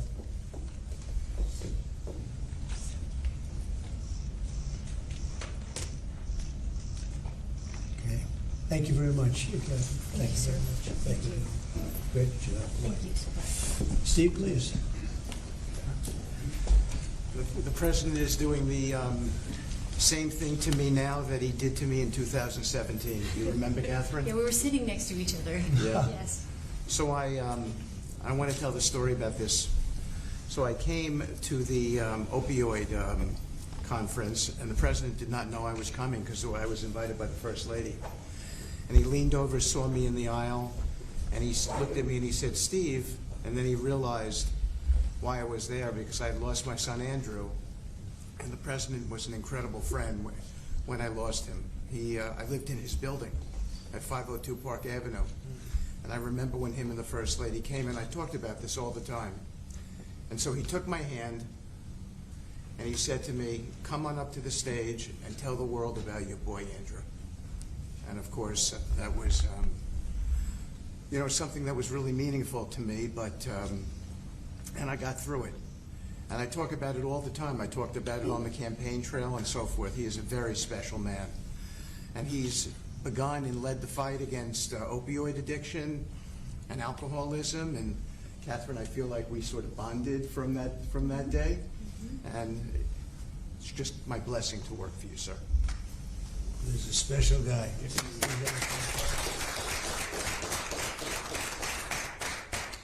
He and a group of people, Jared helped and others helped. Steve, peace in the Middle East, and we're there. Yes. A couple of little flames, but they're very little by comparison, and they'll go out quickly. They're already going out. And he's now trying very hard to settle up with Russia and Ukraine, and I think a lot of progress is being made there.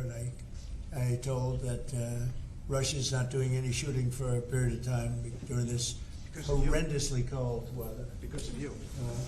So we asked President Putin if they could stop the shooting for a week. They're being hit with proportionately the kind of cold that we're being hit. It's much colder in Ukraine to start off with, but it's really cold now, and he agreed to do that. We appreciated that very much. It's a nasty war. It's a nasty, nasty war. Would anybody else have anything to say? I can say that I am extremely late, but that's okay. Don't worry about me. Would anyone else say See, he's going to avoid the press again. Fantastic job. Twice. Earlier today, and it looks like he's going to avoid answering questions from the press. Every time. If I don't mention Marnie, Bobby always mentions it. So we have a great team. Jay, great. Marnie, great. Do you guys want to say something? Thank you. Thank you. Well, historically, with addiction, the entire society has always been reactionary. And that's been the story of healthcare.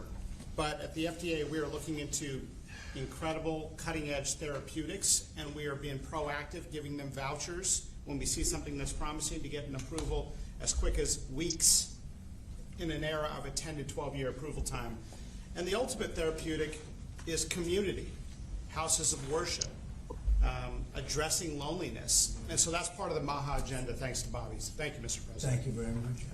Thank you. Jay? Mr. President, in 2018, you launched the HEAL initiative, helping to end addiction long-term at the NIH.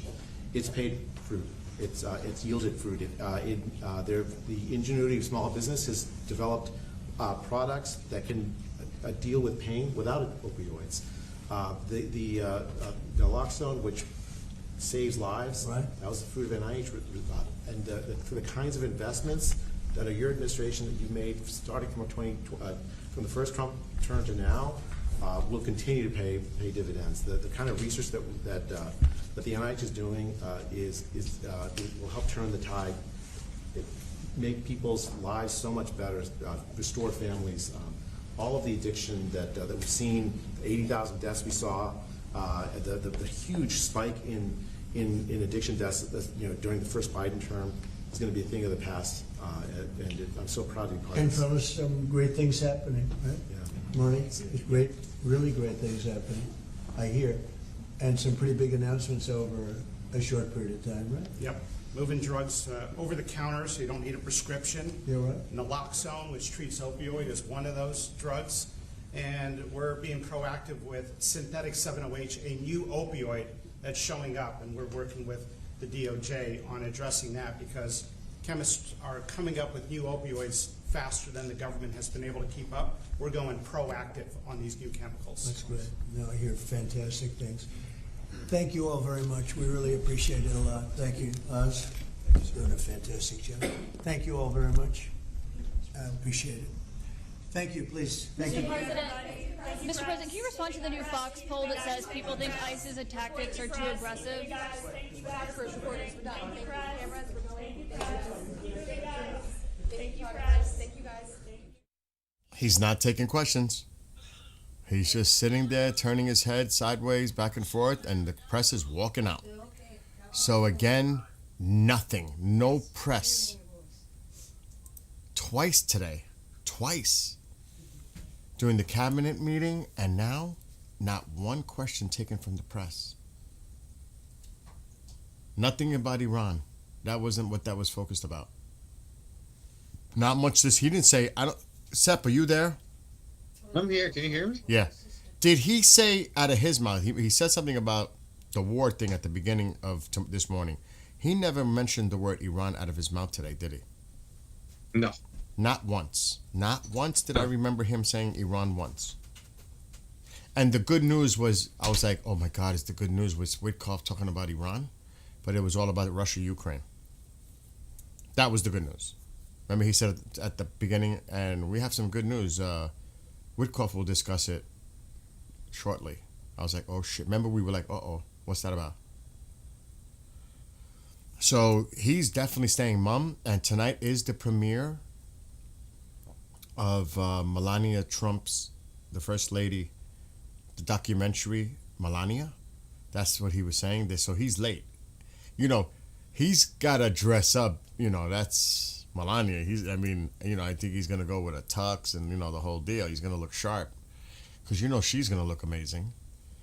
So they're going to this premiere, and who knows, I don't know where it is, but all the things that I think about, though, it's making it look like, look, this is the way I look at this from another way.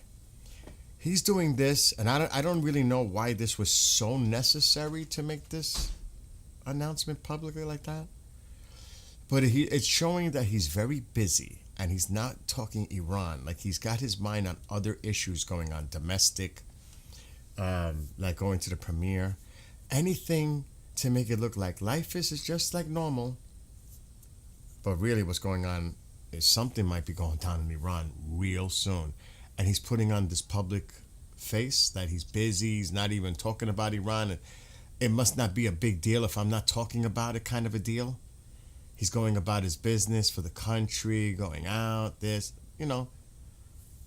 But not to speak about Iran. One thing about our president, he's very vocal, very blunt, very direct. If he had to say something about Iran, he would have. So I'm wondering if there's some of that involved here too. He's always busy. The guy don't sleep. He doesn't ever sleeps. He sleeps like 3-4 hours a night, if that. Yeah, he's busy. Look, I'm telling you, oh my gosh, it's like you put on this public face, like everything's normal. Do you understand what I'm saying? Like everything's fine. I'm going out. I'm doing this. I'm doing this. I'm not in the Situation Room. I'm not giving any hints about what I'm thinking about Iran. I'm just doing my thing. And because everybody's paying attention to what he just said, waiting to see if he would say anything regarding that. And no, you didn't get it this morning. You didn't get it today. He's not leading on to anything. That's my point. He's not leading on to any. Yeah. Are these diversions? I'm not saying it is. I got to fix my audio because I had it all crazy for that video. Hold on. My balance is off, all that. That was just bizarre audio like this morning. I forgot. I'm not saying it is. But sometimes you got to look at things from a different perspective and just say, could that be part of it? Do you know what I mean? Thinking a little bit outside the box kind of a thing. Could this all be show? Because he's trying to show that he's busy, and meanwhile the shit's about to go down in Iran. Because they're watching. Everybody's watching.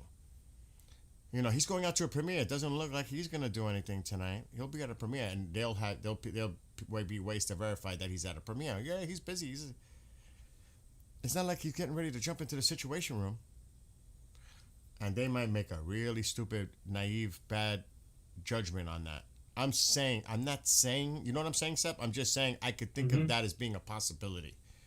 I'm speculating 100%. But it wouldn't pass it to me. Is anybody understanding what I'm trying to say here? Probably not. Probably not. And Tammy, please, is she here? Is Tammy here? We always send our love to Tammy, and especially, you know, like, and her husband is Iranian. And he's over there. We send our love to everybody. Wait a second. What? Now check TKN 3137. Mm-hmm. Slow down. Hold on. That's a lot of letters and numbers. That sounds like more than normal. What is it? Yeah. TKN 3137. Oh, that's normal. My brain is overloading with mom and everything else going on.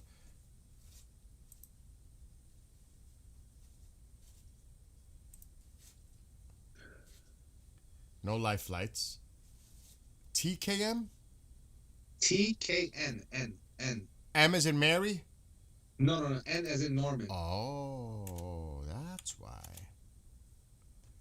There it is. Tehran.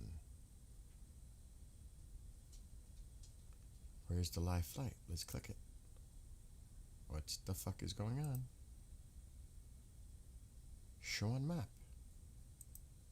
I hit the wrong thing. Why won't it show on map? There it is. I think it's a PP. Is that weird? Where So was it? It left Tehran. You don't know. See, when these lines disappear, I guarantee that fucker landed at Mashhad and is bringing somebody back. If I had to bet money on it. Because look how the but line... it also went down to Isfahan Airport. Oh, so this one's making its rounds. Is that confirmed? Do you know that for a fact? Oh, it was down there. Yeah. Mm-hmm. The lines are down there too. That's right. Yeah. So why would it fly like that? We can follow the black line because there's still a black line associated with it. You see the black lines? They're very faint. Mm-hmm. But they're there. We can actually follow where this thing went. Hold on. Let's see where this thing went. That is what kind of plane is that? Dude, that is crazy. It landed at numerous airports. Oh, this black line is going to be hard for me to see. I see it. I see it. It's got to be going to Mashhad. There's no doubt. Oh, shit. Where did it go? Where did it go? Well, it's going back to Tehran again. Yeah, because it's making its rounds. It picked up people or dropped off people. I lost it. Shit. It's making its rounds. Oh, there's the black line.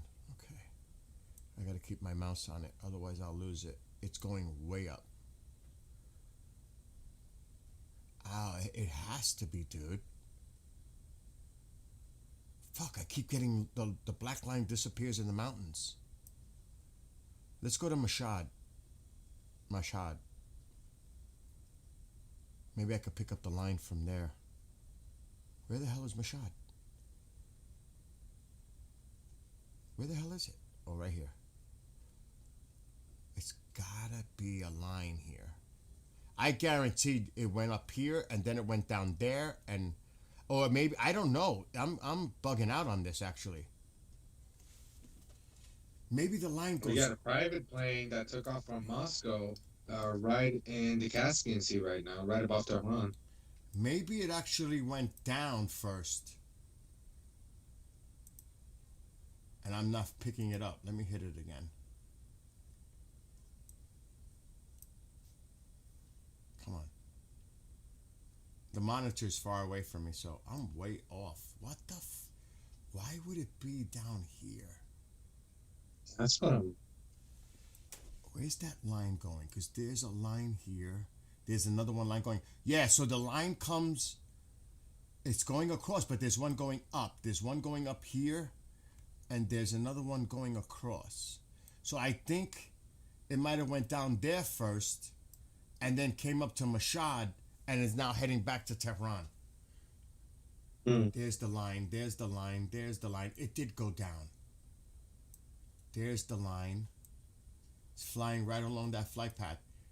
And then I lose the line.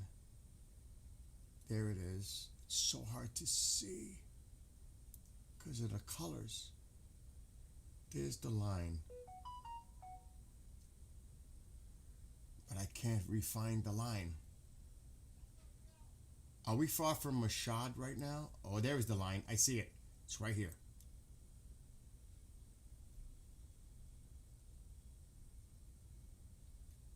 Oh my God. You don't understand how hard it is to follow this line. There it is, there it is, there it is, there it is. It's way up here.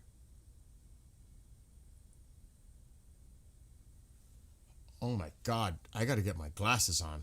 I got to leave the mouse there. Dude, that is really... Can you see it on the... I got to open on my side, too. It's really weird. It's going fucking way up here.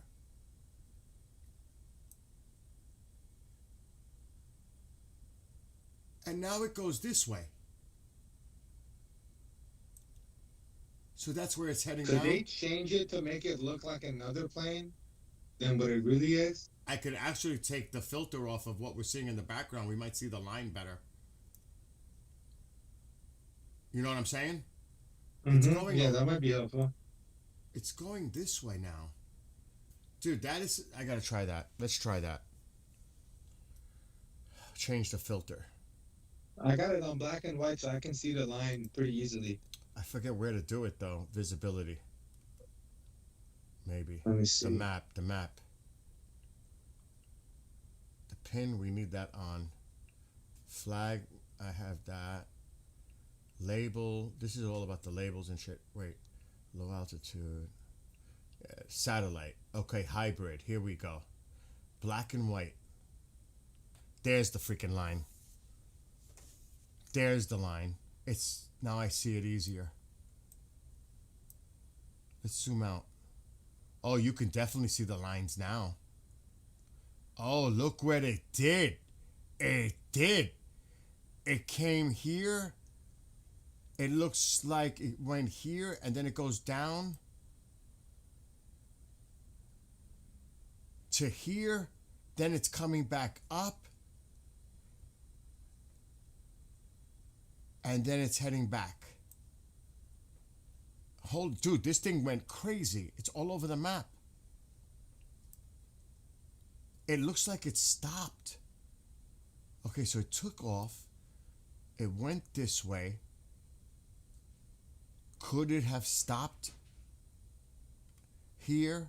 Yes. Just because this is here, that doesn't mean nothing. I think it stopped at Mashhad. It went down to Isfahan. But then it waited and when it... But this could be avoiding airspace too. They could have done this route to stay away from this airspace. You see what I'm saying? Maybe they did that route to go around. Why wouldn't they just come straight? You know what I mean? Why were they taking this route? Why were they avoiding this? I don't know. I might be reading way too much. But yeah, this flight took some crazy shit. You see it, right? Oh, tell me I didn't lose you. Oh, God, did I lose him? Everything's fine. I'm going back to hybrid. Yeah, that is odd. Yeah, you could use playback. That's right. I could do playback. That's true. Duh.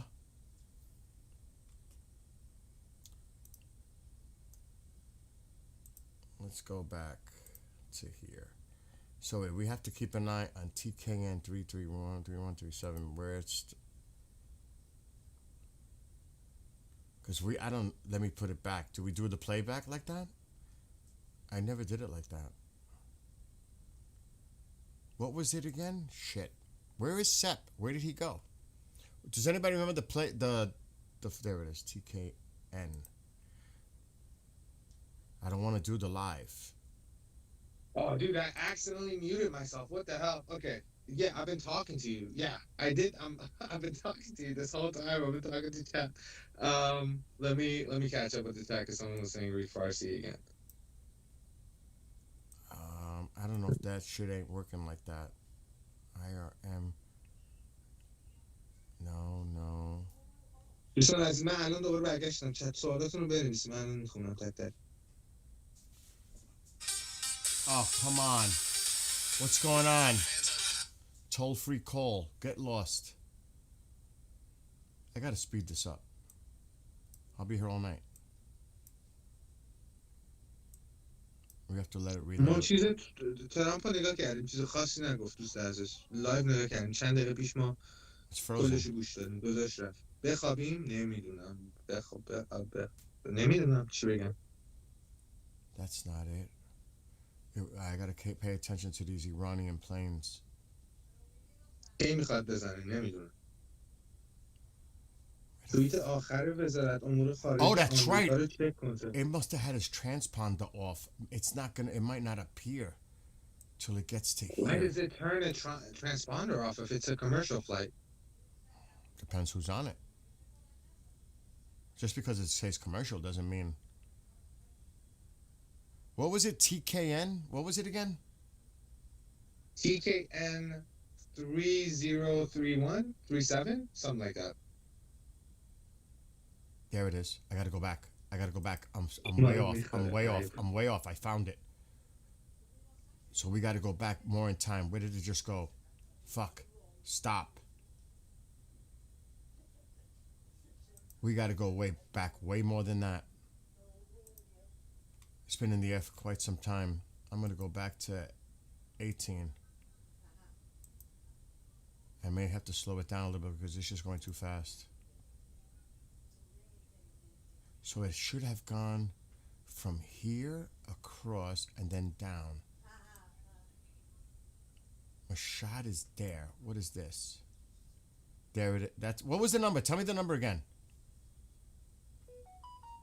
Did you mute yourself again? Yeah, TKN 31. Forgot, man. I forgot TKN 3137. That's the main thing. TKN. These are going in the wrong direction. I'm just seeing because I'm not seeing it coming down. Because Isfahan is here. It's not going to be going up. It should be going across and then come down this way. And I went back a little bit just to be sure. I'm going to speed it up a little because we'll be here all fucking night just messing with this. It's frozen for a second.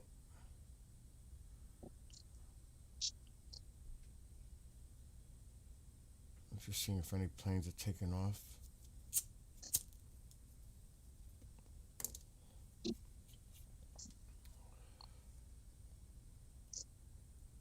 Come on, TKN, where are you?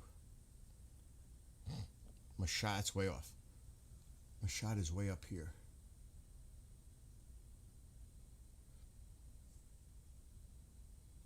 Is that it? That's the fucker right there. It wasn't there. That's why. Because the line is not there. And it disappeared again in Isfahan. It was just there. It wasn't there. What? Why and is there it is doing now. There it is. It's there. It landed. Then it disappears. And now we got to see picking it up to go to Mashhad. It definitely landed in Isfahan. I just seen it. So we're going to see it pop up somewhere probably over here. If we're lucky. I lost the flag too, Brian. I can't follow it. The what? He's saying, Sep, if you got the actual flight and go to more, you can play back just that flight. All right. Again, I know it landed at Isfahan. I'm at this point. I'm just going to let it go. Because I'm not seeing it popping up on the screen because it went back up. Is that not it? Is that not it? Between those three that you had your mouse on, the one above it? Yeah. No. Left. Yeah. No. That's not it. It just fully TKN. disappeared. It did. It turns its there it is. Nope, that's not it. That's TBN. Dude, it turned it off. Cause it never went up here. It went to here, but it probably did land there. That's TBN. They turned their shit off. They didn't want to show where they were landing and going to. That's TBN. It's TKN 3134, I think. Dude, I don't see it. Wait, what is this? There Go it to is. flight There it is. in your There's search. it. This is it. It took Oh, off again. got it. It took off again. It's right here. We got to keep an eye because it might disappear.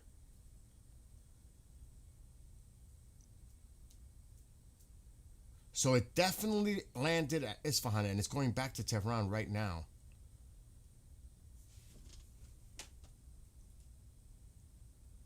It's going to start turning north. There it goes. Now, did it land? I'm betting money it landed, bro. At Mashhad. It's like they're rounding people up. It definitely landed Isfahan. We know that.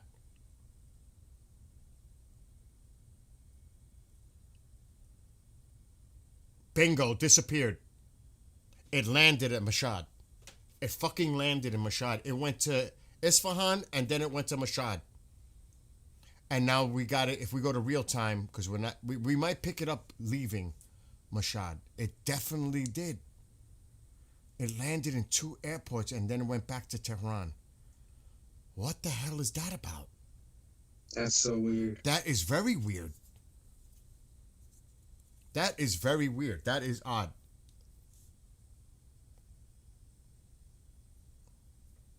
When do you see that hopping like that? Okay, so it's going to pop up on the screen again because we can go to the real time, but it's like somewhere near Tehran by now. It's going to appear somewhere here. If at all, it might pop up over here.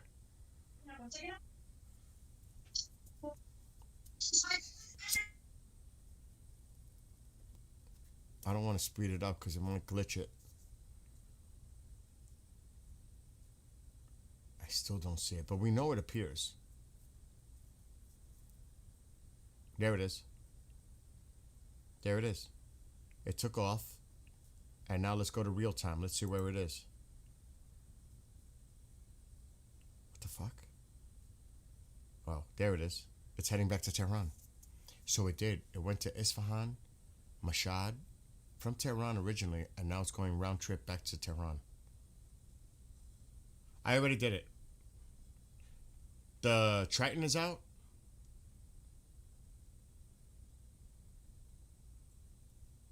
What kind of plane is that? I think it's a commercial flight. Looks like a commercial flight. Donald Douglas, passenger. Interesting.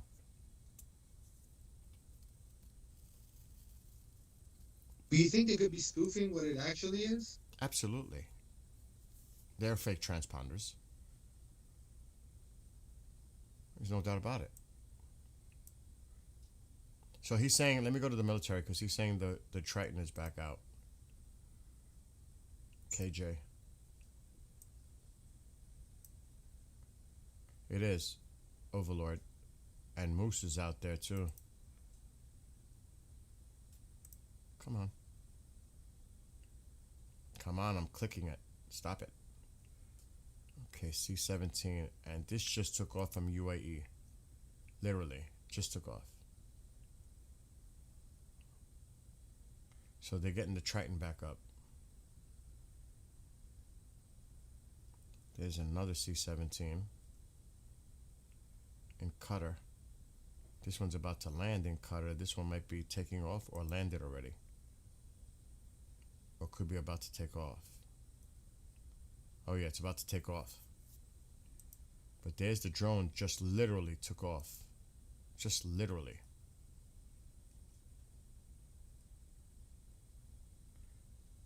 Look at the altitude, it's climbing, and the speed. Flight ITY 857 diverting to Athens. Let's check. ITY. Yeah, you looked that up. 857. That sounds like a turkey plane.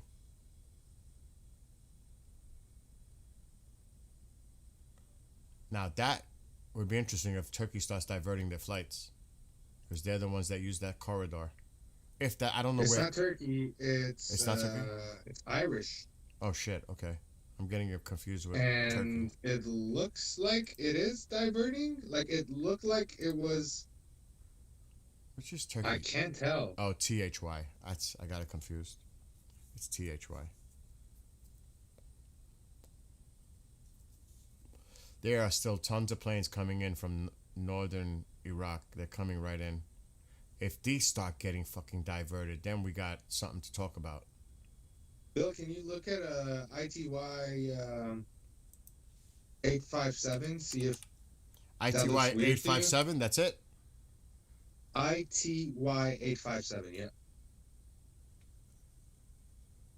Dubai to Rome. And it just diverted to Athens. What was the original? It diverted to Athens?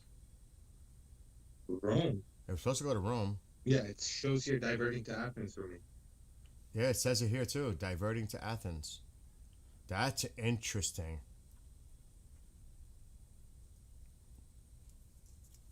That is interesting.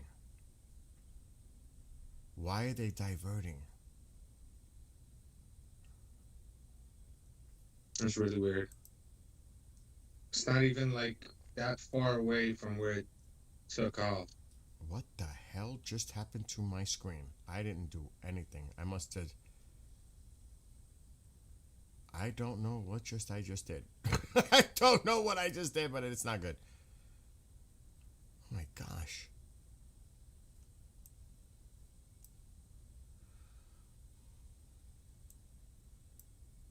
I don't know. I don't know what would be the cause of that.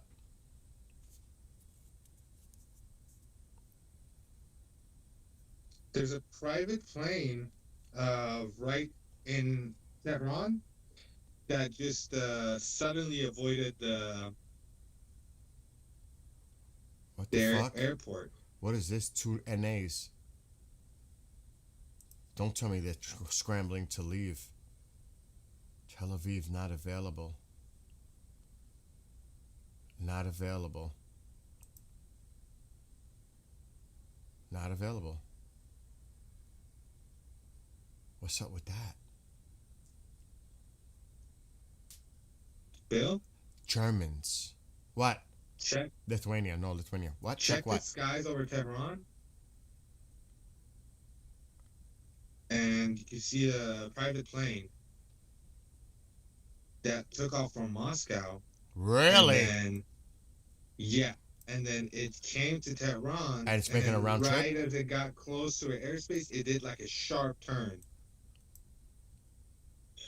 That's because it probably was already had landed and now it's back in the air.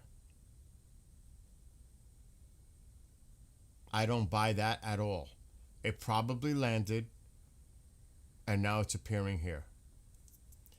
That's interesting.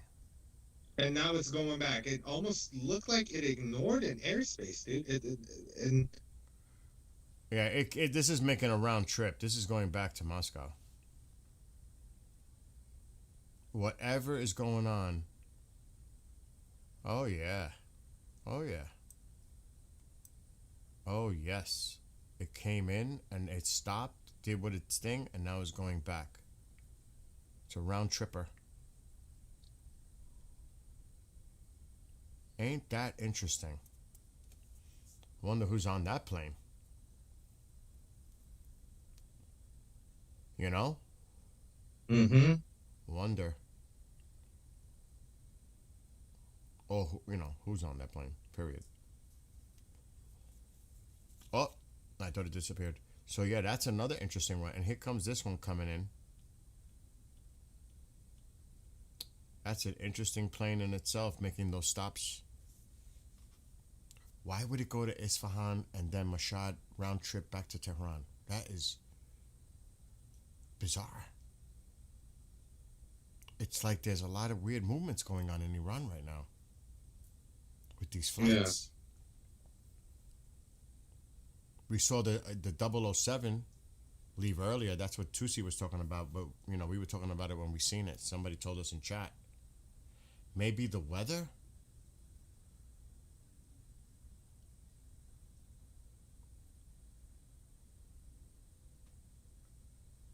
Or what happened just because the closed airport is nearby? Why they have to go to Athens? Because I think they closed the airport it was originally going to go to. I'm not sure. I might be misreading that.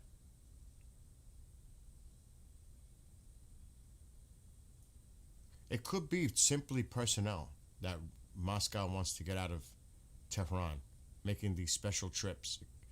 I mean, I'm talking about the Russian planes, not the Iranian plane, but anybody's guess here, because that's not a big plane.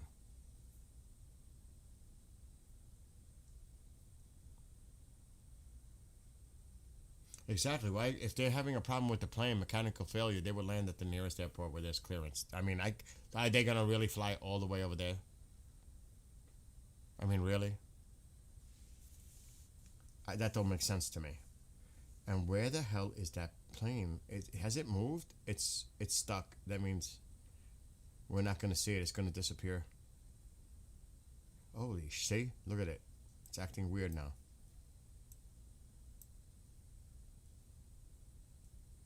It's moving, but there's no solid line behind it, so I don't trust anything.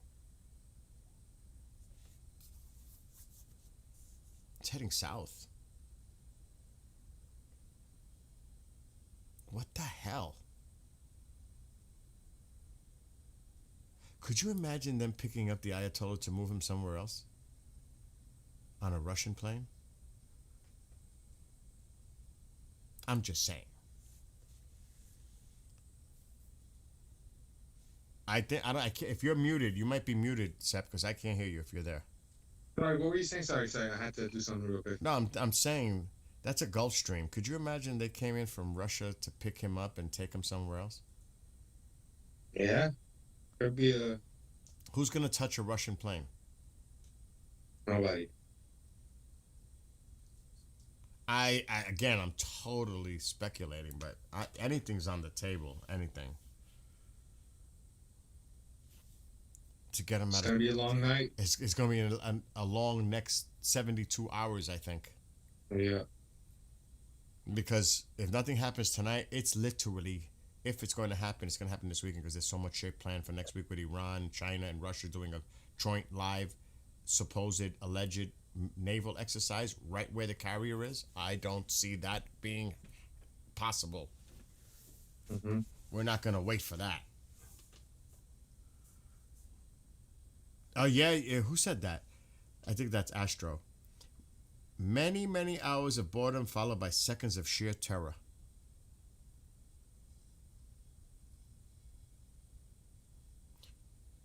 Yeah, the GPS, Brian is correct. Maybe it's the GPSs are all messed up in Iran right now. Jamming going on. چیز خاصی نیستش. ما چند تا هواپیما میتونیم ببینیم که پترناشون خیلی عجیب غریبن. یه دونه پرایوت پلین داریم که از مسکو امروز برگشته به تهران. الان داره میره پایین. یه دونه دیگه هم داریم که اصلا ترانسپاندرش رو هی خاموش روشن میکنه. رفتش از تهران به سمت مشهد، بعد از اونجا اومد پایین، معلوم نیستش نشست رو مشهد، اومدش رفت اصفهان، دوباره بلند شد، رفت دوباره مشهد، دوباره برگشت به تهران. اونم خیلی عجیب غریبه. نظامی هم 3 تا بیشتر رو هوا نیستن. الان میتونم بهتون بگم کدومه. سمت خلیج فارس ما الان بهتون میگم قشنگ. یه دونه درون داریم که همین چند ثانیه پیش از ابودابی بلند شد و 2 تا هواپیمای تانکر داریم که نه یکیشون هم درونه، اون داره فقط نگاه میکنه. یه دونه دیگه شون هم که همین الان بلند شده. یعنی 3 تا بیشتر سمت خلیج فارس نیستش. چیز خاصی نیستن ولی اونا. Bill, Triton's is up, and then there's another one that's up. So 3 military planes in the Gulf.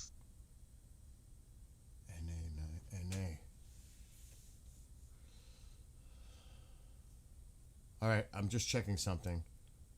I'm looking for the Israeli flights coming in. There's a lot of departing. At this time, that's usually the pattern. Here are some. Israel. So there's still incoming flights scheduled to come into Tel Aviv, and there's still flights taking off. So now, what am I looking at? What am I going to look at? Just put it on military filter real quick and show the audience the 3 planes. One is going down. 2 are in the air, and the Triton just went up again. It's Overlord 100. Yeah, right? That's it. That's it. That's a C-17. I believe that could be a C-17 or Hercules, Atlas, something like that. Yeah, that's a C-17 too. So those are 2 C-17s and the drone. ham radio. What is this? Our friend here is saying, check something regarding ham radio. What is a ham radio? It's like you never heard of a ham radio? Is it like the radios that? It's shortwave. So a lot of people have that personally. You ever see how the truckers communicate like when they're that's ham radio. It's like CB. Okay, so someone just said live emergency action message alert, ham radio monitoring World War III mention Iran crisis on ICOM. Where are you seeing this? Where is this coming from? No, I think it's the title of a stream, and he wants me to check it out. Oh, somebody put that out there. It's a stream. I have no way to even think about trying to confirm that. That's not my area at all. Maybe there's a ham radio operator in chat that can make sense of what he just said. If anybody can help in chat with that. He said, Tom says the emergency is common because we have them on our TVs all the time too. The emergency broadcast system, or whatever it's called, EAS. Smokey and the Bandit radio.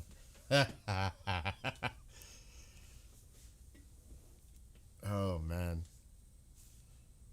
I liked Hooper with Burt Reynolds. That was one of my favorites. I like Smokey, but the Hooper movie, that was a good movie.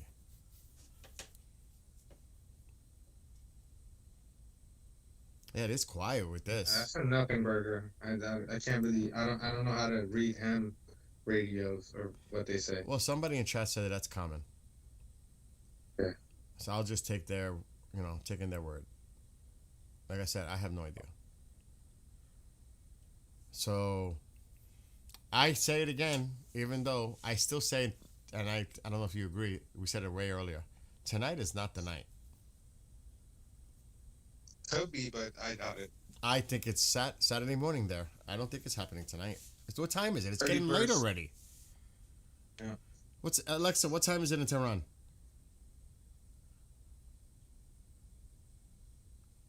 It's 3 a.m. in Tehran right now. It's 3 a.m.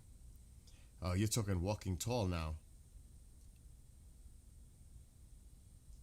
Wow, Tom's got a yearbook with Bert in it. He's a ham. He will check it out. Yeah, it's heading back to Tehran. That thing stopped. That plane stopped in Isfahan, Mashhad, after leaving Tehran originally, and it's about to land back in Tehran. It made the rounds. So it's 3 a.m. in Iran? Yeah, it's late already. Yeah, it's done then. I don't think it's happening. Not tonight. And maybe tomorrow night. Well, tomorrow afternoon for me. It ain't happening tonight. Unless something else triggers. But I am still going to say tomorrow morning. Well, my God. Saturday morning in Iran. Which I need to start paying attention at 9 p.m. Which is, my gosh, 1:30. Bullshit. 12:30 for me. I have to start streaming at 12:30 tomorrow. I want to start from early in their night and go. So 12:30 Eastern. That would be 9 p.m. in Iran. The night hours.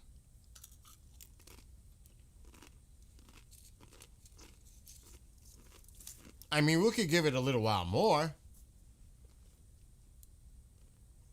Say 4 a.m. in Iran. Let's see what everybody's saying. Eric Gorn thinks tonight's the night. Or Dexter, tonight's the night. What does everybody else say? What do you guys think? Tonight? Yes or no? Or this morning for them? I say no. Yeah, I don't think so. Seb is also, Seb, I can't do that. Seb says no. I'm going to wait a little longer. So that both of us say no. And everybody's saying yes, wait. How's that? Definitely not tonight, wait. I saw Doris, that's the same person saying wait. No. It's too late, no. Less than 36 hours, I agree with you on that. Yes. Well, Chan, you're the one person. No, I would say the vast majority say no. The vast majority. I would say 9 out of 10, or at least 8 out of 10 say no. Because you got to remember, this is going to be prolonged. This isn't going to be one strike and go home. It's going to be prolonged. And they're going to want to utilize as much night as they can. Even though sunrise technically rises in Tehran by like 7:15 in the morning, but you know how it starts to get light before the actual sun rises? Like an hour or so before? It ain't happening. Sunrise is in 4 hours. Literally, sunrise.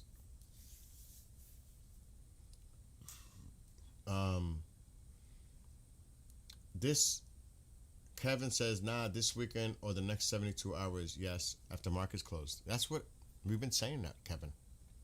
Once the market's closed. Bill, can you check True Social Trump? I think he pinned this, he said about, we saw that earlier about the pin. We did. We saw the True Social about the pin.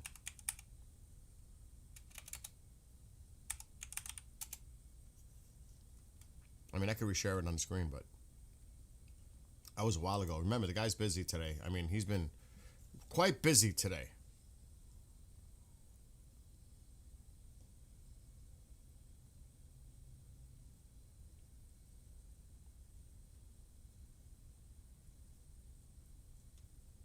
You seen the pin, right?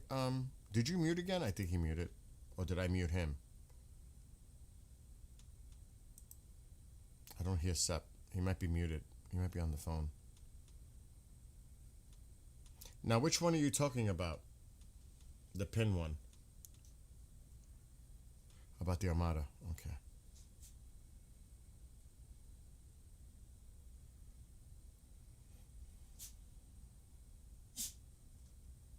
What is this, though?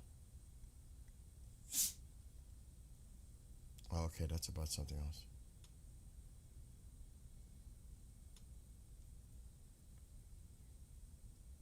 Do you know I'm not seeing that pin? I'm going back, though.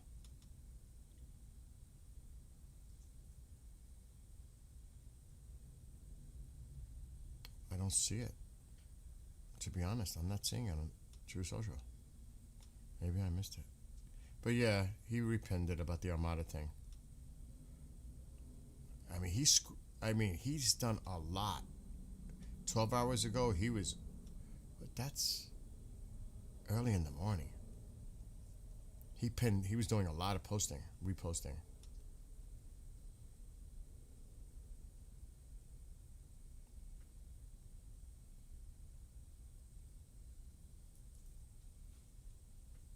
I'm not seeing it. I don't want to just be stuck on it. Sep, are you there?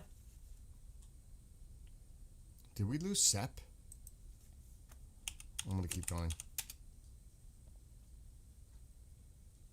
Look at all these planes coming in like typical from Turkey.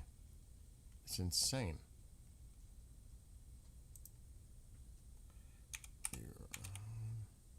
Let's see if there's anything new. And I we'll give it a little bit more time, but tonight's not gonna happen.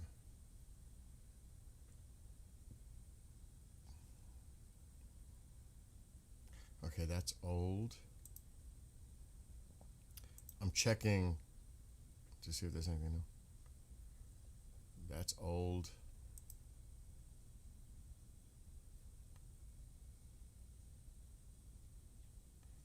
I'm not seeing anything.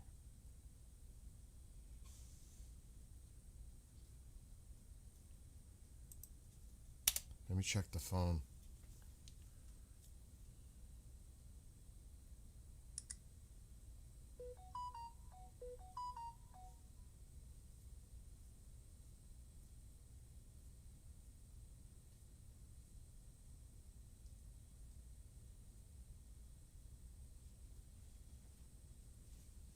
Oh, my friend sent me something though.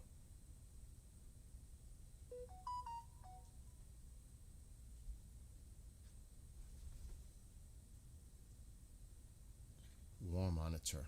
How long ago was this? Oh yeah, that was yesterday morning.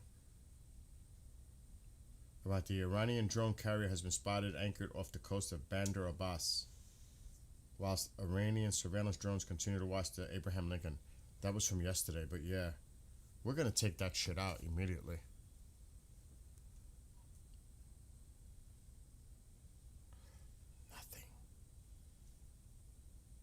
Nothing. Oh, let me check Telegram.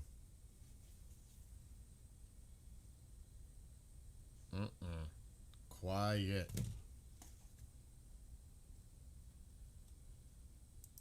I'm telling you, it's like everybody's so quiet. Because you look for certain individuals, like Lindsey Graham, he likes to talk. He's a little mouthy.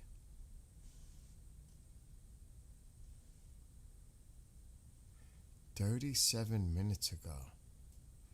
Check this out."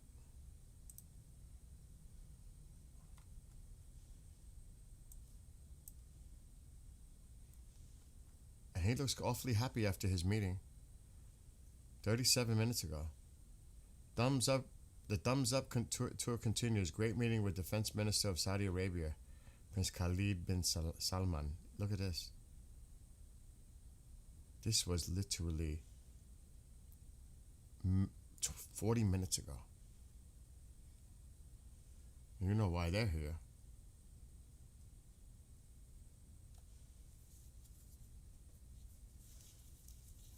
Holy shit. And Lindsay looks happy, so if Lindsay looks happy, he must have heard something that made him happy. Unless he's just putting on that face.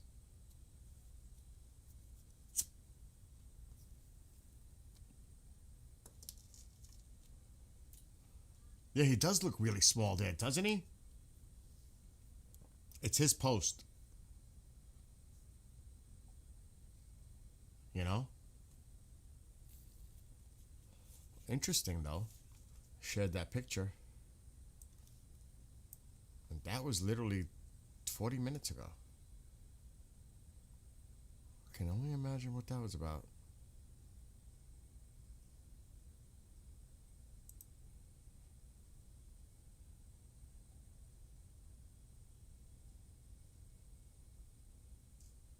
And that's it as far as anything related. That's it from Lindsay. Sorry, I'm back. I had a work call. No worries. Yeah, I just had to deal with that. I don't even remember when I was. How long have I been? I think 10 minutes. Yeah, if that. Yeah.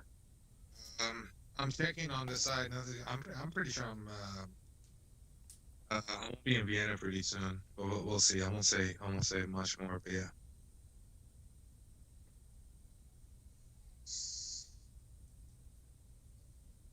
Oh my God, is that even true? What?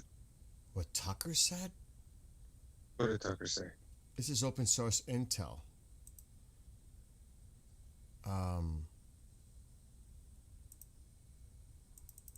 trying to get out of this message.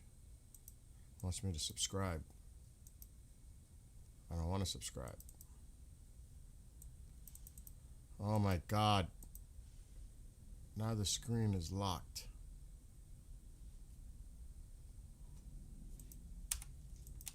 Thank God. I'll just share it like this because look what he said. I don't know if this is true. This is yesterday. Anyone still talking about Gaza or Iran should be called out immediately as someone who doesn't just care about Americans. What? Says the guy being televised on Iranian news network. Okay. What? They play his show in Iran amidst war, man. This guy's a puppet.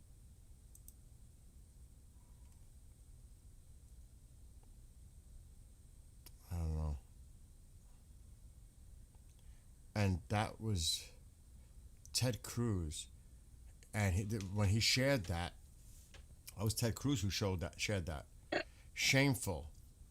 Tucker Carlson is a hack and a pro-Iranian zealot who is explicitly calling President Trump someone who just doesn't care about Americans. Trump's leadership on Iran has been heroic, and Tucker hates it. What is going on with that? That was Ted Cruz that posted that.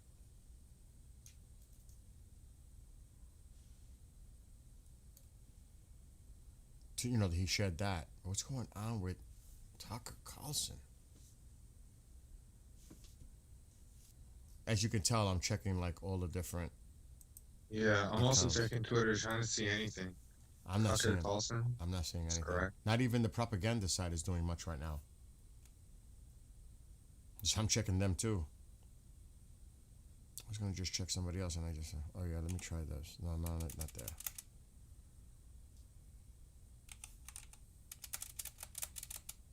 They're not gonna release anything until the president does.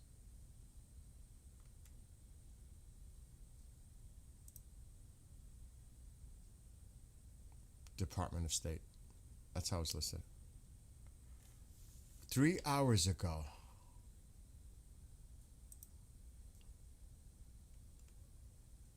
As the people, what is this? This is 3 hours from the State Department. As the people of Iran continue to fight for their basic rights, Secretary Rubio took action this week to revoke the privilege of Iran senior officials and their family members to be in the United States. Those who profit from the Iranian regime's brutal oppression are not welcome to benefit from our immigration system. Facts.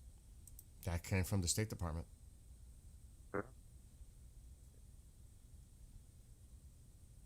با این چیه تو چت می‌نویسیم کسخورا بیادم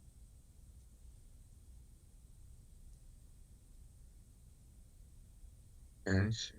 خجالت مرد به این خوبی داره کمک میکنه برای شما رسانه بذاره میگی چیزه حالا بعدم نیست هر کی باشه ای بابا برای من تله میندازی بیشور من جواب تو رو نمیدم نه نیست یعنی نمیدونم شاید نمیدونم ولی جوری که تو پرسیدی به من برخورد داداش کسخوری نه فکر کنم تو کسخوری به فوش میدی Dude, it's not happening tonight. Yeah, I don't think so. Look at all that air traffic now. The ones we always see at this time. Look at it. Look at all the air traffic over the Persian Gulf alone. Look at all the air traffic coming in. And now it's starting to go up. Now it's going to get cray busy in here. Look at all the flights. چیز خاصی نیست ترجمه کنم دوستان عزیز در این می‌نویسین میفهمم ولی هر وقت یه چیزی مهم بوده چشم من براتون پخش میکنم ولی الان چیز خاصی نمیبینم. What the fuck is that? What is that? What am I looking You at? check the link in the chat. What is that? What are you? Where? You? Who's No, link? somebody posted it in the chat in YouTube. Yeah, in the YouTube chat. It's just a really weird plane.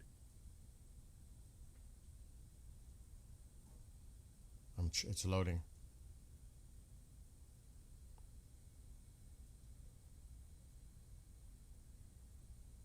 Oh, because of the movement, the way it's moving like that? Yeah. But look at the path though. Like, but that could what just is it doing? That could just be spoofing. Mm-hmm. You'll see other planes doing that from time to time too. But what is it? That's the question. What the fuck?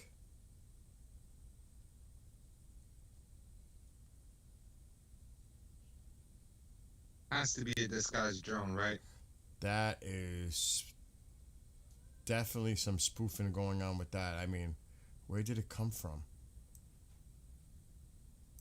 What? All the way from where? Moscow. Oh, it's fucking Russian.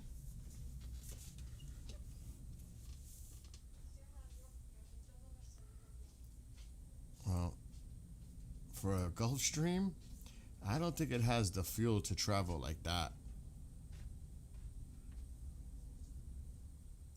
That's a drone. That's a drone. That's a big drone too, like a one that could fly for a really long time. I went under everybody's radar that whole time. And it's right not that far from our fucking carrier. It's right along the Gulf of Oman. What the fuck is that? واسه به یک هواپیمای روسی بله یه دونه پرایوت جت رو از مسکو روی هوای ایرانه. Look at it. نمیدونم دقیقا کجای ما چند دقیقه یه 30 دقیقه پیش چکش کرد. Look at it. They're definitely... خیلی ممنون محمد جان. What does anybody think about this? This is weird. خیلی عجیب غریبه دوستان. این یه هواپیماییه که از روسیه اومده. اسمش رو داری گلف استریم، یعنی یه دونه پرایوت جت ماننده. بعد ولی هیچ پرایوت جتی نمیتونه اونقدر پرواز کنه. A smaller jet has the fuel to do all this? Yeah, no. That's what I was translating. And then go back to Moscow? Or unless it's going to land somewhere nearby. Look at this thing. This is some serious bullshit. That's what this is. Look at this.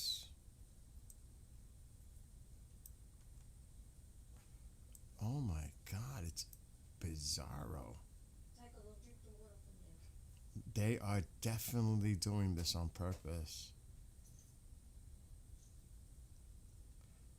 The fuck is it going now?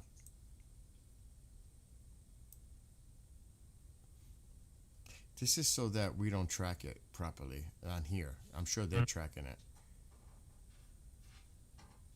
LiDAR. Shout out Brian for catching this on the radar. Thank you, Brian. Dusty put it too. That is really curious.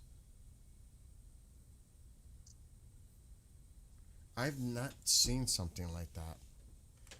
Like, not like this. Not that much. It's just bouncing back and forth. Back and forth. معلوم نیست شکوفیه. معلوم نیستش شکوفیه. و خیلی عجیب غریبه. ولی اون چیزی که اینجا نوشته نیستش. I'm gonna refresh. What's the point of, like, if they're using something like this to spoof the name and fake what it is and all that, why not just turn the transponder off? What's the point? To get in the heads? Our carrier's to the south.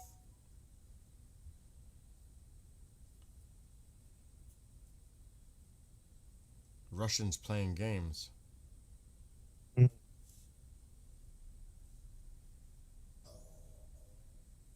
This is why the longer we wait, the worse this gets. In my opinion, we have to act soon. If we're gonna act, we have to act soon.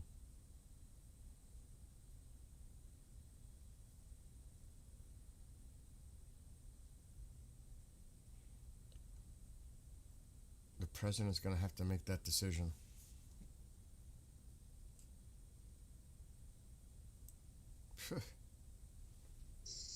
Look at this crazy shit.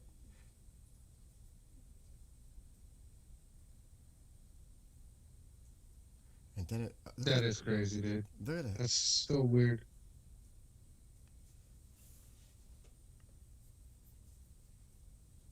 And obviously, it's not doing this. This is just to Do you throw. even think it's there? Do you think No, it's just taken? it's on purpose to throw off everything. But you know, it's one thing on Flight Radar. It's what our technology is able to really do to get past all this nonsense that we're seeing on the screen. But Flight Radar is like bugging out on it. It doesn't know what to do.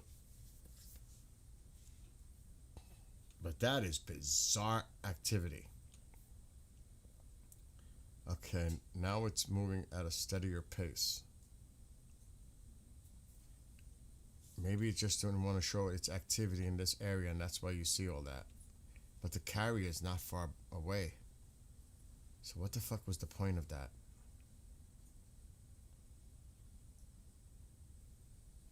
Let's see if it turns around. Because it was there once before. Watch it shoot back to the right.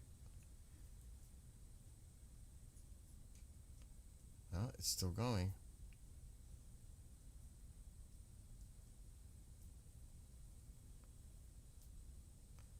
Interesting. Oh, there's still a further point that it went here. Let's see if it bounces back. What does anybody think about this?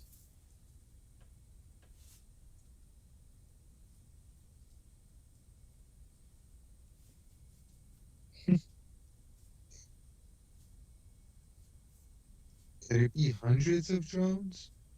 Nah. Nah. Moscow's not going to do that.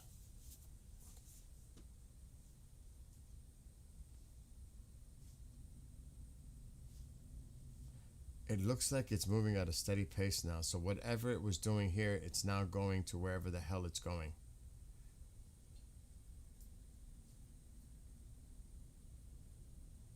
That's a drone? I know.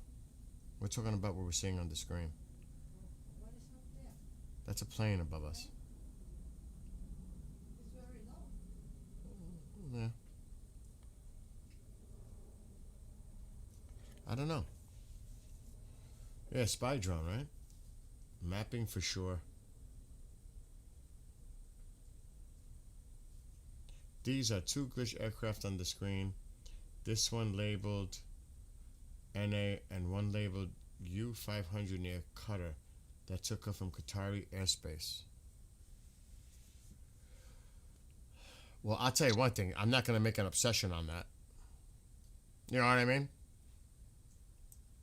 I'll keep it like that, but you could see the traffic. So tonight is a no-go. A lot more traffic over Iran. So tonight is a no-go. Not happening tonight. It's not happening. Our drones look like that sometimes. So I think tonight is done because it's after 3 a.m. in Iran. It's got to be close to 3:30 a.m. in Iran by now. It is. And look at all that air traffic. I think the vast majority of us say tonight is a no-go. Yeah, I think so. I think it's a wrap. Yeah, I think it's a wrap for tonight. How long have we been streaming? We've been streaming for hours as it is. Yeah, I mean, we were on way earlier than usually. All right, so here's the plan. 12:31 tomorrow afternoon. That would be 9 to 9:30 in Tehran. And you're working tomorrow, right? You're busy tomorrow. Yeah, I'll be busy earlier in the morning, but I'll be on in towards the night, obviously. All right. So I will hit you up at about 12:30 my time. And then maybe we shoot for 1 p.m. Eastern. All right, sounds good. That would be 9. I feel like tomorrow's going to be the night, man. Tomorrow night's going to be the night. I think I am telling you, I've been saying Saturday mornings, and you've agreed. We've been saying that for over a week, that it was going to be Saturday morning local time. We'll see. Well, It could happen But Sunday. we'll be up monitoring. You know, in case anything happens, we'll be on. Does anyone know, did they clear airspace before the attacks? Well, obviously they want to try to prevent the civilian casualty possibility. So they start alerting the airlines, and then they start to divert. They give the heads up, like, stay out of the airspace. But I don't know if there's, certain rules of engagement that has to do with that. You know what I mean? But usually you will start to see them divert that because they've been told something's going down, and they just start getting the hell out of the way. So, and another indicator is Iran would start to close their airspace. Israel would start to close their airspace. You would start seeing things happen. The planes that were going to Iran or to Israel will be diverted. The little signs you look for. So, there's different things you look. But all those planes would have to be able to leave the area. The ones that, but you would start to see the gap grow. Planes leaving the country, no more planes entering the country. You would see that start to happen. There'll be the gap start. When does the market close in the USA? Just in the next 10 hours, right? Friday? Oh, way more than that. 4 p.m. here, Eastern. Okay, 14 hours. Yeah, we got the times before that. So that's technically 12:30 a.m. in Iran. So we have to wait. I think I'm gonna spend the night having flight radar on one monitor and playing Minecraft on the other one to just stay up, man. This is crazy. These next few nights are gonna be crazy. Definitely. But if you see anything, you know me. I'll message you if I see anything. All right. And to 100%. all the amazing people in chat that are watching, do you believe Saudi Arabia on board? I don't know. I don't know, but I don't know. Dude, anything's possible. We just don't know. And somebody else in other chats said, I say Saturday. I say Saturday too. Anyway, love to all of you. Have a great rest of your evening, morning, day, wherever you are. Be well, be blessed, be safe. And continue your prayers for the people of Iran, and pray for our troops. Pray for all those involved here on the side of good. I pray for everyone, but that's another thing. Even people that I know that wouldn't stand me or whatever, I still pray for them. Do you know that? Mm-hmm. Mm-hmm. I still pray for them.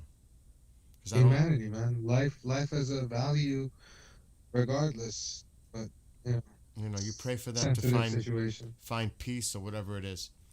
Anyway, all you lovelies, we are out. If anything breaks, we will come back. And if not, we will see you tomorrow afternoon. So, again, all of you.